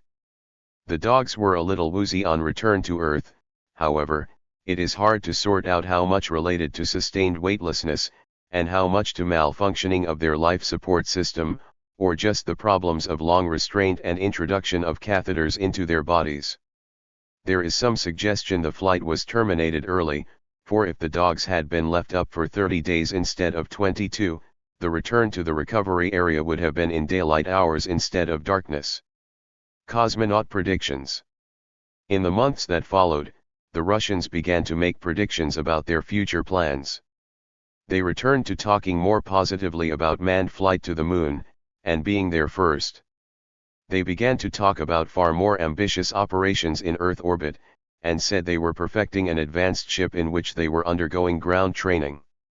In 3 different countries, touring cosmonauts said that a ship to come would carry more than 5 cosmonauts, and depending upon the country where they were speaking they hinted one passenger might be a Cuban, Bulgarian, or a Hungarian brother. Manned precursors. Following the discovery that the low perigees and short life of Cosmos 47 and 57 signaled the coming of the Phoscode series, it became a sport in the Western world to watch each new Cosmos flight to see when the precursors for a true new generation of manned ships would appear. If it were really new, it was expected there would be several flights, just as Vostok was preceded by 5 flights while each Phoscode, a minor modification, had only one precursor. The first sign of something new was Cosmos 133 of November 1966. To outward appearances, it seemed no larger than any other Cosmos flight of the period, but it did have the telltale low perigee and it stayed up only 2 days when apparently it was recalled.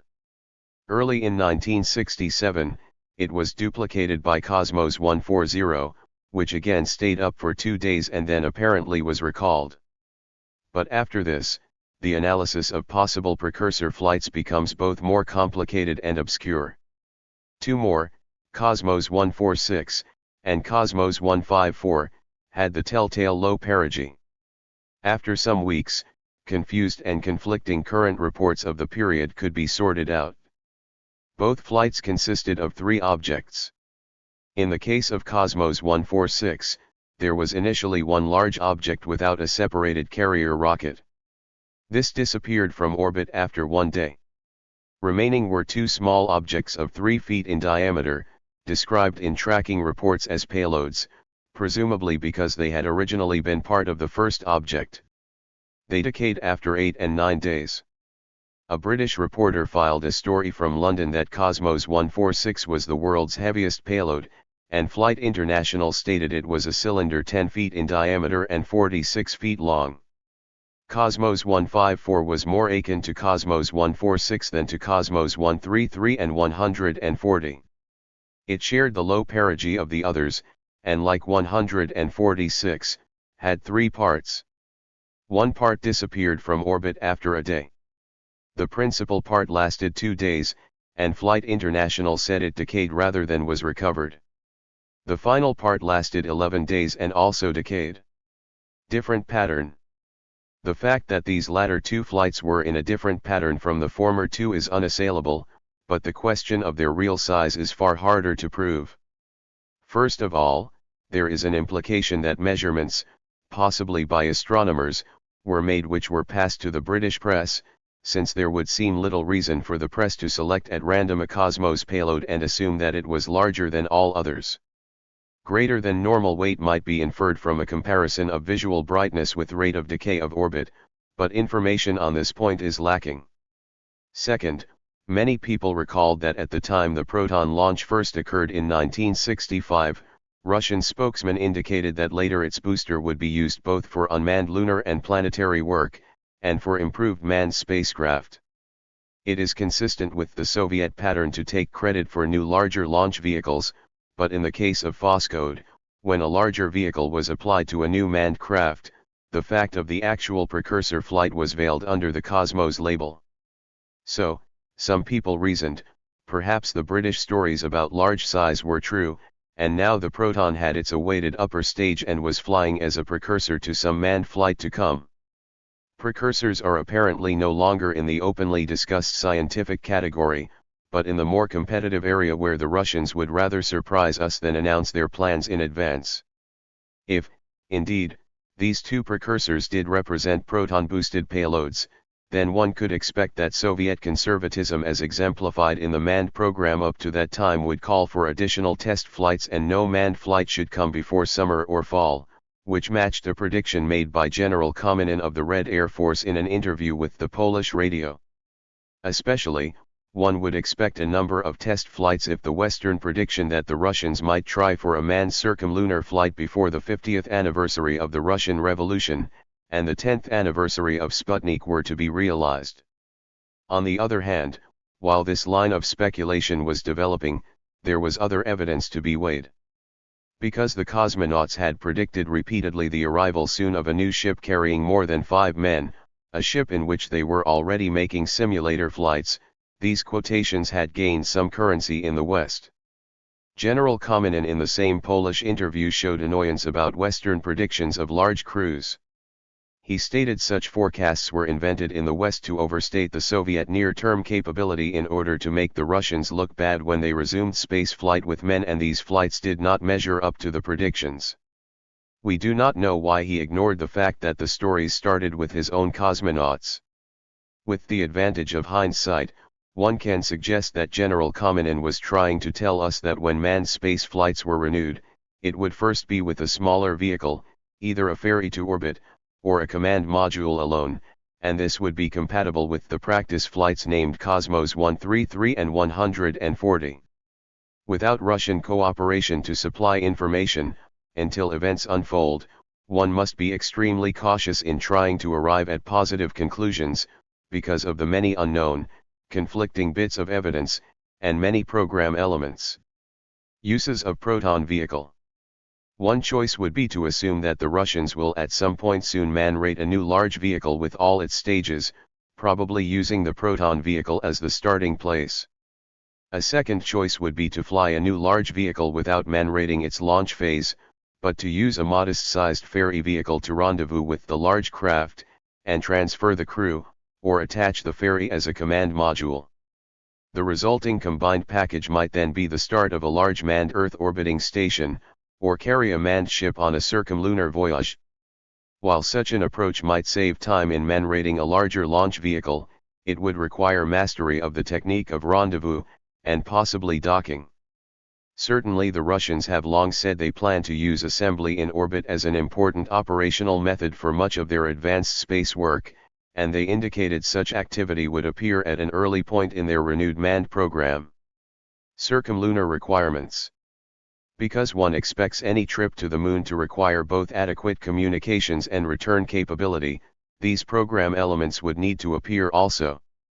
The Russians have not built the worldwide land-based network for tracking which the United States had undertaken through international agreements. This means that they have had to deploy ships in connection with their space flights except for the more routine unmanned types. They, of course, have some advantage in domestic placement of tracking stations because their country stretches 2.5 times as far across the globe as does the continental United States. There may be some slight indication of a move toward better tracking in the announcement of the summer of 1967 that the Soviet Academy of Sciences has been assigned 9 space support ships. These ships by the Soviet account are to be deployed in the Atlantic, Pacific, and Indian Oceans.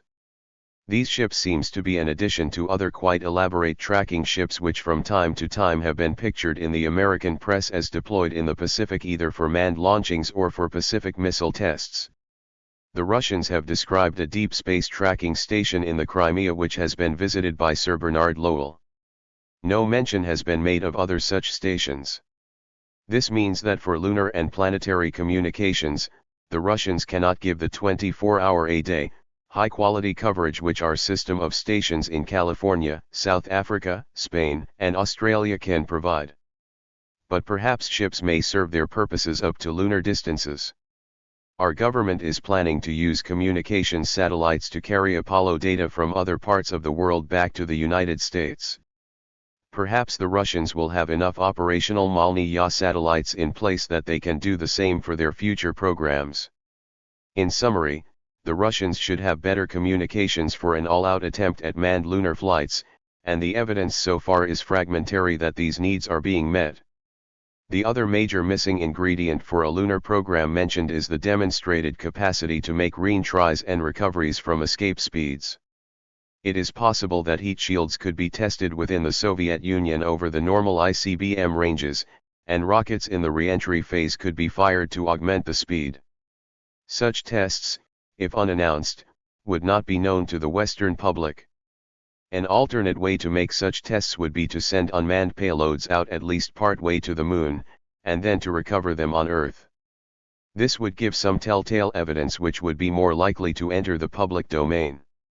A return lunar flight could be expected either to enter the atmosphere somewhere in the equatorial zone where a Soviet task force at sea would recover it, or the payload would have to maneuver, possibly with a lifting body design, to get back to the northern latitude, Soviet home recovery area. Either technical development would be fascinating to observe even from a distance. Here is an area in which up to the summer of 1967 we have seen neither evidence of adequate sea recovery forces of the type required, nor of large-scale lifting body maneuver tests. How much lead time warning one might expect is not wholly predictable. Up to this point the Soviet manned program has been so conservative that flights have been thoroughly preceded by unmanned analogues. If manned circumlunar or manned lunar landing flights are contemplated, then we should see some very impressive unmanned flights which could not be hidden and which would come before the actual manned attempts. Of course, one can argue that the Soviet operational development pattern will change, but most institutions show consistency in their behavior. Apollo fire. When the United States had its tragic ground test fire at Cape Kennedy and lost the 3 Apollo astronauts, there seems little doubt that we lost at least a year in the timing of the next set of manned flights, whatever it may or may not mean for the longer future. In a potentially close race, it seemed then to pass the initiative back to the Russians. This was especially true with the evidence of precursor flight, with something new at least in the 10 to 15,000 pound payload size, and possibly in the 40 to 60,000 pound size. Even so, conservative practice suggested no flight was likely before late spring or summer. Therefore, it was a little surprising in April 1967 when the Moscow rumor mill began to float very strong reports that the most spectacular manned flight in history was coming within a few days. People quickly recalled the Soviet cosmonaut stories of the 2 preceding years when there had been so much talk of a new ship which could carry many men, stay up a long time, maneuver, rendezvous, and dock. The Russians themselves had said the time was past when it was worthwhile sending up 3 or fewer men for short stays, and they had made sliding references to the repetitiveness of the Gemini program. Soyuz 1.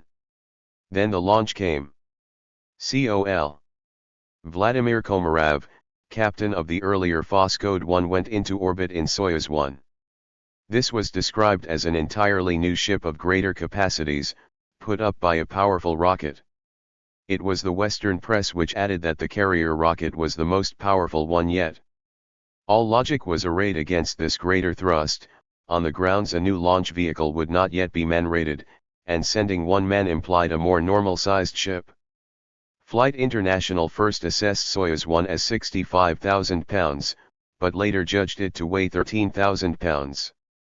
This suggests the editors first were reacting to the speculative stories about Cosmos 146 and 154, and later reconsidered because of the smaller likelihood a very large vehicle was man-rated so early in the flight program. It is possible that Soyuz 1 was part of a larger assemblage to be seen later. One could imagine it was the command module of a future circumlunar ship, or the maneuverable ferry for a future manned Earth orbital station. After just 18 orbits, Komarov made bis re-entry, and the Western world has been trying to guess ever since what really was intended. To put up one man for one day could not have been consistent with the rumors encouraged in Moscow that this would be a very spectacular undertaking. The least one could expect was that a second ship would go up on the 16th orbit when the ground trace of Soyuz 1 would come back over Tyuratam. Also, the fact that a number was assigned to the ship whose name means Union hinted that it would be joined by a Soyuz 2. If the first ship had had several men on board, one might suppose the second launch would be a big cabin put up without crew because the booster was not yet man-rated. But the presence of one man made more likely that Soyuz 2 would be like Soyuz 1. One can see the possibility that 3 to 5 men might be in a second ship. If the two ships joined, the total men up would then possibly match the more than 5 cosmonaut prediction. Some of the crew might transfer across into the Soyuz 1, and each ship make its own re-entry after a moderately extended stay. One does note, of course, that by the unmanned analog theory, the Cosmos 133 and 140 precursor flights stayed up for 2 days each, and not for an extended stay. No launch occurred on the second day, and if Komarov had planned to come down routinely, he would have done so most likely on the 16th or 17th orbit when he would be lined up with the normal recovery area. As explained, starting with the dog flight in Cosmos 110, man-related flights had switched from an inclination of 65 degrees to the equator to 52 degrees. This new inclination is the one now used for orbital launch platform flights to the Moon and planets, and could have been consistent with a plan to work toward a lunar landing. It also meant that if a recovery on the normal pass did not occur, that a subsequent pass not too long delayed would come closer to the normal recovery area than was true of the Foscode 2 flight that carried the crew well to the west when they went around in extra time. Death of Komarov. Whatever the reasons, and whatever the undisclosed total plan, Komarov started his descent after 18 orbits. According to the Soviet account, everything went well through retrofire and re-entry, but on entering the lower atmosphere and deploying the parachute, the lines became tangled, and the ship plunged to Earth at a speed which made his death inevitable. This first spaceflight death was a great shock to the entire world, and was an especially hard blow to Russian hopes. The announcement did indirectly strengthen the conviction that other space deaths had not occurred earlier to be buried by Soviet security. The Russians appointed a board of investigation, and apparently official circles were plunged into some of the same soul-searching which has occurred in this country but without the public hearings and continuing press commentary. The fact that a board had to look into all aspects of the flight implied troubles beyond a parachute line. One can surmise that a modified Foscode using the normal re-entry system having just a fluke accident would not hold up the program very long. But if some entirely new design had come into use, and the preliminary testing of re-entry had not anticipated the effects of certain kinds of air turbulence on the new design, then the problems to be overcome might be more serious. Also, if Komarov came down after 18 orbits, which is unusual, it suggests he came down earlier than originally planned because of troubles appearing soon enough that a second launch was cancelled, and troubles were severe enough that he could not get down at the optimum pass. Therefore, if several things went wrong, the Russians may be in for as long a delay as we face in the Apollo program. As grim as this comparison of tragic losses is, it tends to put both countries back closer to a par position insofar as the business of being first to send men to the vicinity of the Moon is concerned.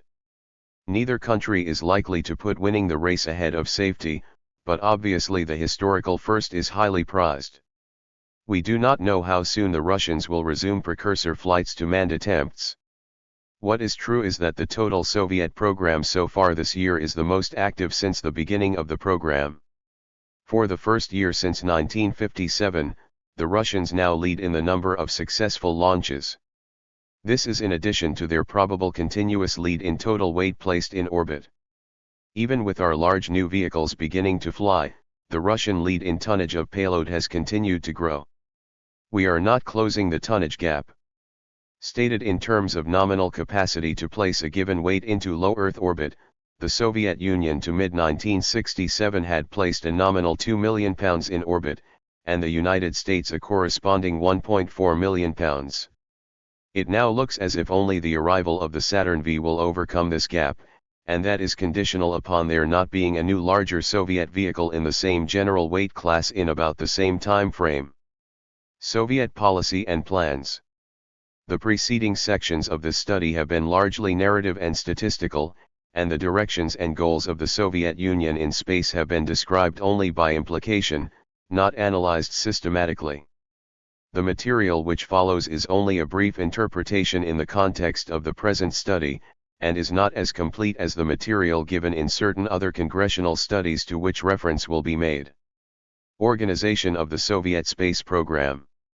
In contrast to the public hearings which preceded passage of the U.S. National Aeronautics and Space Act in 1958, and the American public debate about goals, organizations, and levels of effort, little has been published by the Soviet Union of its corresponding organizational period. What we have learned of the Soviet patterns has been the result of painstaking scholarly work with little help from the Russians. For example, it was some time after the fact that the Russians disclosed they had set up at an unspecified time a permanent space organization. They have never volunteered data on their space budget, organizational relationships, or even names of principal space officials. After his death, Korolev was revealed as a guiding genius in the space program who will be sorely missed, and he was buried in the Kremlin wall with high honors. This far-reaching secrecy is curious in a program which is advertised as purely scientific. The Russians have said they must preserve the privacy of their top space administrators to protect them from the danger of assassination by Western agents, a thought which must be startling to the men who have headed our space work in NASA, DOD, and industry. We know that the Soviet Academy of Sciences has at least an advisory function in the program, and that the Soviet strategic rocket troops conduct the actual launches. Their use of military rockets for launch vehicles has been offered as the excuse for keeping foreign visitors away from the launch sites. It is not even clear that Soviet scientists who prepare some of the payloads are permitted to participate in the launches to the extent scientists do in this country. Although it is conjectural in detail, the most complete congressional study of Soviet space organization is contained in Soviet Space Programs, 1962-65, Goals and Purposes, Achievements, Plans, and International Implications, a staff report of the Senate Committee on Aeronautical and Space Sciences, printed December 30, 1966. Military and Civilian Goals. The United States started its space program within the Department of Defense, and in time had separate studies or programs in the Air Force, Army, and Navy, each with its own payloads, objectives, and even launch vehicles. After Sputnik, management was increasingly centralized and passed to ABPA, the Advanced Research Projects Agency, which both coordinated work for all of the services, and served as interim manager of civilian activities while the National Aeronautics and Space Administration was being formed. Later, major control of our military space program passed to the Office of the Secretary of Defense, with the Air Force most often the executive agent, especially for launchings and tracking. To the considerable distress of some individuals involved, the Army ABMA facilities and personnel related to space at Redstone Arsenal, and the Jet Propulsion Laboratory passed to NASA. The Vanguard team of the Navy was transferred to NASA. Several individual projects in which the Air Force as well as the other services had an interest also passed to NASA. NASA itself was created from the people and laboratories of the former National Advisory Committee for Aeronautics. In the years which have followed, the NASA budget has grown to approximately the $5 billion a year level, while DOD has been spending at about $1.6 billion a year, but putting up 2/3 of the total U.S. payloads for its own purposes. Reasons for U.S. civilian program. In the United States, a civilian space organization was established in order to free its budget from the pressures of short-term military needs, and to make it attractive to scientists who in some cases it was believed would be adverse to having career military officers controlling middle-level policy or management, and even civilian overseers of military programs do not always see eye to eye with working scientists. It should be noted that our Space Act dedicated all our space activities to peaceful purposes, whether one agency or another conducted the work.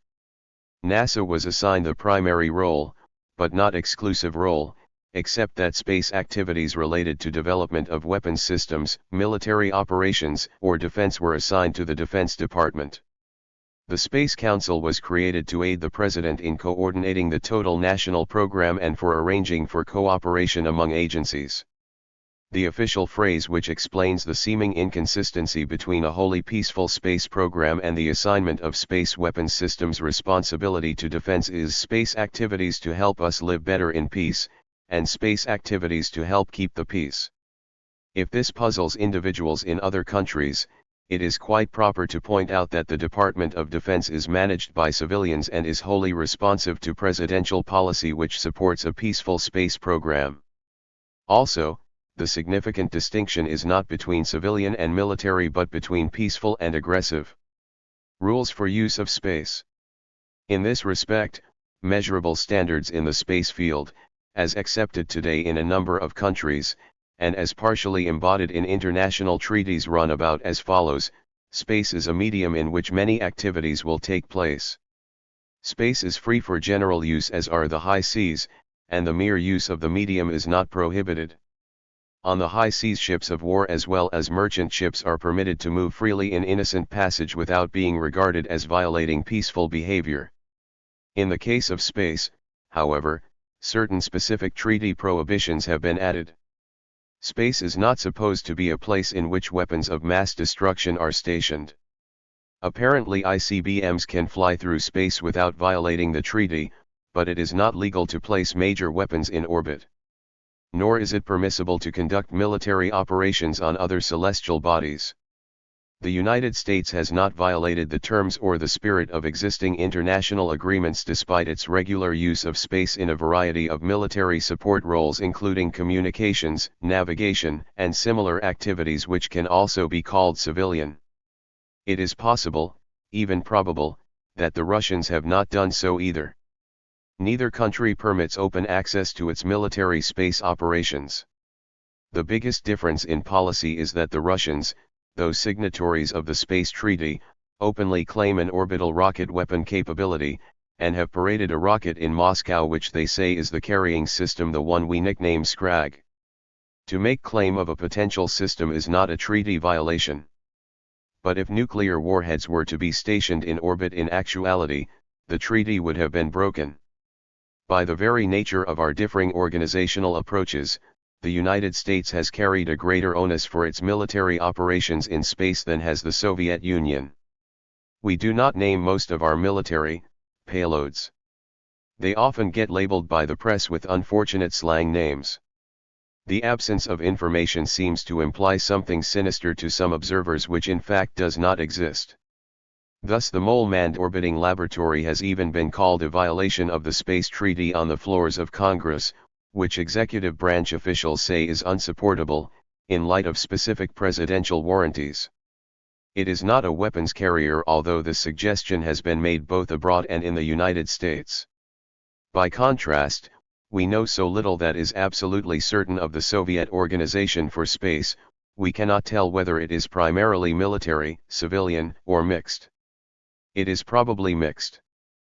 But with a perfectly straight face, the Russians claim their program is purely scientific as well as peaceful. They promptly name every successful launch. Any thorough analysis of their activities shows that they, too, are busy in a variety of military support roles, but this activity is far less exposed than ours is, despite our policy not to release military information. It must be emphasized that these policy differences do not give a clear advantage to one side or the other. International cooperation. One way in which we seem to be better off with our pattern is that of international cooperation.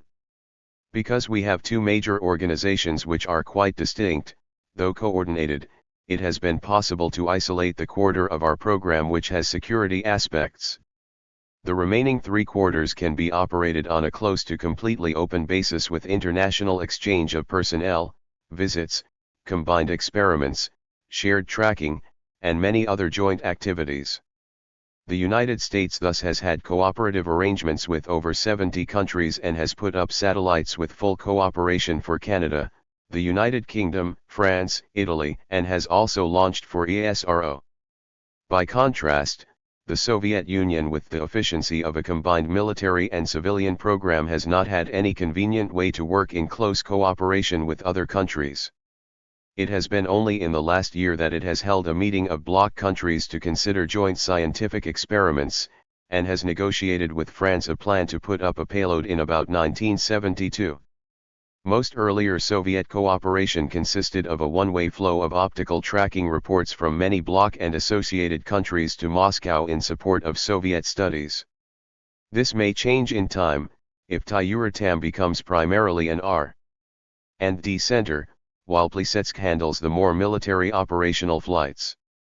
Also, another clue to changes of practice may be contained in the cosmonaut references to foreign cosmonauts riding into space with Russians. U.S. Soviet cooperation. The United States and the Soviet Union have been very cautious in their direct negotiations for space cooperation with each other. Specific offers of U.S. help in tracking manned and planetary flight have been spurned. U.S. offers to permit Russians to visit our launch sites have also been turned down because of reciprocity customs. However, in scientific circles, the Russians have appeared at meetings in the West including the United States, and have permitted Americans to go to meetings in Russia at which technical papers have been given on each side. Through COSPAR, both countries and others have met to exchange flight data on a routine basis. On the political level, both have also filed flight data at the United Nations, and it was through the UN that the recent space treaty was negotiated. On a bilateral basis there have been general suggestions from both sides that large-scale cooperation would be useful, but these proposals have never come at a time and in a form that both could agree to as practical. In a more limited way as a sign of good faith, agreements have been negotiated which call for an exchange of space-gathered weather data, with data passed over the so-called cold line between Moscow and Suitland, MD. This same agreement has called for exchange of geomagnetic data, and also the joint preparation of a book on space medicine. Limited communications experiments using Echo 2 were also conducted, but these actually involved only a Soviet station and Jadrel Bank, not the United States. Progress has been halting, with neither side willing to go beyond a matching flow of information. About the only other international activity of the Russians has been their exchange of television between Moscow and Paris. They have suggested to the Japanese they may also wish to exchange programs. For a long time they opposed the international consortium plan for communications satellites as unnecessarily dominated by the United States. At best, though, real cooperation with the Russians seems to be slow to come. Based upon the experience to date, and major plans such as manned flight to the moon on a joint basis seem very unlikely in the near future. Joint flight to the moon? Flight to the moon has proven hard to share because there are few times when each of the major parties felt that technology was sufficiently equal on the two sides to make true reciprocity possible. If the purpose in going to the moon is a broad one of creating a total capability to use space, with the lunar landing only a benchmark, then neither nation has been willing to become dependent on the other for any truly significant critical element of its comprehensive ability to use space. This is to say that neither side has been willing to accept dependence upon the other for launch vehicles, spacecraft, or flight schedules. It is more likely that if cooperation as suggested from time to time were to come about, it would be in terms of help on tracking, space rescue, visits to lunar bases, but not combining hardware on a particular flight. This condition is likely to hold so long as there is a Cold War, and in the absence of general disarmament. One prospect held out by a few advocates of cooperation is that large financial savings could be made. In this field, combined hardware would be unlikely to save money, considering the complexities of integration of designs. On the other hand, with a full sharing of flight results, one can imagine that some missions could be divided up between the two space powers and this would save some funds. This brings us to the general question of costs. Shares of gross national product allocated to space.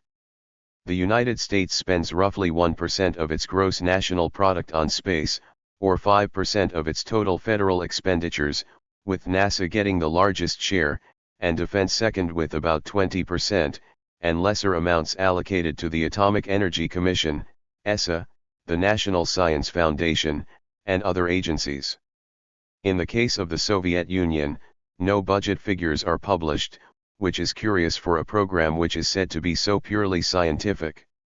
Although a variety of analytical techniques can be employed to ferret out the Soviet situation, a rather simple analysis provides an order of magnitude figure which is probably as close to indicative as a more complex approach would supply. We know in this country that although 80% of the space budget is allocated to NASA, that it performs only 1/3 of the flights. This is because so much of its money goes into building future capabilities. Therefore, a simple comparison of level of flight activities between nations may be no more adequate a measure of expenditures than between agencies.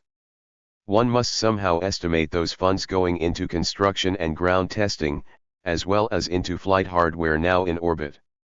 Because the pace of Soviet activity has been rising rather consistently, and because the Russians have continued to claim plans for complex future missions, a reasonable assumption is that the percentage of effort divided between current flights and future activity is roughly the same in each country.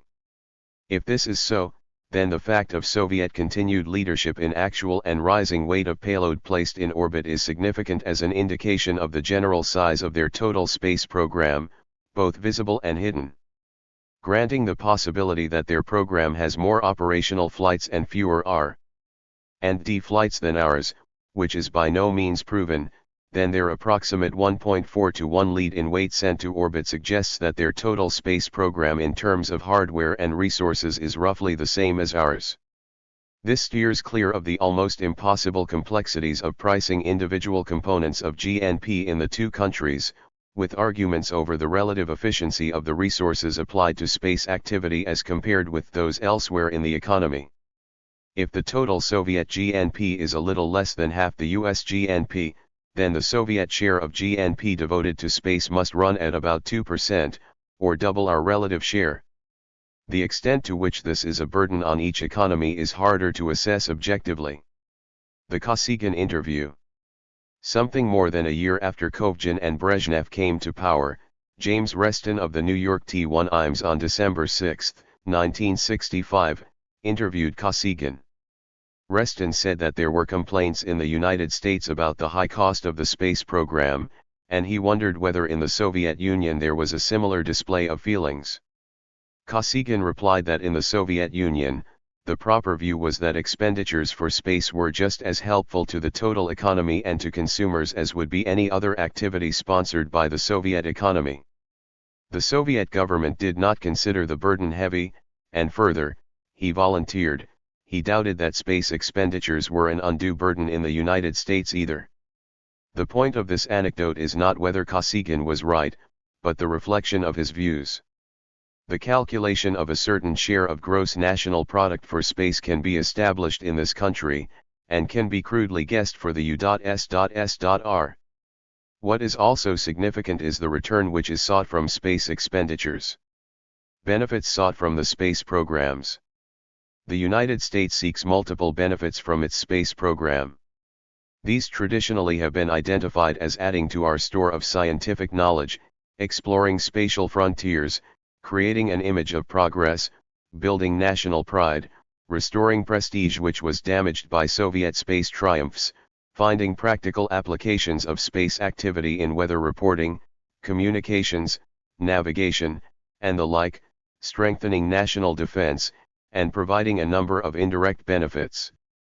These latter have included a spin-off of space technology to other Earth-based uses, a stimulus to education, a provision of better quality jobs, a general advance of industrial know-how in precision work, in high reliability, in use of better materials, and in advanced systems management.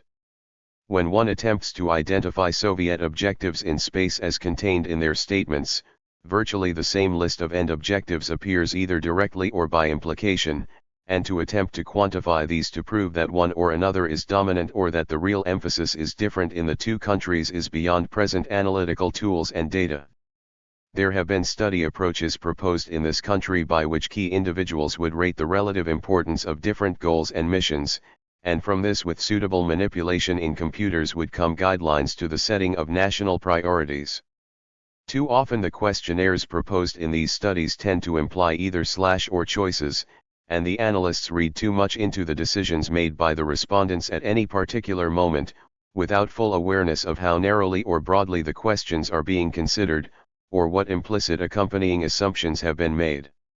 In the case of the Soviet Union we do not have even the results of surveys to study, and must fall back on a combination of demonstrated activity and of declarations by Soviet officials. Actual flights undertaken seem to cover about as broad a range of missions as do those of the United States. Declarations of the benefits sought or found have been essentially like those expressed by U.S. writers or spokesmen. That is to say, the Soviet program is aimed at a wide range of benefits, scientific and practical, direct and indirect. They have been less explicit about some of the image-making and military goals, but even these are present. In periods of the past when the Russians were winning space firsts and our program had not yet gathered full speed, they claimed the reason for their advantage was their socialist form of government and society. Soviet competition in the lunar landing. In assessing the impact of Sputnik 1, they quickly realized the political utility of space in the international realm. Thereafter, they gave particular stress to the strictly political task of raising Soviet prestige and lowering that of the United States, using space achievement as their measure of perfection across the board. Under Khrushchev, space politics was played to the hilt, but in recent years, perhaps owing to America's own space success and the ascendancy of the Brezhnev-Kosygin leadership, whose style is more restrained and grave in manner in contrast to that of the bumptious, outgoing Khrushchev, less emphasis appears to have been placed on this particular aspect of Soviet-American rivalry. The Russians have specifically disavowed any space race with the United States, but nonetheless they have permitted many Soviet commentators to draw comparisons with the US space program and always find theirs ahead. In late 1963, Khrushchev claimed that the USSR was not racing us to the moon, a statement widely misinterpreted in the United States, but this assertion conflicts with the reality, for neither Khrushchev nor numerous Soviet military leaders and scientists ever denied the priority of their lunar goals, nor did they downgrade their use of space for political purposes, which had proved to be a prime factor in generating the so-called space race. Before and after this incident, the Russians, including Khrushchev himself, reaffirmed their lunar goals. Recently Soviet cosmonauts have stated that when we land on the moon, we will be greeted by Russians. The Russians have also said their program is completely peaceful, but they have at the same time said that if the United States uses space for military purposes, they will have to re-examine their policies and take suitable counter-steps. It is, of course, the Russians who alone claim a standby orbital rocket system in being, and who practice such complete security over their launch sites. Mission goals of the Soviet space program. The multiple benefits which each space program is thought to provide. The two major space powers define to a degree the kinds of programs we are likely to see developed to seek the goals providing the benefits. The United States has a sustaining program in science with fairly widespread participation by universities and NASA centers, and to a degree, foreign laboratories. It also has a strong program of applications, the particular field in which our lead has been most pronounced. The tendency is for NASA to pass the operational aspects of payload development and use to the agencies which plan to benefit from these applications.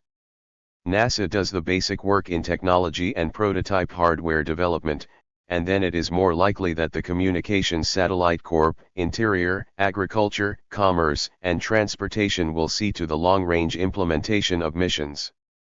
The defense establishment is more nearly self-contained in its pursuit both of development and application.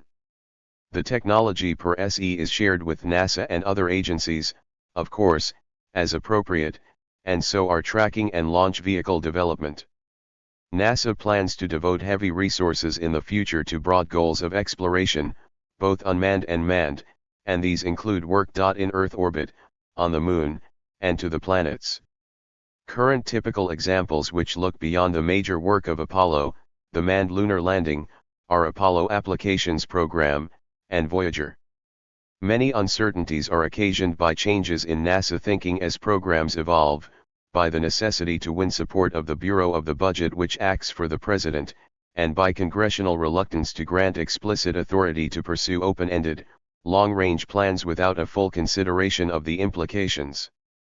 We know far less about the specifics of Soviet future plans of the next 5 years than we do our own. A simple extrapolation of what they are doing now suggests some possible directions. They, too, probably have a continuing science program, and it may become more international. They have indicated a stronger interest than they once demonstrated in such practical applications as weather reporting, communications, navigation, and Earth resources management. They have said less about military applications, but the upward trend in such activity suggests no lessening of interest. The real questions revolve around the pace and direction of the most expensive exploratory goals and missions. Adequacy of Soviet vehicles. The Russians have a reliable standard launch vehicle able to lift 14,000 pounds to low orbit, which will support most near-Earth unmanned missions, and carry a manned ferry vehicle or command module to orbit. The Proton-size launch vehicle should be capable of supporting manned circumlunar flight, space station assembly and logistics, and fairly ambitious unmanned nights to the planets as well as more complicated automatic devices to the Moon. With these two vehicles, the Russians have the logistics base for many of the missions which they have talked about. But if their plans really include manned lunar landing and manned flight to the planet as they themselves indicate from time to time, then either they must do extensive orbital assembly work with the Proton-class launch vehicle, or they must unveil a far larger vehicle, which in turn would still need to do rendezvous work to support assembly of an interplanetary expedition. If one can really take seriously the Soviet stated long-term goal, it is nothing less than planting the Soviet system and its representatives in every part of the solar system which can be made habitable. A look in greater depth at possible Soviet goals in space is provided in congressional publications as follows: Soviet space programs, organization, plans, goals, and international implications, a staff report of the Senate Committee on Aeronautical and Space Sciences, printed May 31, 1962. Also, Soviet space programs, 1962-65, goals and purposes, achievements, plans, and international implications, a staff report of the Senate Committee on Aeronautical and Space Sciences, printed December 30, 1966. Soviet declarations about their future intentions include sample statements arranged by class of speaker or writer in Senate Document 56 of the 89th Congress, First Session, International Cooperation and Organization for Outer Space, a staff report of the Committee on Aeronautical and Space Sciences, printed August 12, 1965. Philosophy on the Future of Space. There are some people who believe man's entry into space is as much a phenomenon of human irrationality as it is a technical achievement. The mere fact we can do something is not reason enough to do it, they would argue, if the various missions proposed do not meet the tests of cost-effectiveness, or win a higher degree of public support based upon real needs than do other significant projects. But even those who believe space research, as presently conducted, is an unwarranted extravagance, probably do not think that it can ever be ended. They hope mostly for a slower rate of expenditure and a more careful choice of missions, with primary attention to practical applications and to pure science conducted with unmanned payloads. Those at home and abroad who have been critical of the size of the space program have been so for different reasons. Some are concerned about rising government expenditures and view the space program as dispensable. Others are less concerned with cutting total government expenditures per SE, but see other programs as more important to their interests, such as the poverty war at home, or many other worthwhile projects. Still others do not object to the space program as such, but would be willing to delay it so long as Vietnam is drawing heavily upon our resources. By contrast, some other individuals favor a strong space program on fairly specific grounds that it is important to employment and to regional development. In a national context, they may favor it for any or all the reasons advanced in a previous section of this report. Undoubtedly, with minor variations, many of these same attitudes, both conflicting and polyvalent, are present in the Soviet Union. But what the majority of discussions in all countries about space policy, whether pro or con, assume, is that the future of space flight will be essentially as we have known it today. Although this is possible, it is not probable. And the probabilities are shaped by the trends in technology already understood but not yet applied in practice, as well as through unknowable breakthroughs which cannot be predicted, but which may be in the pattern of other breakthroughs liberally sprinkled over recent decades. Flight cost trends.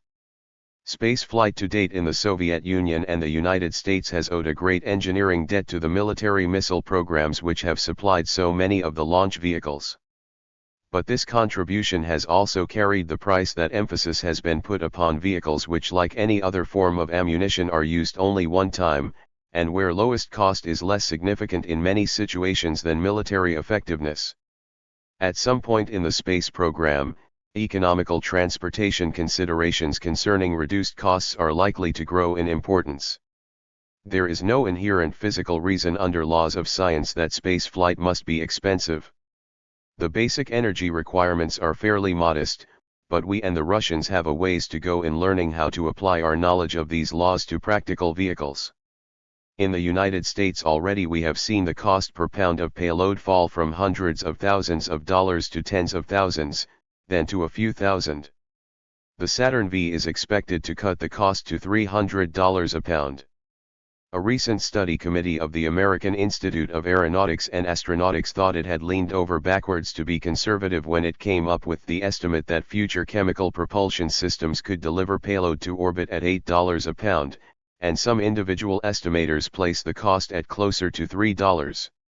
Advanced nuclear systems, also using reusable vehicles, have been shown in parametric studies to bring even lower costs not only to Earth orbit but throughout the solar system.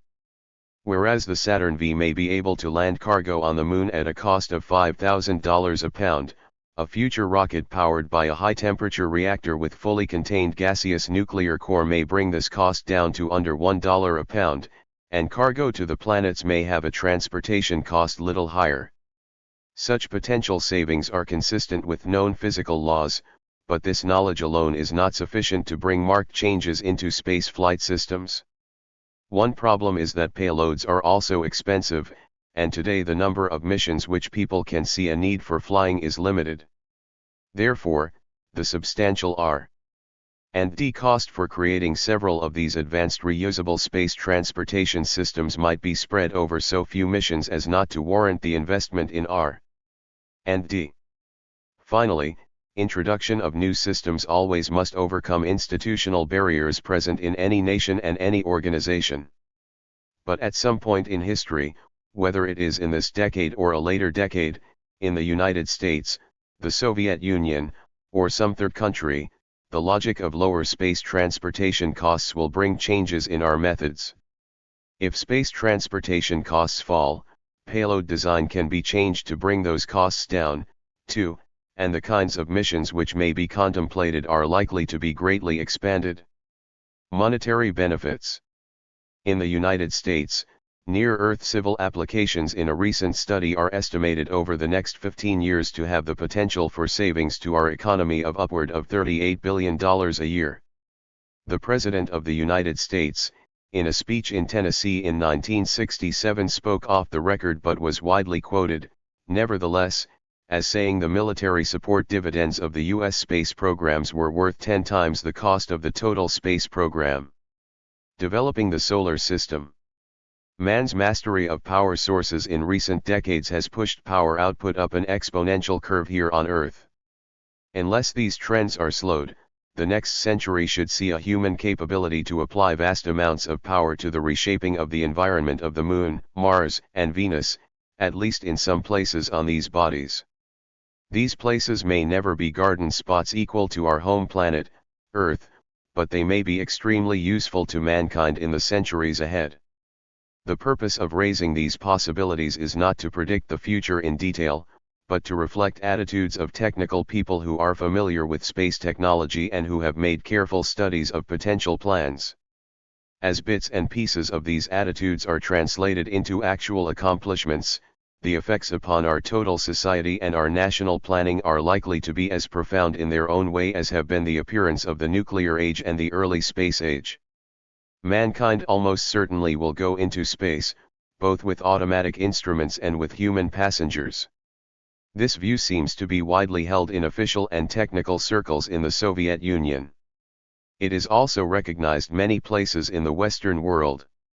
Mere existence of a feeling that the greatest values of space still lies ahead of us may not always be germane to immediate issues of public policy related to space flight, but it should bear some relation to long-range planning and fundamental public understanding of the stakes. Where we stand. This 10-year review of the Soviet space program, including the drawing of parallels and contrasts with space work of the United States, reflects a swift advance of technology. This study is written as the United States stands at the verge of Apollo and Saturn V flights. Everything one can read into the Soviet record suggests that they, too, are about to move on to far bolder steps in space flight. The next 10 years, when men of one or both these nations land on the moon, and when major decisions must be made about directions to take for the future, should be even more exciting than the events in the period ending. The burden of identifying the issues, and resolving them into patterns of action which support our national purposes, will represent a continuing challenge not only to scientists, engineers, and federal executives, but also to the Congress and the American people. Sources and methodology for analysis. For those who wish to pursue in greater depth the specific rationale by which many of the findings of this study were derived, this section on source materials and analytical techniques is provided. In a sense, these not only help to establish the bona fides of many rather positive statements made in this study, but provide ground rules for continuing studies in the future. At the outset, let it be noted that a most powerful tool and useful approach to making such a study is hindsight. Each month that passes throws some new light on earlier history, and consequently even the historical portion of such a study is never done. For example, there may be an obscure series of flights that somehow seem related, and finally, there will be a Soviet announcement about one more in the series. Suddenly everything falls into place, and the earlier group becomes understood. Secondly, it must be noted that although the claim is made that this study gives a reasonable basis of confidence that it is technically coherent and rational, there are elements of interpretation which are not subject to final determination, and not all analysts would agree with every conclusion. What can be eliminated reasonably well are the entirely spurious claims and conclusions which dot the existing worldwide public record because those assessments had to be made too early or by people who did not have enough facts, and only occasionally was there opportunity to go back to correct the record, as this study attempts to do. Finally, it is hoped that this account of sources and their interpretation may contain a few object lessons on what information can be controlled and what cannot by its very nature. This study left the distinct impression during its preparation that some very ordinary information that need not be classified and cannot be hidden from other governments, whether involving Soviet or United States flights, is made extremely hard to collect systematically, while a few other kinds of information which bear on major policy directions in both countries and which conceivably some might feel should be kept secret have been extremely easy for anyone to find in the record. If there is a moral, it is that a number of information policies have been fixed in both countries without due regard for their ultimate implications and for the complications they can bring in a surprisingly short time.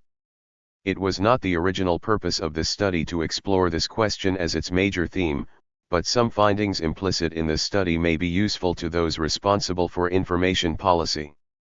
Soviet policies on information. The Soviet Union has never made a formal official announcement about a launch just before it occurs, but usually announces fairly promptly with orbital elements any flight which either was successful, or could easily be passed off as such. Those which they have chosen to describe in more detail have usually had the information released over a number of days to maximize the press coverage and the public attention. Manned nights have usually been summarized in a preliminary press conference, and then a more complete review has been published later. Finally have come scientific articles about a variety of flights in which findings are graphed, put in tables, and interpreted. A very few flights which did attain Earth orbit performed so poorly by Soviet standards that their existence was not acknowledged openly, although there has been no Soviet protest against having the International Space Warn Organization assign COSPAR astronomical sequential designators to them. In other cases the failures could be disguised, and were passed off as meeting their not clearly specified objectives. The decision on whether to announce is not wholly technical, however, but in fact seems to reveal some shifts of public information policy such as have occurred on occasion in this country as well. Western official data on spaceflight. The North American Air Defense Command operates SPADATS, a system of many sensors, worldwide, which are useful for keeping track of all significant objects in orbit. A portion of this information is passed to the Goddard Space Flight Center of NASA, which may add some supplementary data on NASA operations, and this combination is published semi-monthly as the Satellite Situation Report. Each object being tracked is assigned a catalog number, an International COSPAR astronomical sequential designator, a nationality, a date of launch, a name for the payload, and the latest apogee, perigee, inclination, and period. As objects decay from orbit, this is reported too. Study of space flights for which complete data are not published is aided if the time of launch is known.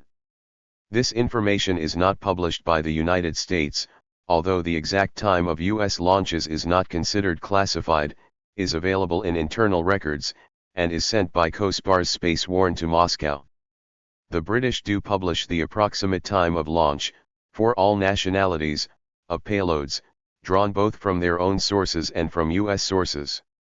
These appear both in an unclassified but narrowly circulated tabulation of the Royal Aircraft Establishment, and with some variations in a widely known magazine, Flight International.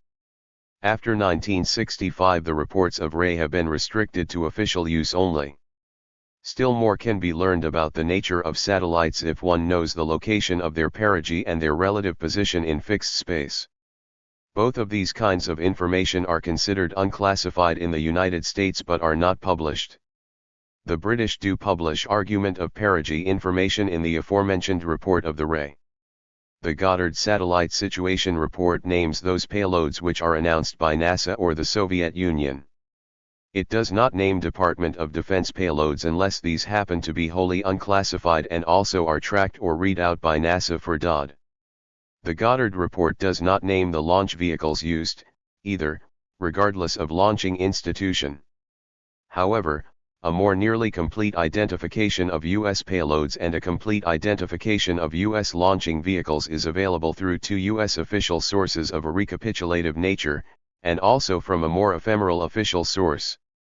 At the launch site, local Air Force information offices announce the fact of launch, but not whether it was successful, and give the name of the launch vehicle. This may or may not make the press wires and be repeated in ordinary newspapers and in the trade press. Of a more permanent public record, the United States lists all its objects in orbit, together with launches which failed to attain orbit, and names the launch vehicle used, in a semi-monthly report filed at the United Nations Secretariat. Correspondingly, the Russians list the same basic information about payloads only, as contained in TASS releases about their successful launches, with a slightly less regular filing at the United Nations. The other U.S. publication with essentially the kind of information as is filed at the United Nations, but more readily obtained by the American public, is the annual report of the President to Congress, as prepared by the staff of the National Aeronautics and Space Council. This report also gives more detailed program objectives and payload descriptions for NASA payloads and some defense payloads. NASA for its own launchings issues comprehensive press kits with quite detailed accounts of their impending launches, as well as later publishing extensive accounts of what happened. The RAE annual reports of launchings, referred to above, not only name launch vehicles but assign such titles as Midas and Transit when orbital elements indicate corresponding missions. What all of this means is that with effort one can construct a combined worksheet tabulation with a considerable amount of information about space flights, but no single document gives a complete record. The British records of the RAE and Flight International come closer to being a usefully complete listing, although a close rival is the unofficial quarterly journal, the THIRD Space Log, published in California. This publication is done with some care and also goes as far as the public record permits in identifying all payloads and their general characteristics. Straight tabulations in the THIRD Space Log are supplemented by detailed payload descriptions and pictures when available. An unclassified U.S. source which is not generally distributed outside the originating department is a daily box score of objects in orbit as shown in the NORAD catalog.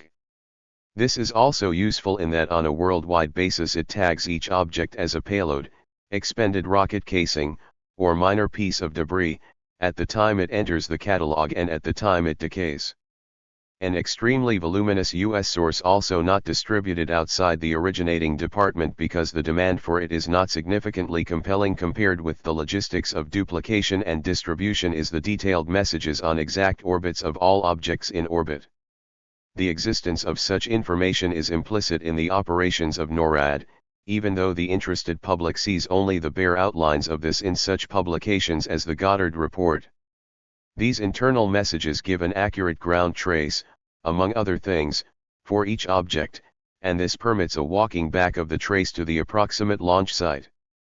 If the exact launch time is known, then a spot in the ground trace where the launch occurred can be determined. Even without knowing the launch time, if one knows the ground trace of flights, and flights are made at different orbital inclinations from a given site, or even with noticeably different periods at the same inclination, then where the various ground traces of the initial or zero orbit cross, the approximate launch point can be pinpointed reasonably well. It is worth noting that no great investment in equipment and advanced technology is required to determine these ground traces to an approximate degree. English schoolboys at the Kettering Grammar School north of London regularly track satellites with homemade and surplus equipment, have been the first to announce the existence of one major Soviet launch site, and also have reported many details of satellite operations, such as when payloads are transmitting and when they are recovered on the ground.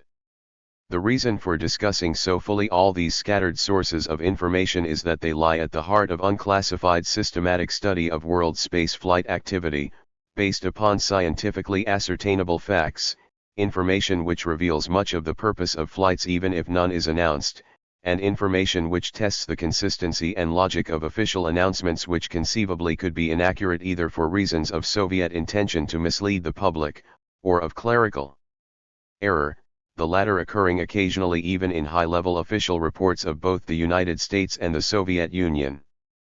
With this background on sources, it may be better understood by the reader how seemingly arbitrary judgments about unrevealed Soviet space flight missions in actuality are telegraphed as clearly as if they had been announced, and can be relied upon as wholly reasonable working suppositions. The advantage of this systematic approach to collecting records and analyzing flight after flight for repetitive telltale characteristics is that a wholly unclassified story emerges. There are often some people in any institution who have little incentive to release information, and who would shift the burden of proof by asking why the public or the profession at large needs to know something.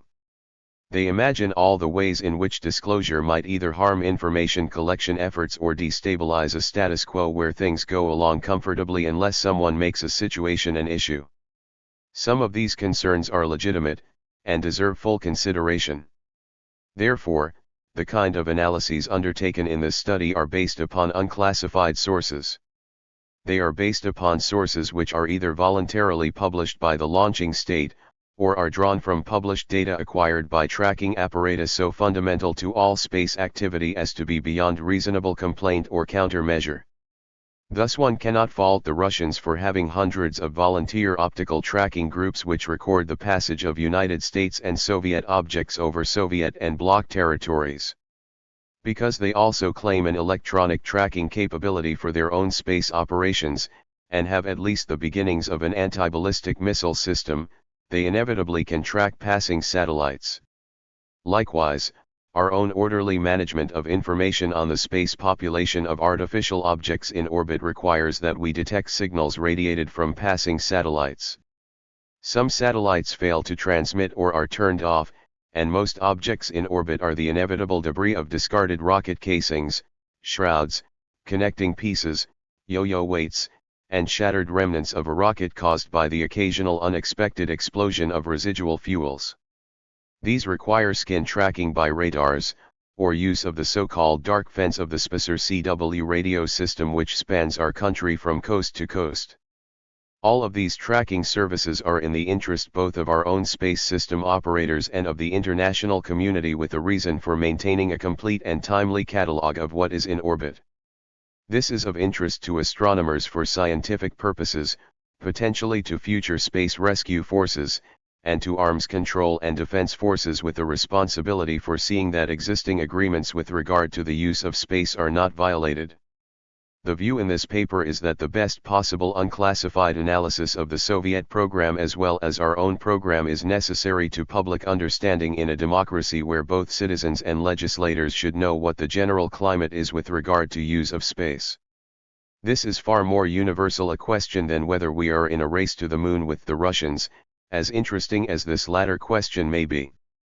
We have a space program which would have many useful purposes even if ours were the only such program in the world. Our space policies, whether competitive, cooperative, or purely independent, should be based upon a knowledge of trends of foreign activity in space, since we share the use of the same medium.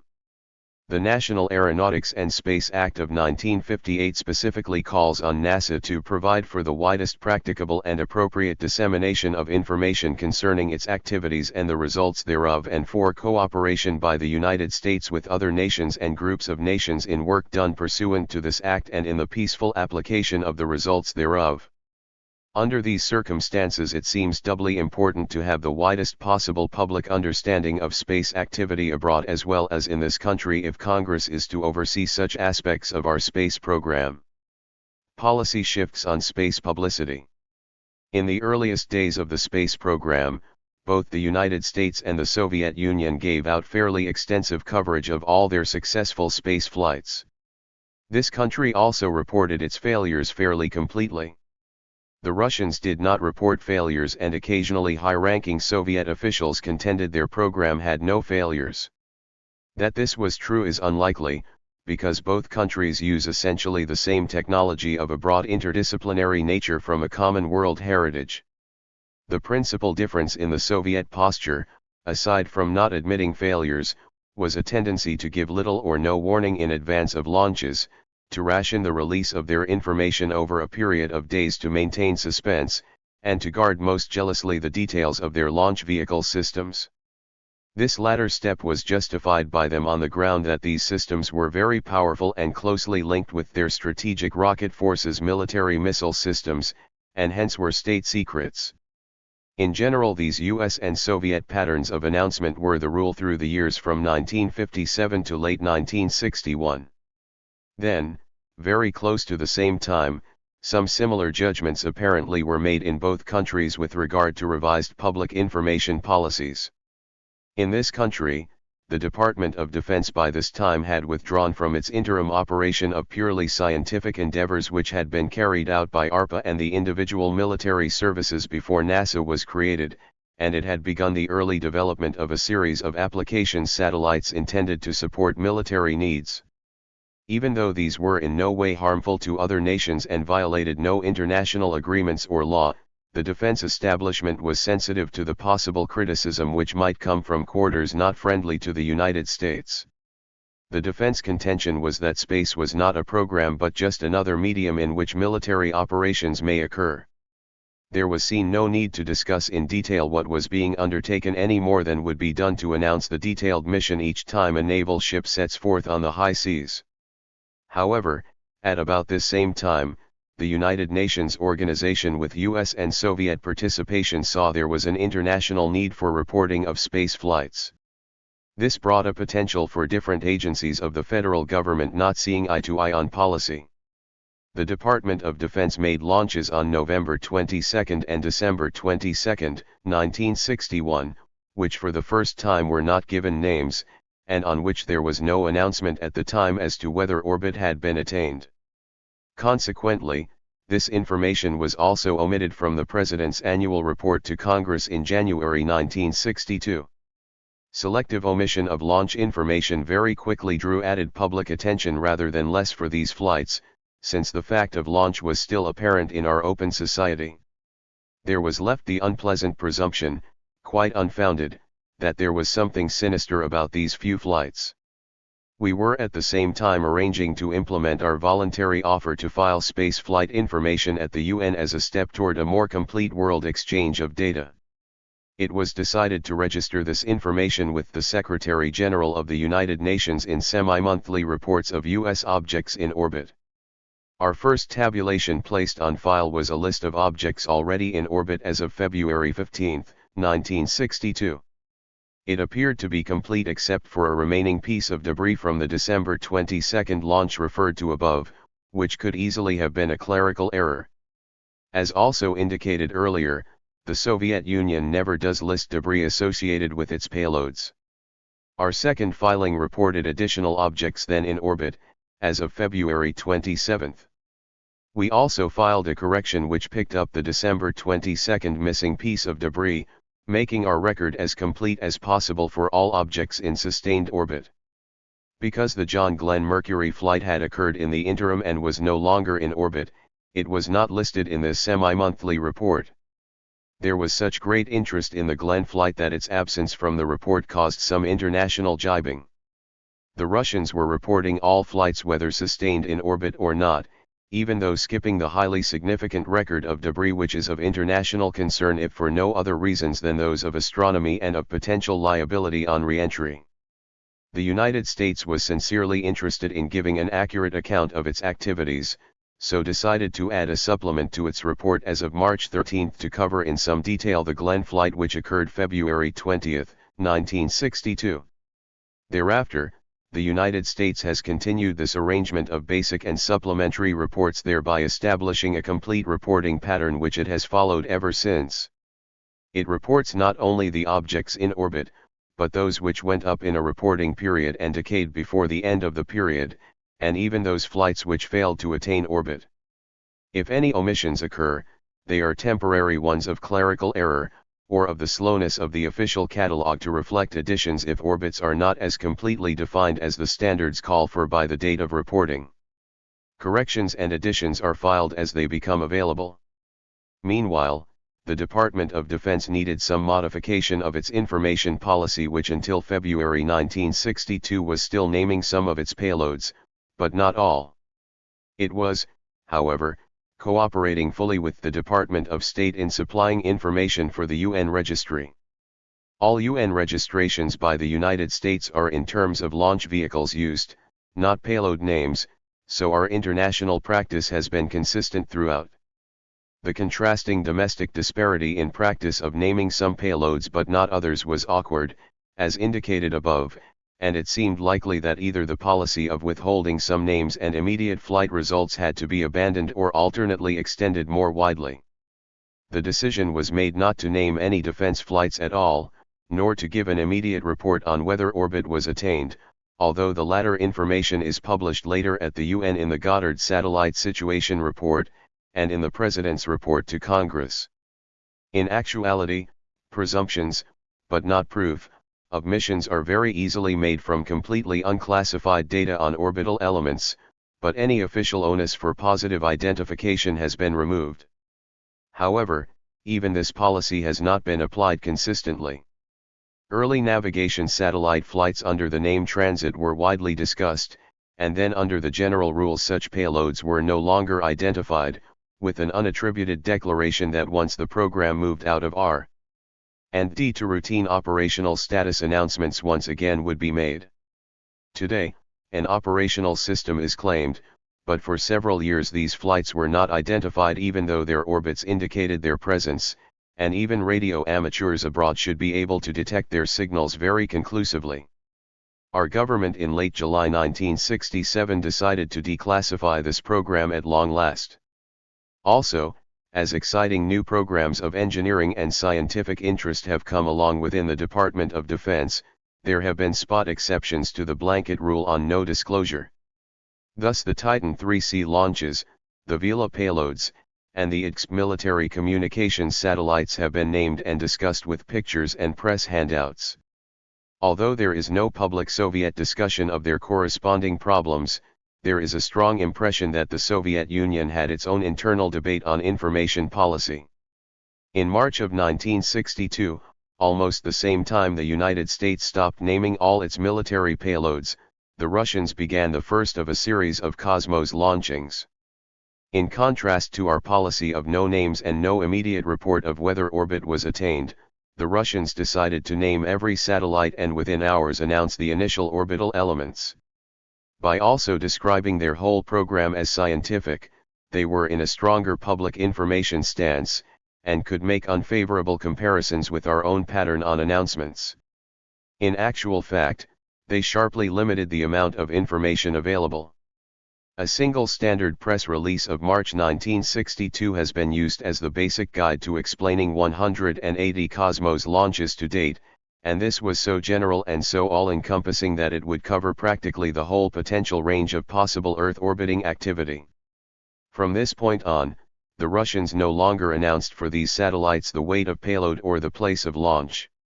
Yet, as this study will show, it is possible to draw many sound inferences about the nature and purpose of the Soviet program, not only from its open part, but also its largely hidden part, blanketed under the cover name of Cosmos. This is not to say the Soviet program is necessarily sinister, rather that military authorities in any nation do not particularly like to volunteer information unless they hope to create an effect, such as making a capability credible. Just as this country bobbled its information release policies for a few brief weeks in the 1961-62 winter, the Russians went through a perturbation in the last third of 1962, and early 1963, and then very briefly in the fall of 1966. By the standard that every Russian flight is a success, and that all successes are registered at the UN, the Russians reasoned that 6 nights occurring between August 25, 1962, and January 4, 1963, which were intended to escape Earth to fly to the planets or to the Moon, but which probably remained in Earth orbit, did not occur. For since they did not escape, and all Soviet flights must be successes, these did not exist. Yet US tracking facilities picked up unannounced flights in Earth orbit as surely as all announced flights are picked up. Analysis quickly disclosed their source and probable purpose. The first 2 mystery flights were disclosed on September 1, 1962, in a letter from the administrator of NASA to the chairman of the Senate and House Space Committees. As weeks passed and the Russians said nothing, our government began to be concerned whether its continued publication of the Goddard Satellite Situation Report would upset relations between the 2 big space operating countries by revealing the next 4 Soviet unannounced launches which occurred in September, October, November, and January.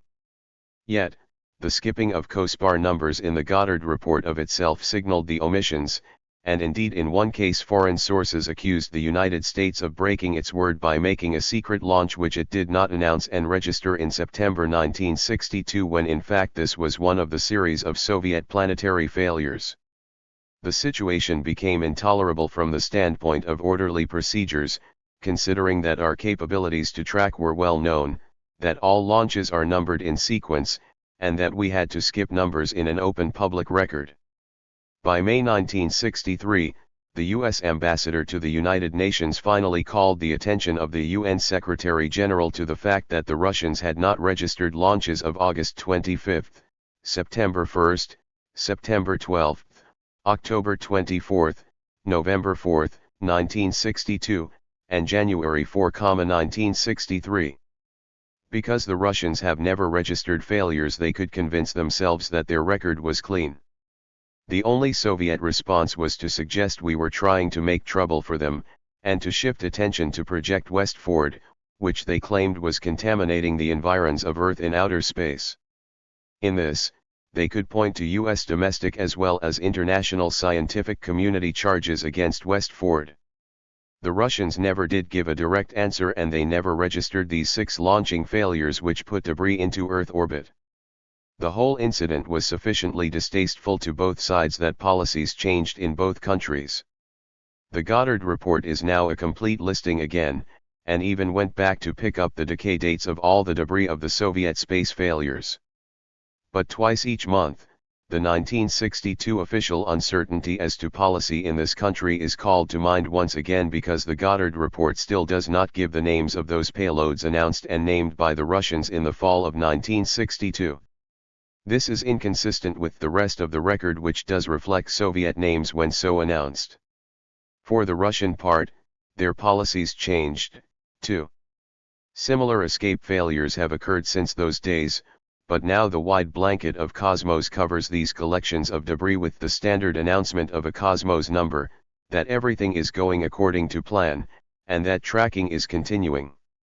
The Russians know that we know they have these occasional failures, but nobody rubs it in, although no secret is made of it. These flights which might have been escape mission failures are Cosmos 27, 60, 96, 111, and 167. Also, Cosmos 21, 41, and 174 were probably something short of what the Russians had hoped of them. A temporary relapse in Soviet openness policy occurred in September and November 1966 when once again the Russians failed to announce launchings which did attain Earth orbit. These must have been programs which went so badly that even the Cosmos name would not make much sense, but perhaps there were other Soviet bureaucratic problems of which we are unaware. This time, after a temporary indecision in this country which resulted in these shots being given COSPAR numbers out of sequence, we decided to go ahead with a public disclosure in the Goddard report so as to avoid fresh charges that we were the ones to make secret launches. Perhaps the Russians decided the best course was to continue naming failures when orbit was attained, for repeat shots with similar orbital patterns, which may or may not have gone well, were named Cosmos 139, 160, 169, 170, 171, 178, and 179. Security policy. In conclusion, it is necessary to note that administrative policy situations are very hard to judge on the basis of the open record alone. One does not know what all the pressures have been on the Soviet government or the US government in some of these situations where information policies seem to have been arbitrary or even vacillating. Sometimes the agency blamed for withholding information may be merely the pipeline through which information is passed, or a military service may be doing its best to follow orders which it received from higher authority. It is very common for members of the public, including a few in the press, to demand that much more complete information about foreign activities be made available. For example, they cite that the Russians know about their own space failures, so why should not the United States reveal these Soviet failures when they occur? No government anywhere makes a regular practice of disclosing officially all it can learn about hidden activities of other governments, and there are usually sound reasons for this both in terms of international comity and protection of special sources. Answering in detail what the specific consequences of excessive disclosure may be is inherently out of the question. Although it may become an excuse for withholding some entirely innocent information, the point can be made that in some situations, while there would be no harm in releasing some types of the information, there may be at times certain very crucial exceptions. To release routinely most of the time and then suddenly stop at the crucial points would attract attention to these sensitive instances, and this could be harmful to the national interest. In summary, many information policies both in our country and abroad may seem arbitrary, but almost always there is a rationale to most of these policies. In a world which is in a condition of less than permanent peace, this withholding is probably inevitable. It is in awareness of these needs and pressures that the study has been prepared from quite different types of sources, those which are inherently beyond the control of any single country or are volunteered by the countries concerned. The Congress and the executive in our form of government both believe in an informed electorate, and Congress as well as the executive must have available background studies on significant subjects of public concern. This study has been intended to navigate its way between the rocks of security information which must be protected on the one side, and the shoals of inaccurate speculation and misinformation on the other.